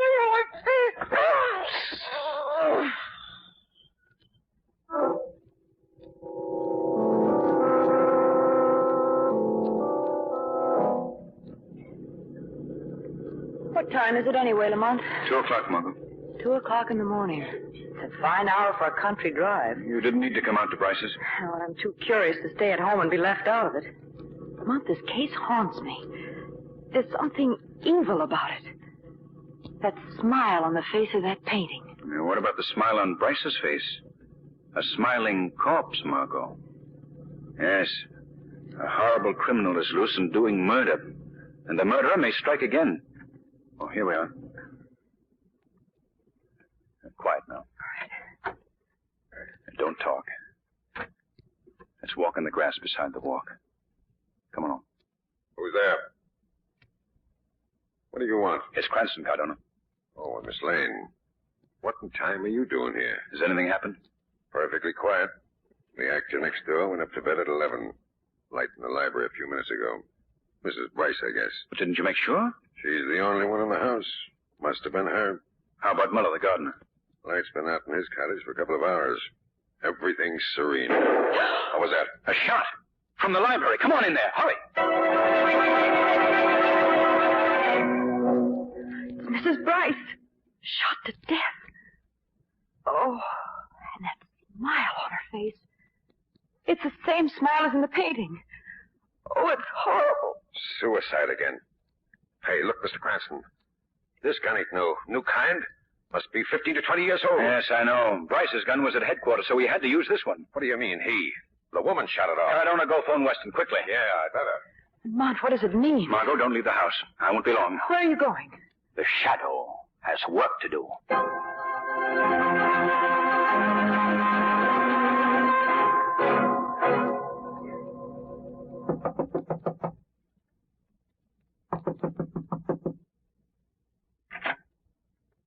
Who's there? Who is it?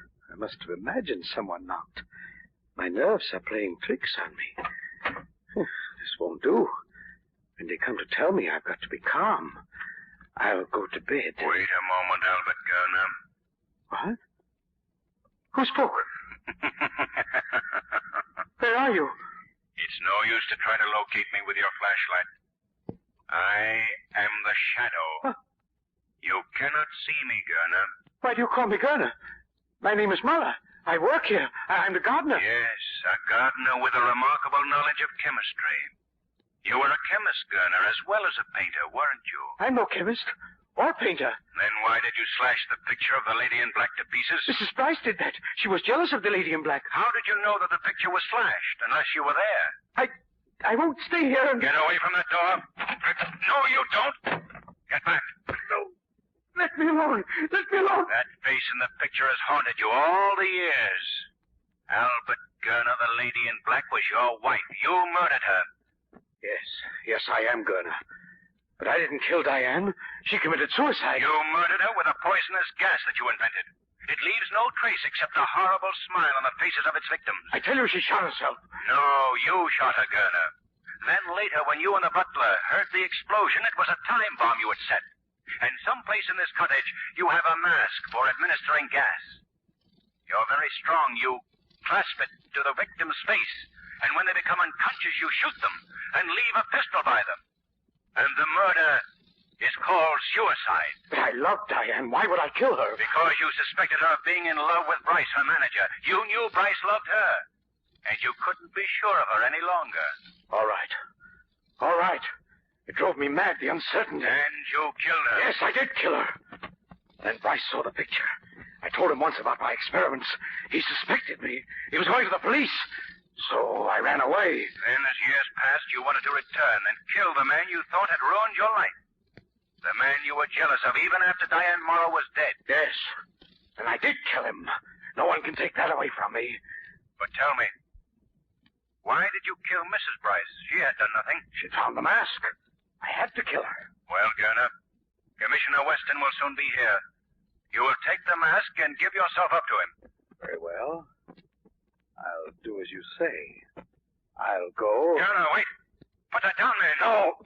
Take off that mask. Take it off, I say.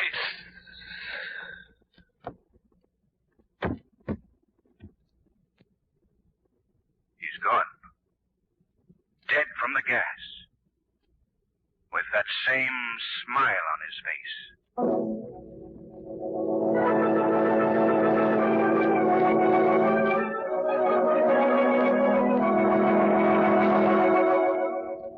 This table suit you, Margot? Very nicely. All right, Louis. We'll order later. Very good, sir. Lamont, what I want to know is how you solved this case. Where did you get your first clue? Why, you gave it to me. I did? Yes. You called my attention to the fact that the background of the painting was composed of flowers, of geraniums. Well? Well, when Diane Morrow died, her room was filled with geraniums. Oh, and you thought that those and the geraniums in Bryce's library had some connection? Precisely. And the ventilation of Bryce's library. The ventilation? Yes. It had been worked out so that quite a strong draft swept through the room. Why, of course. It was the draft that held the door shut. Yes. And it also caused the door to slam shut so violently that Mrs. Bryce thought it was a shot long after Bryce was dead. Oh. And the draft also cleared the room of the gas, which smelled like geraniums. Well, then the geraniums were there to explain away whatever traces of the gas might be left. Exactly. Only, Lamont, how did you know that Muller was really Gurner? Oh, that was the simplest part of the case. He helped draw a map of the house and gardens, and he used the same queer hook-shaped strokes that identify Gurner's work anywhere. Oh, here you are. Oh, hello, Commissioner. I'm sorry I'm late. Well, there's no hurry. We've loads of time. Certainly. We're merely going to drop in at the Pan American Art Exhibit this evening. The art exhibit? Pictures? Oh, why don't you take up something practical?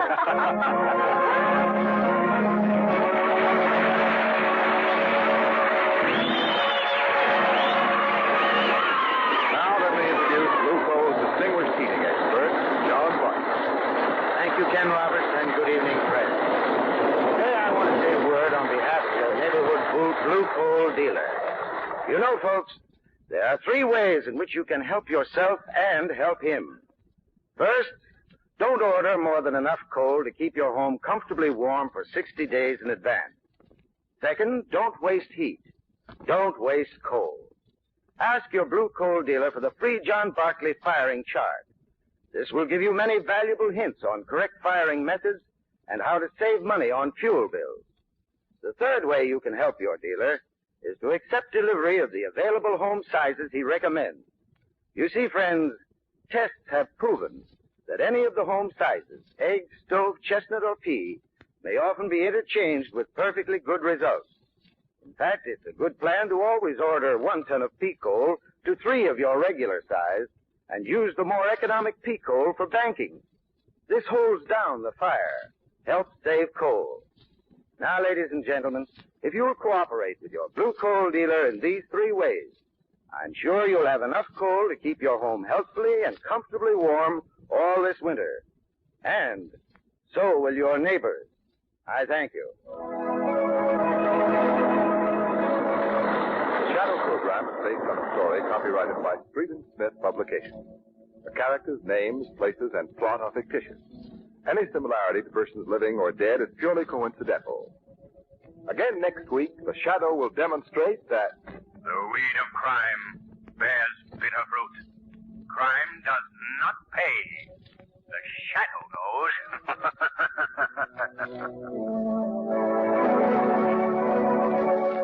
Next week, same time, same station, your friendly blue coal dealer brings you another strange and thrilling adventure in the Shadow's daring battle against the forces of evil.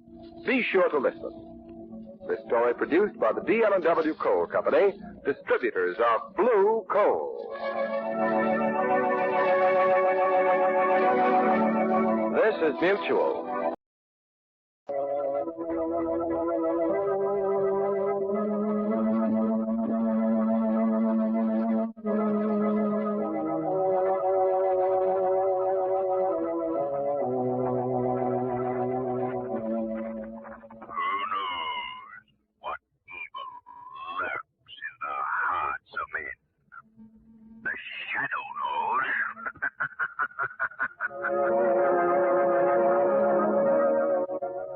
Once again, your neighborhood blue coal dealer brings you the thrilling adventures of the Shadow, the hard and relentless fight of one man against the forces of evil.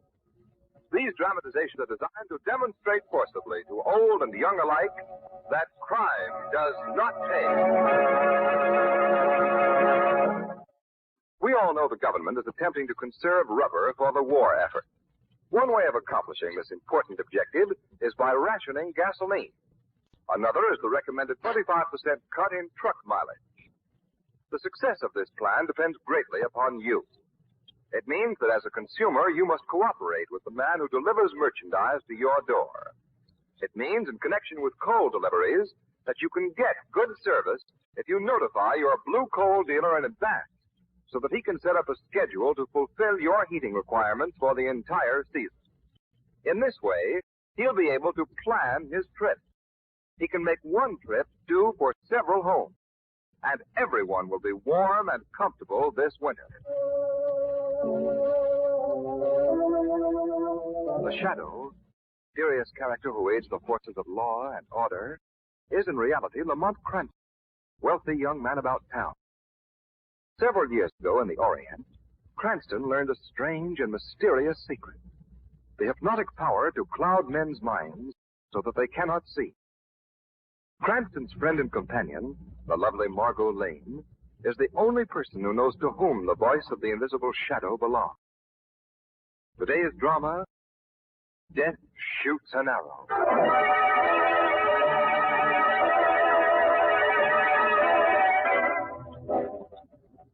us to go on in, Cardona? We have an appointment with the commissioner. Go right ahead, Miss Lane. Mr. Cranston. Boss is alone. Thank you. I'll be Margot.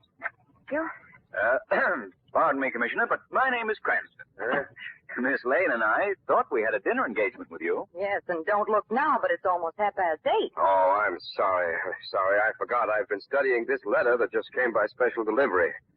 It's anonymous. Anonymous? Yes, it worries me. It's about old Ben Marlowe and his family. You like to see it?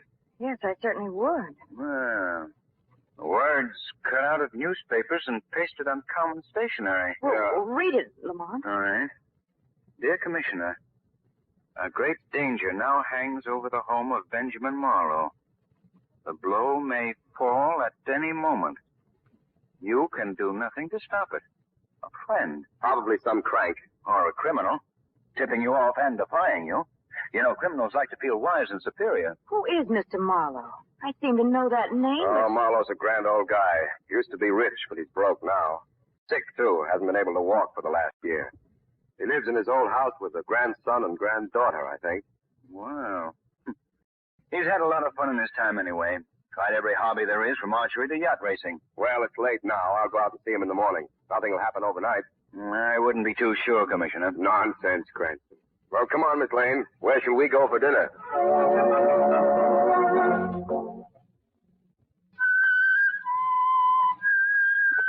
Grandfather should be asleep instead of playing that silly flute. Oh, who's there? Who is it? It is Ando, Miss Enid. You startled me. What do you mean hiding there in the corner? Ando, listen. Music. You listen too much around here. Usually to something you're not meant to hear. Not good to hate Ando. That sounds like a threat. I don't know why my cousin ever brought you from Guatemala in the first place. Go along. Ando, go, Miss Enid. Well. Come. Oh, come in, Enid. Was it you talking outside? Ando was standing there listening to you play. Ah, that savage would kill you as soon as look at you. He gives me the shivers. Yes.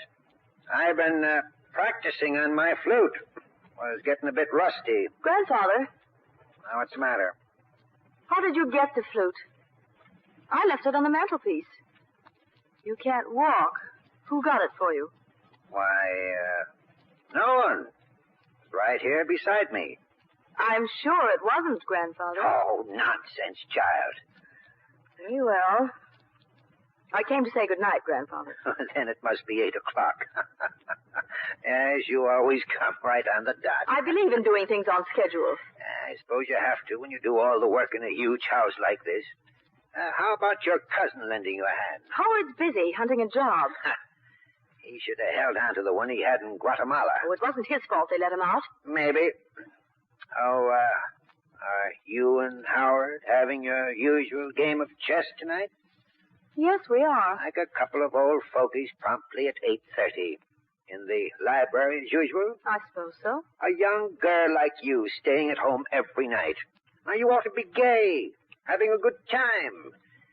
Well, my dear, perhaps we won't always be broke. No, you won't stay at home and play chess with Howard all your life. I still have a few tricks up my sleeve.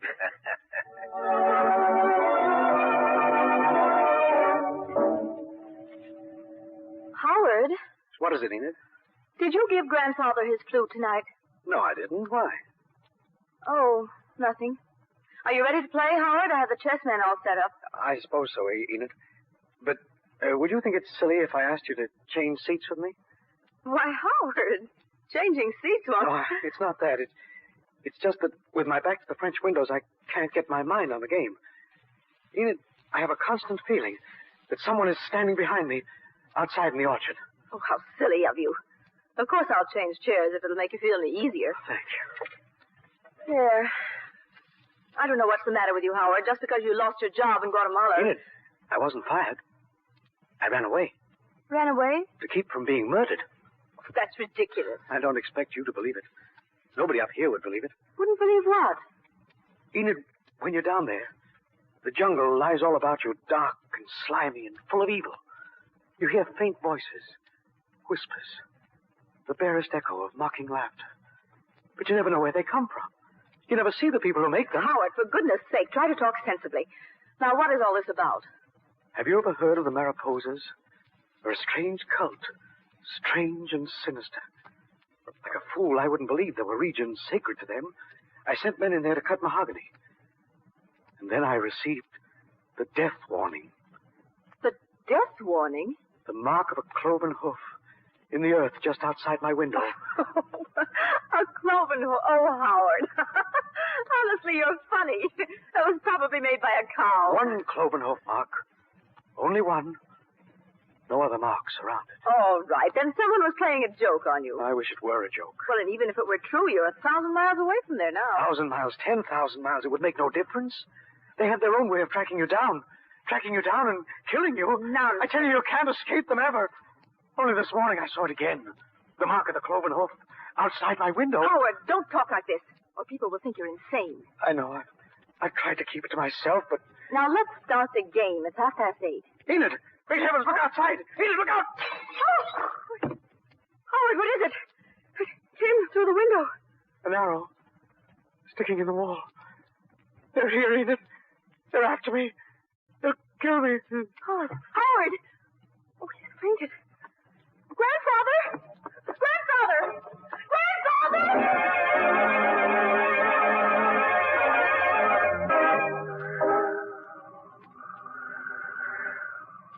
Ando, wait here. Someone must come to tree. Is someone? Come now. Wait. Ando, no. You try to kill. You give Ando money, much money, or Ando tell. Wait, put arrow down. No, don't kill me. Don't kill me. Oh, die.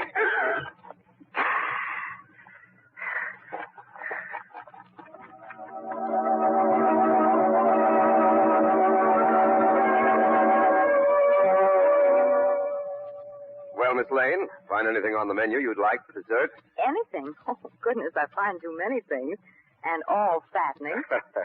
Lamont, what are you having for dessert? Well, nothing, thanks, sir. Black coffee, though. Oh, what ails him, Miss Lane? He hasn't spoken for a half hour. Well, if I know the signs, he's worried. Aren't you, Lamont? Confound it, look who's coming. Cardona. Excuse me, Commissioner. What's happened? A nutty phone call. A Miss Marlowe called. Marlowe? Yeah, she said something awful had happened. Wouldn't tell me what it was. Come on, Lamont. Let's go out there. Coming, Margot? Well, wild horses couldn't keep me here. Let's hurry, Commissioner, or we may regret it.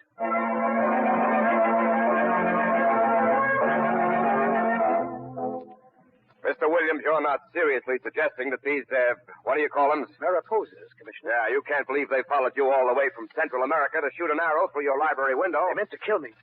And they will. I don't expect you to believe it. Oh, some kid in the neighborhood has a bow and arrow, and a shot went wild. I find that hard to believe, Commissioner. Miss Marlowe, you two were playing chess when the arrow flew in? Yes, Howard upset the chessman when he got up. Yes, I see. From the direction they fell, I surmise Mr. Williams was facing the window. Yes. Usually I sit there, but tonight we changed about. Why? I was nervous with my back to the window. Mr. Williams, did you see anything outside the window? Yes. I saw a moth out there. A moth? A giant white moth flutter there.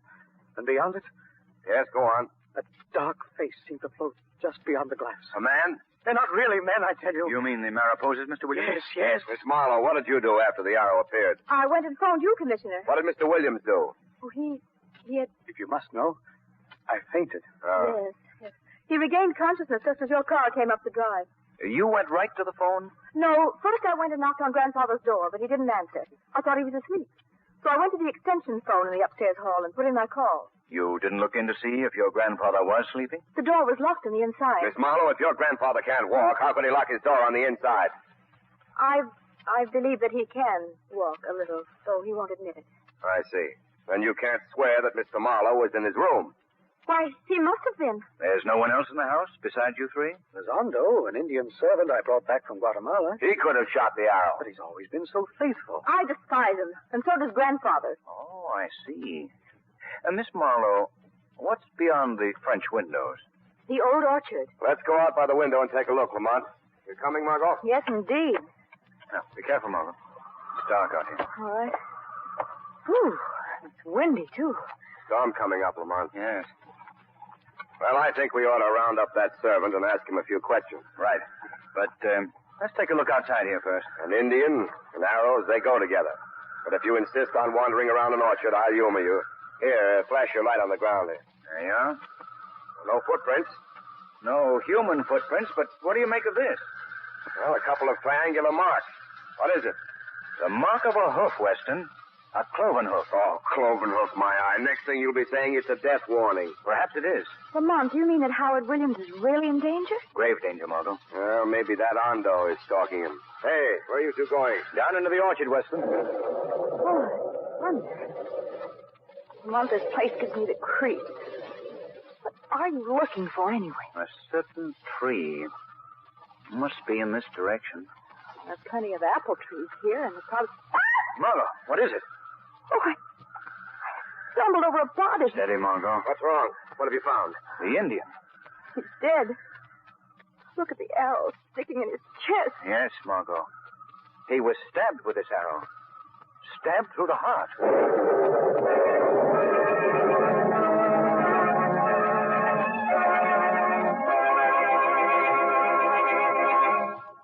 In a moment, we'll return to the shadow. Right now, let's consider the case of a typical householder who has solved his fuel problem for the winter. Just how did you go about that, Mr. Smith? Well, first thing I did was figure out how much coal I need every month.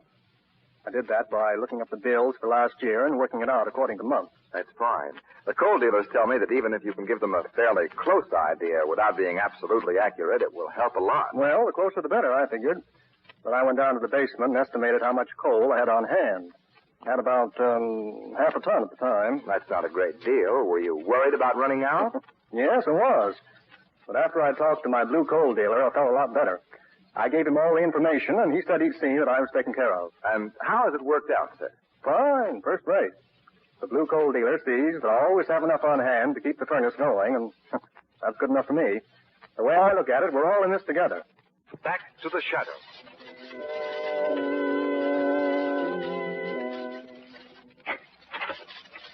Lamont, this case is crazy. Our only suspect killed. I wonder. Margot, will you go and stay with Enid Marlowe? It's important. Why, yes, of course, Lamont. Come upstairs, Lamont. I want to check the location of the phone Enid used. All right, Commissioner. You see, Enid and Howard can't have done that killing. They were together when it happened. Afterwards, he was out cold and she was phoning. So she says. Yeah. Say, Lamont, could old Ben Marlowe be mixed up in this? Well, since he can walk, he's a suspect. Yeah. And why should he want to keep his being able to walk a secret? I don't know. Oh, here's the phone Enid used. Yeah, we've got a murder, but there's no sense to it. I think Ondo knew something and was killed to silence him. Let's have a talk with Mr. Marlowe. All right. Which is his room? Well, this is the only door that's closed. I'll knock. Try the door. It's not locked now. Oh, come in. What's the matter? What in time ails... Why, Weston, what are you doing here? Lamont Cranston. Mr. Marlowe, there's been a little scare here. Your granddaughter called me. Have you been asleep, Mr. Marlowe? Yes, for an hour at least. What's happened? An arrow was shot through your library window. It nearly hit Enid Marlowe. It's that Indian. I warned Howard and her he'd kill him as soon as look at them. Mr. Marlowe, what's this? I just found it tucked between the wall and the head of your bed. I don't know. It looks like a boot. Yes. Look, Commissioner. A boot that leaves a print, like a cloven hoof. Ondo must have stuck it there while I was sleeping. How could he when your door was locked? Why, it wasn't locked. Marlowe, you hated this servant. What would you say if I told you we just found him in the orchard, stabbed to death? I'd say good riddance. That's what I'd say. Mr. Marlowe, we learned tonight that you can walk and are keeping it a secret. That's my business. Ben Marlowe, I'll have to arrest you. Now, wait, Commissioner. Don't act yet. We need to know something else. I have all the outrages. Send my niece to me. I want my lawyer. Marlowe is busy now, sir. I'll tell her in a little while. Come along, Lamont. Commissioner, I'll have your scalp for this. Lamont, Ben Marlowe's lying about that locked door. He can walk. He knows archery. He hated the Indian, and he killed him. Why shouldn't I arrest him? Because I want you to arrest Enid Marlowe at once. Lamont, you're crazy. I'll do nothing of the sort.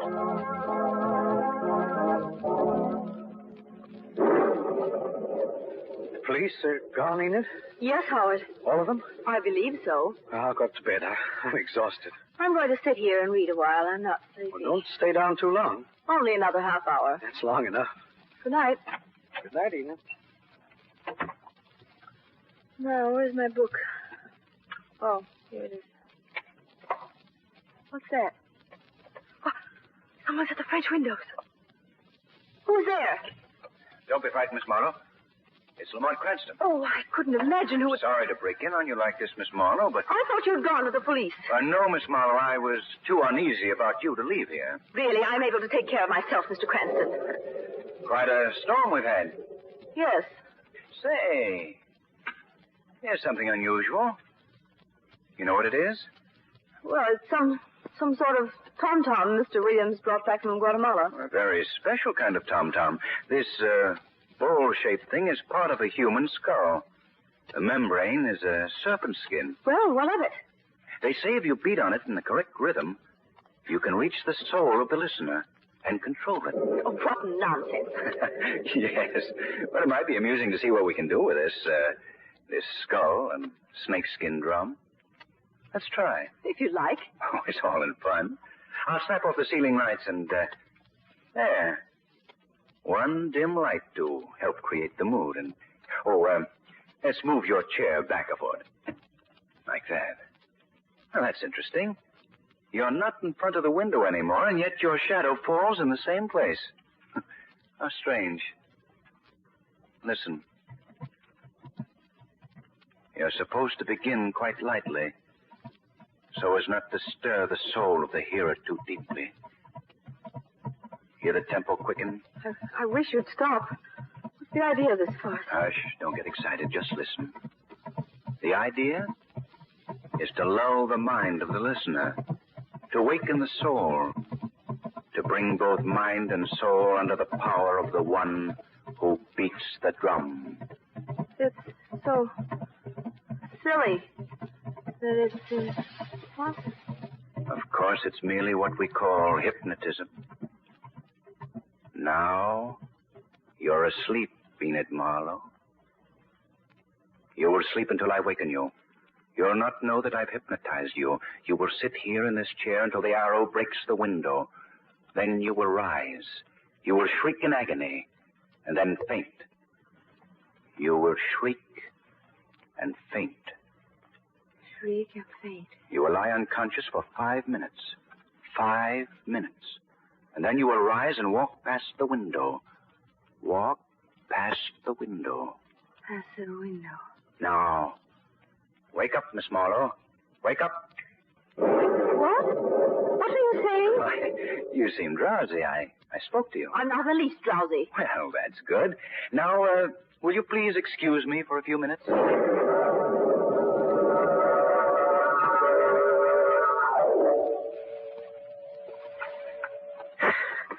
I've got to get up the street quickly. I'd like to show Cranston and that stupid policeman this death machine of mine. Using a crossbow in this day and age to commit murder. No one would believe it. There she is.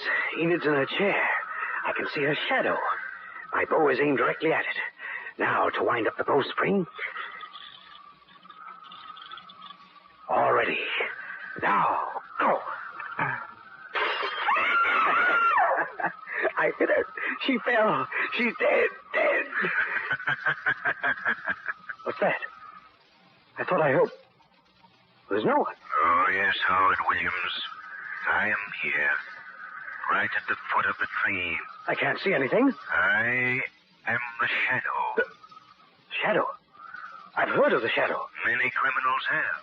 Criminals like you, Howard. Murderers. I saw you shoot that arrow that broke the window. Oh, you saw me do it, Shadow? You stood and watched me kill Enid? And you admit it? Why not? There's nothing you can do, even if you are human and could testify in a court, because you're an accomplice. It's true, I didn't try to stop you. That's right. I didn't kill Enid. We killed Enid, you and I. Why did you do it? To get my grandfather's money. I thought he was poor. That's what everyone thinks. But he owns land in the tropics that's worth $100,000, and only I know it. You killed Enid so that you could be the only heir? Yes, of course. And soon you plan to kill your grandfather? Yes, but suspicion will never fall on me. Why did you kill Amdo? He tried to blackmail me and got what was coming to him. The police will think it was the Mariposas who got him, that they killed Enid trying to get at me. I've planned everything. You even wrote the police anonymous warning, didn't you? I wanted them to hear about the Mariposas, the boogeymen that I invented. I'm safe, I tell you perfectly. Enid's dead. Is Enid dead, Howard? Are you sure? What? Look at the window. See? It's Enid's ghost. So, Enid's alive and well. No, that's impossible. It's the truth. Now am I your accomplice, or will I dare to give you up? You think you've beaten me. I know where you must be standing, even if I can't see you. I'll shoot you. you meddling... Look out! Howard, don't try to move. I can't move. I slipped. The arrow's in my chest. He's dead. Paid for his crime with death.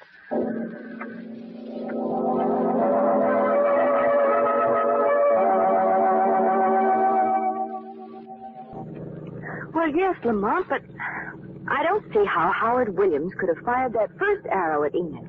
He was right in the room with her. Well, Margot, that arrow was fired from a crossbow Howard had fastened up in a tree. It had an automatic timer on it. He set the timer in advance, and the arrow was shot off automatically. Well, I know, but that first arrow missed Enid. He meant it to. Howard wanted to build up his strange legend about the Mariposas. Oh, incidentally, Mariposa is the Spanish word for moth or butterfly. That's all it means. Oh. But, Lamont, Amdo was killed when Howard was in a dead faint. No, Margot, he was acting. As soon as Enid dashed upstairs, Howard ran for the orchard to remove his bow. He met Amdo and killed him. Then he dashed back and fainted all over again. Ironic, isn't it? What's ironic? His own dodge gave me the idea of how to fool him. I knew Howard wouldn't use the automatic timer when he tried to kill Enid. He'd shoot the arrow himself. So I moved her chair from in front of the window without changing the position of her shadow. Then I hypnotized her so that she would scream and faint when Howard shot. He thought he'd killed her, and he confessed. And now, you explain the mystery of how old Mr. Marlowe's door got locked and then unlocked. Well, Howard must have locked it just before the chess game. Well, that's my own guess, but when was it unlocked? Well, when you and I and the commissioner went into the orchard. And he must have hidden that boot there at the same time. Right. But why did Mr. Marlowe conceal the fact that he could walk? Because of something you wouldn't understand, Margot. Masculine pride. Really? Yes, Margot. Ben Marlowe can walk. But it's a pretty wobbly sort of walk, and he's a proud old guy. Do you mean that he was ashamed to be seen? Yes. He wanted to wait until he could walk in on Eden straight and quick and strong as ever. Well, I'll never understand men as long as I live.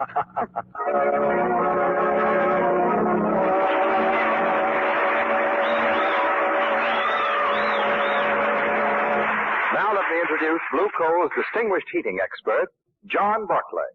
Thank you, Ken Roberts, and good evening, ladies and gentlemen. These wartime days, fuel conservation is so important that I feel we can't stress it too much. So I'm going to give you a few simple, easy-to-follow suggestions that will help you save a lot of coal. First of all, avoid excessive temperatures. An overheated house is bad for your health and hard on your pocketbook. It takes a lot more coal to keep your home at 77 degrees than at 70 degrees. Another thing, don't keep your garage as warm as your home. As a matter of fact, a temperature of 40 degrees is better for your car and a lot easier on your checkbook. And friends, if you believe in plenty of fresh air in your bedroom and keep the windows wide open, close the bedroom door tight. You'll avoid chilling the rest of the house and wasting coal to heat it up again. And if you have a sunroom, don't try to heat it. The large window area makes it too expensive to heat. But if you must heat it, equip it with storm windows and weather stripping to conserve coal. Finally, always close outside doors promptly. A little gossip by an open door will chill your house and waste coal. Now, folks, these are easy precautions to take, And it's surprising how they do save valuable fuel. I thank you.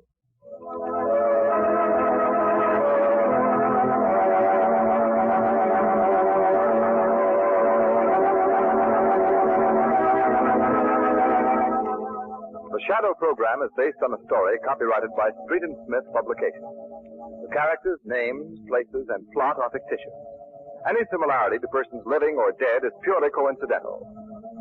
Again next week, The Shadow will demonstrate that the weed of crime bears bitter fruit. Crime does not pay. The Shadow knows. next week, same time, same station, your friendly blue coal dealer brings you another strange and thrilling adventure in The Shadow's daring battle against the forces of evil. Be sure to listen. This story produced by the DL&W Coal Company, distributors of Blue Coal. This is Mutual.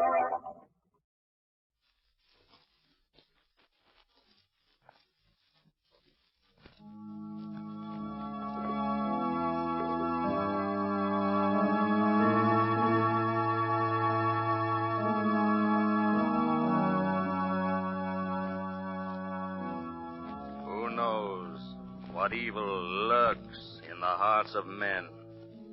The Shadow knows.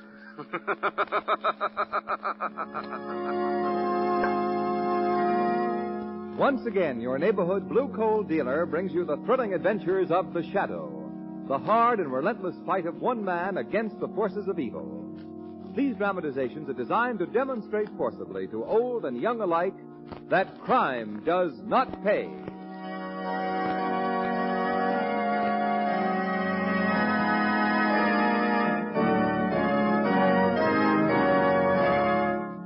Friends, here's a very important way that you can help the war effort.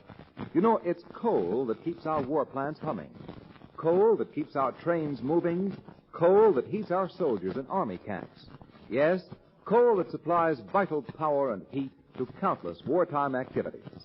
So you can make an invaluable contribution to the war effort this winter by cutting your coal consumption to the absolute minimum. Start your personal coal conservation program this simple way. Hold your fire. Don't let the first chilly snap send you down to the furnace. Use the fireplace. Wear warmer clothing. Wait 2 or 3 weeks later than usual before starting your furnace. The coal you save now will help the home front and the war front, and it will help you keep warmer in the really bitter months to come.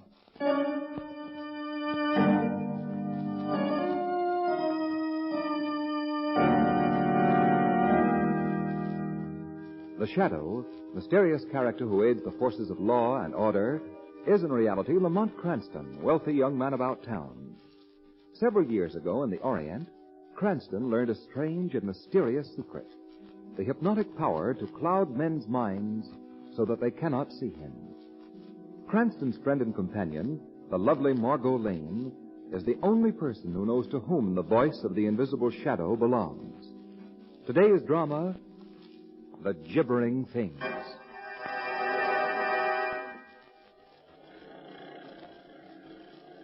Well, nature puts on quite an autumn show up here, Margot. Yes, doesn't it, Lamont? Yeah. All New Hampshire's pretty country at any season, folks. Are we nearly at our destination, driver? Almost. About 1.5 miles more, and we'll be at the Haunted Woods. Huh? Haunted Woods? Yes, sir. The place you've hired me to drive you to is just this side of them. Oh, Aunt Susan never told me that she lived near any haunted woods, Lamont.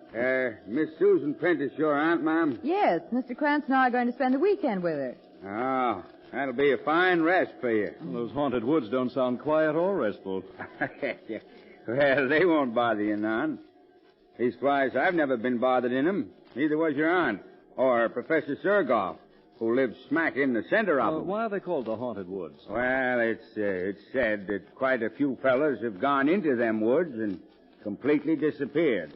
There was 2 lumberjacks and 4 or 5 harvest hands. Shucks, I figure they simply walked into the woods on one side and out the other. Your logic is spoiling a nice mystery, driver. Oh, I figured a natural explanation for the gibbering things, too. The gibbering things? Ever so often, the doggonedest noise is heard from them woods. A funny, squeaking, chattering kind of noise. Don't sound like it was made by either man or beast. The folks say it's made by things. You figured that it's not made by things? Mister, that gibbering noise is made by monkeys. Monkeys? In New Hampshire. Yeah, Professor Sergoff's got a couple at his place that he's brought up from South America. I admit I don't know how their squeaky little voices can be heard so far away from the professor's house. But them monkeys is the only natural explanation. Are those the haunted woods ahead of us now? Yes, ma'am. That's them. Heavens. What's that? Something screamed in those woods. Yes, that was just an old screech owl. There it is again. Well, screech owls don't make their home this far north. They must have been brought up here like the monkeys you mentioned. That's right. It's another pet of Professor Sergoff's. Here's Miss Prentice's place. Oh, Lamont, what a lovely little house. I'll get your luggage out the back. Here, let me help you, Margot. Thank you. Step directly on these flagstones. The ground's pretty wet. We had some thunderstorm today. Started early this morning and pulled down telephone wires and raised all kinds of nests. That's all? Yeah. Why, I'd like to wait and say howdy to Miss Prentice, but as long as I'm out this way, I want to drop off a package at Professor Sergoff's. Getting late, and I'd like to be in and out of them woods before dark. Not because of the gibbering things? Well, shucks, no. Just that the road through there is pretty terrible. A fellow wants daylight to get over it. I'll stop off on my way back from the professor's, see if your aunt wants anything fetched from the village, my next trip. So long. So long. You never told me your aunt was deaf, Margot. Deaf? Well, she isn't. Well, she can't be at home, then, after this noisy arrival in front of the door. But it is funny that she hasn't... Aunt Susan! Aunt Sue! You sure she expected us today? Of course. Oh, the door's unlocked. Let's go in, Lamont. She must have stepped out for a moment. For a long moment. Let's have a look around. You take a peek at the kitchen. All right. Everything here's tidy, shipshape, and deserted. Well, the kitchen door's been left unlocked. Well, evidently your aunt didn't intend to be gone very long. Well, what do you suppose has happened to her? Oh, chances are your aunt left here this morning, pay a brief call to some neighbors, and she was forced to stay there by the storm. I was beginning to think Aunt Sue had been swallowed by those gibbering things in the haunted woods. We have Mr. DeRima's assurance those gibbering things are vastly overrated. What's that? Oh, listen. It's the gibbering from those woods. It's from deep in the woods. Doesn't sound like the chattering of any monkey that I've ever heard. Lamont! Could that be the screech owl again? That cry sounded human. It's like a scream of mortal terror.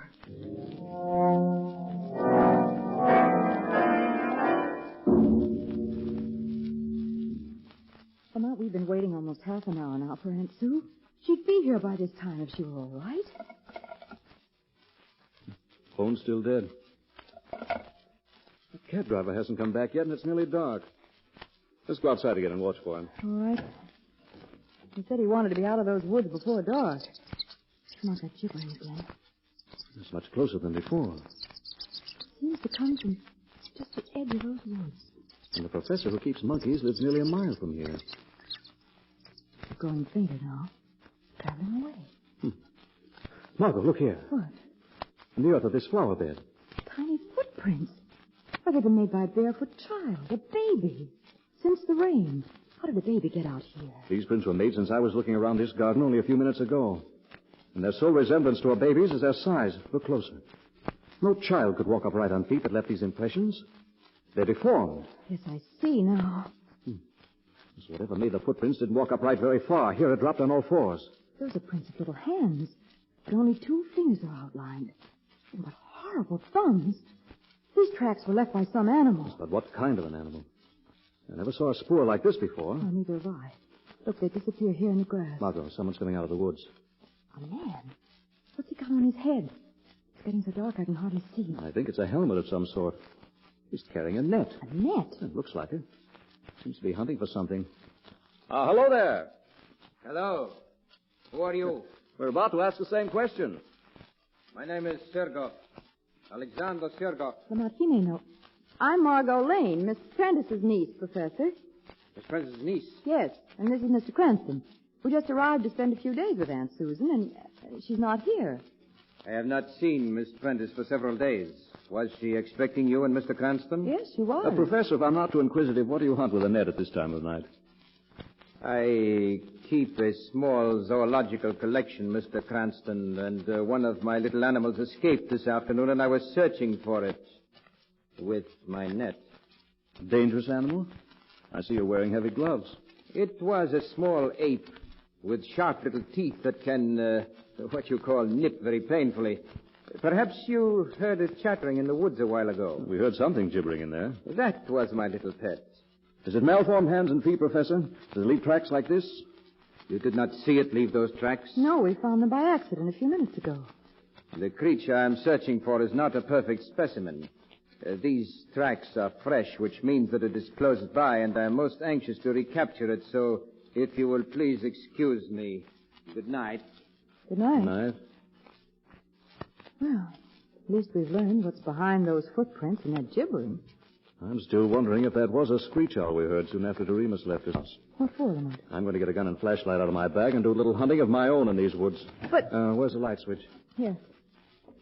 Oh, thanks. Lamont, the gibbering again. It's just outside the house. We know it's only a crippled ape that... Margot, what? That face at the window. Where? It's gone now. But it was pressed close against the glass. It had no features, Lamont, except eyes. And a toothless mouth. It was the face of the gibbering thing!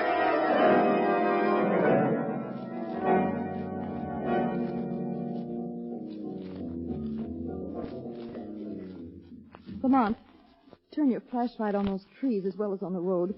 That gibbering thing may be in these woods. As I'm watching, Margot. There's only one set of tire tracks on this road, so Doremus traveled it only one way.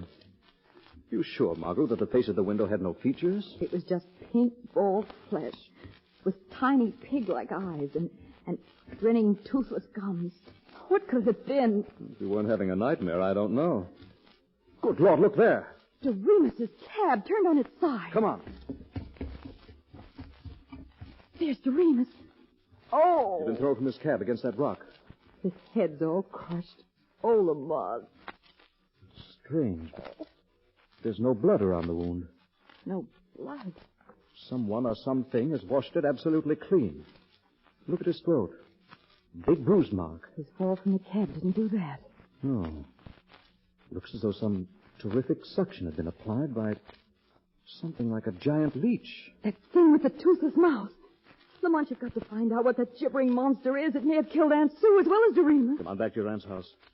After I see you locked safely inside, Professor Sirgoff is going to receive a visit from the Shadow.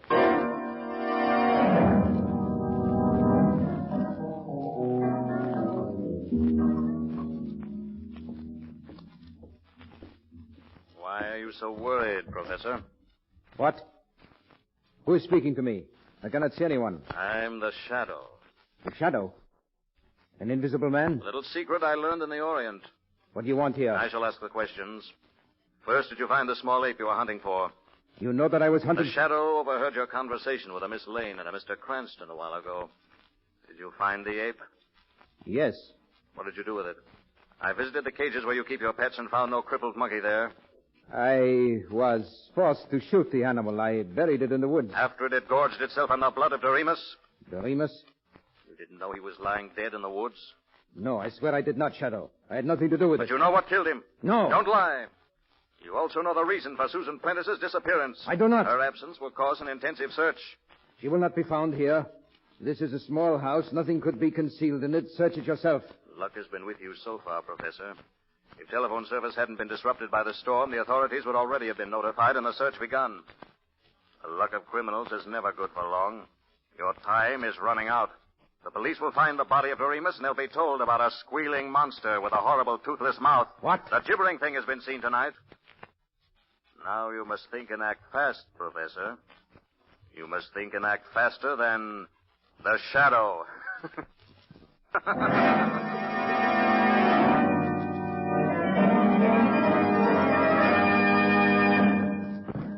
Friends, if you heat your home with coal, listen. Here's some important good news. Your friendly neighborhood blue coal dealer is happy to announce that he already has available, on a first-come, first-served basis, a small supply of automatic heat regulators to aid in the urgent coal conservation program. Now listen to what an automatic heat regulator does. It takes full charge of your furnace operation, giving you a constant, even temperature day and night. It eliminates those wide swings in temperature when it's always too hot or too cold. It saves you those incessant trips to the basement when you try to control the temperature yourself. It helps protect your family against winter colds, which many doctors agree result from overheating or unstable temperatures. And most important, it saves coal vital to the war effort and money for you. An automatic heat regulator costs little to begin with and soon pays for itself in fuel savings. Don't wait for the first freeze. There are just a few automatic heat regulators available. So act now. Call your friendly blue coal dealer and place your order tomorrow. And now, back to the shadow.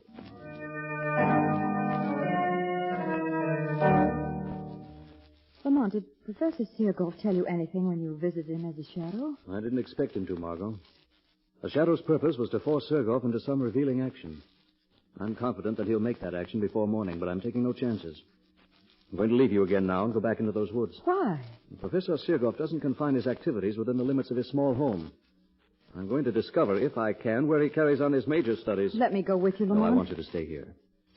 Lock yourself in the house and don't leave it. I expect to be gone for some time. Oh. I expect to be gone for some time. Fine. That screech owl. What's that? Back door. Who's there? What do you... Good evening, Miss Lane. Professor Seargolf. When one locks a glass panel door, the key should never be left in the lock. It is so easy to break the glass, reach inside, and turn the key. Why have you broken in here? I just saw Mr. Cranston go into the woods, and I considered this an excellent opportunity to talk with you alone. That's gun. This gun will do you no harm if you're obedient. You and I are going for a little walk, Miss Lane, and you are going quietly.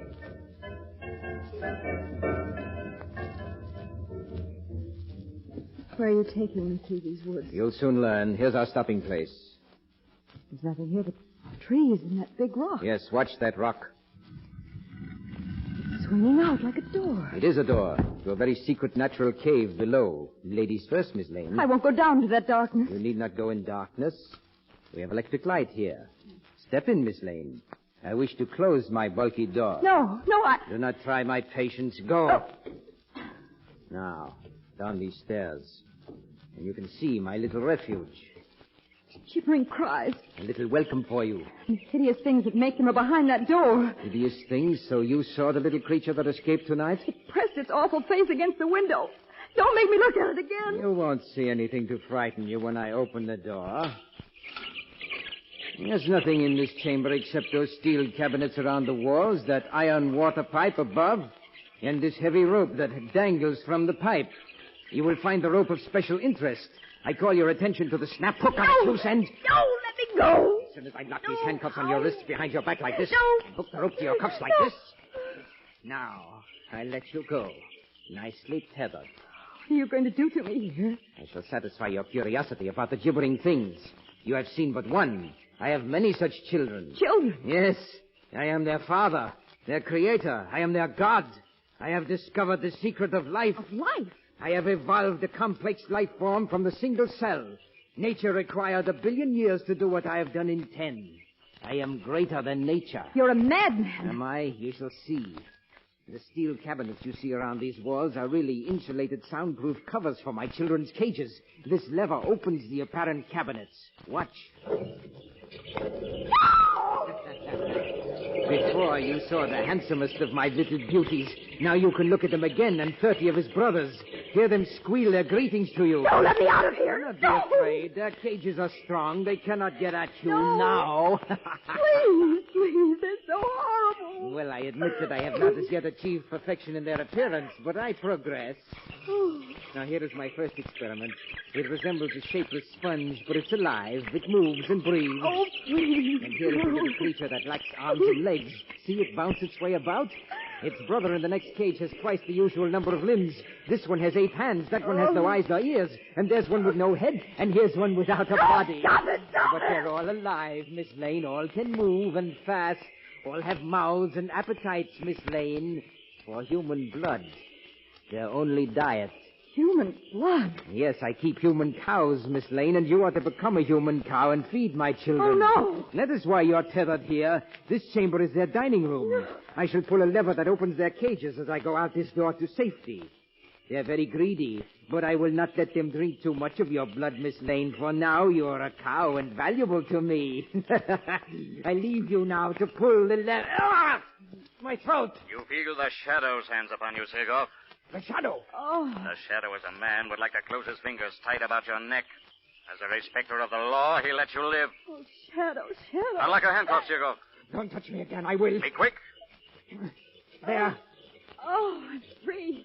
I'm free and I can leave this room. Go where I won't see and hear those awful things. Yes, go. And I'll go with you out that door. Seagoff! The door is locked and closed upon you, Shadow. The lever that opens my children's cages is on this side of the door, and I release them now. No! My children do not have to see a man to find him, Shadow. Their greed for blood will lead them to you, and they are to have all your blood, Shadow.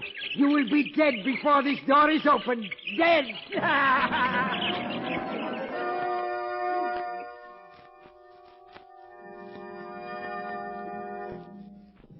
It is now half an hour since that door was closed upon our former friend, the Shadow. My children have killed strong men within 5 minutes, so I think it is time, Miss Lane, for us to view the remains, which will be visible, I imagine. But first, I shall reunite you with your aunt. You're my aunt here? Yes, unfortunately escaped and told me of her intention to notify the authorities. I was forced to add her to my herd of cows. That herd includes the itinerant lumberjacks and harvest hands who have disappeared in the haunted woods.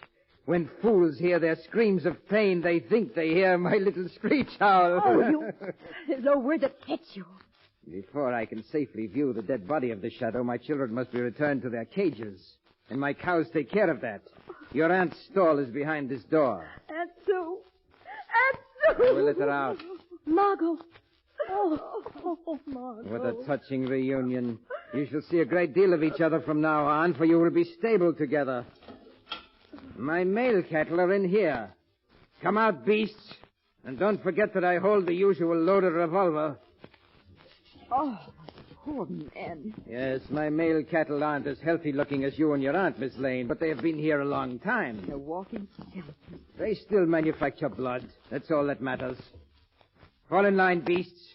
You with them, female cattle? No. Fall in line. Oh, come, Margot, come. There's nothing we can do. You're learning fast, Miss Prentice. Now march, all of you, to the feeding room.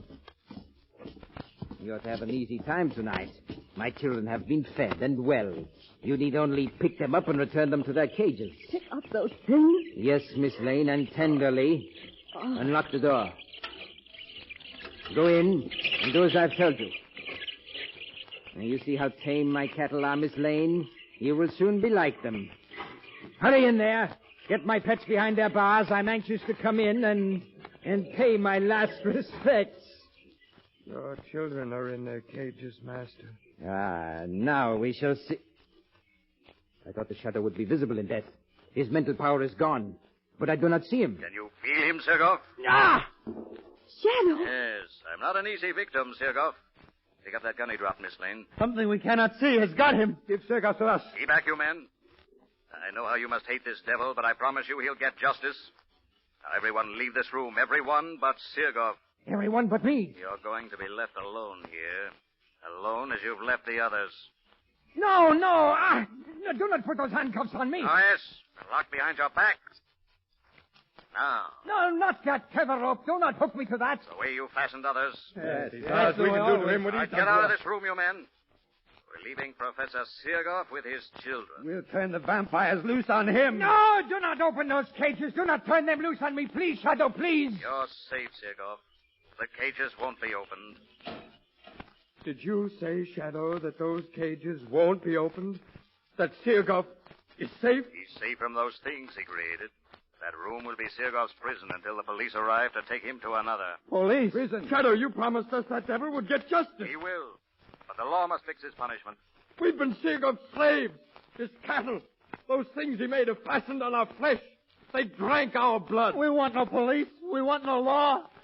We want no law. They have no punishment to fit that devil's crime. We'll attend to Sirgoff. And we are. You men have suffered here, but you're civilized men. You must abide by rules of order, not by instincts of revenge. We're no longer men. We're cattle. Sirgoff has made us beasts. And there are many of us, Shadow. You are only one. Keep away from that door. We didn't want to open the door, Shadow.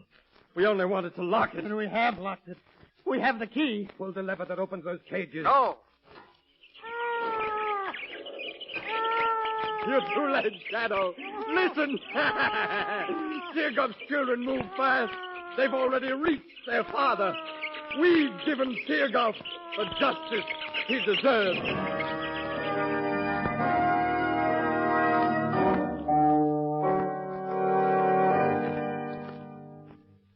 Well, Margot, Sirgoff's cattle were too many and too quick. But Sirgoff won't put the state to any expense. Your aunt's safe in her home again. And his children... Those men just trampled him after you finally forced that door. And I'm not sorry things happened as they did. Sirgoff was going to turn those gibbering things loose on me. Well, he did turn them loose on the Shadow. Lamont, you haven't told me why the Shadow wasn't killed by those monsters. Well, Sirgoff made a serious mistake. When he left other victims in that room, their hands had been secured behind their backs and fastened to the tether rope. The Shadow was free. One end of the tether rope was attached to an iron pipe near the ceiling. Well, he took a moment to loop the other end with its heavy hook over the pipe and fasten it. And seated in that swing, the Shadow was well above the reach of the little vampires. When you were locked in that room, I was sure it meant your death. One can never be sure of anything, Margot. You know, when I was invited to your Aunt Susan's, as I recall, I promised myself a quiet, restful weekend.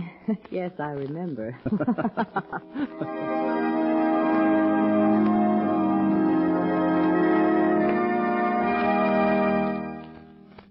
Now let me introduce Blue Coal's distinguished heating expert, John Barclay.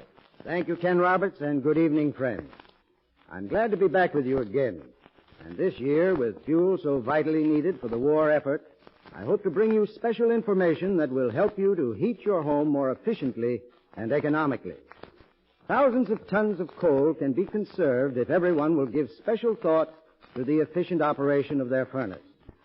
Operating a heating plant efficiently is easy. And if you will follow a few simple suggestions, you can not only save considerable fuel, but your home will be healthfully heated as well.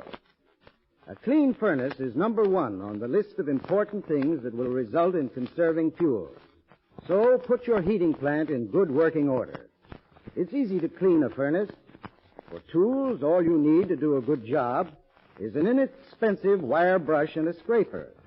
You can get these at any hardware store.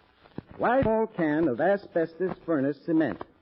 Have all soot and fly ash. Use the asbestos cement to seal up leaks around the smoke pipe where it enters into the chimney.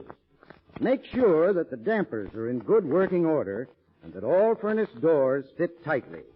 Remember, a clean furnace conserves coal, gives you more heat for the fuel you burn, and will keep your family warm and healthful all winter long. I thank you.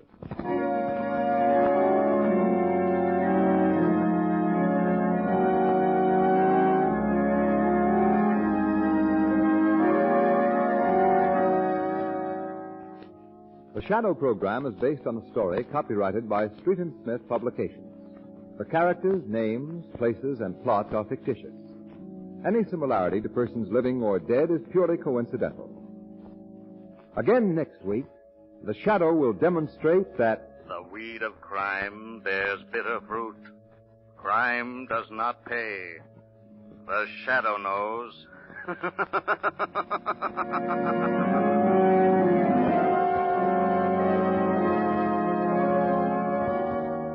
Next week, same time, same station, your friendly Blue Coal dealer brings you another strange and thrilling adventure in the Shadow's daring battle against the forces of evil. Be sure to listen. This is Ken Roberts saying, keep the home fires burning with Blue Coal.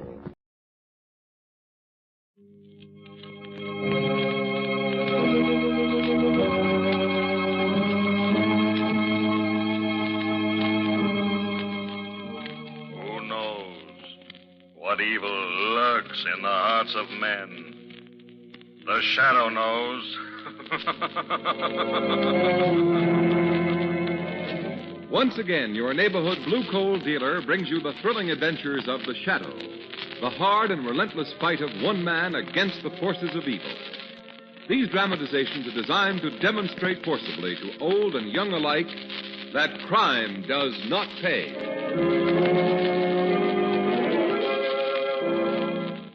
Friends, I know you want to do all you can to bring victory closer. That's why you put 10% and more of your pay into war bonds. And that's why you'll all want to join a different kind of 10% club and pledge yourself to save 10% of your coal. You know, coal has the tremendous job of keeping our war plants up at peak production. And besides, coal must keep our railroads running, provide energy to produce electricity, and keep countless other indispensable wartime activities moving. You can start doing your share in conserving coal this simple way. Hold your fire. Hold off starting up your furnace as long as you can.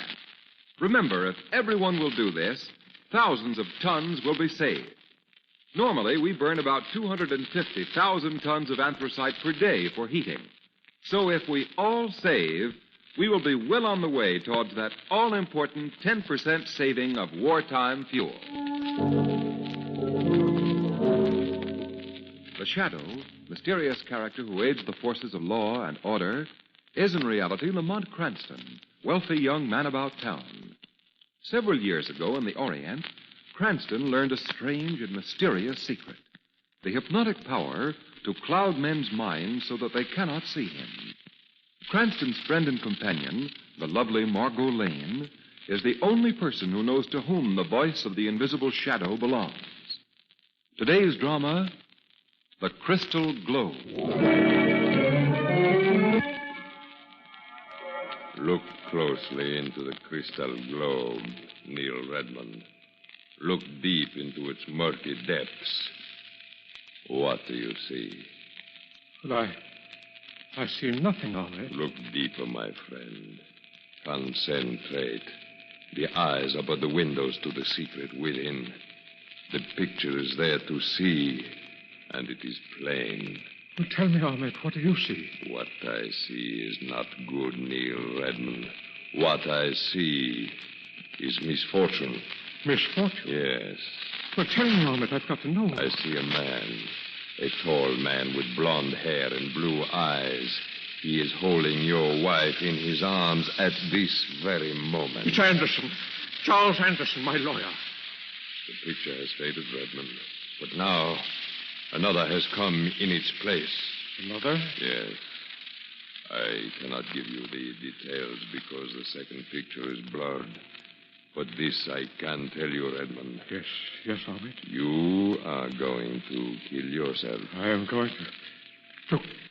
Ahmed, what are you talking about? I think I have made myself clear. Oh, you're joking. There must be some mistake. No, my friend. There is no mistake. But how? What? Ahmed, listen. Try to see that picture clearly. Try to see. It's too late, Redmond. The picture has faded. It is no use looking any further. Well, you lie, Ahmed. Do you hear? You're a charlatan, a fake. I've a good mind to report you to the authorities. Yes, Redmond. You were saying? That's nothing. Doesn't matter. You're acting very strange, my friend. Huh? Strange, yes. I'm on edge, I guess. Yes, I do hear it. You hear what? A voice. Indeed? Yes, a voice, I tell you. I've heard it 3 or 4 times now. There it goes again. And again, it's sounding inside my head. It's beating against my brain. Why doesn't it stop? Why doesn't it stop? It's too late, my friend. Only death can stop it now.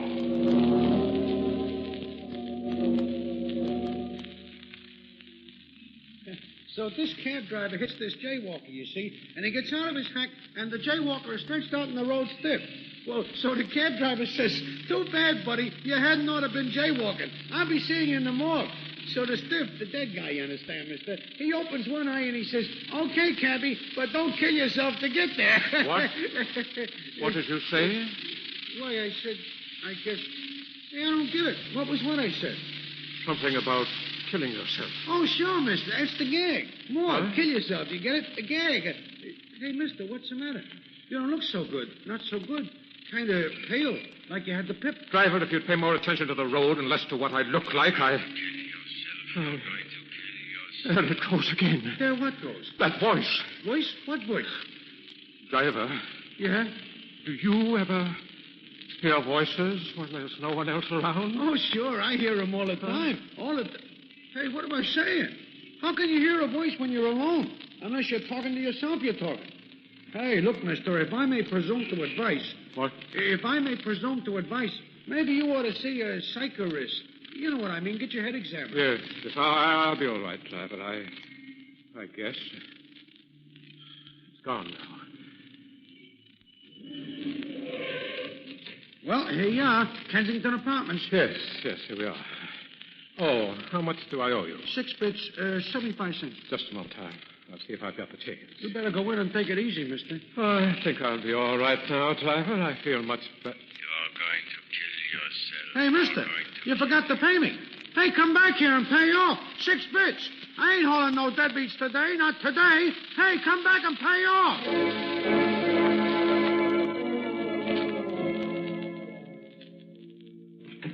Hello, darling. You're late. Well, I'm sorry, Jane. I had an appointment. Downtown. Oh, that's all right, Neil. Poor dear, you look tired. What you need is a little fresh air. Suppose we go out on the terrace. All right, Jane. There. Now, isn't it delightful out here? Yes, it is, Jane. The air will clear my head. Jane, What is it, Neil? was Charles Anderson here this afternoon? Well, of course, Billy, don't you remember? You asked him to come up and check your stock transfers. He just left about 10 minutes ago. I see. Neil, what on earth's the matter with you? Nothing. It's nothing. You're acting strangely. Am I? Yes. Neil, if you'd only tell me what... There it goes again, Jane. What are you talking about? That voice. Voice? Yes. Beating. Pounding inside my head again and again. Oh, dear, for heaven's sake. Following me wherever I go. It's driving me mad. Neil. I can't stand it. I've got to stop it. I've got to stop it. And there's only one way. Neil, what are you going to do? Why are you walking toward the roof railing? I'm going to silence that voice now. Neil, stop! It's the only way. The only way.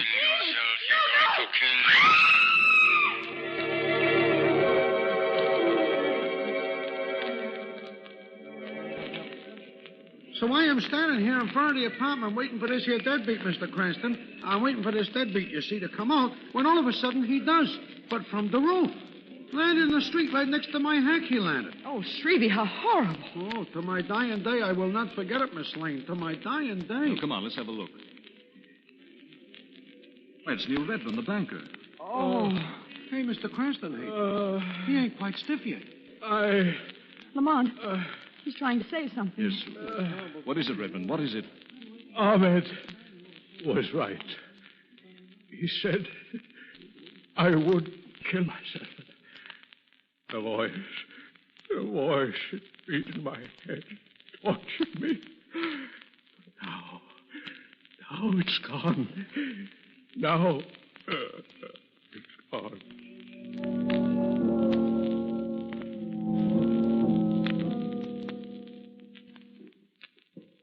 I don't know why you and Miss Lane insisted on coming along, Cranston. This is a police job, not a social call. Oh, come now, Weston. After all we brought you, this lead on Ahmed, you can't very well toss us aside like an old shoe. 2 old shoes, Lamont. After all, I'm here, too. I'm painfully aware of that, Miss Lane. Now, if you'll just step aside, I'll ring the bell. Yes? I'd like to see Ahmed. Do you have an appointment? Tell him the police are here. Police? If you prefer here, I will see if Ahmed is in. He'd better be in.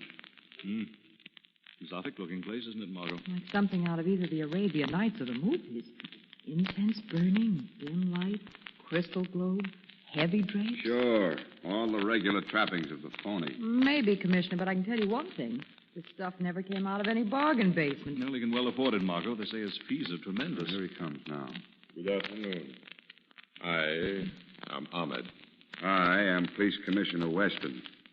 It's Miss Lane and Mr. Cranston. How do you do? How do you do? I must say this is an honor. A visit from the police. Never mind the heavy humor, Ahmed. Neil Redmond jumped from his penthouse terrace an hour ago. Committed suicide. Does that mean anything to you? Why should it, Commissioner? We have reason to believe you had something to do with this suicide. Really? On what do you draw that conclusion? The dead man had a slip of paper in his pocket with your name, address, and time of appointment. Mr. Redmond did consult me this afternoon, but that proves nothing, my dear Mr. Cranston. Well, maybe not. But it so happens that he mentioned your name and something about a voice just before he died. Very interesting. But it proves nothing. He also said that you knew he was going to kill himself. Excuse me, Commissioner. Miss Lane. Yes? Does something interest you in that other room? Why, no. I was just admiring your drapes. Thank you. But I would rather you admire them another time, if you don't mind. Why, no, I don't mind. Now, Commissioner, you were saying... I said you knew Redmond was going to kill himself. Yes, that is true. Just how did you know, Ahmed? I have occult power, Mr. Cranston. I can foretell the future. I suppose you saw Redmond's death in your crystal globe. Precisely, Commissioner. Well, I don't believe in this poppycock, precisely. You know more than you're telling us. Every man is entitled to his own opinion. Now, if there is nothing else... Not at the moment. But I warn you, don't try to leave town. We may want to see you again. I will be here. Good day, Commissioner. Phew. I've got shivers running up and down my back. Lamont, Commissioner, did you notice Ahmed's eyes? Yes. They were dead, lifeless. Like the filmy eyes of a snake. No color or light. Whew. Commissioner, it gives me the creeps just to look at them. Well, I'm not interested in the fellow's eyes, Miss Lane. I'd just like to know how he ties up with Redmond's suicide. We really haven't got a thing on him. That's true, Cranston. And I'm convinced that fellow's a phony. Yes, he's clever, too, Commissioner. Clever and dangerous.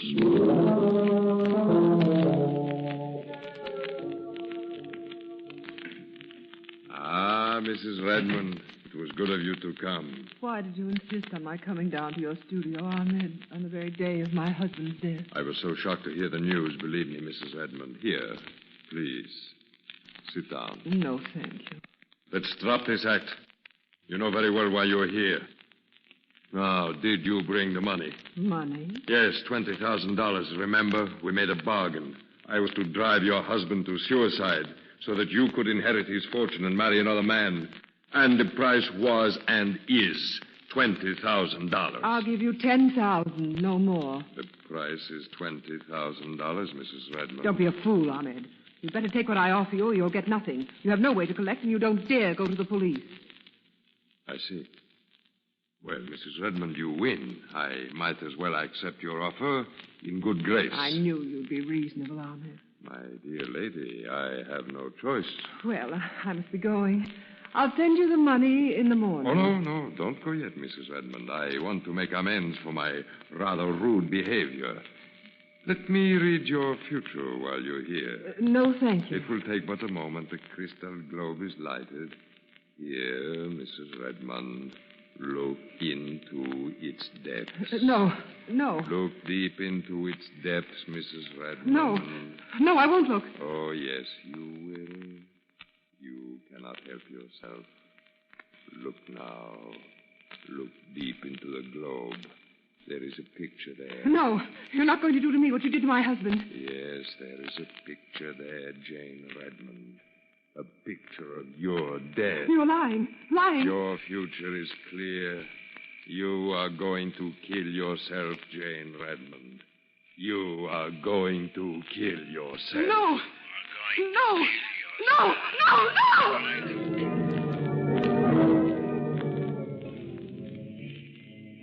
Now, ain't that just like a woman right in the middle of rush hour traffic and she don't look left nor right? Hey, lady, be careful. You want to get killed? You're going to kill yourself. I'm going to stop it.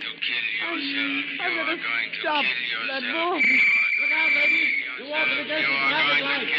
There's a truck coming. Look out!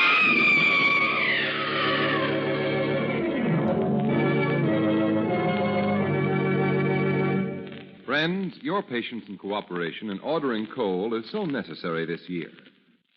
First, there are more deliveries to make now than ever before because many homeowners have converted from oil to coal. In addition, your coal dealer is facing an increasing labor shortage. Government regulations do not permit delivery of your full winter's supply at once.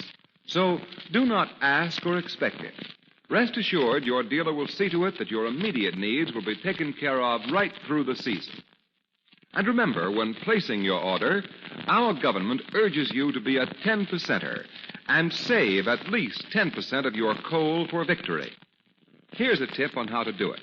Install an automatic regulator. A number of automatic heat regulators have been released and are available now, without a priority, at your neighborhood blue coal dealer. The cost is low, and the saving in coal and money is substantial. And what a difference in comfort with the temperature at just the right level day and night. Yes, an automatic heat regulator will save you countless trips to the basement and protect your family against colds due to improper heating. Call your friendly blue coal dealer and order your automatic heat regulator tomorrow. Now, back to the shadow. I don't get it, Cranston. First, Neil Redmond commits suicide, then his wife does the same thing a few hours later. A block from Ahmed's studio. You insisted on coming in on this case, and now all you can say is, Fine help you are. Haven't you got any ideas? Oh, a few. But you wouldn't believe them, Commissioner. I've got an idea, Commissioner. Oh, you have? Yes. Don't you think Ahmed might have murdered the Redmonds by some kind of hypnotic remote control? Remote control? Oh, look, Miss Lane, I don't want any crackpot theories. I want evidence. Evidence that I can put before a jury. Oh, wait a minute, Commissioner. Don't get excited. I think Margot here's on the right track. Oh, you do? Yes, I do. And I've got another idea. Oh, you have. Well, what is it? This one is my secret, Commissioner.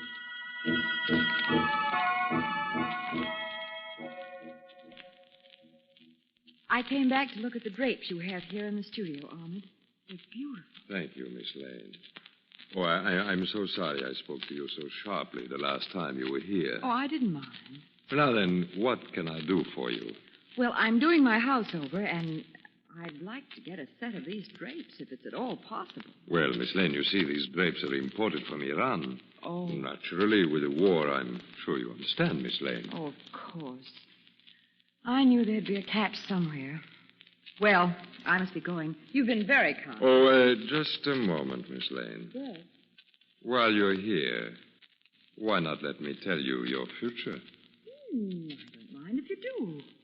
I don't know whether I could pay your fee, though. For you, there will be no fee. Here. Sit here, Miss Lane. Thank you.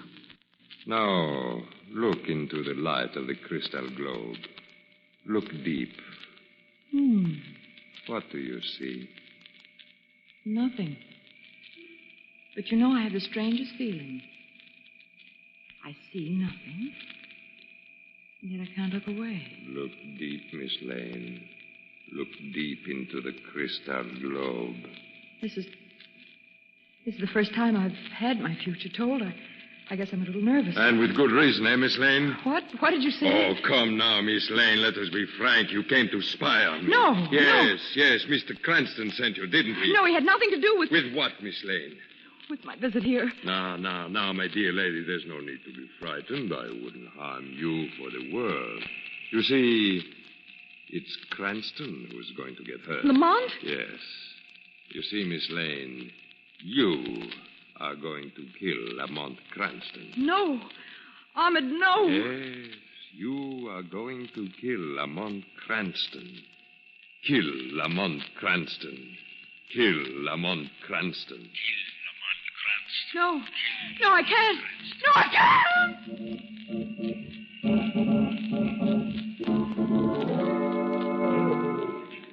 Goodness, what a crowd on this subway platform, Lamont. Margot, what about Ahmed? The subway idea of yours was a good one. For once, we'll get to the theater on time. Besides, I love subways. Margot, Yes, Lamont? the last hour I've been trying to get you to tell me what happened at Ahmed's, and for the last hour you've been studiously avoiding the subject. Now then, my lady. Well, the fact is, nothing happened. Nothing. Nothing. Didn't find out a thing. That's why I didn't want to talk about it. No, this man Ahmed's too clever to tip his hand. Oh, hello, here comes the Uptown Express. Yes, we'll be lucky to get in. With this crowd. Well, maybe a little of my old football training will come in handy now. Lamont, Voice again, the voice. You say something, Margot? No, nothing. Nothing. Hey, the guy got off the platform in front of the train.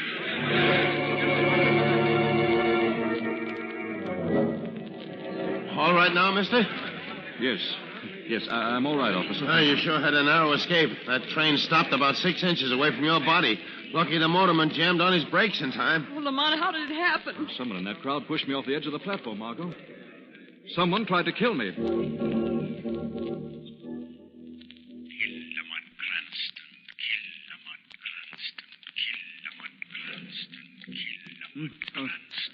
Who's there? The window.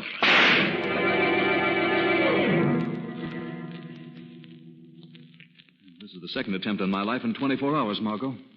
Luckily, the would-be killer missed me completely this time. Did you see him? No, he got away down the fire escape. Oh, Lamont, don't you think you ought to leave town for a while? No, Margot, I'm staying right here. But you're in terrible danger. You're just inviting your own murder. Perhaps. I'll never catch the man who's gunning for me if I run away. As a matter of fact, I'm expecting Weston any minute. He's going to take that bullet back to headquarters for study by a ballistics expert. Lamont, Something wrong, Margot? Oh, no. No, I'm all right. Have you got the bullet that was fired at you? You see, it's over here, buried in the wall. See, just above the table lamp. Hello, Cranston. Miss Lane, what are you doing with that knife? Cranston, look out! Margot. You gone mad? Here, give me that knife. You turned around just in time, Cranston. Margot. So it was you who tried to kill me. But why? Why? I'll tell you why, Cranston. She's gone crazy. And we've got just the right place for people like that.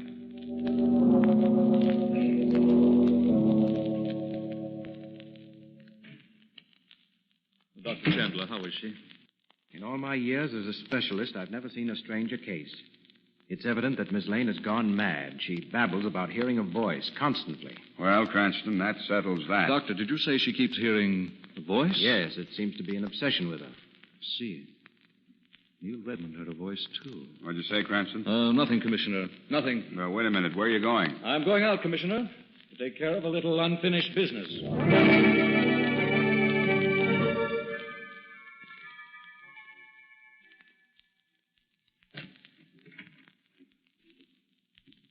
Who's there? Strange. Sure, I heard someone in my studio, and yet when I switched on the light, the room's empty. What? What's that? The shadow, Ahmed. The voice. I heard a voice. So did your victims, Ahmed. But now you hear the voice of the shadow. I cannot see you. No man has ever seen me. Only the guilty fear me. The voice of the shadow is the voice of justice, my occult friend. What do you want from me, Shadow? A confession of your crimes. I will confess nothing. I know nothing. Indeed, Ahmed. You have no knowledge, I suppose, of the little electric machine concealed under your crystal globe? You know that? Yes, Ahmed. I went over your whole establishment during your absence. What is that machine, Ahmed? A little invention of my own, Shadow. That machine illuminates a crystal globe with a deadly light called theta light. Theta light? Yes, my invisible friend.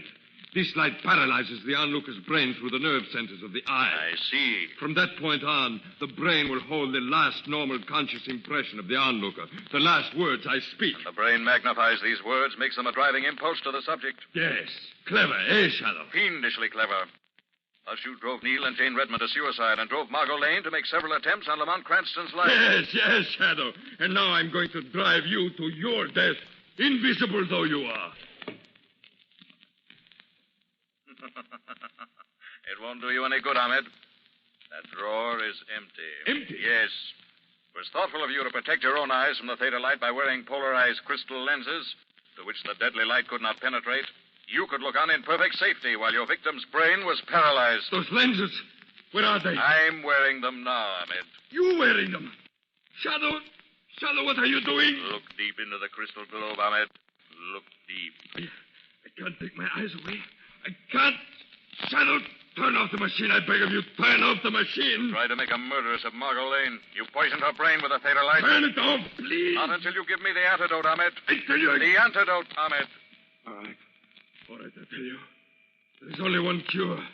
The subject must be kept in total darkness for at least a week. And then? Then the brain will rally. We'll come back to normal. Shadow, now. Now, turn off the theta light. In a moment, Ahmed. But first, you're going to confess your crime to the police. You're going to confess your crime to the police.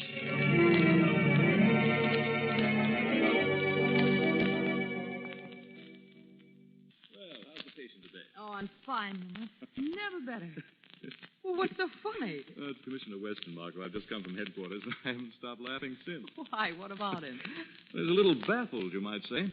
He just can't figure it out. This fellow Ahmed walked right into his office and gave himself up. Spilled the whole story right in the commissioner's lap. Just like that? Just like that. Oh, poor Weston. Moves into the electric chair, and along comes one who practically insists on sitting down in it. I don't blame him for being upset.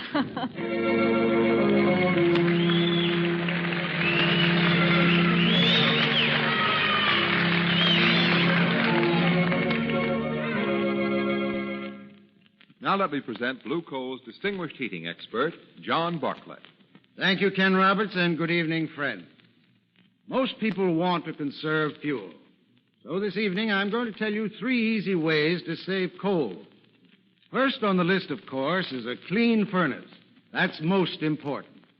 A clean furnace is usually an efficient furnace. As a matter of fact, you may save up to 25% of your fuel bill this year by cleaning your furnace now. So put your heating plant in good working order. Second, if you haven't storm doors and windows, by all means try to obtain them. The added insulation and protection from double doors and double windows will result in your saving a very substantial amount of heat that otherwise would escape. And that means saving coal and money, not only this winter, but in years to come, long after the storm sash has paid for itself. Third, be sure to weather strip around doors and windows. Felt weather stripping is available and is inexpensive. It's also very easy to tack on. Closing cracks and crevices with felt weather stripping will reduce your heating bill still further. Try these suggestions. You'll find they will help you conserve important fuel by reducing wasteful heat loss in your home. I thank you.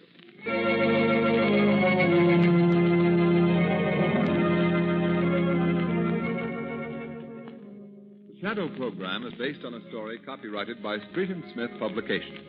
The characters, names, places, and plot are fictitious. Any similarity to persons living or dead is purely coincidental. Again next week, the Shadow will demonstrate that the weed of crime bears bitter fruit. Crime does not pay. The Shadow knows.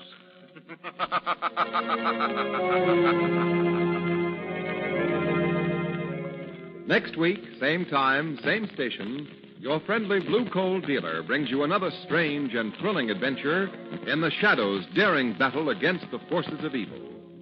Be sure to listen. This is Ken Roberts saying, keep the home fires burning with Blue Coal. This story, E.L.&W. Coal Company, distributors of Blue Coal.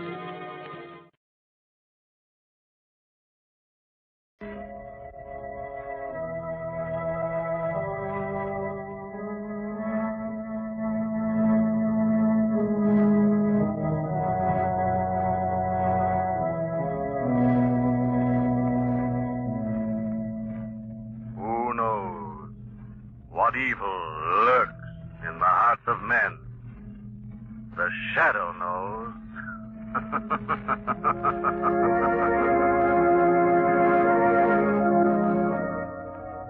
Once again, your neighborhood Blue Coal dealer brings you the thrilling adventures of the Shadow. the hard and relentless fight of one man against the forces of evil. These dramatizations are designed to demonstrate forcibly to old and young alike that crime does not pay.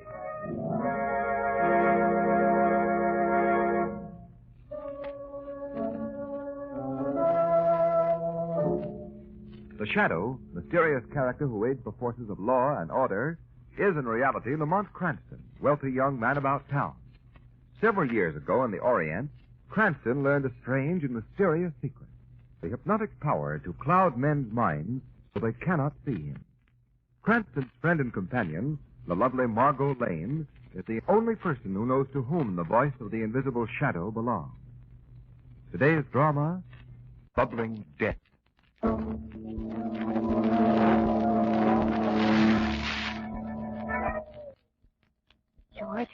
George, wake up quick. What's the matter? Somebody's in the garden. Oh, who'll be down there this time of night? Not so early. The mist is coming up. Like your brother. Bob? You sure? Oh, look. It's Bob, all right. Bob? Bob! Helen, he's walking toward the cauldron. Oh, no, not him. Not him, too. He mustn't. Bob, come back. Come back! Come back!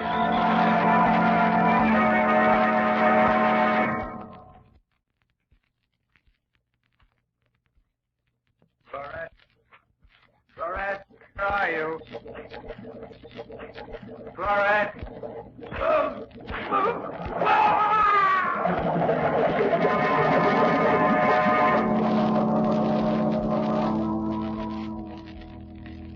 And that, Mr. Cranston, is the last we ever saw of my brother-in-law.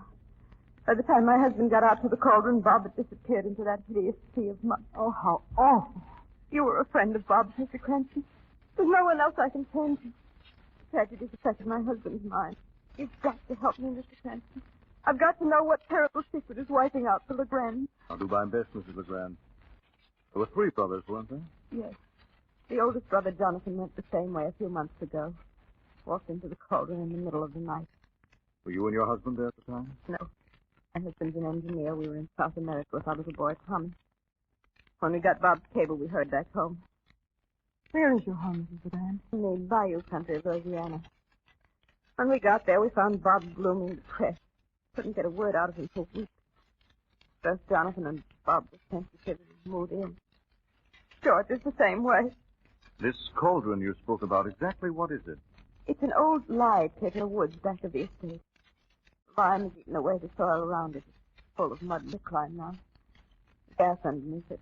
The whole thing boils and bubbles all over. Tommy threw a ball out on it once, and his little dog tried to fetch it, and the mud swallowed it. Oh, how horrible. Cauldron's got Jonathan and Bob now. It'll be my husband's 10 next, and then Tommy.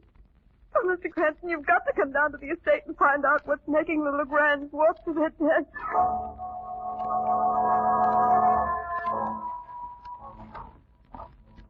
Well, there it is, Margot. The Legrand ancestral estate. Dismal looking, isn't it? Frightening is the word. You look at that house, Lamont. It's like a veil covering it. That's the mist, Margot. It comes up out of the swamps. Those windows look like eyes staring at you. Yes, and that crack down the middle of the masonry doesn't look too reassuring. It's like something out of Poe. Here's the gate. That gate could certainly use a little oil. What's the step, Margot? Don't worry, I will. Here we are.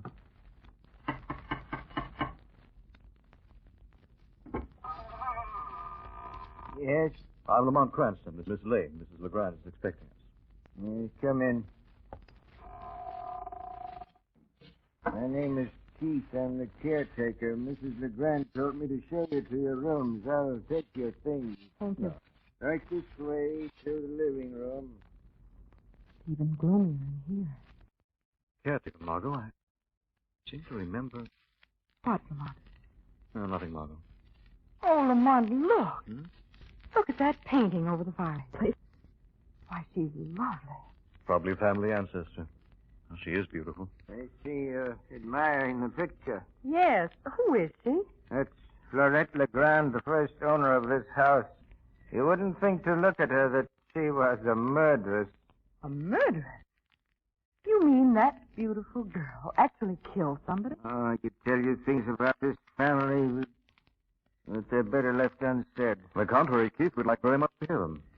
Well, Florette Legrand was a singer in the days when this state still belonged to France. Oh, she was wild, undisciplined. She lured half a dozen men to their deaths in this house. What happened to her? Law finally caught up with her. She died on the gallows. Oh, that's an amazing story. Her descendants have lived in this house over 200 years, and there's been violent death in these rooms in every generation. It's her curse on the house of Legrand that's taken poor Mr. Bob and Mr. Jonathan. Now, what do you mean by that? It's her evil spirit that's lured them to their death.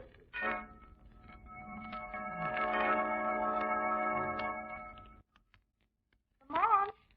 Come on. I'm in here, Margot. The living room.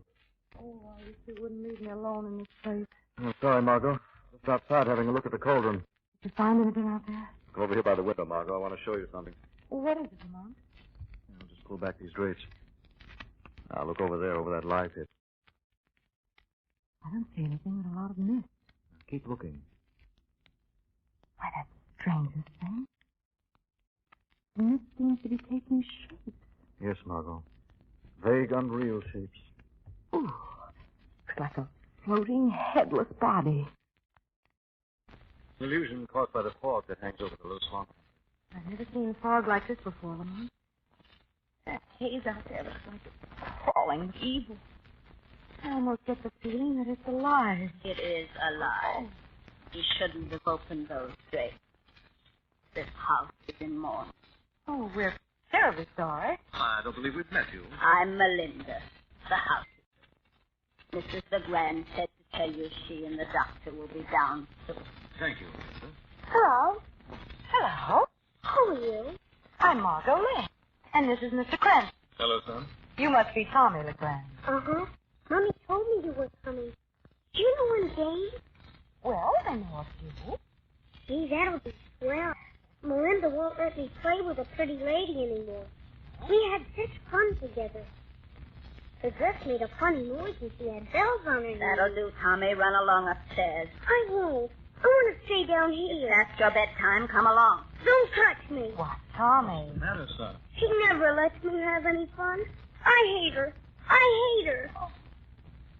Tommy often go off into tantrums like that? Nothing a Legrand does would surprise me. Who is this pretty lady Tommy was talking about? Oh, you mustn't pay any attention to the child. Sometimes he talks about things that don't exist. Melinda, did Jonathan and Bob Legrand ever talk about things that didn't exist? I'm not one to speak ill of the dead. If you'll excuse me, I'll get on with my work. She's a strange woman. Sorry to have kept you so long, Miss Cranston, Miss Lane. This is Dr. Hanley. He's been attending my husband. How do you How do? How you do?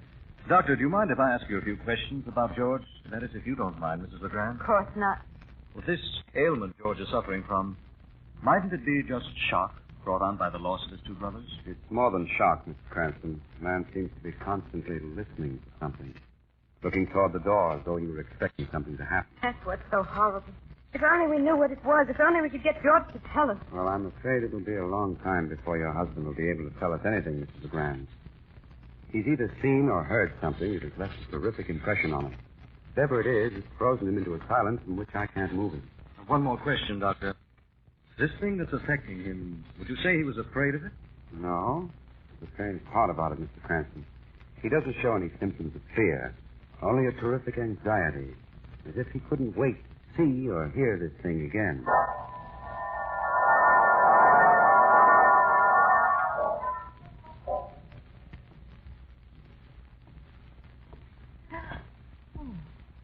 Oh, it's you, Lamont. You gave me a scare. What are you doing walking around the halls of this hour, Margaret? Well, I kept seeing things behind those heavy black drapes in my room. So I'll just spend the night curled up on this hall sofa, fully dressed and wide awake. I don't blame you, Margaret. This place isn't exactly conducive to sleep. I've just been reading a book I found downstairs in the library. A history of the Legrand family, Margaret. Must have been interesting reading. If what Keith told us about Florette Legrand is true. Keith didn't exaggerate a bit. This house is a heritage of death. Violent death. I can only remember. Remember what, Lamont? Well, I've seen Keith before. It's hard to forget a face like this. It's more like a skull with eyes. Lamont, has it ever occurred to you that Jonathan and Robert LeGrand might have committed suicide? Yes, suicide would fit in with the brothers' gloomy temperament. Only one thing wrong with that theory. What? Well, drowning in mud isn't one of the accepted methods of suicide. There's a sound at the other end of the hall. Careful, don't make any. Down the hall, there's the other one. Some kind of shape rising from the floor. In front of George LeGrand. What's that thing? It's rolling away. I'm going to find out what that thing is. I'm coming with you. Careful down these steps, Margot. Here we are. Careful now, don't trip over anything. Move that light switch. Don't move, Margot. There's something in this room. Steady, Margot. Wait till I strike a match. Now, here's the light switch. Looks like we're alone. Oh, my. Oh, this is awful. Things on my face. They feel like cobwebs. Ron? We heard a noise and came down to investigate. Oh, you heard it too, eh? This swishing sound like the rustling of a woman's skirt and the tinkle of a charm bracelet? Yes, those were the sounds, Lamont. You say you've heard those sounds before? Oh, yes, it's her. It's Florette LeGrand. What makes you so certain? He walks these halls at night seeking revenge. Revenge? For what? It was her own brother, the Duke Henri LeGrand, who convicted her. She won't stay dead till she's taken the last of the LeGrands with her. It's a curse. Yes, it's a curse. You believe in ghosts, Lamont? I don't know, Margot. But, Lamont! What are you staring at? What kind of material would make a swishing sound like the one we heard? Why, taffeta, I guess. Take a good look at that painting, Margot. That one of Florette LeGrand. It's an excellent job. You can even see the grain of the cloth in her gown. Oh, Lamont. It's taffeta. Black taffeta. Yes, Margot. And that ornament on her wrist is a charm bracelet.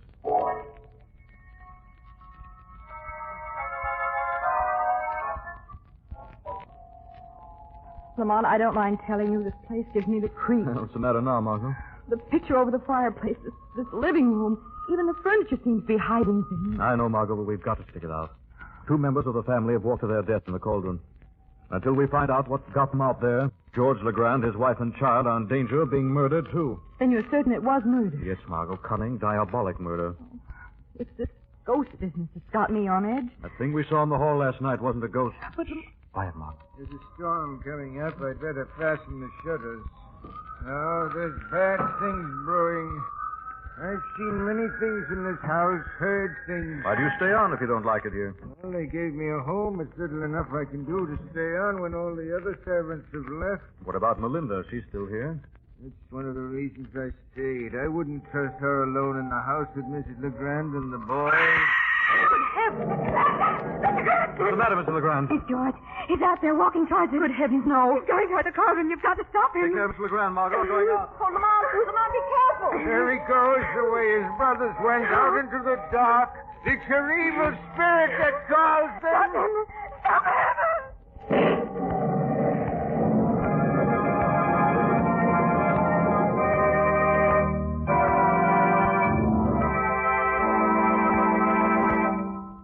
Back the shadow.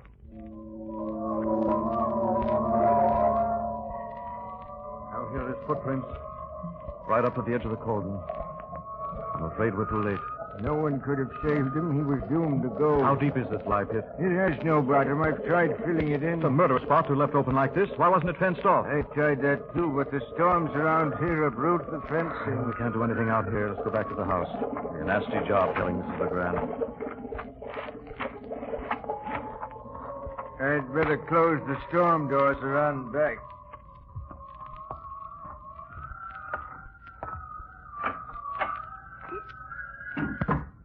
Well, Lamont, my husband, is he? Got to pull yourself together, Mrs. LeGrand. George. I'm afraid we were too late.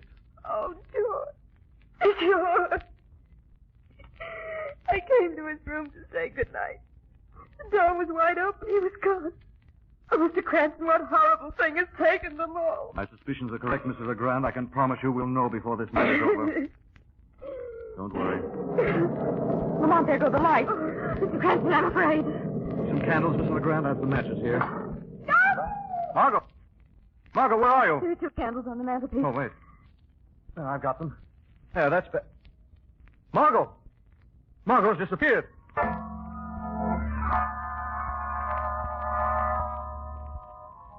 We've made a circuit of the house, not a trace of Margot. We must find her. Oh, I'm afraid I've drawn both of them into terrible danger, Mr. Cranston. Margot must be somewhere in this house. Mrs. Legrand, do you know of any secret panels in this room? Well, no, maybe Keith would. I wonder where he is. So do I. Been over the entire house and haven't seen a sign of either him or Melinda. Someone's coming. Look, there's a candle glow on the stairs. Don't make a sound. Hey, Margot. Are you all right, Margot? There's something I have to do. Oh, yes, there it is on the desk. What's the matter with her? I don't know. She's picking up the letter opener. I've got to find Helen LeGrand. Margot! Put that down! Oh, Margot, listen to me. Well... Give me that letter opener. Oh, Lamont. Oh, I'm so dizzy. My head is spinning. Margot, can you tell us what happened? I can't remember. Lamont, I was standing by the fireplace and the lights went out. Someone grabbed me. Do you know who it was? All I know is that I had a mad impulse to stab Helen LeGrand. Yes, Margot. Been a victim of post-hypnotic suggestion. Oh, Lamont. I almost committed murder. But not quite. We'll beat this thing, whatever it is, tonight.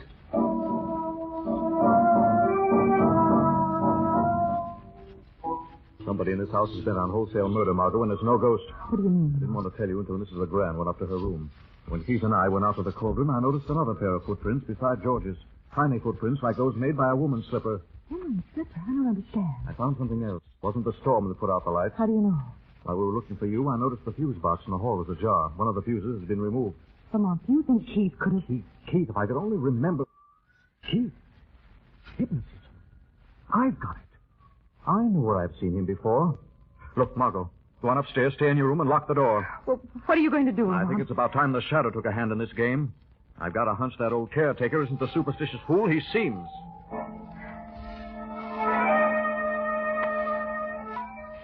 Is that you, Keith? Yes.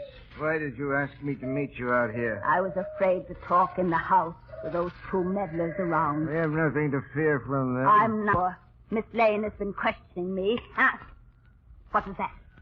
Hey, nothing. You're just nervous. I'm sure I heard someone. Sounded like a footstep. No one's here. Let's get on with it. What do you want?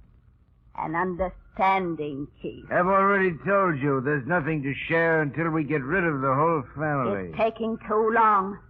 There's only Mrs. Legrand and the child left. Well, Mrs. Legrand should be dead by now.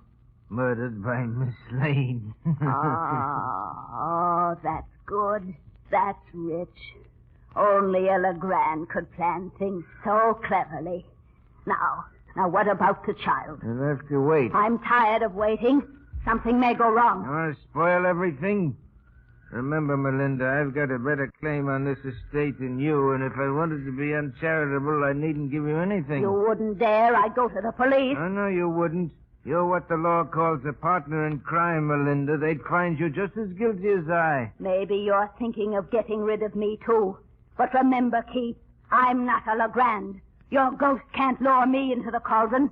My mother was a servant in this house for 30 years. They promised her a share of the estate for her loyalty, and she never got it. But I want it, and I'll have it. Do you hear? I'll have this house or no one will. Wait. What? Who's there? It's all right, Papa. Florette. What are you doing out here? Tommy. Poor little Tommy. I tiptoed into his room. Woke him ever so gently. He's the last of the Legrands, isn't he, Papa? Soon there'll be none left. Then I can have the house. You promised it would be mine again. Fool, what have you done? Only what you told me, Papa. I called to Tommy. He's coming out here. No, not tonight, you idiot. He must go. He's the last of them.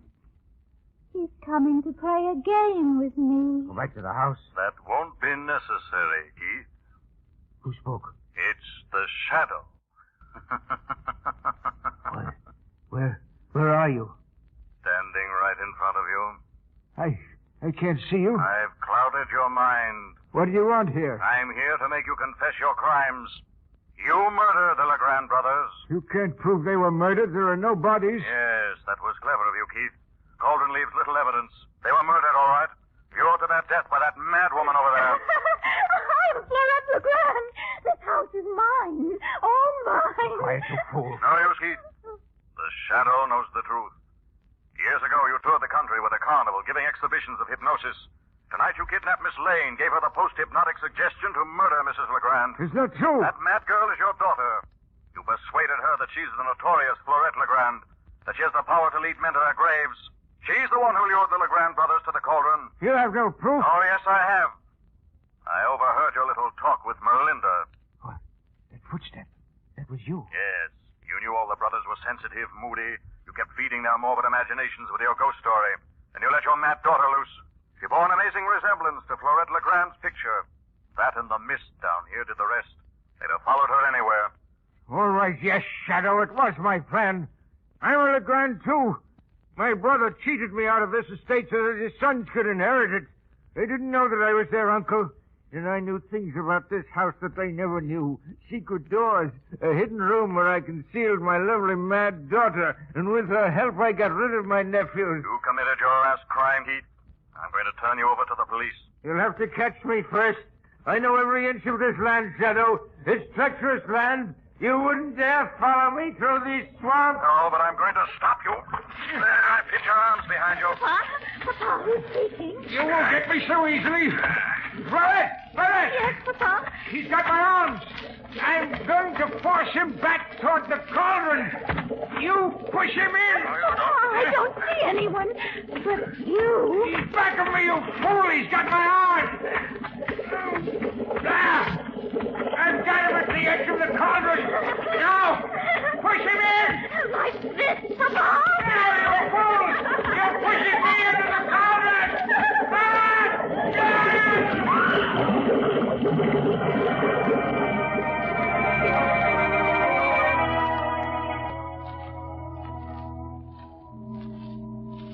Well, Margot, I guess that solves the mystery of the Legrand ghost. So it was Keith's daughter. Yes. The costume and veil she wore belonged to the first Florette Legrand. They were family heirlooms. Keith and Melinda were in the scheme together. Now Melinda's in jail where she belongs. Lamont, you never did tell me what happened out at the cauldron. Well, that was a narrow escape. Keith almost succeeded in pushing the shadow into the cauldron. His daughter tried to help him, but naturally she couldn't see the shadow. She and Keith tangled. He fell back into the cauldron, pulled her in. Oh, how horrible. No more horrible than the crimes they committed.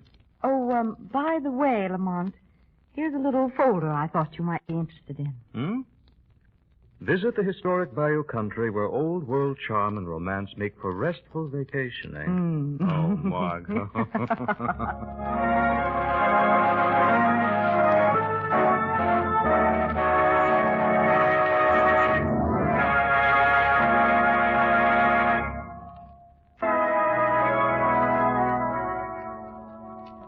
The Shadow program is based on a story copyrighted by Street and Smith Publications. The characters, names, places, and plot are fictitious. Any similarity to persons living or dead is purely coincidental. Again next week, The Shadow will demonstrate that the weed of crime bears bitter fruit. Crime does not pay. The shadow knows. next week, same time, same station, your friendly blue coal dealer brings you another strange and thrilling adventure in the Shadow's daring battle against the forces of evil. Be sure to listen. This is Ken Roberts saying, keep the home fires burning with blue coal. This story produced by the DL&W Coal Company, distributors of blue coal. This program came to you from New York. This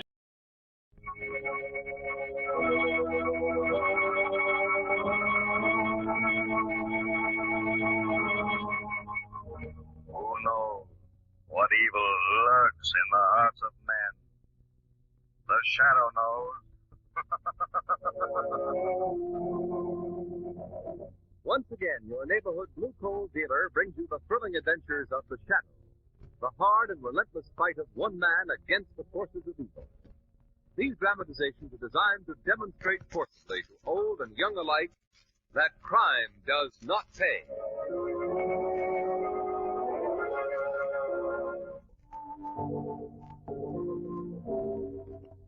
The Shadow, mysterious character who aids the forces of law and order, is in reality Lamont Cranston, wealthy young man about town. Several years ago in the Orient, Cranston learned a strange and mysterious secret, the hypnotic power to cloud men's minds so that they cannot see him. Cranston's friend and companion, the lovely Margot Lane, is the only person who knows to whom the voice of the invisible Shadow belongs. Today's drama, The Club of Doom.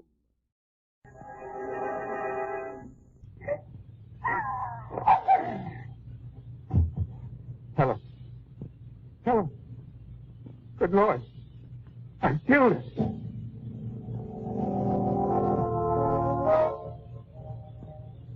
I don't believe it, Lickman. Sometimes I don't believe it myself, Cranston. It's like some hideous nightmare. Any minute I expect to wake up and find I dreamed the whole thing. Then I see these bars. Why? Why did you do it? I wish I could tell you. You mean you don't know why you killed your wife? No, Cranston, I don't. That's the horrible part about it. I don't even remember killing her. Yet I know that I did. Do you remember what you were talking about just before it happened? Yes, I was telling her about having landed the Sherman account. Well, I suppose you were feeling quite elated over it. Elated isn't the word. I felt as if I could have licked the world. Next thing I knew, Helen was in my arms. Then, there's no getting away from it, Cranston. I murdered my wife. According to law, Blakeslee, the state has to prove intent to kill before they can make out a case of first-degree murder. That just about tipped me in the electric chair, Cranston. What do you mean? You see, I wanted to kill her.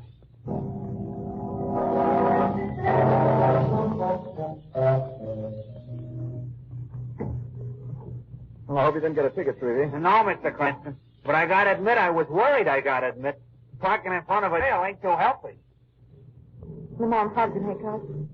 Did Blakeslee tell you anything? I'm afraid it looks pretty bad for him, Margaret. But, Lamont, it doesn't make sense. A man like Blakeslee just doesn't murder his wife for any reason. It just goes to show you. You can never tell a guy by his looks. Now, take what happened to me this morning. A guy tried to kill me, he tried. Kill you? Why? Who'd want to kill you, Streevy? I don't know who he was, Flame, but he sure didn't look like no killer. More like a lawyer he looked, or a businessman, maybe. Tell us what happened to you. Well, it was like this, Mr. Cranston. I picked up this guy in front of the athletic club. The same one you and Commissioner Weston belong to. Got to go any faster? I've been late for my appointment. Gee, I'm going as fast as I can without getting a ticket, mister. Well, what are you looking at me like that for? Anything wrong with me? I wasn't looking at you. I was keeping my eyes peeled out for cops. I distinctly saw you looking at me through that mirror. Now, look, mister. Hey, let go. What's up the guy to you? You're choking me. You almost wrecked the cab. Holy smoke. I'm sorry, driver. I gotta get out here. Yeah, Well, Mr. Cranston, I never was one to run away from a fight. But the look on this guy's face didn't make me happy. Anyway, he pays me off with a nice fat tip and gets out of the cab. So it just goes to show you, you never know. Well, that's a strange story. Where did you say this man hailed you? Right in front of the athletic club. And boy, he was plenty athletic.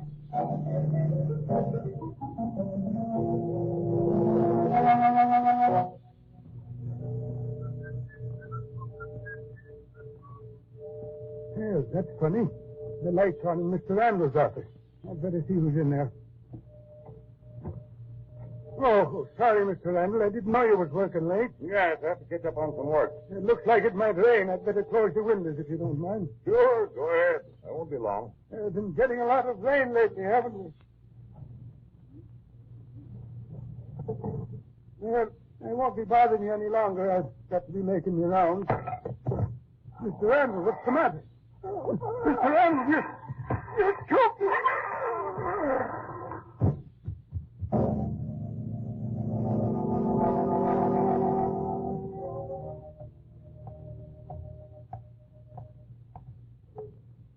got a match, mister? Why, yes. Here you are. Oh, thanks. Huh. Hey, what are you telling me? I ain't done nothing. I only asked you for a match. I just wanted to. Hey, take your hands over me. What are you trying to do? What are you going to do with that cane? Yeah, no, don't.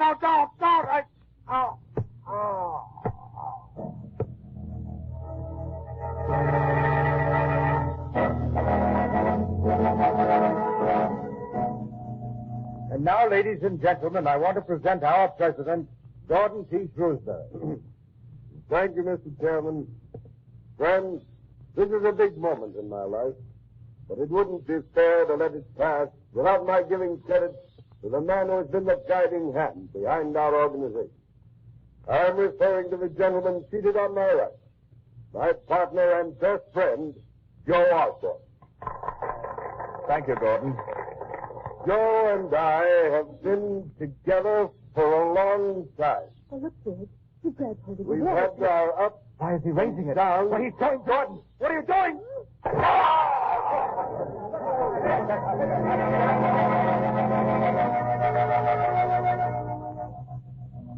I don't get it, Cranston. I went to school with these men. We're all members of the same club. All of them prominent, law-abiding citizens.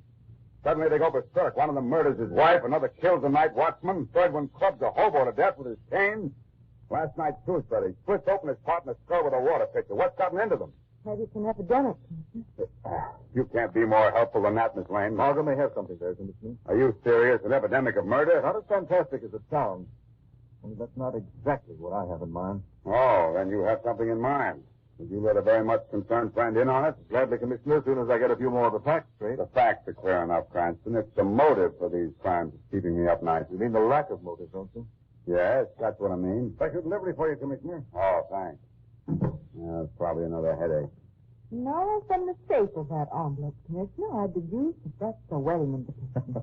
Wonderful, Margot. Commissioner ought to swear you in as one of his deputies. I don't think he appreciates our sense of humor, Lamont. What do you say? Bad news, Commissioner? And I'd better take a look at this, Cranston. Let me see. Your neck. That doesn't sound like a wedding invitation. No. More like an invitation to murder. Since I've been police commissioner, I've gotten exactly 73 letters threatening my life. I'm not going to let this one bother me too much. What's got me buffaloed is my best friends turning into killers. Did you say that all of these men were classmates of yours? Yes, I've known them practically all my life. Now I've got to hold them for murder. What makes you so sure they're guilty of murder? Well, what would you call it? I'd call it a plan for murder. A plan in which that warning note you just got may be a key part. What are you talking about? Just this. 4 of the most prominent citizens in this town have committed crimes of violence. None of them actually remember committing the crimes, yet all of them have a very positive feeling that they wanted to kill their victims. Well, I'm sure of one thing. Those men aren't criminals. They could no more murder anybody than I could. That's exactly what I've been trying to tell you. Well, you two will have to excuse me. I think I'm going to take the afternoon off, go down to the club for a workout. This case beats anything I ever handled. That's our exit to you, Margot. Bye, Commissioner. Bye, Miss Lane. Don't mind what I said. Oh, that's all right. Goodbye, Commissioner. If I were you, I wouldn't underestimate the importance of that warning note. What's all right, Lamont? I'm taking you home, Margot. Where are you going? To jail. Jail? But you've already seen Blake. One of the clubs with Randall and the others. Oh, in that case, I guess I'd better go home. You gave me a theory, Margot, when you said those crimes may have been an epidemic. I think the same as the commissioner does. Those men could no more commit deliberate murder than he could.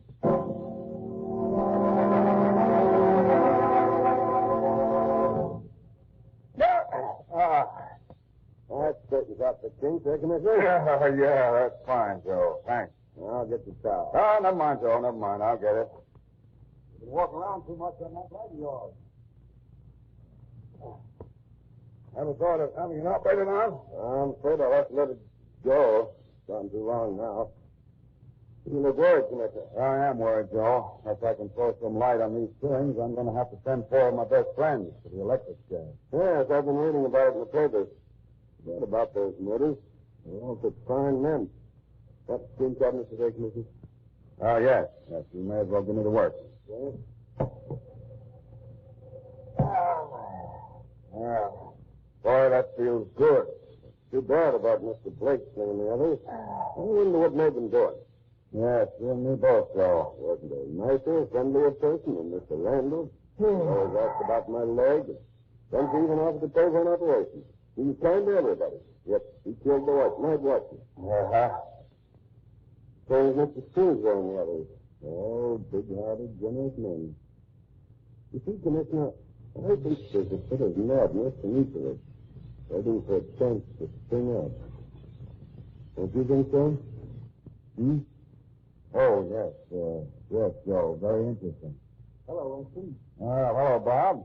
They told me you were down here in the steam room. Joe giving you the work? No. Good evening, Mr. Chairman. Good evening, Joe. Oh, Weston, I just wanted to ask you if you want to take part in the wrestling matches tonight. The boys are putting on a little exhibition in the gym. Sure. Maybe take my mind off other things, not so pleasant. Oh, yes. That was an awful shock, Commissioner. I still can't believe it. Well, there's no getting away from facts, Sam. I suppose you have to do your duty.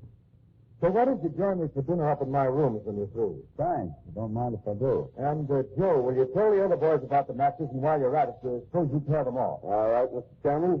Just be sure and match me up with someone my size, Joe. That's easy, Commissioner. Mr. Chairman here is just about your way. Yes. You care to take me on, Commissioner? Okay with me. That's good. I always did want to beat up a policeman.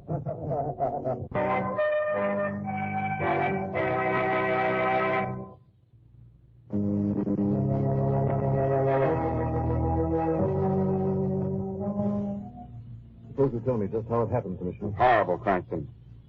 Cameron and I had been on the mat a few seconds. First thing I knew, he went limp. I said something to him. He didn't answer. He was dead. Has the coroner been here yet? Yeah. Don't do an autopsy, but it's a waste of time. I must have strangled. This is important, Commissioner.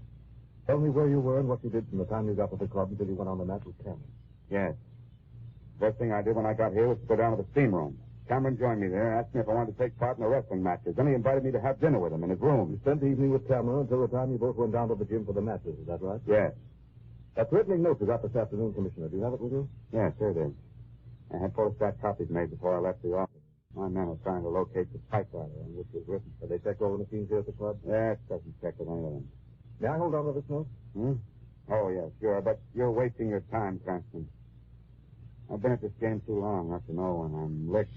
It doesn't sound like you, Commissioner. Facts are facts. I killed Cameron. I know I killed him.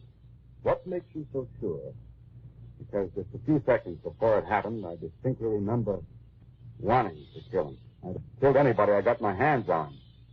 I felt as if I could lick the world. That's exactly how Blakesley described his feelings when he killed his wife. Huh? And the way Randall felt when he strangled the night watchman, and Shrewsbury when he split open his partner's skull. All of you had that same feeling.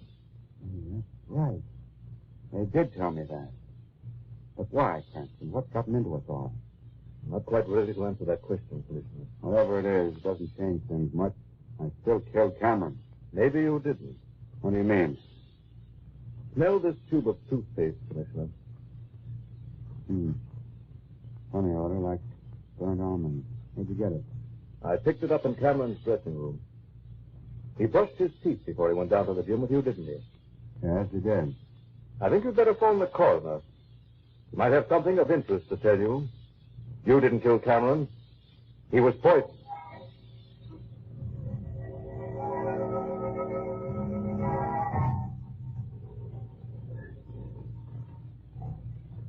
Hello. Hello.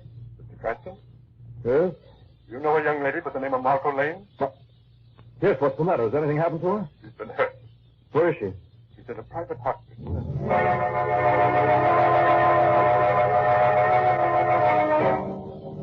How much farther do we have to go, Shrevey? We're almost there, Mr. Cranston. We're almost. Boy, this is the middle of nowhere if I ever saw it. Are you sure somebody isn't playing a joke on you? Getting you out here in the middle of the night? It's no joke, Shrevey. I phoned Miss Lane's home. She's not there. Sure hope she's all right, I hope. Definitely. Well, this is the place, Mr. Cranston. It don't look like no hospital to me. You wait here, Shrevey. Okay. But I hope you won't be too long, I hope. This ain't exactly a gay neighborhood.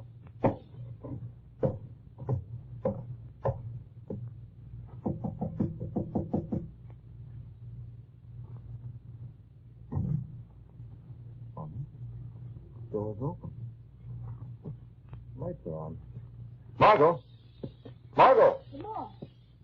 Lamar, are you all right? Yes, but... Well, a man phoned me and said that you'd been hurt. Oh, I just received a similar call telling me you'd been hurt. Somebody got us both out here on purpose. Let's get out of here quickly before...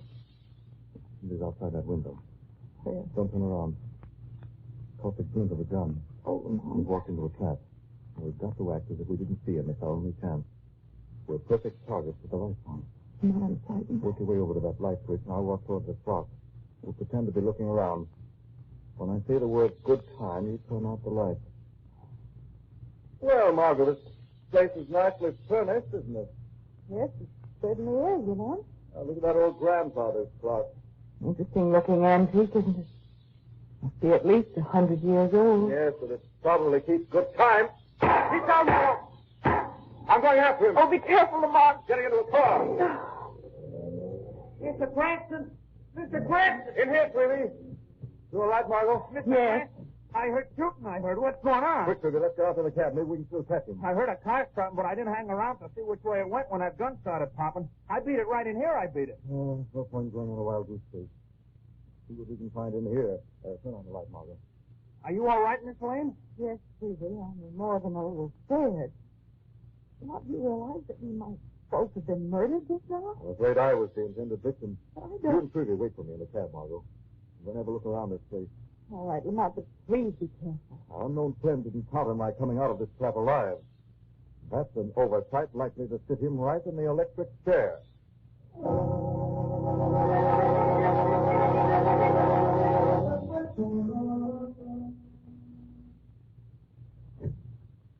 Oh, good morning, Margot. I was just on my way out. Have you seen the papers? Oh, not yet. Oh, listen to this. Police Commissioner cleared in Cameron County. Yes, Margot. Now, for a while, Commissioner Weston was in the very uncomfortable position of having to arrest himself for murder. But he didn't kill Cameron. No, they found traces of cyanide on Cameron's tongue. His toothpaste had been poisoned. He died a few seconds after he got on the mat. You know, Lamont, I don't see the tie-up between what happened to us last night and the Club killing. A very definite tie-up. Remember the threatening note Commissioner Weston received? Yes. Last night, I found the typewriter on which it was written. I also found a completely equipped chemical laboratory. Where? In the cellar of the house next door to the one we were almost trapped in. Margot, doesn't it strike you odd that all of these killings were done by members of the same club? All classmates at college? Well, what does that mean? Only this. Someone is out to get these men, to get anyone who interferes with his plans. The man we're looking for is physically and probably mentally warped. How do you know that? I can't tell you just now, Margot. The Shadow has an appointment with a murderer.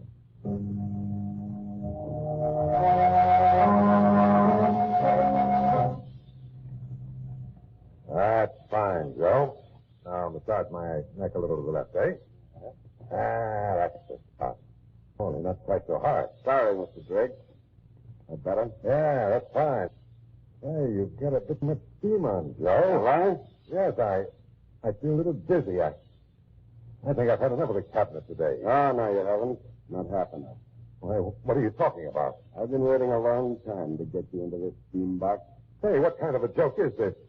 Open the cabinet and let me out of here. Still don't understand, do you? Take a good look at me. Don't you recognize me? Why, no. Then maybe this will help your memory. At college, they used to call me Acid Raymond. Acid Raymond? The chemistry professor's prized pupil. Yes. None of you recognize me. It's been a long time since the night of the initiation. Well, why didn't you let us know what became of you? That whole affair was a terrible accident. A very unfortunate accident. Did you think you could make amends for my broken leg? Did you think your sympathy would cure my spinal injury? The doctors told me long ago I could never be cured. But money that you want... I don't want your money. I want your life, Drake. And the life of every man who was in on that initiation. Now, you must be insane. Maybe I am. He said that spinal injury might affect my mind. But I don't think it has. My mind has never been clearer. I don't think it's hot enough for you in there, Drake, but I'll fix that.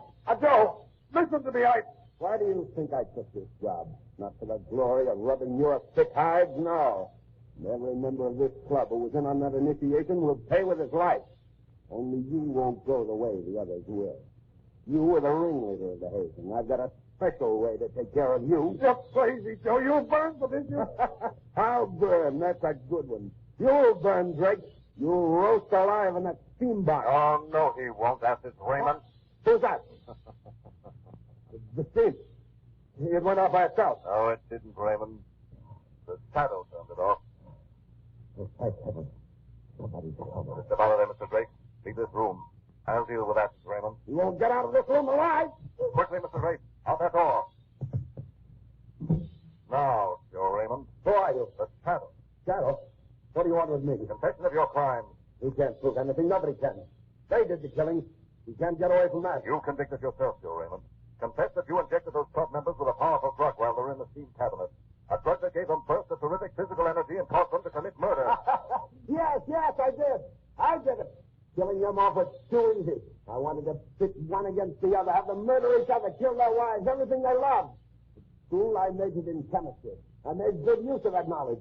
They never suspected when I rubbed the backs of their necks what I was massaging into their system. You chose the wrong path, Joe Raymond.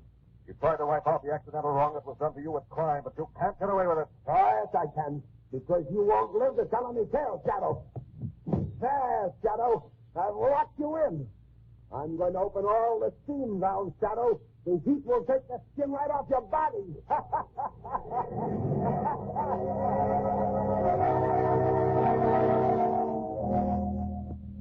Well, Margot, luckily Drake came back with the police. I thought Joe Raymond trying to make a getaway. But with all that steam, how did the shadow escape such a pit? As steam rises, by hugging the floor, it was possible to remain conscious for a good while. But his sleep came none too soon. Lamont, what did the killer use? The drugs, Margot. Powerful mental and muscular excitement made from acacia South American Indians use it to excite them in battle. But if Raymond wanted to get rid of Cannon, why did he poison the toothpaste?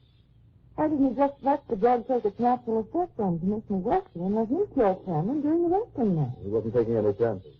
He knew the commissioner had unusually strong powers of self-control. He doubted that whether a drug even as powerful as that one would make Weston commit murder. You know, Lamont, I still can't figure out how this trail of crime pointed to Joe Raymond. Footprints, Margot. Footprints of a man who limped.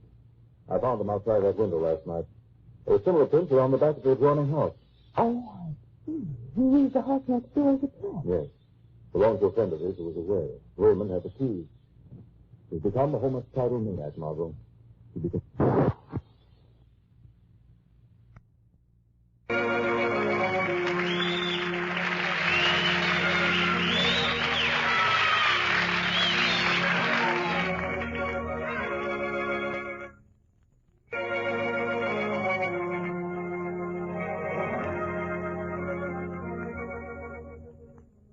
The Shadow program is based on a story copyrighted by Street and Smith Publications. The characters, names, places, and plot are fictitious. Any similarity to persons living or dead is purely coincidental. Again next week, the Shadow will demonstrate that the weed of crime bears bitter fruit. Crime does not pay. The Shadow knows.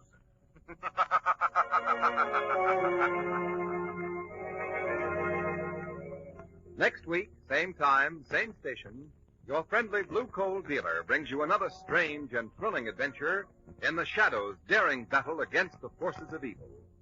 Be sure to listen. This is Ken Roberts saying, keep the home fire.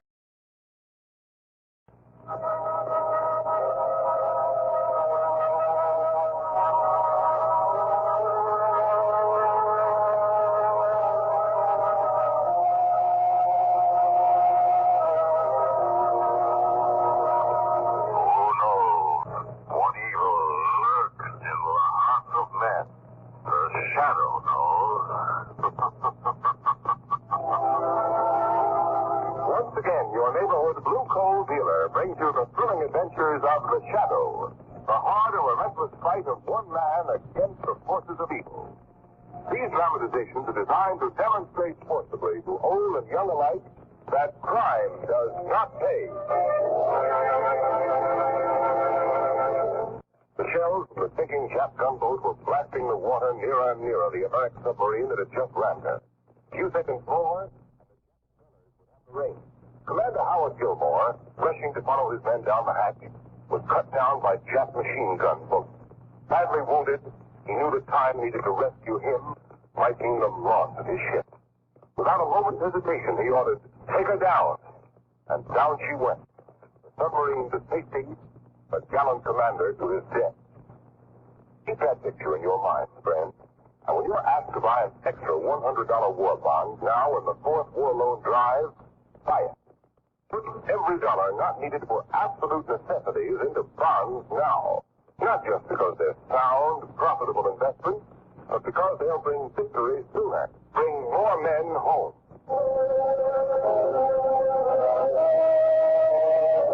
The Shadow, the serious character who aids the forces of law and order, is in reality Lamont Cranston, wealthy young man about town. Several years ago in the Orient, Cranston learned a strange and mysterious secret. The hypnotic power to cloud men's minds so they cannot see him. Cranston's friend and companion, the lovely Margot Lane, is the only person who knows to whom the voice of the invisible shadow belongs. A path to death. I'd like to leave that. Let me out. Let me out of this electric chair. No, wait. Don't touch the switch. No, don't. Don't! Don't! No!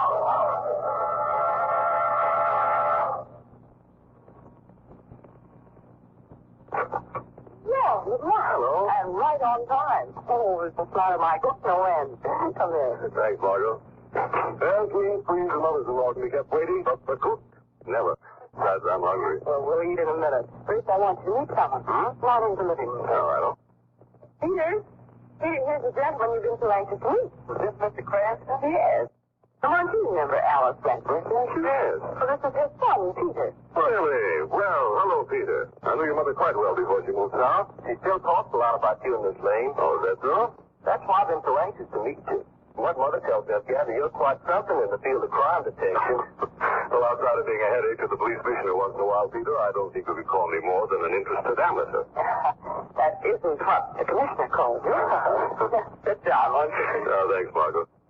Well, up north on a little vacation, Peter? Well, no, Mr. Cranston. I'm up here on business. You have to be a part of that business. I am? Peter's taking up journalism in college, Lamont, and school sent him up to do an article on prison management. Well, that's interesting. We want you to help him. Of course, I'd be only too happy to help you, Peter. Prison management's a bit out of my line. Well, all he wants is a pass to visit the state prison. I assured him that you could arrange that for him, Lamont. Well, I don't want just the usual visitor's pass. I want to write about the whole work, especially the death chamber. Reckon that's about the most interesting place in the prison. For a budding journalist, I suppose it is. Well, I think you can count on the pass. I'll arrange it as soon as you want to go. Oh, that's swell, Mr. Cranston. Thanks a lot. This is going to be a real thrill. I've never been in a death chamber before. All right, Peter, this is on your head. I don't think you'll find it a pretty place.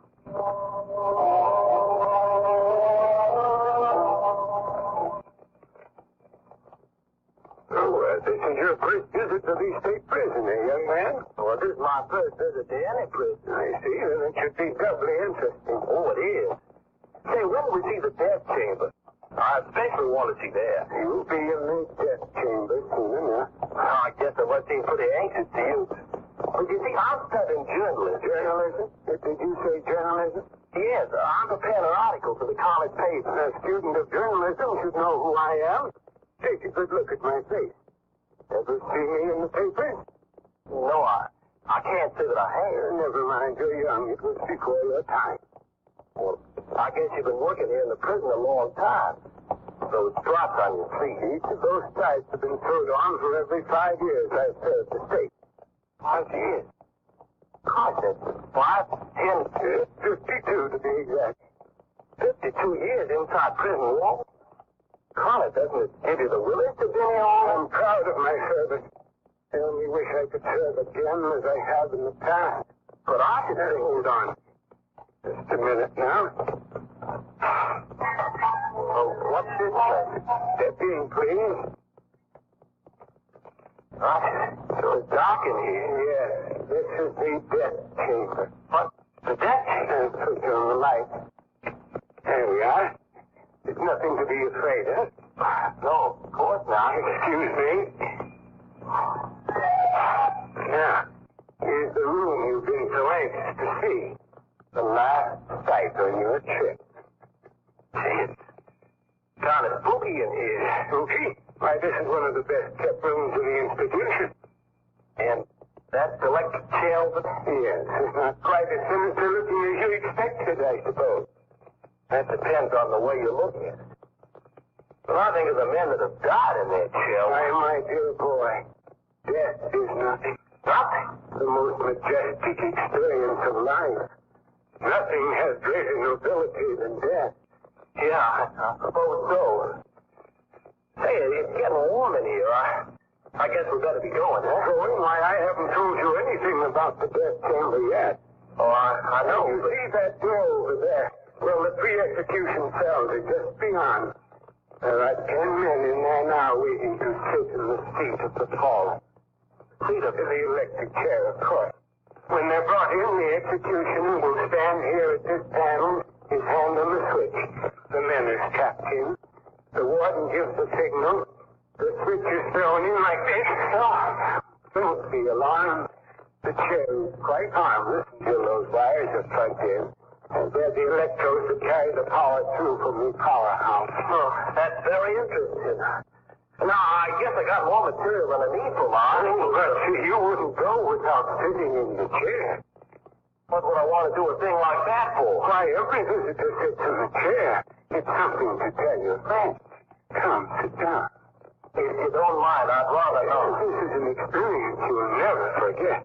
Here, let me help you. Sit right down. Well, it's customary, of course. There you are. Now, I'll show you how it feels to be strapped in. That's the chest strap. Well, you certainly did that all the thing. Now, the right arm. And the left. Oh, that's enough. You got this chest strap so tight, I can... Now, the right leg like this. And the left. Well, look, listen. Maybe you didn't hear me, but I said I had enough. Then we drop the hip piece down like this. And there you are. All snug and ready for the most noble, most majestic experience in life. What do you mean? You are now ready for death. Now, look here. Hey, what are you doing with those electrodes? No, don't do that. Take your hand off that switch. No.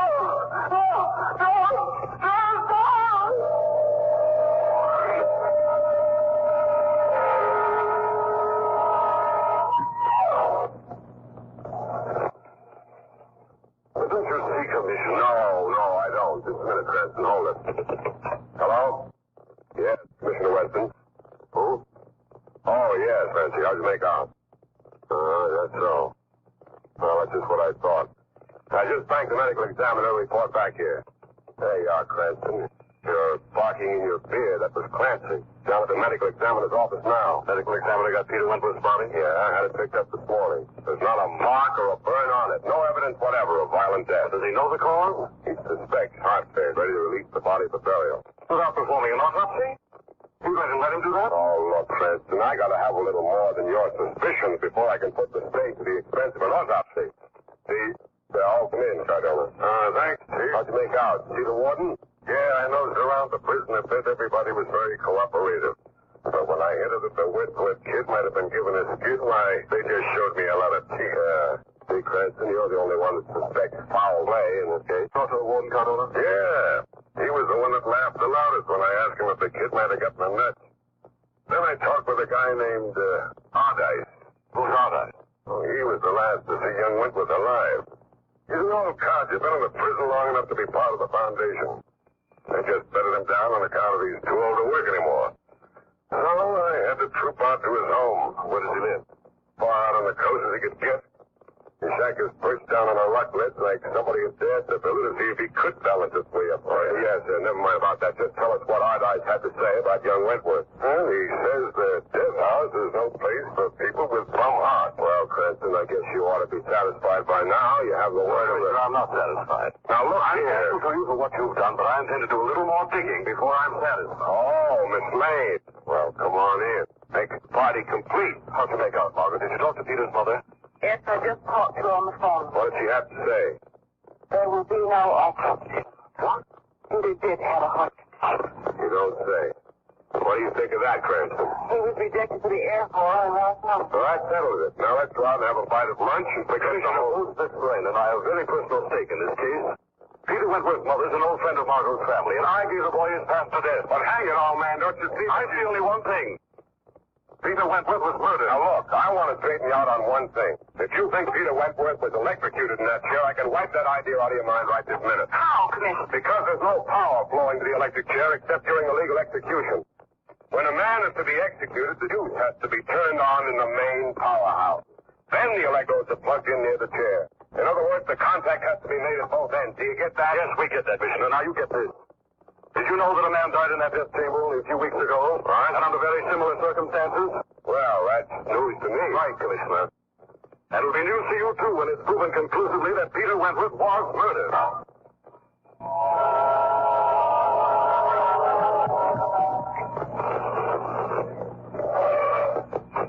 And there's the prison entrance down the bottom of the hill, Margot. Food cart right here. Oh, Lamont, do you have to go through with Yes, Margot, I do. The only way I can possibly find out what happened to Peter is by going through the prison just as he did, as a visitor. Oh, I only hope you won't come out just as he did. You're afraid, aren't you? Well, why wouldn't I be? I've already lost the son of one of my best friends. At least I know what I'm getting into. Do you, Lamont? Well, what do you mean? A frightful feeling about all this. It's like there was something supernatural about it. Maybe you're right, but I've got to find out. Oh, you've got to. Do you have your pass? It's right here. Made out in the name of Prentice. I hope Mr. Prentice will be very careful. He will, Margot. You wait here for me. No matter what you see or hear, don't lose your courage. Don't lose my... Lamont, what do you mean by that? Lamont!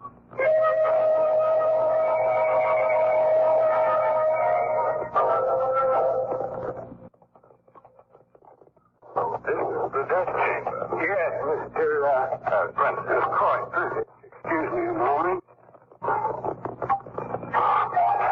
There we are. Sure, he's just needing this noise. I suppose this is the main point of interest for the visitors who take through the prison? Oh, they all want to see the death chamber. It has a strange fascination. Part of the prison seems to be completely deserted. Not many live ones around here. Very funny. Is this your regular job, taking visitors around? I've been doing it for several years. It's a poor substitute for the position that rightfully belongs to me. Position that rightfully belongs to you? So what do you mean by that? Nothing at all. Come now, I'm a little nervous tonight. I understand. Suppose I'd be nervous, too, if I did the things you've done. The things I've done? Well, I'm just thinking how I feel if I spent the better part of my life behind prison walls. Just play on the nerves. Well, it was very interesting, too, and you've been very patient. Oh, but your tour is not complete yet. Not complete? Why, you haven't sat in the chair. Oh, yes. Well, I'm afraid my curiosity doesn't go quite that far. But your tour won't be complete unless you can tell your friends you actually sat in the electric chair. Well, if you feel I'm spoiling your final touch, of course I'll sit in the chair. Good. Sit right down. Not a very comfortable seat, is it? Now, I've strapped you in. It won't take a minute. There. The chest strap's on already, see? Very good. Sound like an expert. I am an expert. Now the leg straps. You ever seen an execution? Just a moment. Your right leg. And the left. It's so tightly strapped, I don't think I can move a muscle if I try. Yes, quite so. There we are. Now, you asked me a question before. I asked if you'd ever seen an execution. Seen one? Did you ever hear of Martha Gomperson? Why, yes. She was the only woman ever executed in this chair. That's right. Well, I executed her. My last official act, the state executioner. They took my job away from me right after that. Said I was getting too old. Old? The fools. Nobody ever did as neat a job either before or since I was executioner. Surely you don't regret the fact you were relieved of such a grisly job as that? It's a fine reward for faithful service. Just let it serve you so. They humiliated me by making me guide. But tomorrow... What about tomorrow? They're retiring me from the service entirely. But I'll have the last laugh on the whole pack. What are you talking about? I came to this institution as state executioner. I leave it as an executioner. Oh, very interesting. If you'll just unstrap me now. Unstrap you? My dear man, you're going to have the honor of dying at the hands of the best executioner the state has ever had. The moment I'm going to attach those electrodes, pull the switch and fling you into eternity. You'll die yourself in this chair if you do. No, I won't. There won't be a mark on you. You die as only Bret Hart can execute a man, and nobody will ever suspect you haven't died from a heart attack. But I sure a fool if you think I'd followed your story. What do you mean? Well, I happen to know you can't kill a man unless the electrodes are plugged in on the main power line. My dear man, they are connected. Not to the main power line, but to the old dynamo that was once used for execution. It hasn't been used in years, except for the use I've made. Everybody's forgotten it but me. I haven't. You're a fiend, all right. Keep quiet. Certainly won't deprive me of my last chance to talk. You know, you're not only a fiend, all right, you're a fool as well. Keep quiet. You'll never get away with this. I've heard enough to cover your face with the death knell. Now, shout all you wait. Take the tail off my face. Now the electrodes. Turn the switch. Don't put the switch on my son now. Eternity.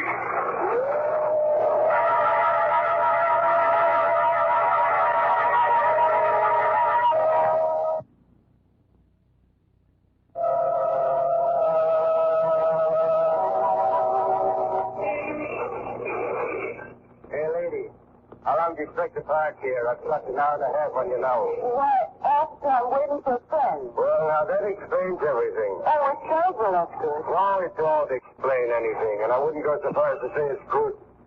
Don't you know this is a restricted area? No, I didn't know that. Well, I'm telling you now, you'll have to move along. But, officer, my friend should be back any minute. Yeah, so will my friend the sergeant, giving me the old Harry for being so lenient with the traffic laws. Oh, just let me wait 5 minutes longer.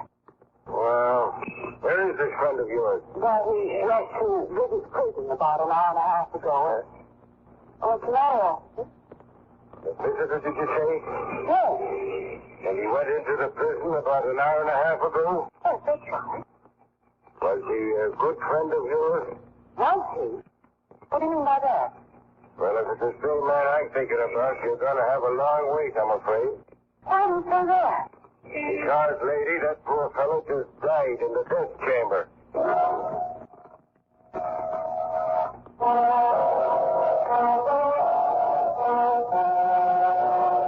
You heard what the warden said. There won't be any pictures taken inside the prison. You gentlemen of the press might just as well scram out of here. Now, please, Miss Lane. I told you I won't leave here until I see Lamont. You know, you've got to let me see. I can't let you see him. The warden says nobody's to see him until the medical examiner gets But him. I've got to. Don't you understand? I do, Miss Lane. But don't you see, I haven't any jurisdiction within these prison walls. It's up to the warden. Oh, where is Lamont? Where'd they go? Right behind that door. His office. Who's in there with him? No one, just the body. Well, I'm going to stay no matter what. Oh, Miss Lane, wait. Don't go in there. Miss Lane, please. What is it, Miss Lane? What? Well, I'll be doggone. The body's disappeared.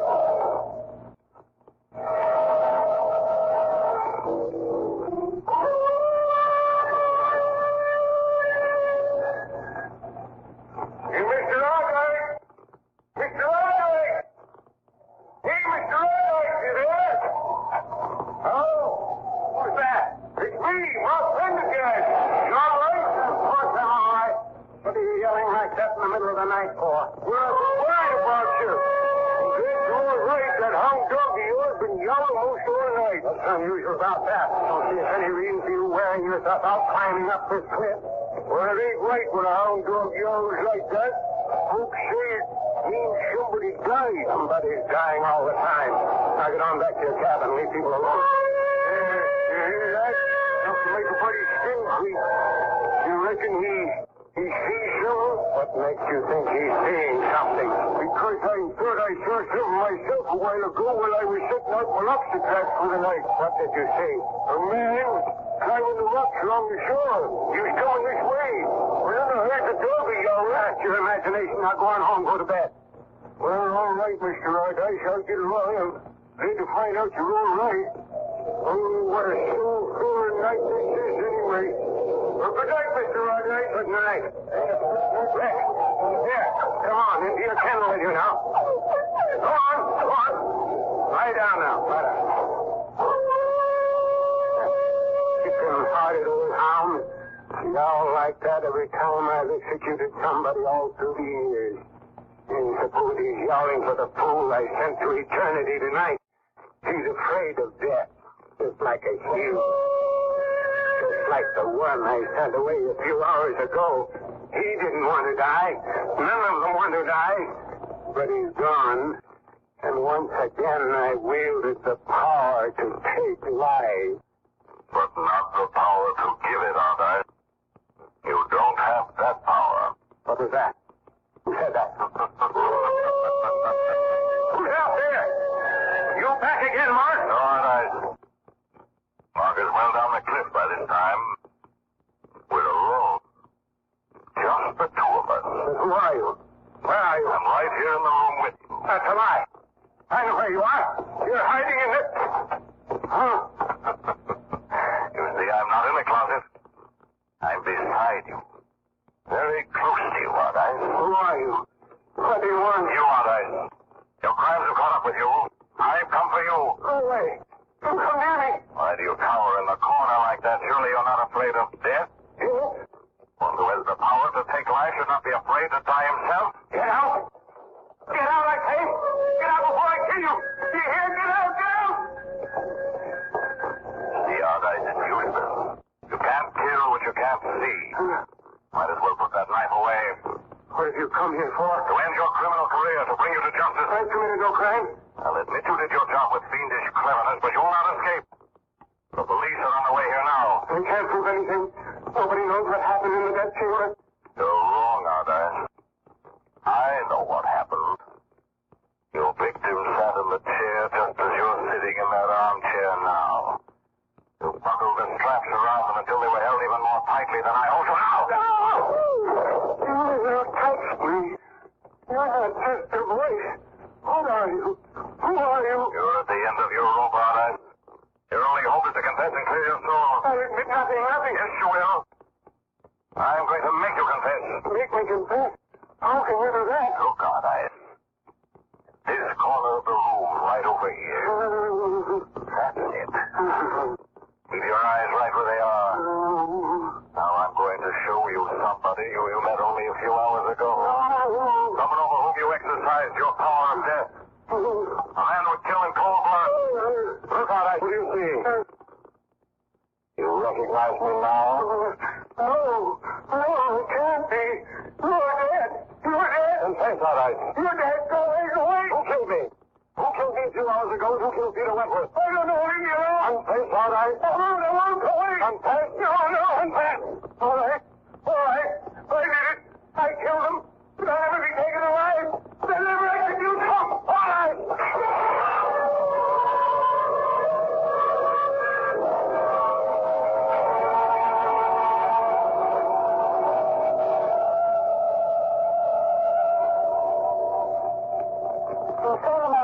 Ardice's body at the bottom of the cliff. That's right. Well, now look. Mr. West will be here in a minute, and before he comes, there are two angles of this case I'd like to get clear in my mind. Holy Margot, what are they? Well, first I'd like to know how you found out about that old animal. Everybody in the prison had forgotten it, but Ardice. Oh, that was easy, Margot. The Shadow just slipped into the prison and spent a few hours with Ardice while he tinkered with his secret death machine. But couldn't Ardice tell that he wasn't getting any power to the chair when he sat on it? No, he was getting power, Margot, but not enough to hurt me. The prison electrician and the warden helped me fix that. Oh, and I suppose the warden helped you carry out your hope of not being dead. Correct, Margot. I suppose we had everybody fooled. Oh, a little too well fooled. Mr. Weston still doesn't know you're alive. Tell me, how did he take my death, Margot? Well, Mark, believe it or not, he cried like a baby. Don't believe it. Yes, but that's the one. I'm free. There's Mr. Weston now. I'll open the door, Margot. Oh, easy now, Lamont. Remember, you're supposed to be dead. Yes, so I understand. Let's see how Commissioner Weston reacts to that slight exaggeration. Good evening, Commissioner. Good evening. What? Oh, hey. Cranston, you're supposed to be dead. You were electrocuted. Oh, wait. Let me get this straight. I'm supposed to be dead, and I'm very happy to know you cried over my demise. That's a lie, Cranston. I never cried in my life. Besides, I knew in my heart that you were...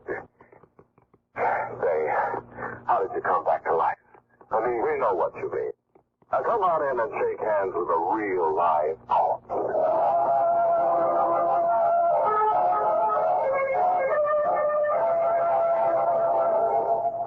program of the introduced Blue Coal's distinguished heating expert, John Bartlett. Thank you, Ken Roberts, and good evening, friends. Some folks, especially you ladies who put a little coal in the furnace during the day, are apt to look on the fire as a sort of pancake batter. You set about mixing it thoroughly with the poker. Actually, friends, stirring up the fire with the poker is one of the worst things you can do, because you mix ashes, live coals, and fresh coal all together, and that forms clinkers. And you know, I'm sure, what grave clinkers can cause. How they choke the fire, prevent coal from burning completely, and damn your furnace great. So, friends, take a tip and lay that poker down. When you want to loosen the fire bed, take the grate gently instead. And one more suggestion. Never burn refuse or garbage in your furnace. That also causes clinkers to form. And we've got to avoid clinkers to get the maximum heat out of our coal and make it last longer. I thank you. The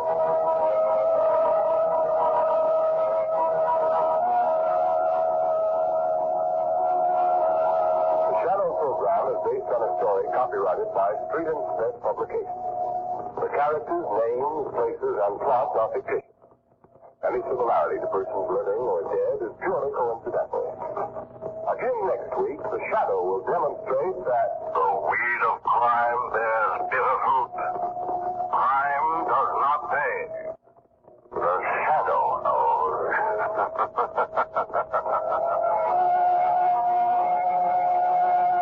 Next week, same time, same station, your friendly Blue Coal dealer brings you another strange and thrilling adventure in the Shadow's daring battle against the forces of evil.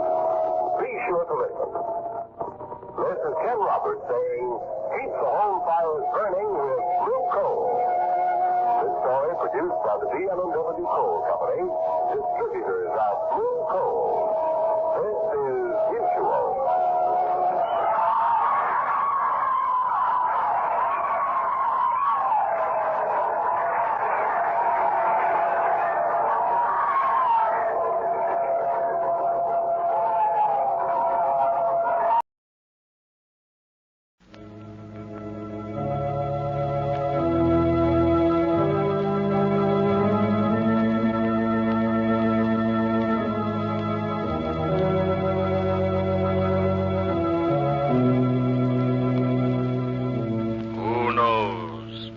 What evil lurks in the hearts of men?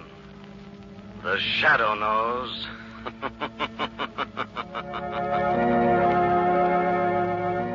Once again, your neighborhood Blue Coal dealer brings you the thrilling adventures of The Shadow, the hard and relentless fight of one man against the forces of evil.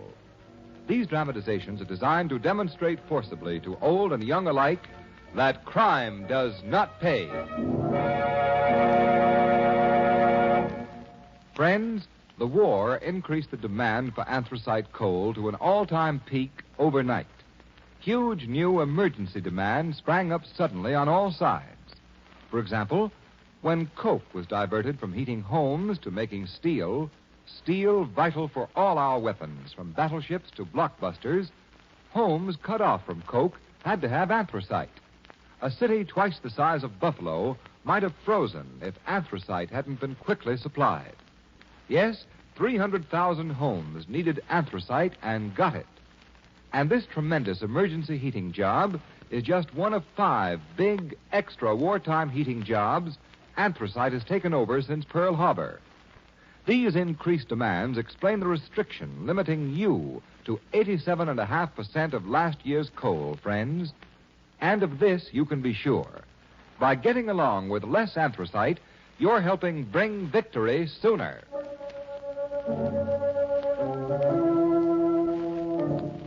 The Shadow, mysterious character who aids the forces of law and order, is in reality Lamont Cranston, wealthy young man about town. Several years ago in the Orient, Cranston learned a strange and mysterious secret, the hypnotic power to cloud men's minds so they cannot see him. Cranston's friend and companion, the lovely Margot Lane, is the only person who knows to whom the voice of the invisible Shadow belongs. Today's drama, Death to the Shadow.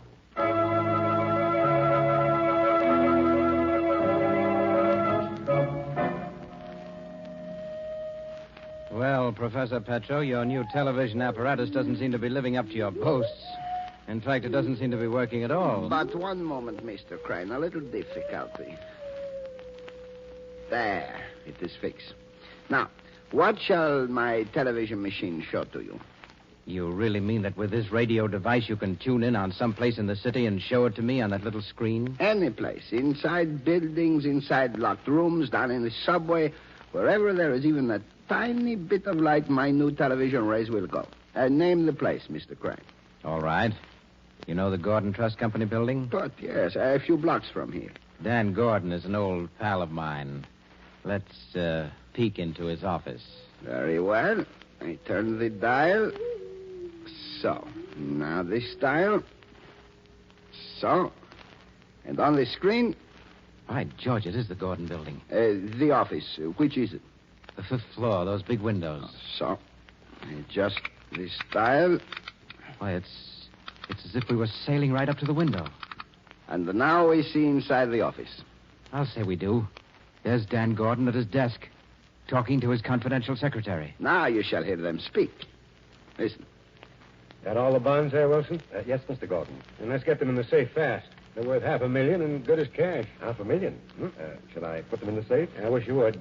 Sphinx is the combination word. S-P-H-I-N-X. Yes, sir. S-P-H-I-N-X. You and I are the only ones in the world who know it, so don't talk in your sleep. No, not me. There. They're safe now. Good. Well, that's all for now. I'll ring if I need you. Yes, Mr. Gordon. I'll be outside, sir. Okay, Professor. That's enough. Well, Mr. Crane, now will your rich friends be interested in my machine? Dan Gordon would be.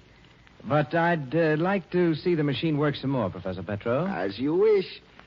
Now, this time, show me how you tune in on a place that you've never seen before.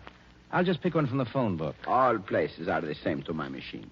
Here's a name. Fenton. Fenton. The address, 1137 River Drive. 1137 River Drive. On my special map, it is about here. I see.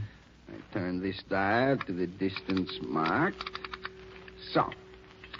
And this dial to the direction the map shows. I'm right with you. Then I switch on the screen, and you see. I say, this is wonderful. We're looking at the front of a house, and there's the number. 1137. 2 men are just opening the front door. Let us look inside. Turn this control. And we're looking into the living room. Mr. Crane, look. What is it? The 2 men who have entered the room. Yes, I see. But there is a third man in the room, and they do not see him. Well, but how can they help but see him? He's right out in plain sight. Say, there's something queer going on. I recognize that third fellow. Let's listen in. Very well. We will hear. Well, the old place sure looks good, Lefty. After 3 years in stir, Finger, any place will look good to you. Not a thing changed. Yeah, you took good care of the place. Yeah, just like you ordered. Well, I'll be seeing you, boys. Okay, Lefty. I got some nice jobs lined up for you guys. So long, Finger. It's good to be a free man again. What was that? Lefty, was that you? It was the shadow. Welcome home, Finger. The shadow. Where are you? I can't see anyone. Your brother could not see me either, Finger, for no man can see the shadow. My brother? Yes, Finger. The murderer the world knew was Killer Fenton. You, Shadow. It was you who sent him to the chair while I was up the river. I helped the law bring him to the bar of justice. I'm here, Finger, to warn you not to follow in his footsteps. You've got nothing on me. No, your debt to society is paid for the moment. But you've been planning to resume your criminal career as leader of your brother's gang. How do you know that? The Shadow knows many things.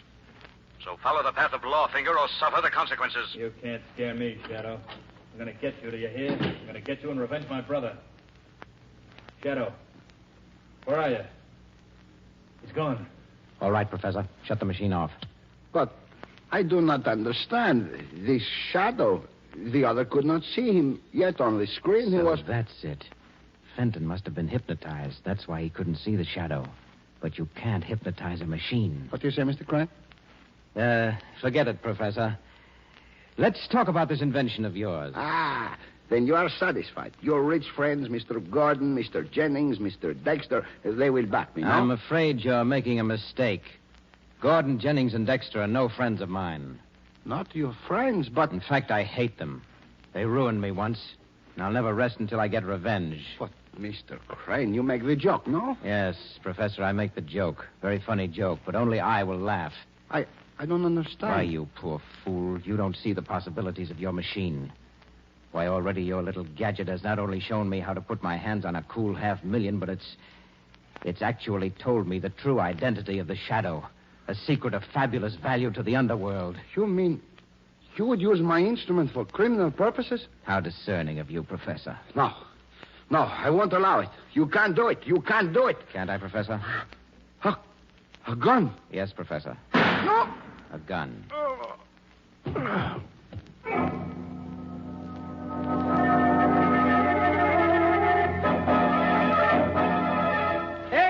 Extra paper. Read all about it. $500,000 robbery. Watchman killed. Confidential secretary held for murder. Extra. Read all about it.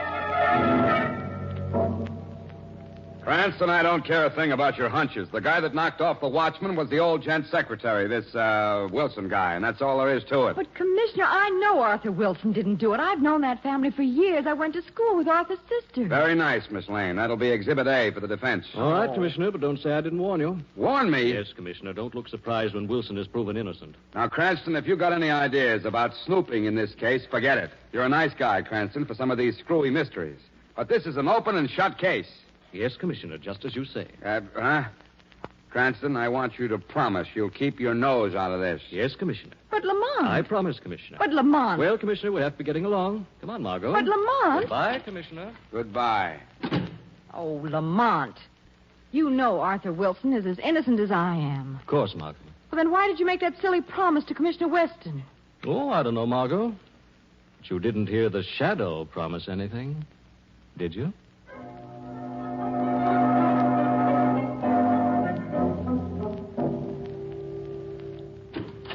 That you, Tom? Yes. I stepped out to get the late newspapers. But the cops still think young Wilson is guilty. I know. I was just watching a very interesting scene at headquarters. At headquarters? Yes. What would you say if I told you that just 5 minutes ago the Shadow decided to try to prove Wilson innocent? The Shadow? Oh, no, you don't mean it. Don't be alarmed. I have all my plans worked out. The Shadow won't bother us. Yeah, I know, but... Plans, Tom, that go far beyond my vengeance on Gordon, Jennings, and Dexter. I'll have that and millions besides. And I'll make you rich, too. But we're going to need help. A gang to do the actual work. I don't follow you. Well, you will. Any moment now, we should be having a caller who... Oh, there he is now. Come in. Mr. Fenton. Come in. All right, I'm in. Which one of you is Crane? I am, Mr. Fenton. This is Mr. Cogan, my associate. How do you do? Never mind the chatter. Your phone, you knew something interests me, so I'm here. Now talk and talk fast. Very well. Yesterday, you received a warning from the individual known as the Shadow. How do you know that? And you want to revenge your brother's death by killing the Shadow, am I right? I'll get him if it's the last thing I do. I understand how you feel. What do you know about the Shadow? I know his true identity. What? Who is he? Oh, slowly, Mr. Fenton. I have a proposition to make. If it's dough you want. It's not money. I want you and your gang to join forces with us. Join up with you? I don't get it. I'll explain. I've perfected a machine by which I can watch every move made by the police, learn the combinations of safes, ferret out the most hidden secrets. I don't believe it. I'll prove it later on. Now, this is my proposition. You and your men will carry out our orders. We'll tell you whom to rob and how. We'll give you foolproof information. And in return, we get half the loot. You almost make me believe you mean it. I do. Join us and you'll be wealthy in a month. And, as a bonus, shall we say, I'll reveal to you the identity of the Shadow. What have I got to lose? Okay, it's a deal. Good. Now, your first action will be the removal of my enemies. Daniel Gordon of the Gordon Trust Company, Albert Jennings of Jennings Manufacturing, and John Dexter of Dexter & Company. Rub 'em out, you mean? Yes, like you, I put revenge before money. Okay, it's still a deal. Well, then I think a drink is called for. Tom, pour some drinks. Yeah, of course, Howard. There you are. Yes, and one for you, Mr. Fenton. Thanks. Now, what shall we drink to? I'll tell you what we'll drink to. Death to the Shadow.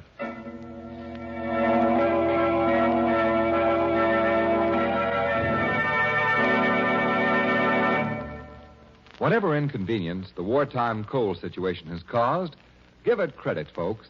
It has also created an opportunity. Yes, the need for conserving coal presented homeowners with the opportunity of enjoying automatic heat regulation. Recognizing how effective heat regulators are, the government provided for their manufacture and sale without priority last fall. And many thousands of you folks, alert to the fuel economy, added comfort, and convenience of a regulator, have already installed one this season. You've dropped hit or miss hand control of furnace dampers for up-to-date automatic control. Yes, your regulator thermostat upstairs has been keeping the temperature in your home right where it belongs, at the proper healthful level day and night, and without your running up and downstairs constantly. But best of all, you folks who've installed a regulator have saved coal. You've stopped the inevitable waste of hand control, introduced real fuel economy for this season and next season when fuel conservation will be equally important. So be wise, friends. If you aren't enjoying all these advantages, now is the time to begin. Call your dealer.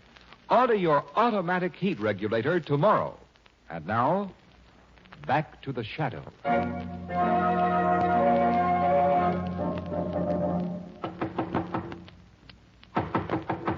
Yes? Who is it? Detective O'Grady to see Mr. Gordon. All right, just a moment. Is something about the robbery? Yeah. The commissioner wants to know if you can identify this knife. Knife? Why, no. I never saw it before. Well, take a closer look.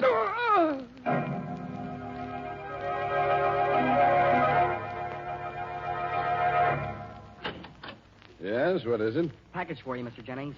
Just came special delivery. Package? Oh, let's see it. Yes, sir. Ah, marked confidential. I wasn't expecting any packages. This string seems to be stuck inside the package. There. What? It's ticking. It must be a clock. Good Lord, it's...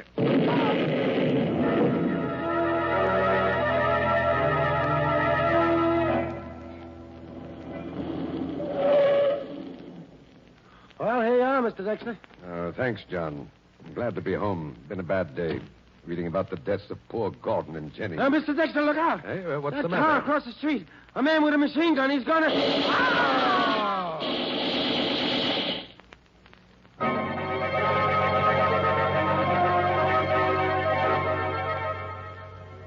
Gordon, Jennings, and Dexter. Now we can get down to business. In a month, we'll own this town. Extra, read all about it. Crime wave sweep city. Prominent men killed. Millions of dollars stolen. Police helpless. Extra, read all about it.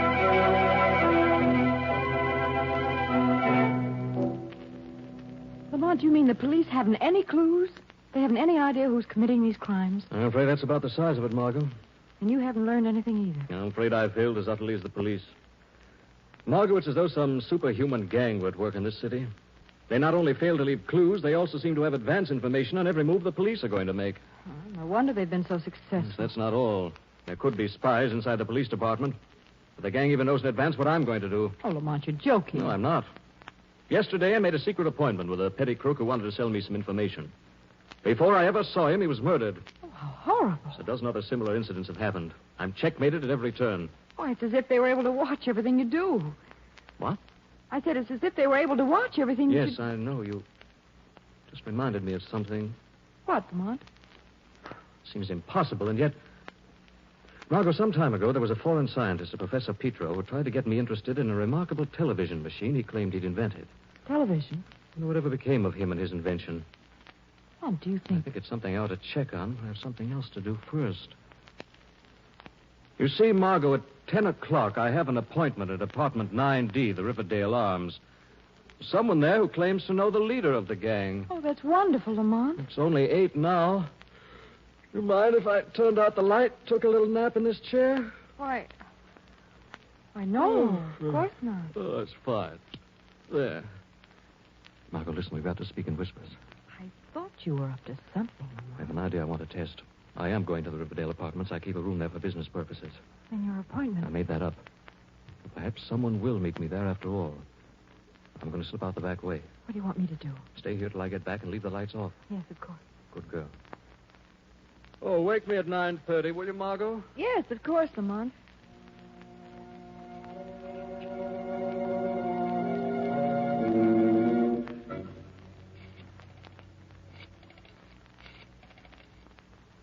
Yes?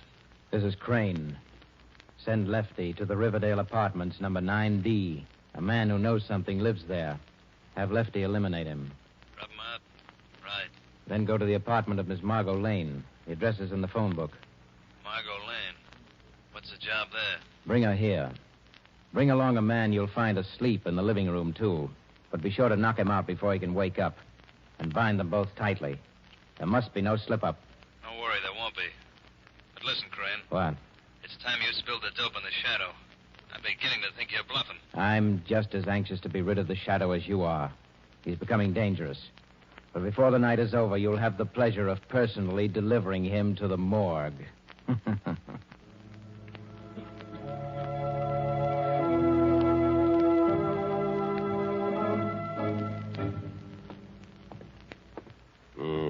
This is the right joint. There ain't nobody here. The boss says to rub somebody out. There's nobody to rub. The room's empty. Whom were you expecting to find, Lefty? Who's that? Stick 'em up, you. Hey, there's nobody here. Nobody but the shadow. The shadow. My gun is gone. I have it now, Lefty. Now, who sent you here? Answer. Nobody sent me here. I want the truth, quickly. I'm not saying nothing. I have your gun in my hand, Lefty. Now talk fast. You can't bluff me, Shadow. I know you won't shoot. Won't I, Lefty? Hey, that slug almost hit me. Yes, this time I'll do better. Oh, wait, Shadow, wait. I'll talk. Finger Fenton sent me. You lie. He's not clever enough to have planned these crimes. No, he didn't. Then who did? I don't know. Only Finger knows who the brain guy is. Somebody big, with connections. He knows everything. Some kind of machine tells him. As I thought. All right, get into that closet. The closet? It'll keep you safe of the police. Quickly now. The shadow has other work to do.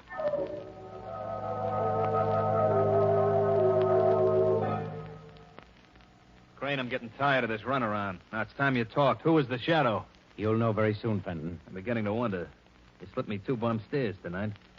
I think you're trying to put over a third one. Lefty's capture couldn't be helped. Couldn't, huh? And what about the snatch? You said we'd find a guy and a girl in the apartment. There was just a girl in there. 2 mistakes in one evening ain't so good. Maybe that peekaboo machine of yours is slipping. There'll be no more mistakes. Within an hour, the shadow will be dead. You better not be bluffing. Why, you fool, don't you realize it's just as important to me to see the shadow dead as it is to you? Now go send in Tom Cogan and that girl, Margot Lane. I have a phone call to make. A very important phone call.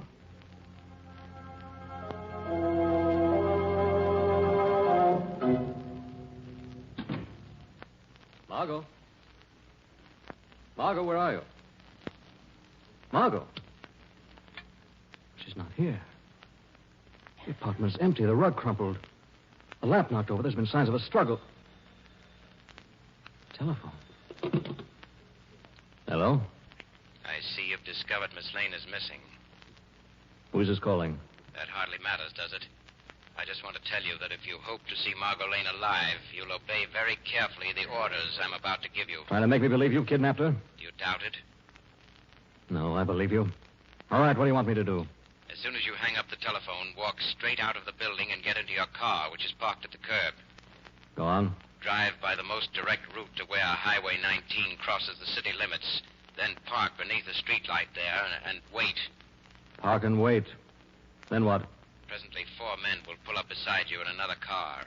Get into that car and let yourself be bound. They'll drive you to where I'm waiting. Is that clear? Perfectly. If you stop for a moment on the way, speak to anyone, or try to phone the police, Margot Lane will die. Rather horribly. I understand. It's a bright moonlight night. I can watch every move you make. One single false move, and the girl dies. I know your powers. All right, I'm starting now.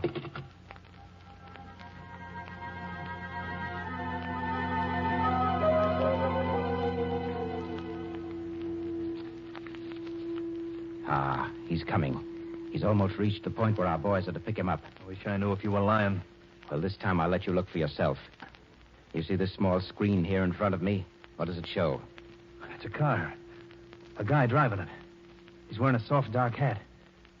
Now he's pulling up under the streetlight at the city limits and parking. Now, you satisfied? Yeah. Yeah, except that I can't see his face. It's our man. I've watched him from the instant he put down the telephone. He's obeyed orders exactly. You'll never capture him. He's too clever for you. Oh, Miss Lane, I'd almost forgotten that you were with us. Your loyalty does you credit, but we're complete masters of the situation. Well, you'll find out that you're wrong. Well, suppose he tries some tricks after we get him here. Tricks? What can he do? He'll be bound, you and I are armed, and Finger here even has the submachine gun he's so fond of. No, once our man steps into this room, his doom is sealed. What was that? Shadow, it's you. It is a Shadow. I've heard that laugh before.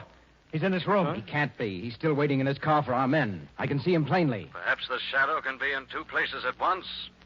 Visible in one and unseen in the other. It's him, I tell you. We can't see him, but he's here. He's tricked us. Fenton, bolt the door and guard it. He's doomed anyway. Yeah. I got the door locked. Now tell me where he is, and I'll blow him in half. But we can't see him. No man can see the Shadow unless the Shadow wishes to be seen. You're wrong, Shadow. I can see you. Where is he? Just tell me. No, don't shoot yet.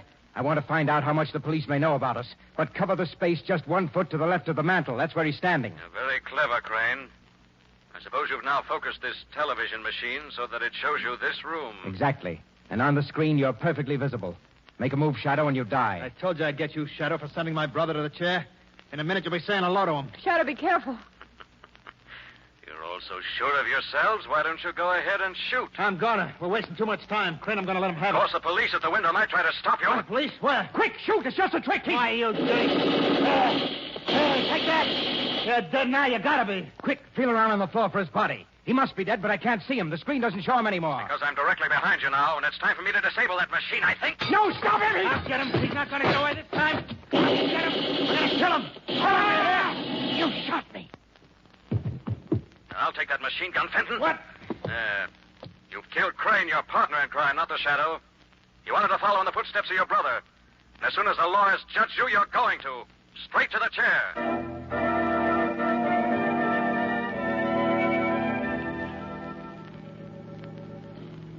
Lamont, if you don't tell me how the Shadow solved the case and escaped the trap those men set for him, I'll never speak to you again.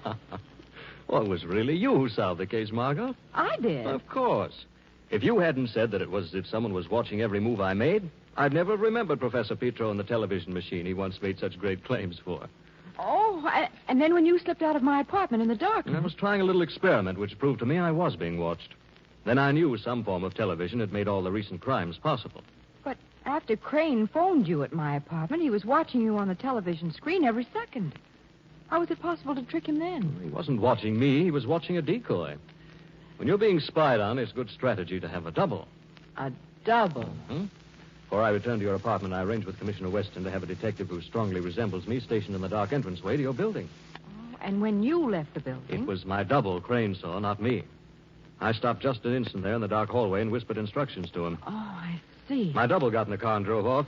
I went back in, traced the phone call, learned where the hideout was, and with the help of a fast car... The Shadow reached there long before anyone expected him. Exactly. There's no time to make any elaborate plans beyond phoning Weston to raid the place. Luckily, Fenton was so keyed up that when he fired at the Shadow, his aim with that machine gun was pretty bad. And then he lost his head and killed Crane while trying to kill the Shadow. That's right. And Crane never got a chance to reveal the Shadow's real identity. Luckily for the Shadow, no.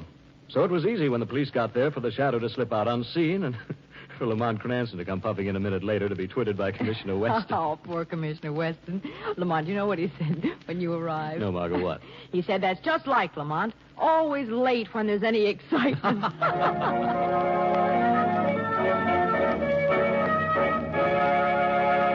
And now let me introduce Blue Coal's distinguished heating expert, John Barclay. Thank you, Ken Roberts, and good evening, friends. Don't let a few days of mild weather fool you. You'll need a fire for a while, 6 to 8 weeks more, most likely.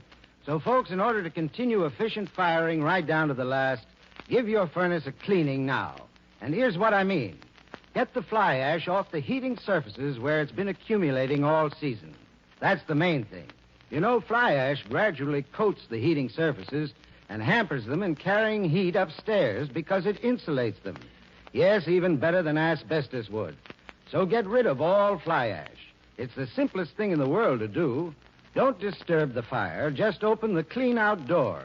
Then with a wire brush or scraper, give the heating surfaces a light going over. Make sure you brush or scrape off all the fly ash or soot that's accumulated, and that's all you have to do. Cleaning your furnace is a small job, but it pays off big. Because with a clean furnace, you'll get more heat from less coal for the rest of the season. I thank you.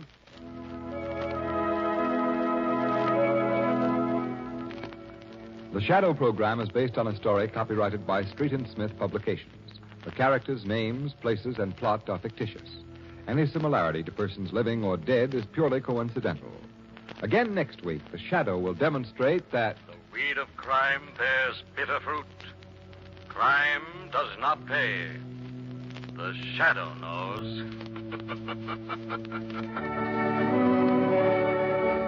next week, same time, same station.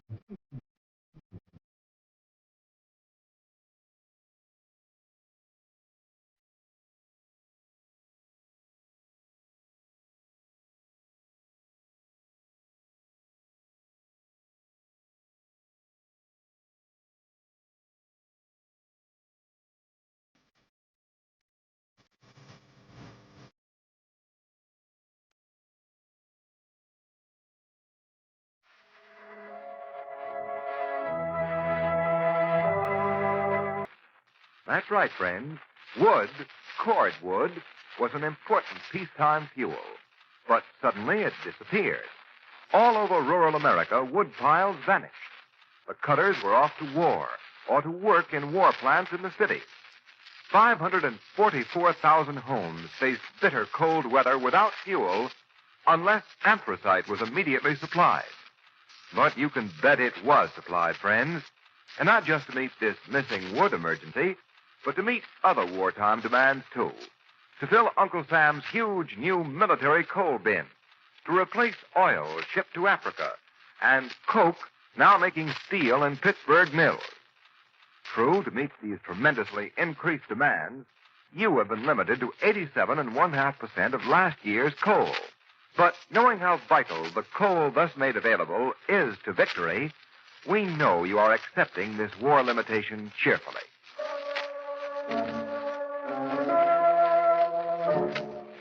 The Shadow, mysterious character who aids the forces of law and order, is in reality Lamont Cranston, wealthy young man about town. Several years ago in the Orient, Cranston learned a strange and mysterious secret, the hypnotic power to cloud men's minds so they cannot see him. Cranston's friend and companion, the lovely Margot Lane, is the only person who knows to whom the voice of the invisible Shadow belongs. Today's drama, Drums of Doom.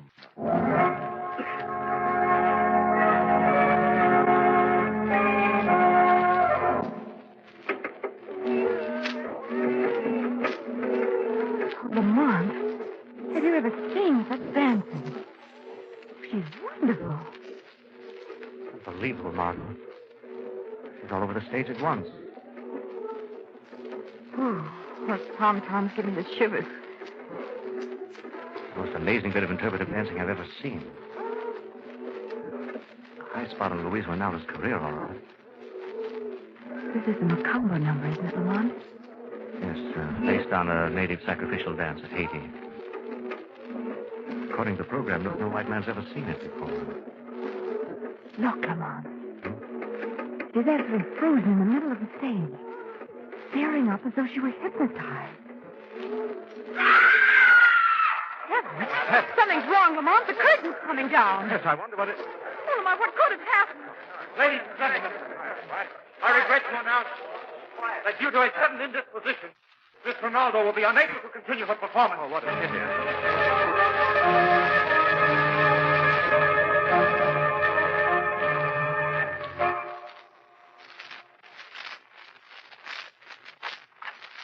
Yes? Miss Lane? Yes, I'm Miss Lane. What? You're Louise Rinaldo, the dancer. Yes. They told me I might find Mr. Cranston here. It is terribly important I see him.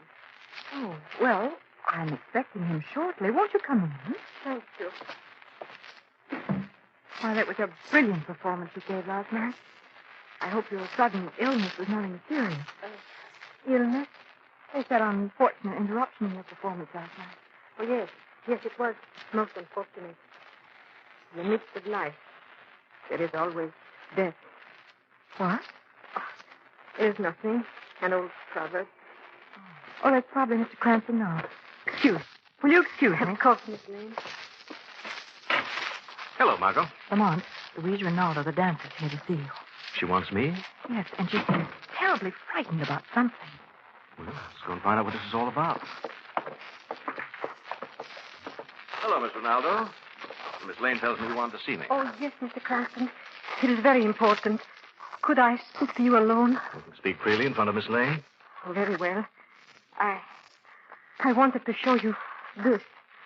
I know you have made a study of these things, Mr. Cranston, and I hope you would be able to help me. Where did you get this? I found it in my dressing room last night. And then, during the performance, I happened to look up in the scenery loft. A larger one hung up there, suspended in midair, like an omen of the devil.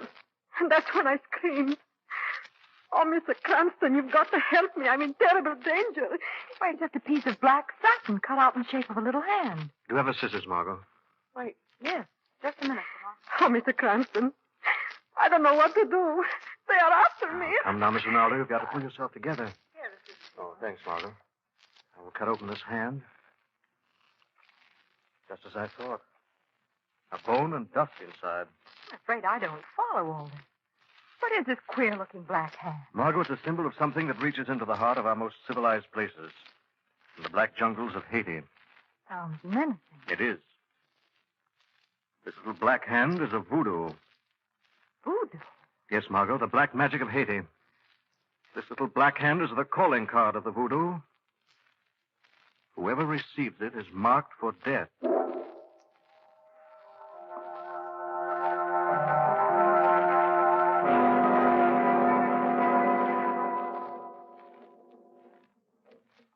Lamont, Miss Rinaldo found the black hand right on this dressing room table, didn't she? Yes, Margot, and I... Shh, quiet.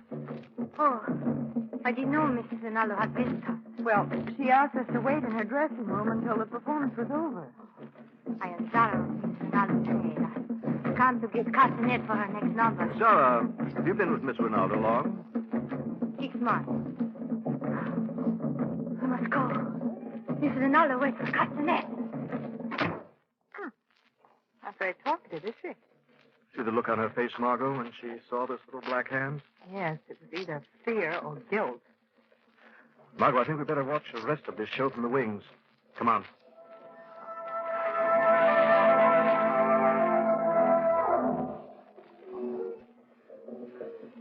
Lamont, she's giving a magnificent performance. No one in the audience would ever suspect that that poor girl's terror-stricken. Mr. Cranston. Yes. I'm Ralph Henderson, Miss Rinaldo's manager. Oh, how do you do? This is Miss Lane. How do you do? Louise has told me that you consented to help her. Frankly, I'm afraid for her. She never was very strong, and this fear that's taken hold of her seems to be undermining her health completely. Mr. Henderson, do you know anything about Miss Rinaldo's maid, Sarah? She's a native of Haiti, isn't she? Yeah, she's a strange girl full of native superstitions. Do you have any idea who might have put that voodoo in Miss Rinaldo's dressing room last night? Well, I've been trying to figure it out.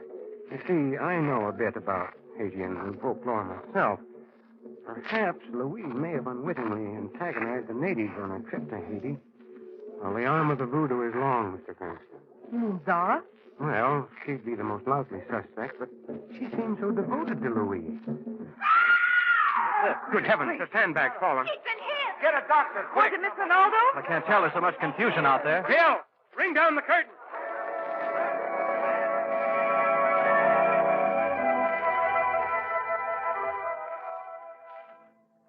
How is Louise, Mr. Cranston? She's not injured, Mr. Henderson. She just fainted when the sandbag fell so close to her.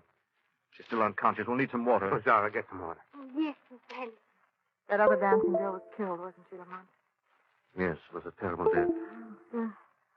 Yeah, I think she's coming out of it. The water, miss. Oh, thanks, Zara. Here, Miss Rinaldo.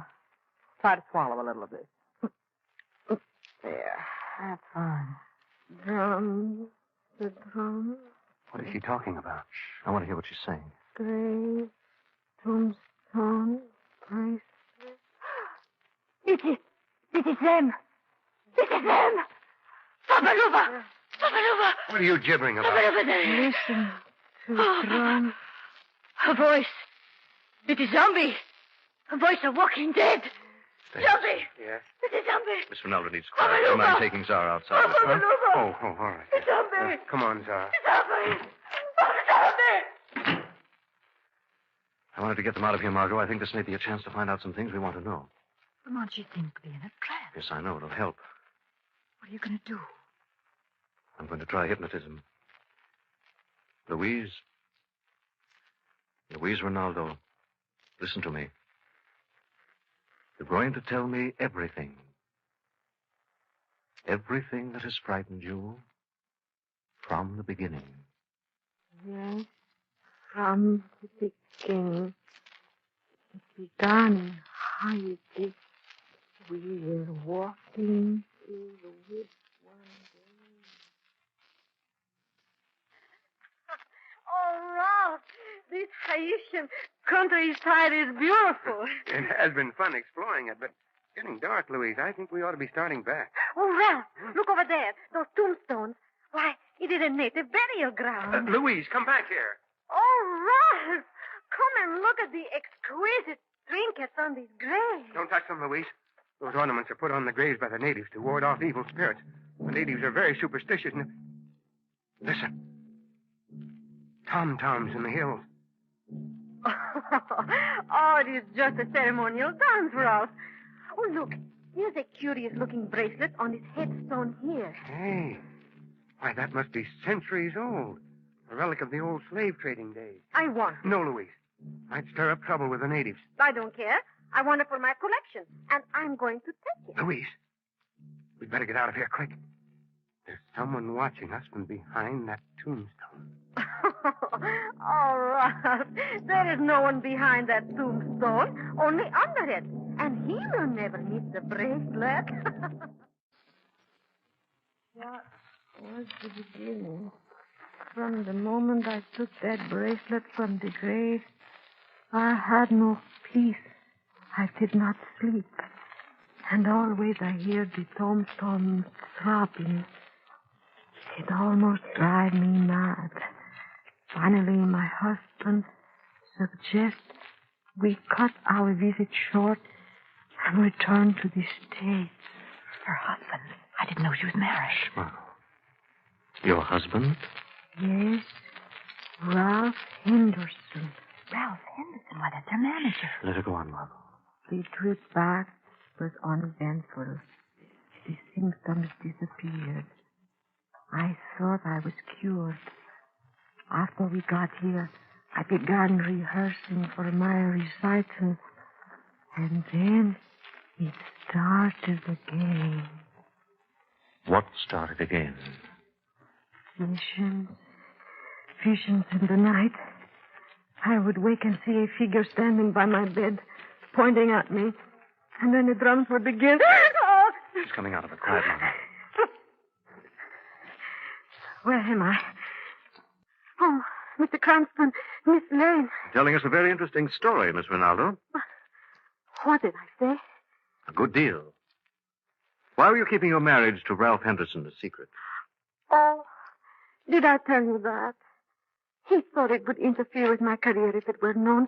Please, do not let him know I told you. No, we'll keep your secret. One more question, Miss Ronaldo. Yes. That slave bracelet you took from the grave, you have it with you? No. No, it has been missing for several days now. Could you describe it to me? I have a picture of it here in my bag. Good. I was going to sell the bracelet to a dealer. I had it photographed so he could distribute copies among his clients. Ah, here's the picture. Thanks. Very unusual looking. Shouldn't be hard to identify. Lamont, do you think it's all right? Later, Margot. Well, Miss Ronaldo, I think you'll be all right for tonight. Miss Lane and I have to be running along now.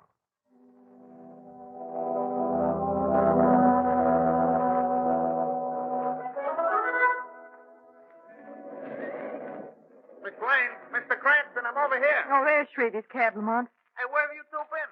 You said I should meet you here after the show, you said. It's been over for hours. Get in, Margot. I'm sorry, Shrevey. We had a little business backstage. Hope you didn't mind waiting. No, I didn't mind. I didn't.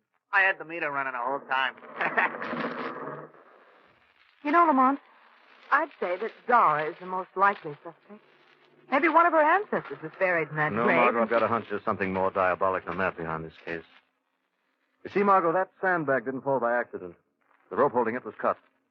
You mean that someone meant to kill Louise Rinaldo tonight? I'm not sure, Margot. Anyone might have been under that sandbag when it fell, and the person who cut the rope knew that. But I don't understand. That doesn't make much sense, does it? Lamont, what about that bracelet?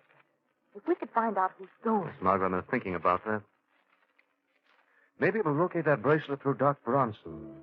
Doc Bronson? Who's he? Someone in the shadow, sent to jail some years ago. He's a dealer in all sorts of strange curios, charms, bracelets, amulets, mostly stolen. If that bracelet was stolen from Miss Rinaldo, the chances are sooner or later it'll find its way to Doc's place. And you think... I think it's about time the shadow renewed Doc's acquaintance.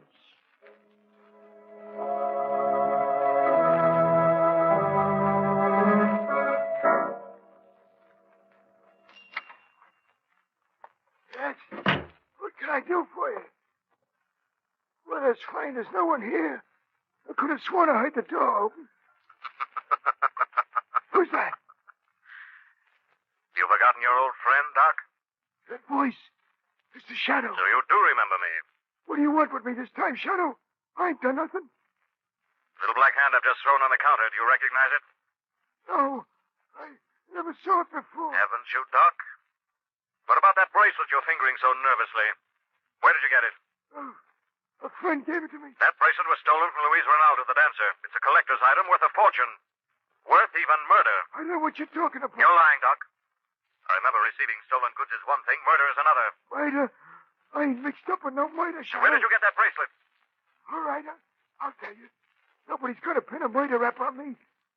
Some customer gave it to me as payment for a job I done. What job? That little black hand. This customer asked me to make him another one, just like the one I made for Gloria Nelson. Gloria Nelson? Gloria Nelson died under mysterious circumstances a few years ago. Or maybe she was murdered, Doc. Honest, I had nothing to do with it. All I did was... Where'd you make those voodoos, Doc? It was... Doc! Doc! Dead.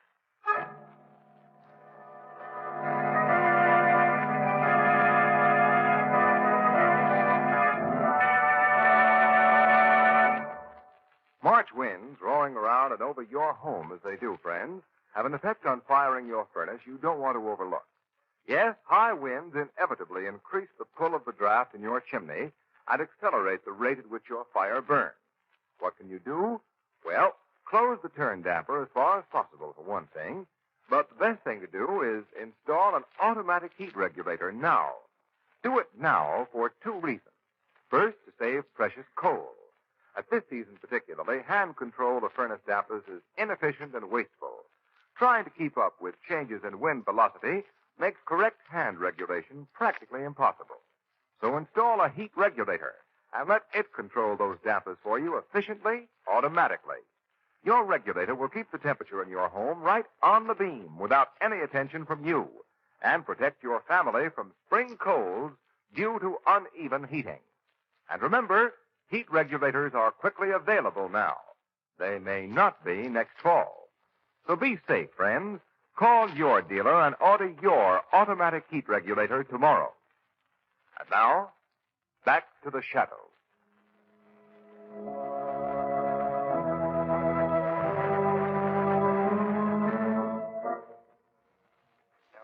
Commissioner Weston will see you now, Mr. Cranston. Oh, thanks, officer. Well, hello, Mr. Cranston. Oh, Mr. Henderson. Were you just in talking to the commissioner? Yes, that unfortunate accident at the theater. Police have been conducting an inquiry. Oh, is that so? I hope you're not one of the suspects. No, I'm afraid my visit here is purely social. Commissioner's a good friend of mine.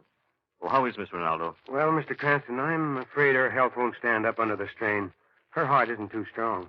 Why don't you get her to go away for a while? I've suggested that, but she won't hear of it. Well, I've got to get back to the matinee. Goodbye, Mr. Cranston. Goodbye, Mr. Henderson.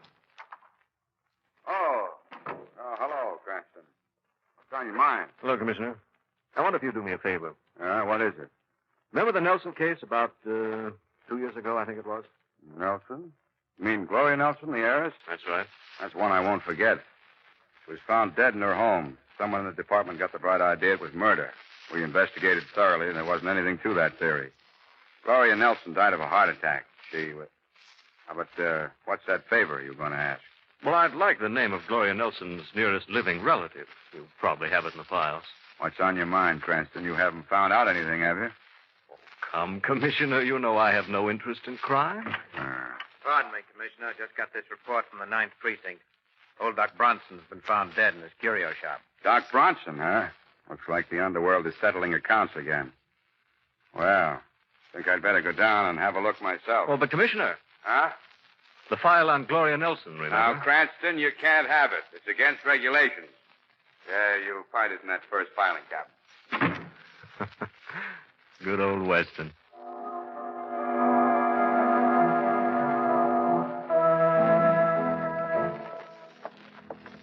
Lamont, we've got to do something. Louise Rinaldo just about got through her performance tonight. I never saw anyone so frightened. Yes, I know, Margot. Lamont.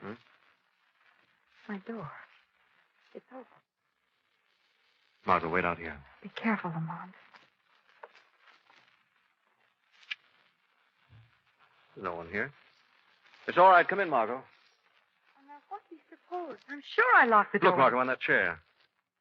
What is it? Little black satin doll with a dagger through its heart. What does it mean? Another sign of the voodoo, Margot. It means someone's going to die tonight. Oh, Lamont. Now, we've got to act fast. Go over to Louise Rinaldo's apartment. Don't alarm her, but get her out of there somehow. I've got a hunch we'll find the answer to some of our questions tonight in Louise Rinaldo's apartment.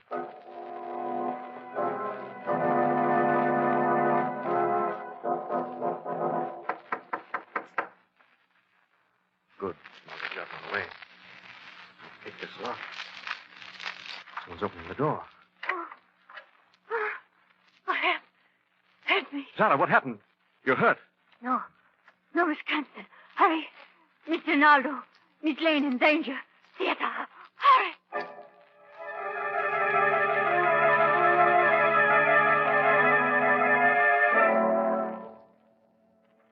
Louise, I don't think we should have come.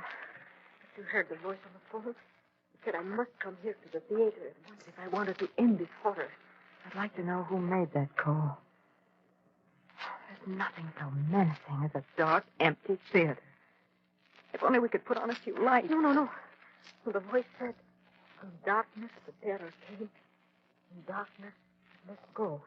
It said we must find the center of the stage and wait there. I don't like this. Suppose it's a trap for me. I think we ought to leave at once. The drums. They're back in my head again. They're following me. I hear them, too. Louise, we're getting off the stage right now. The light. Someone has turned his spotlight on us. Don't move out of the circle of that light. Who are you? You die here tonight. They're becoming from up in the scenery loft. I can't see them. The spotlight's blinding me. You took the bracelet from the grave. You have violated the sleep of the dead. You must pay with your life. No! Louise. You will die with her, Miss Lane. Oh, no. I will come down. Down. You die now. Light's gone out.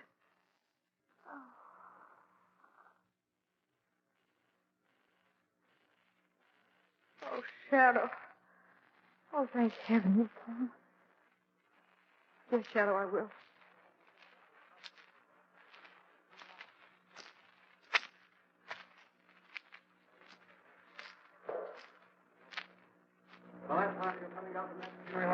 Why don't you come up and get me?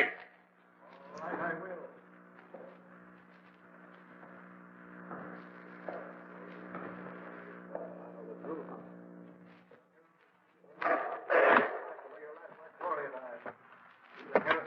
You can't prove anything. Ruth? You've been talking to Ruth?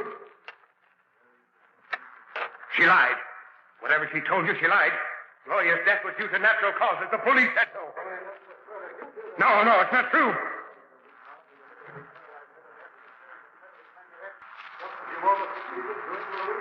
You know too much. Who are you? You won't be a shadow when I get the spotlight focused on you. There. I've got the spotlight on. I'll just swing this beam around until I can see you. Then you'll be a perfect target for my knife. I hear you coming, but I can't see you. The light's right on you. I can't see you. I can't see you. I can't see. Voodoo! Voodoo!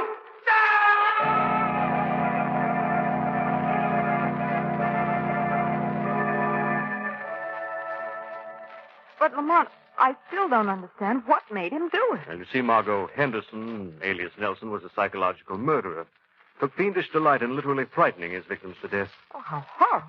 His plan was to marry into a wealthy family, get his wife to sign over her interests to him, and then proceed to terrorize her. But where does the voodoo come into it? When he and Louise took that trip to Haiti, it gave him an idea how to get rid of her. And when she took the amulet from the grave, she was playing right into his hands. You mean he used her own conscience to frighten her? Yes. Together with a recording of tom-toms, a witch doctor's costume, those voodoos he got from the doc. Henderson had Doc killed to seal his lips, just as he killed Zara when she refused to assist him further in his plans. Oh. Then Zara was in the scheme, too. Yes. She confessed just before she died. But, Lamont, where does that falling the sandbag fit into the picture? All part of Henderson's campaign of fear, Margot. Oh, I see. You know, you never did tell me what happened up there in the scenery loft with Henderson and the shadow. Well, naturally, Henderson couldn't see the shadow coming.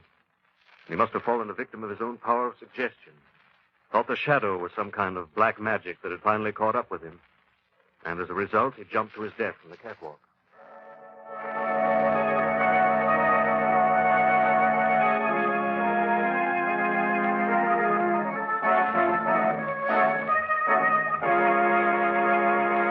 And now, friends, let me introduce Blue Coal's distinguished heating expert, John Barclay. Thank you, Ken Roberts, and good evening, friends. Or perhaps I should say good afternoon, with the days so much longer. Spring is here, or will be shortly. And spring brings with it special conditions to keep in mind in heating your home. First, as we've noted, the day is longer. And the sun's rays are daily gaining in strength, too. So what you want to be sure to do is get all the good you can out of those solar rays. Let the sun help heat your home. Keep the shades up. Allow it to shine in all you can. That'll help quite a lot. You'll be surprised how much. Now, another thing is the problem of high winds. Watch out for them. They create a stronger draft in your chimney, cause your fire to burn too fast and overheat your home. Offset high winds by closing the turn damper of your furnace just as far as you can.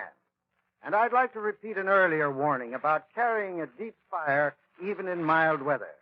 Remember, another little trick of spring weather is the sudden drop in temperature. So for best results, even in mild weather, keep a deep fire. Then you're always prepared. I thank you.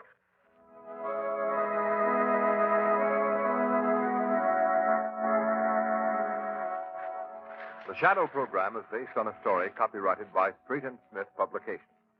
The characters, names, places, and plot are fictitious. Any similarity to persons living or dead is purely coincidental. Again next week, the Shadow will demonstrate that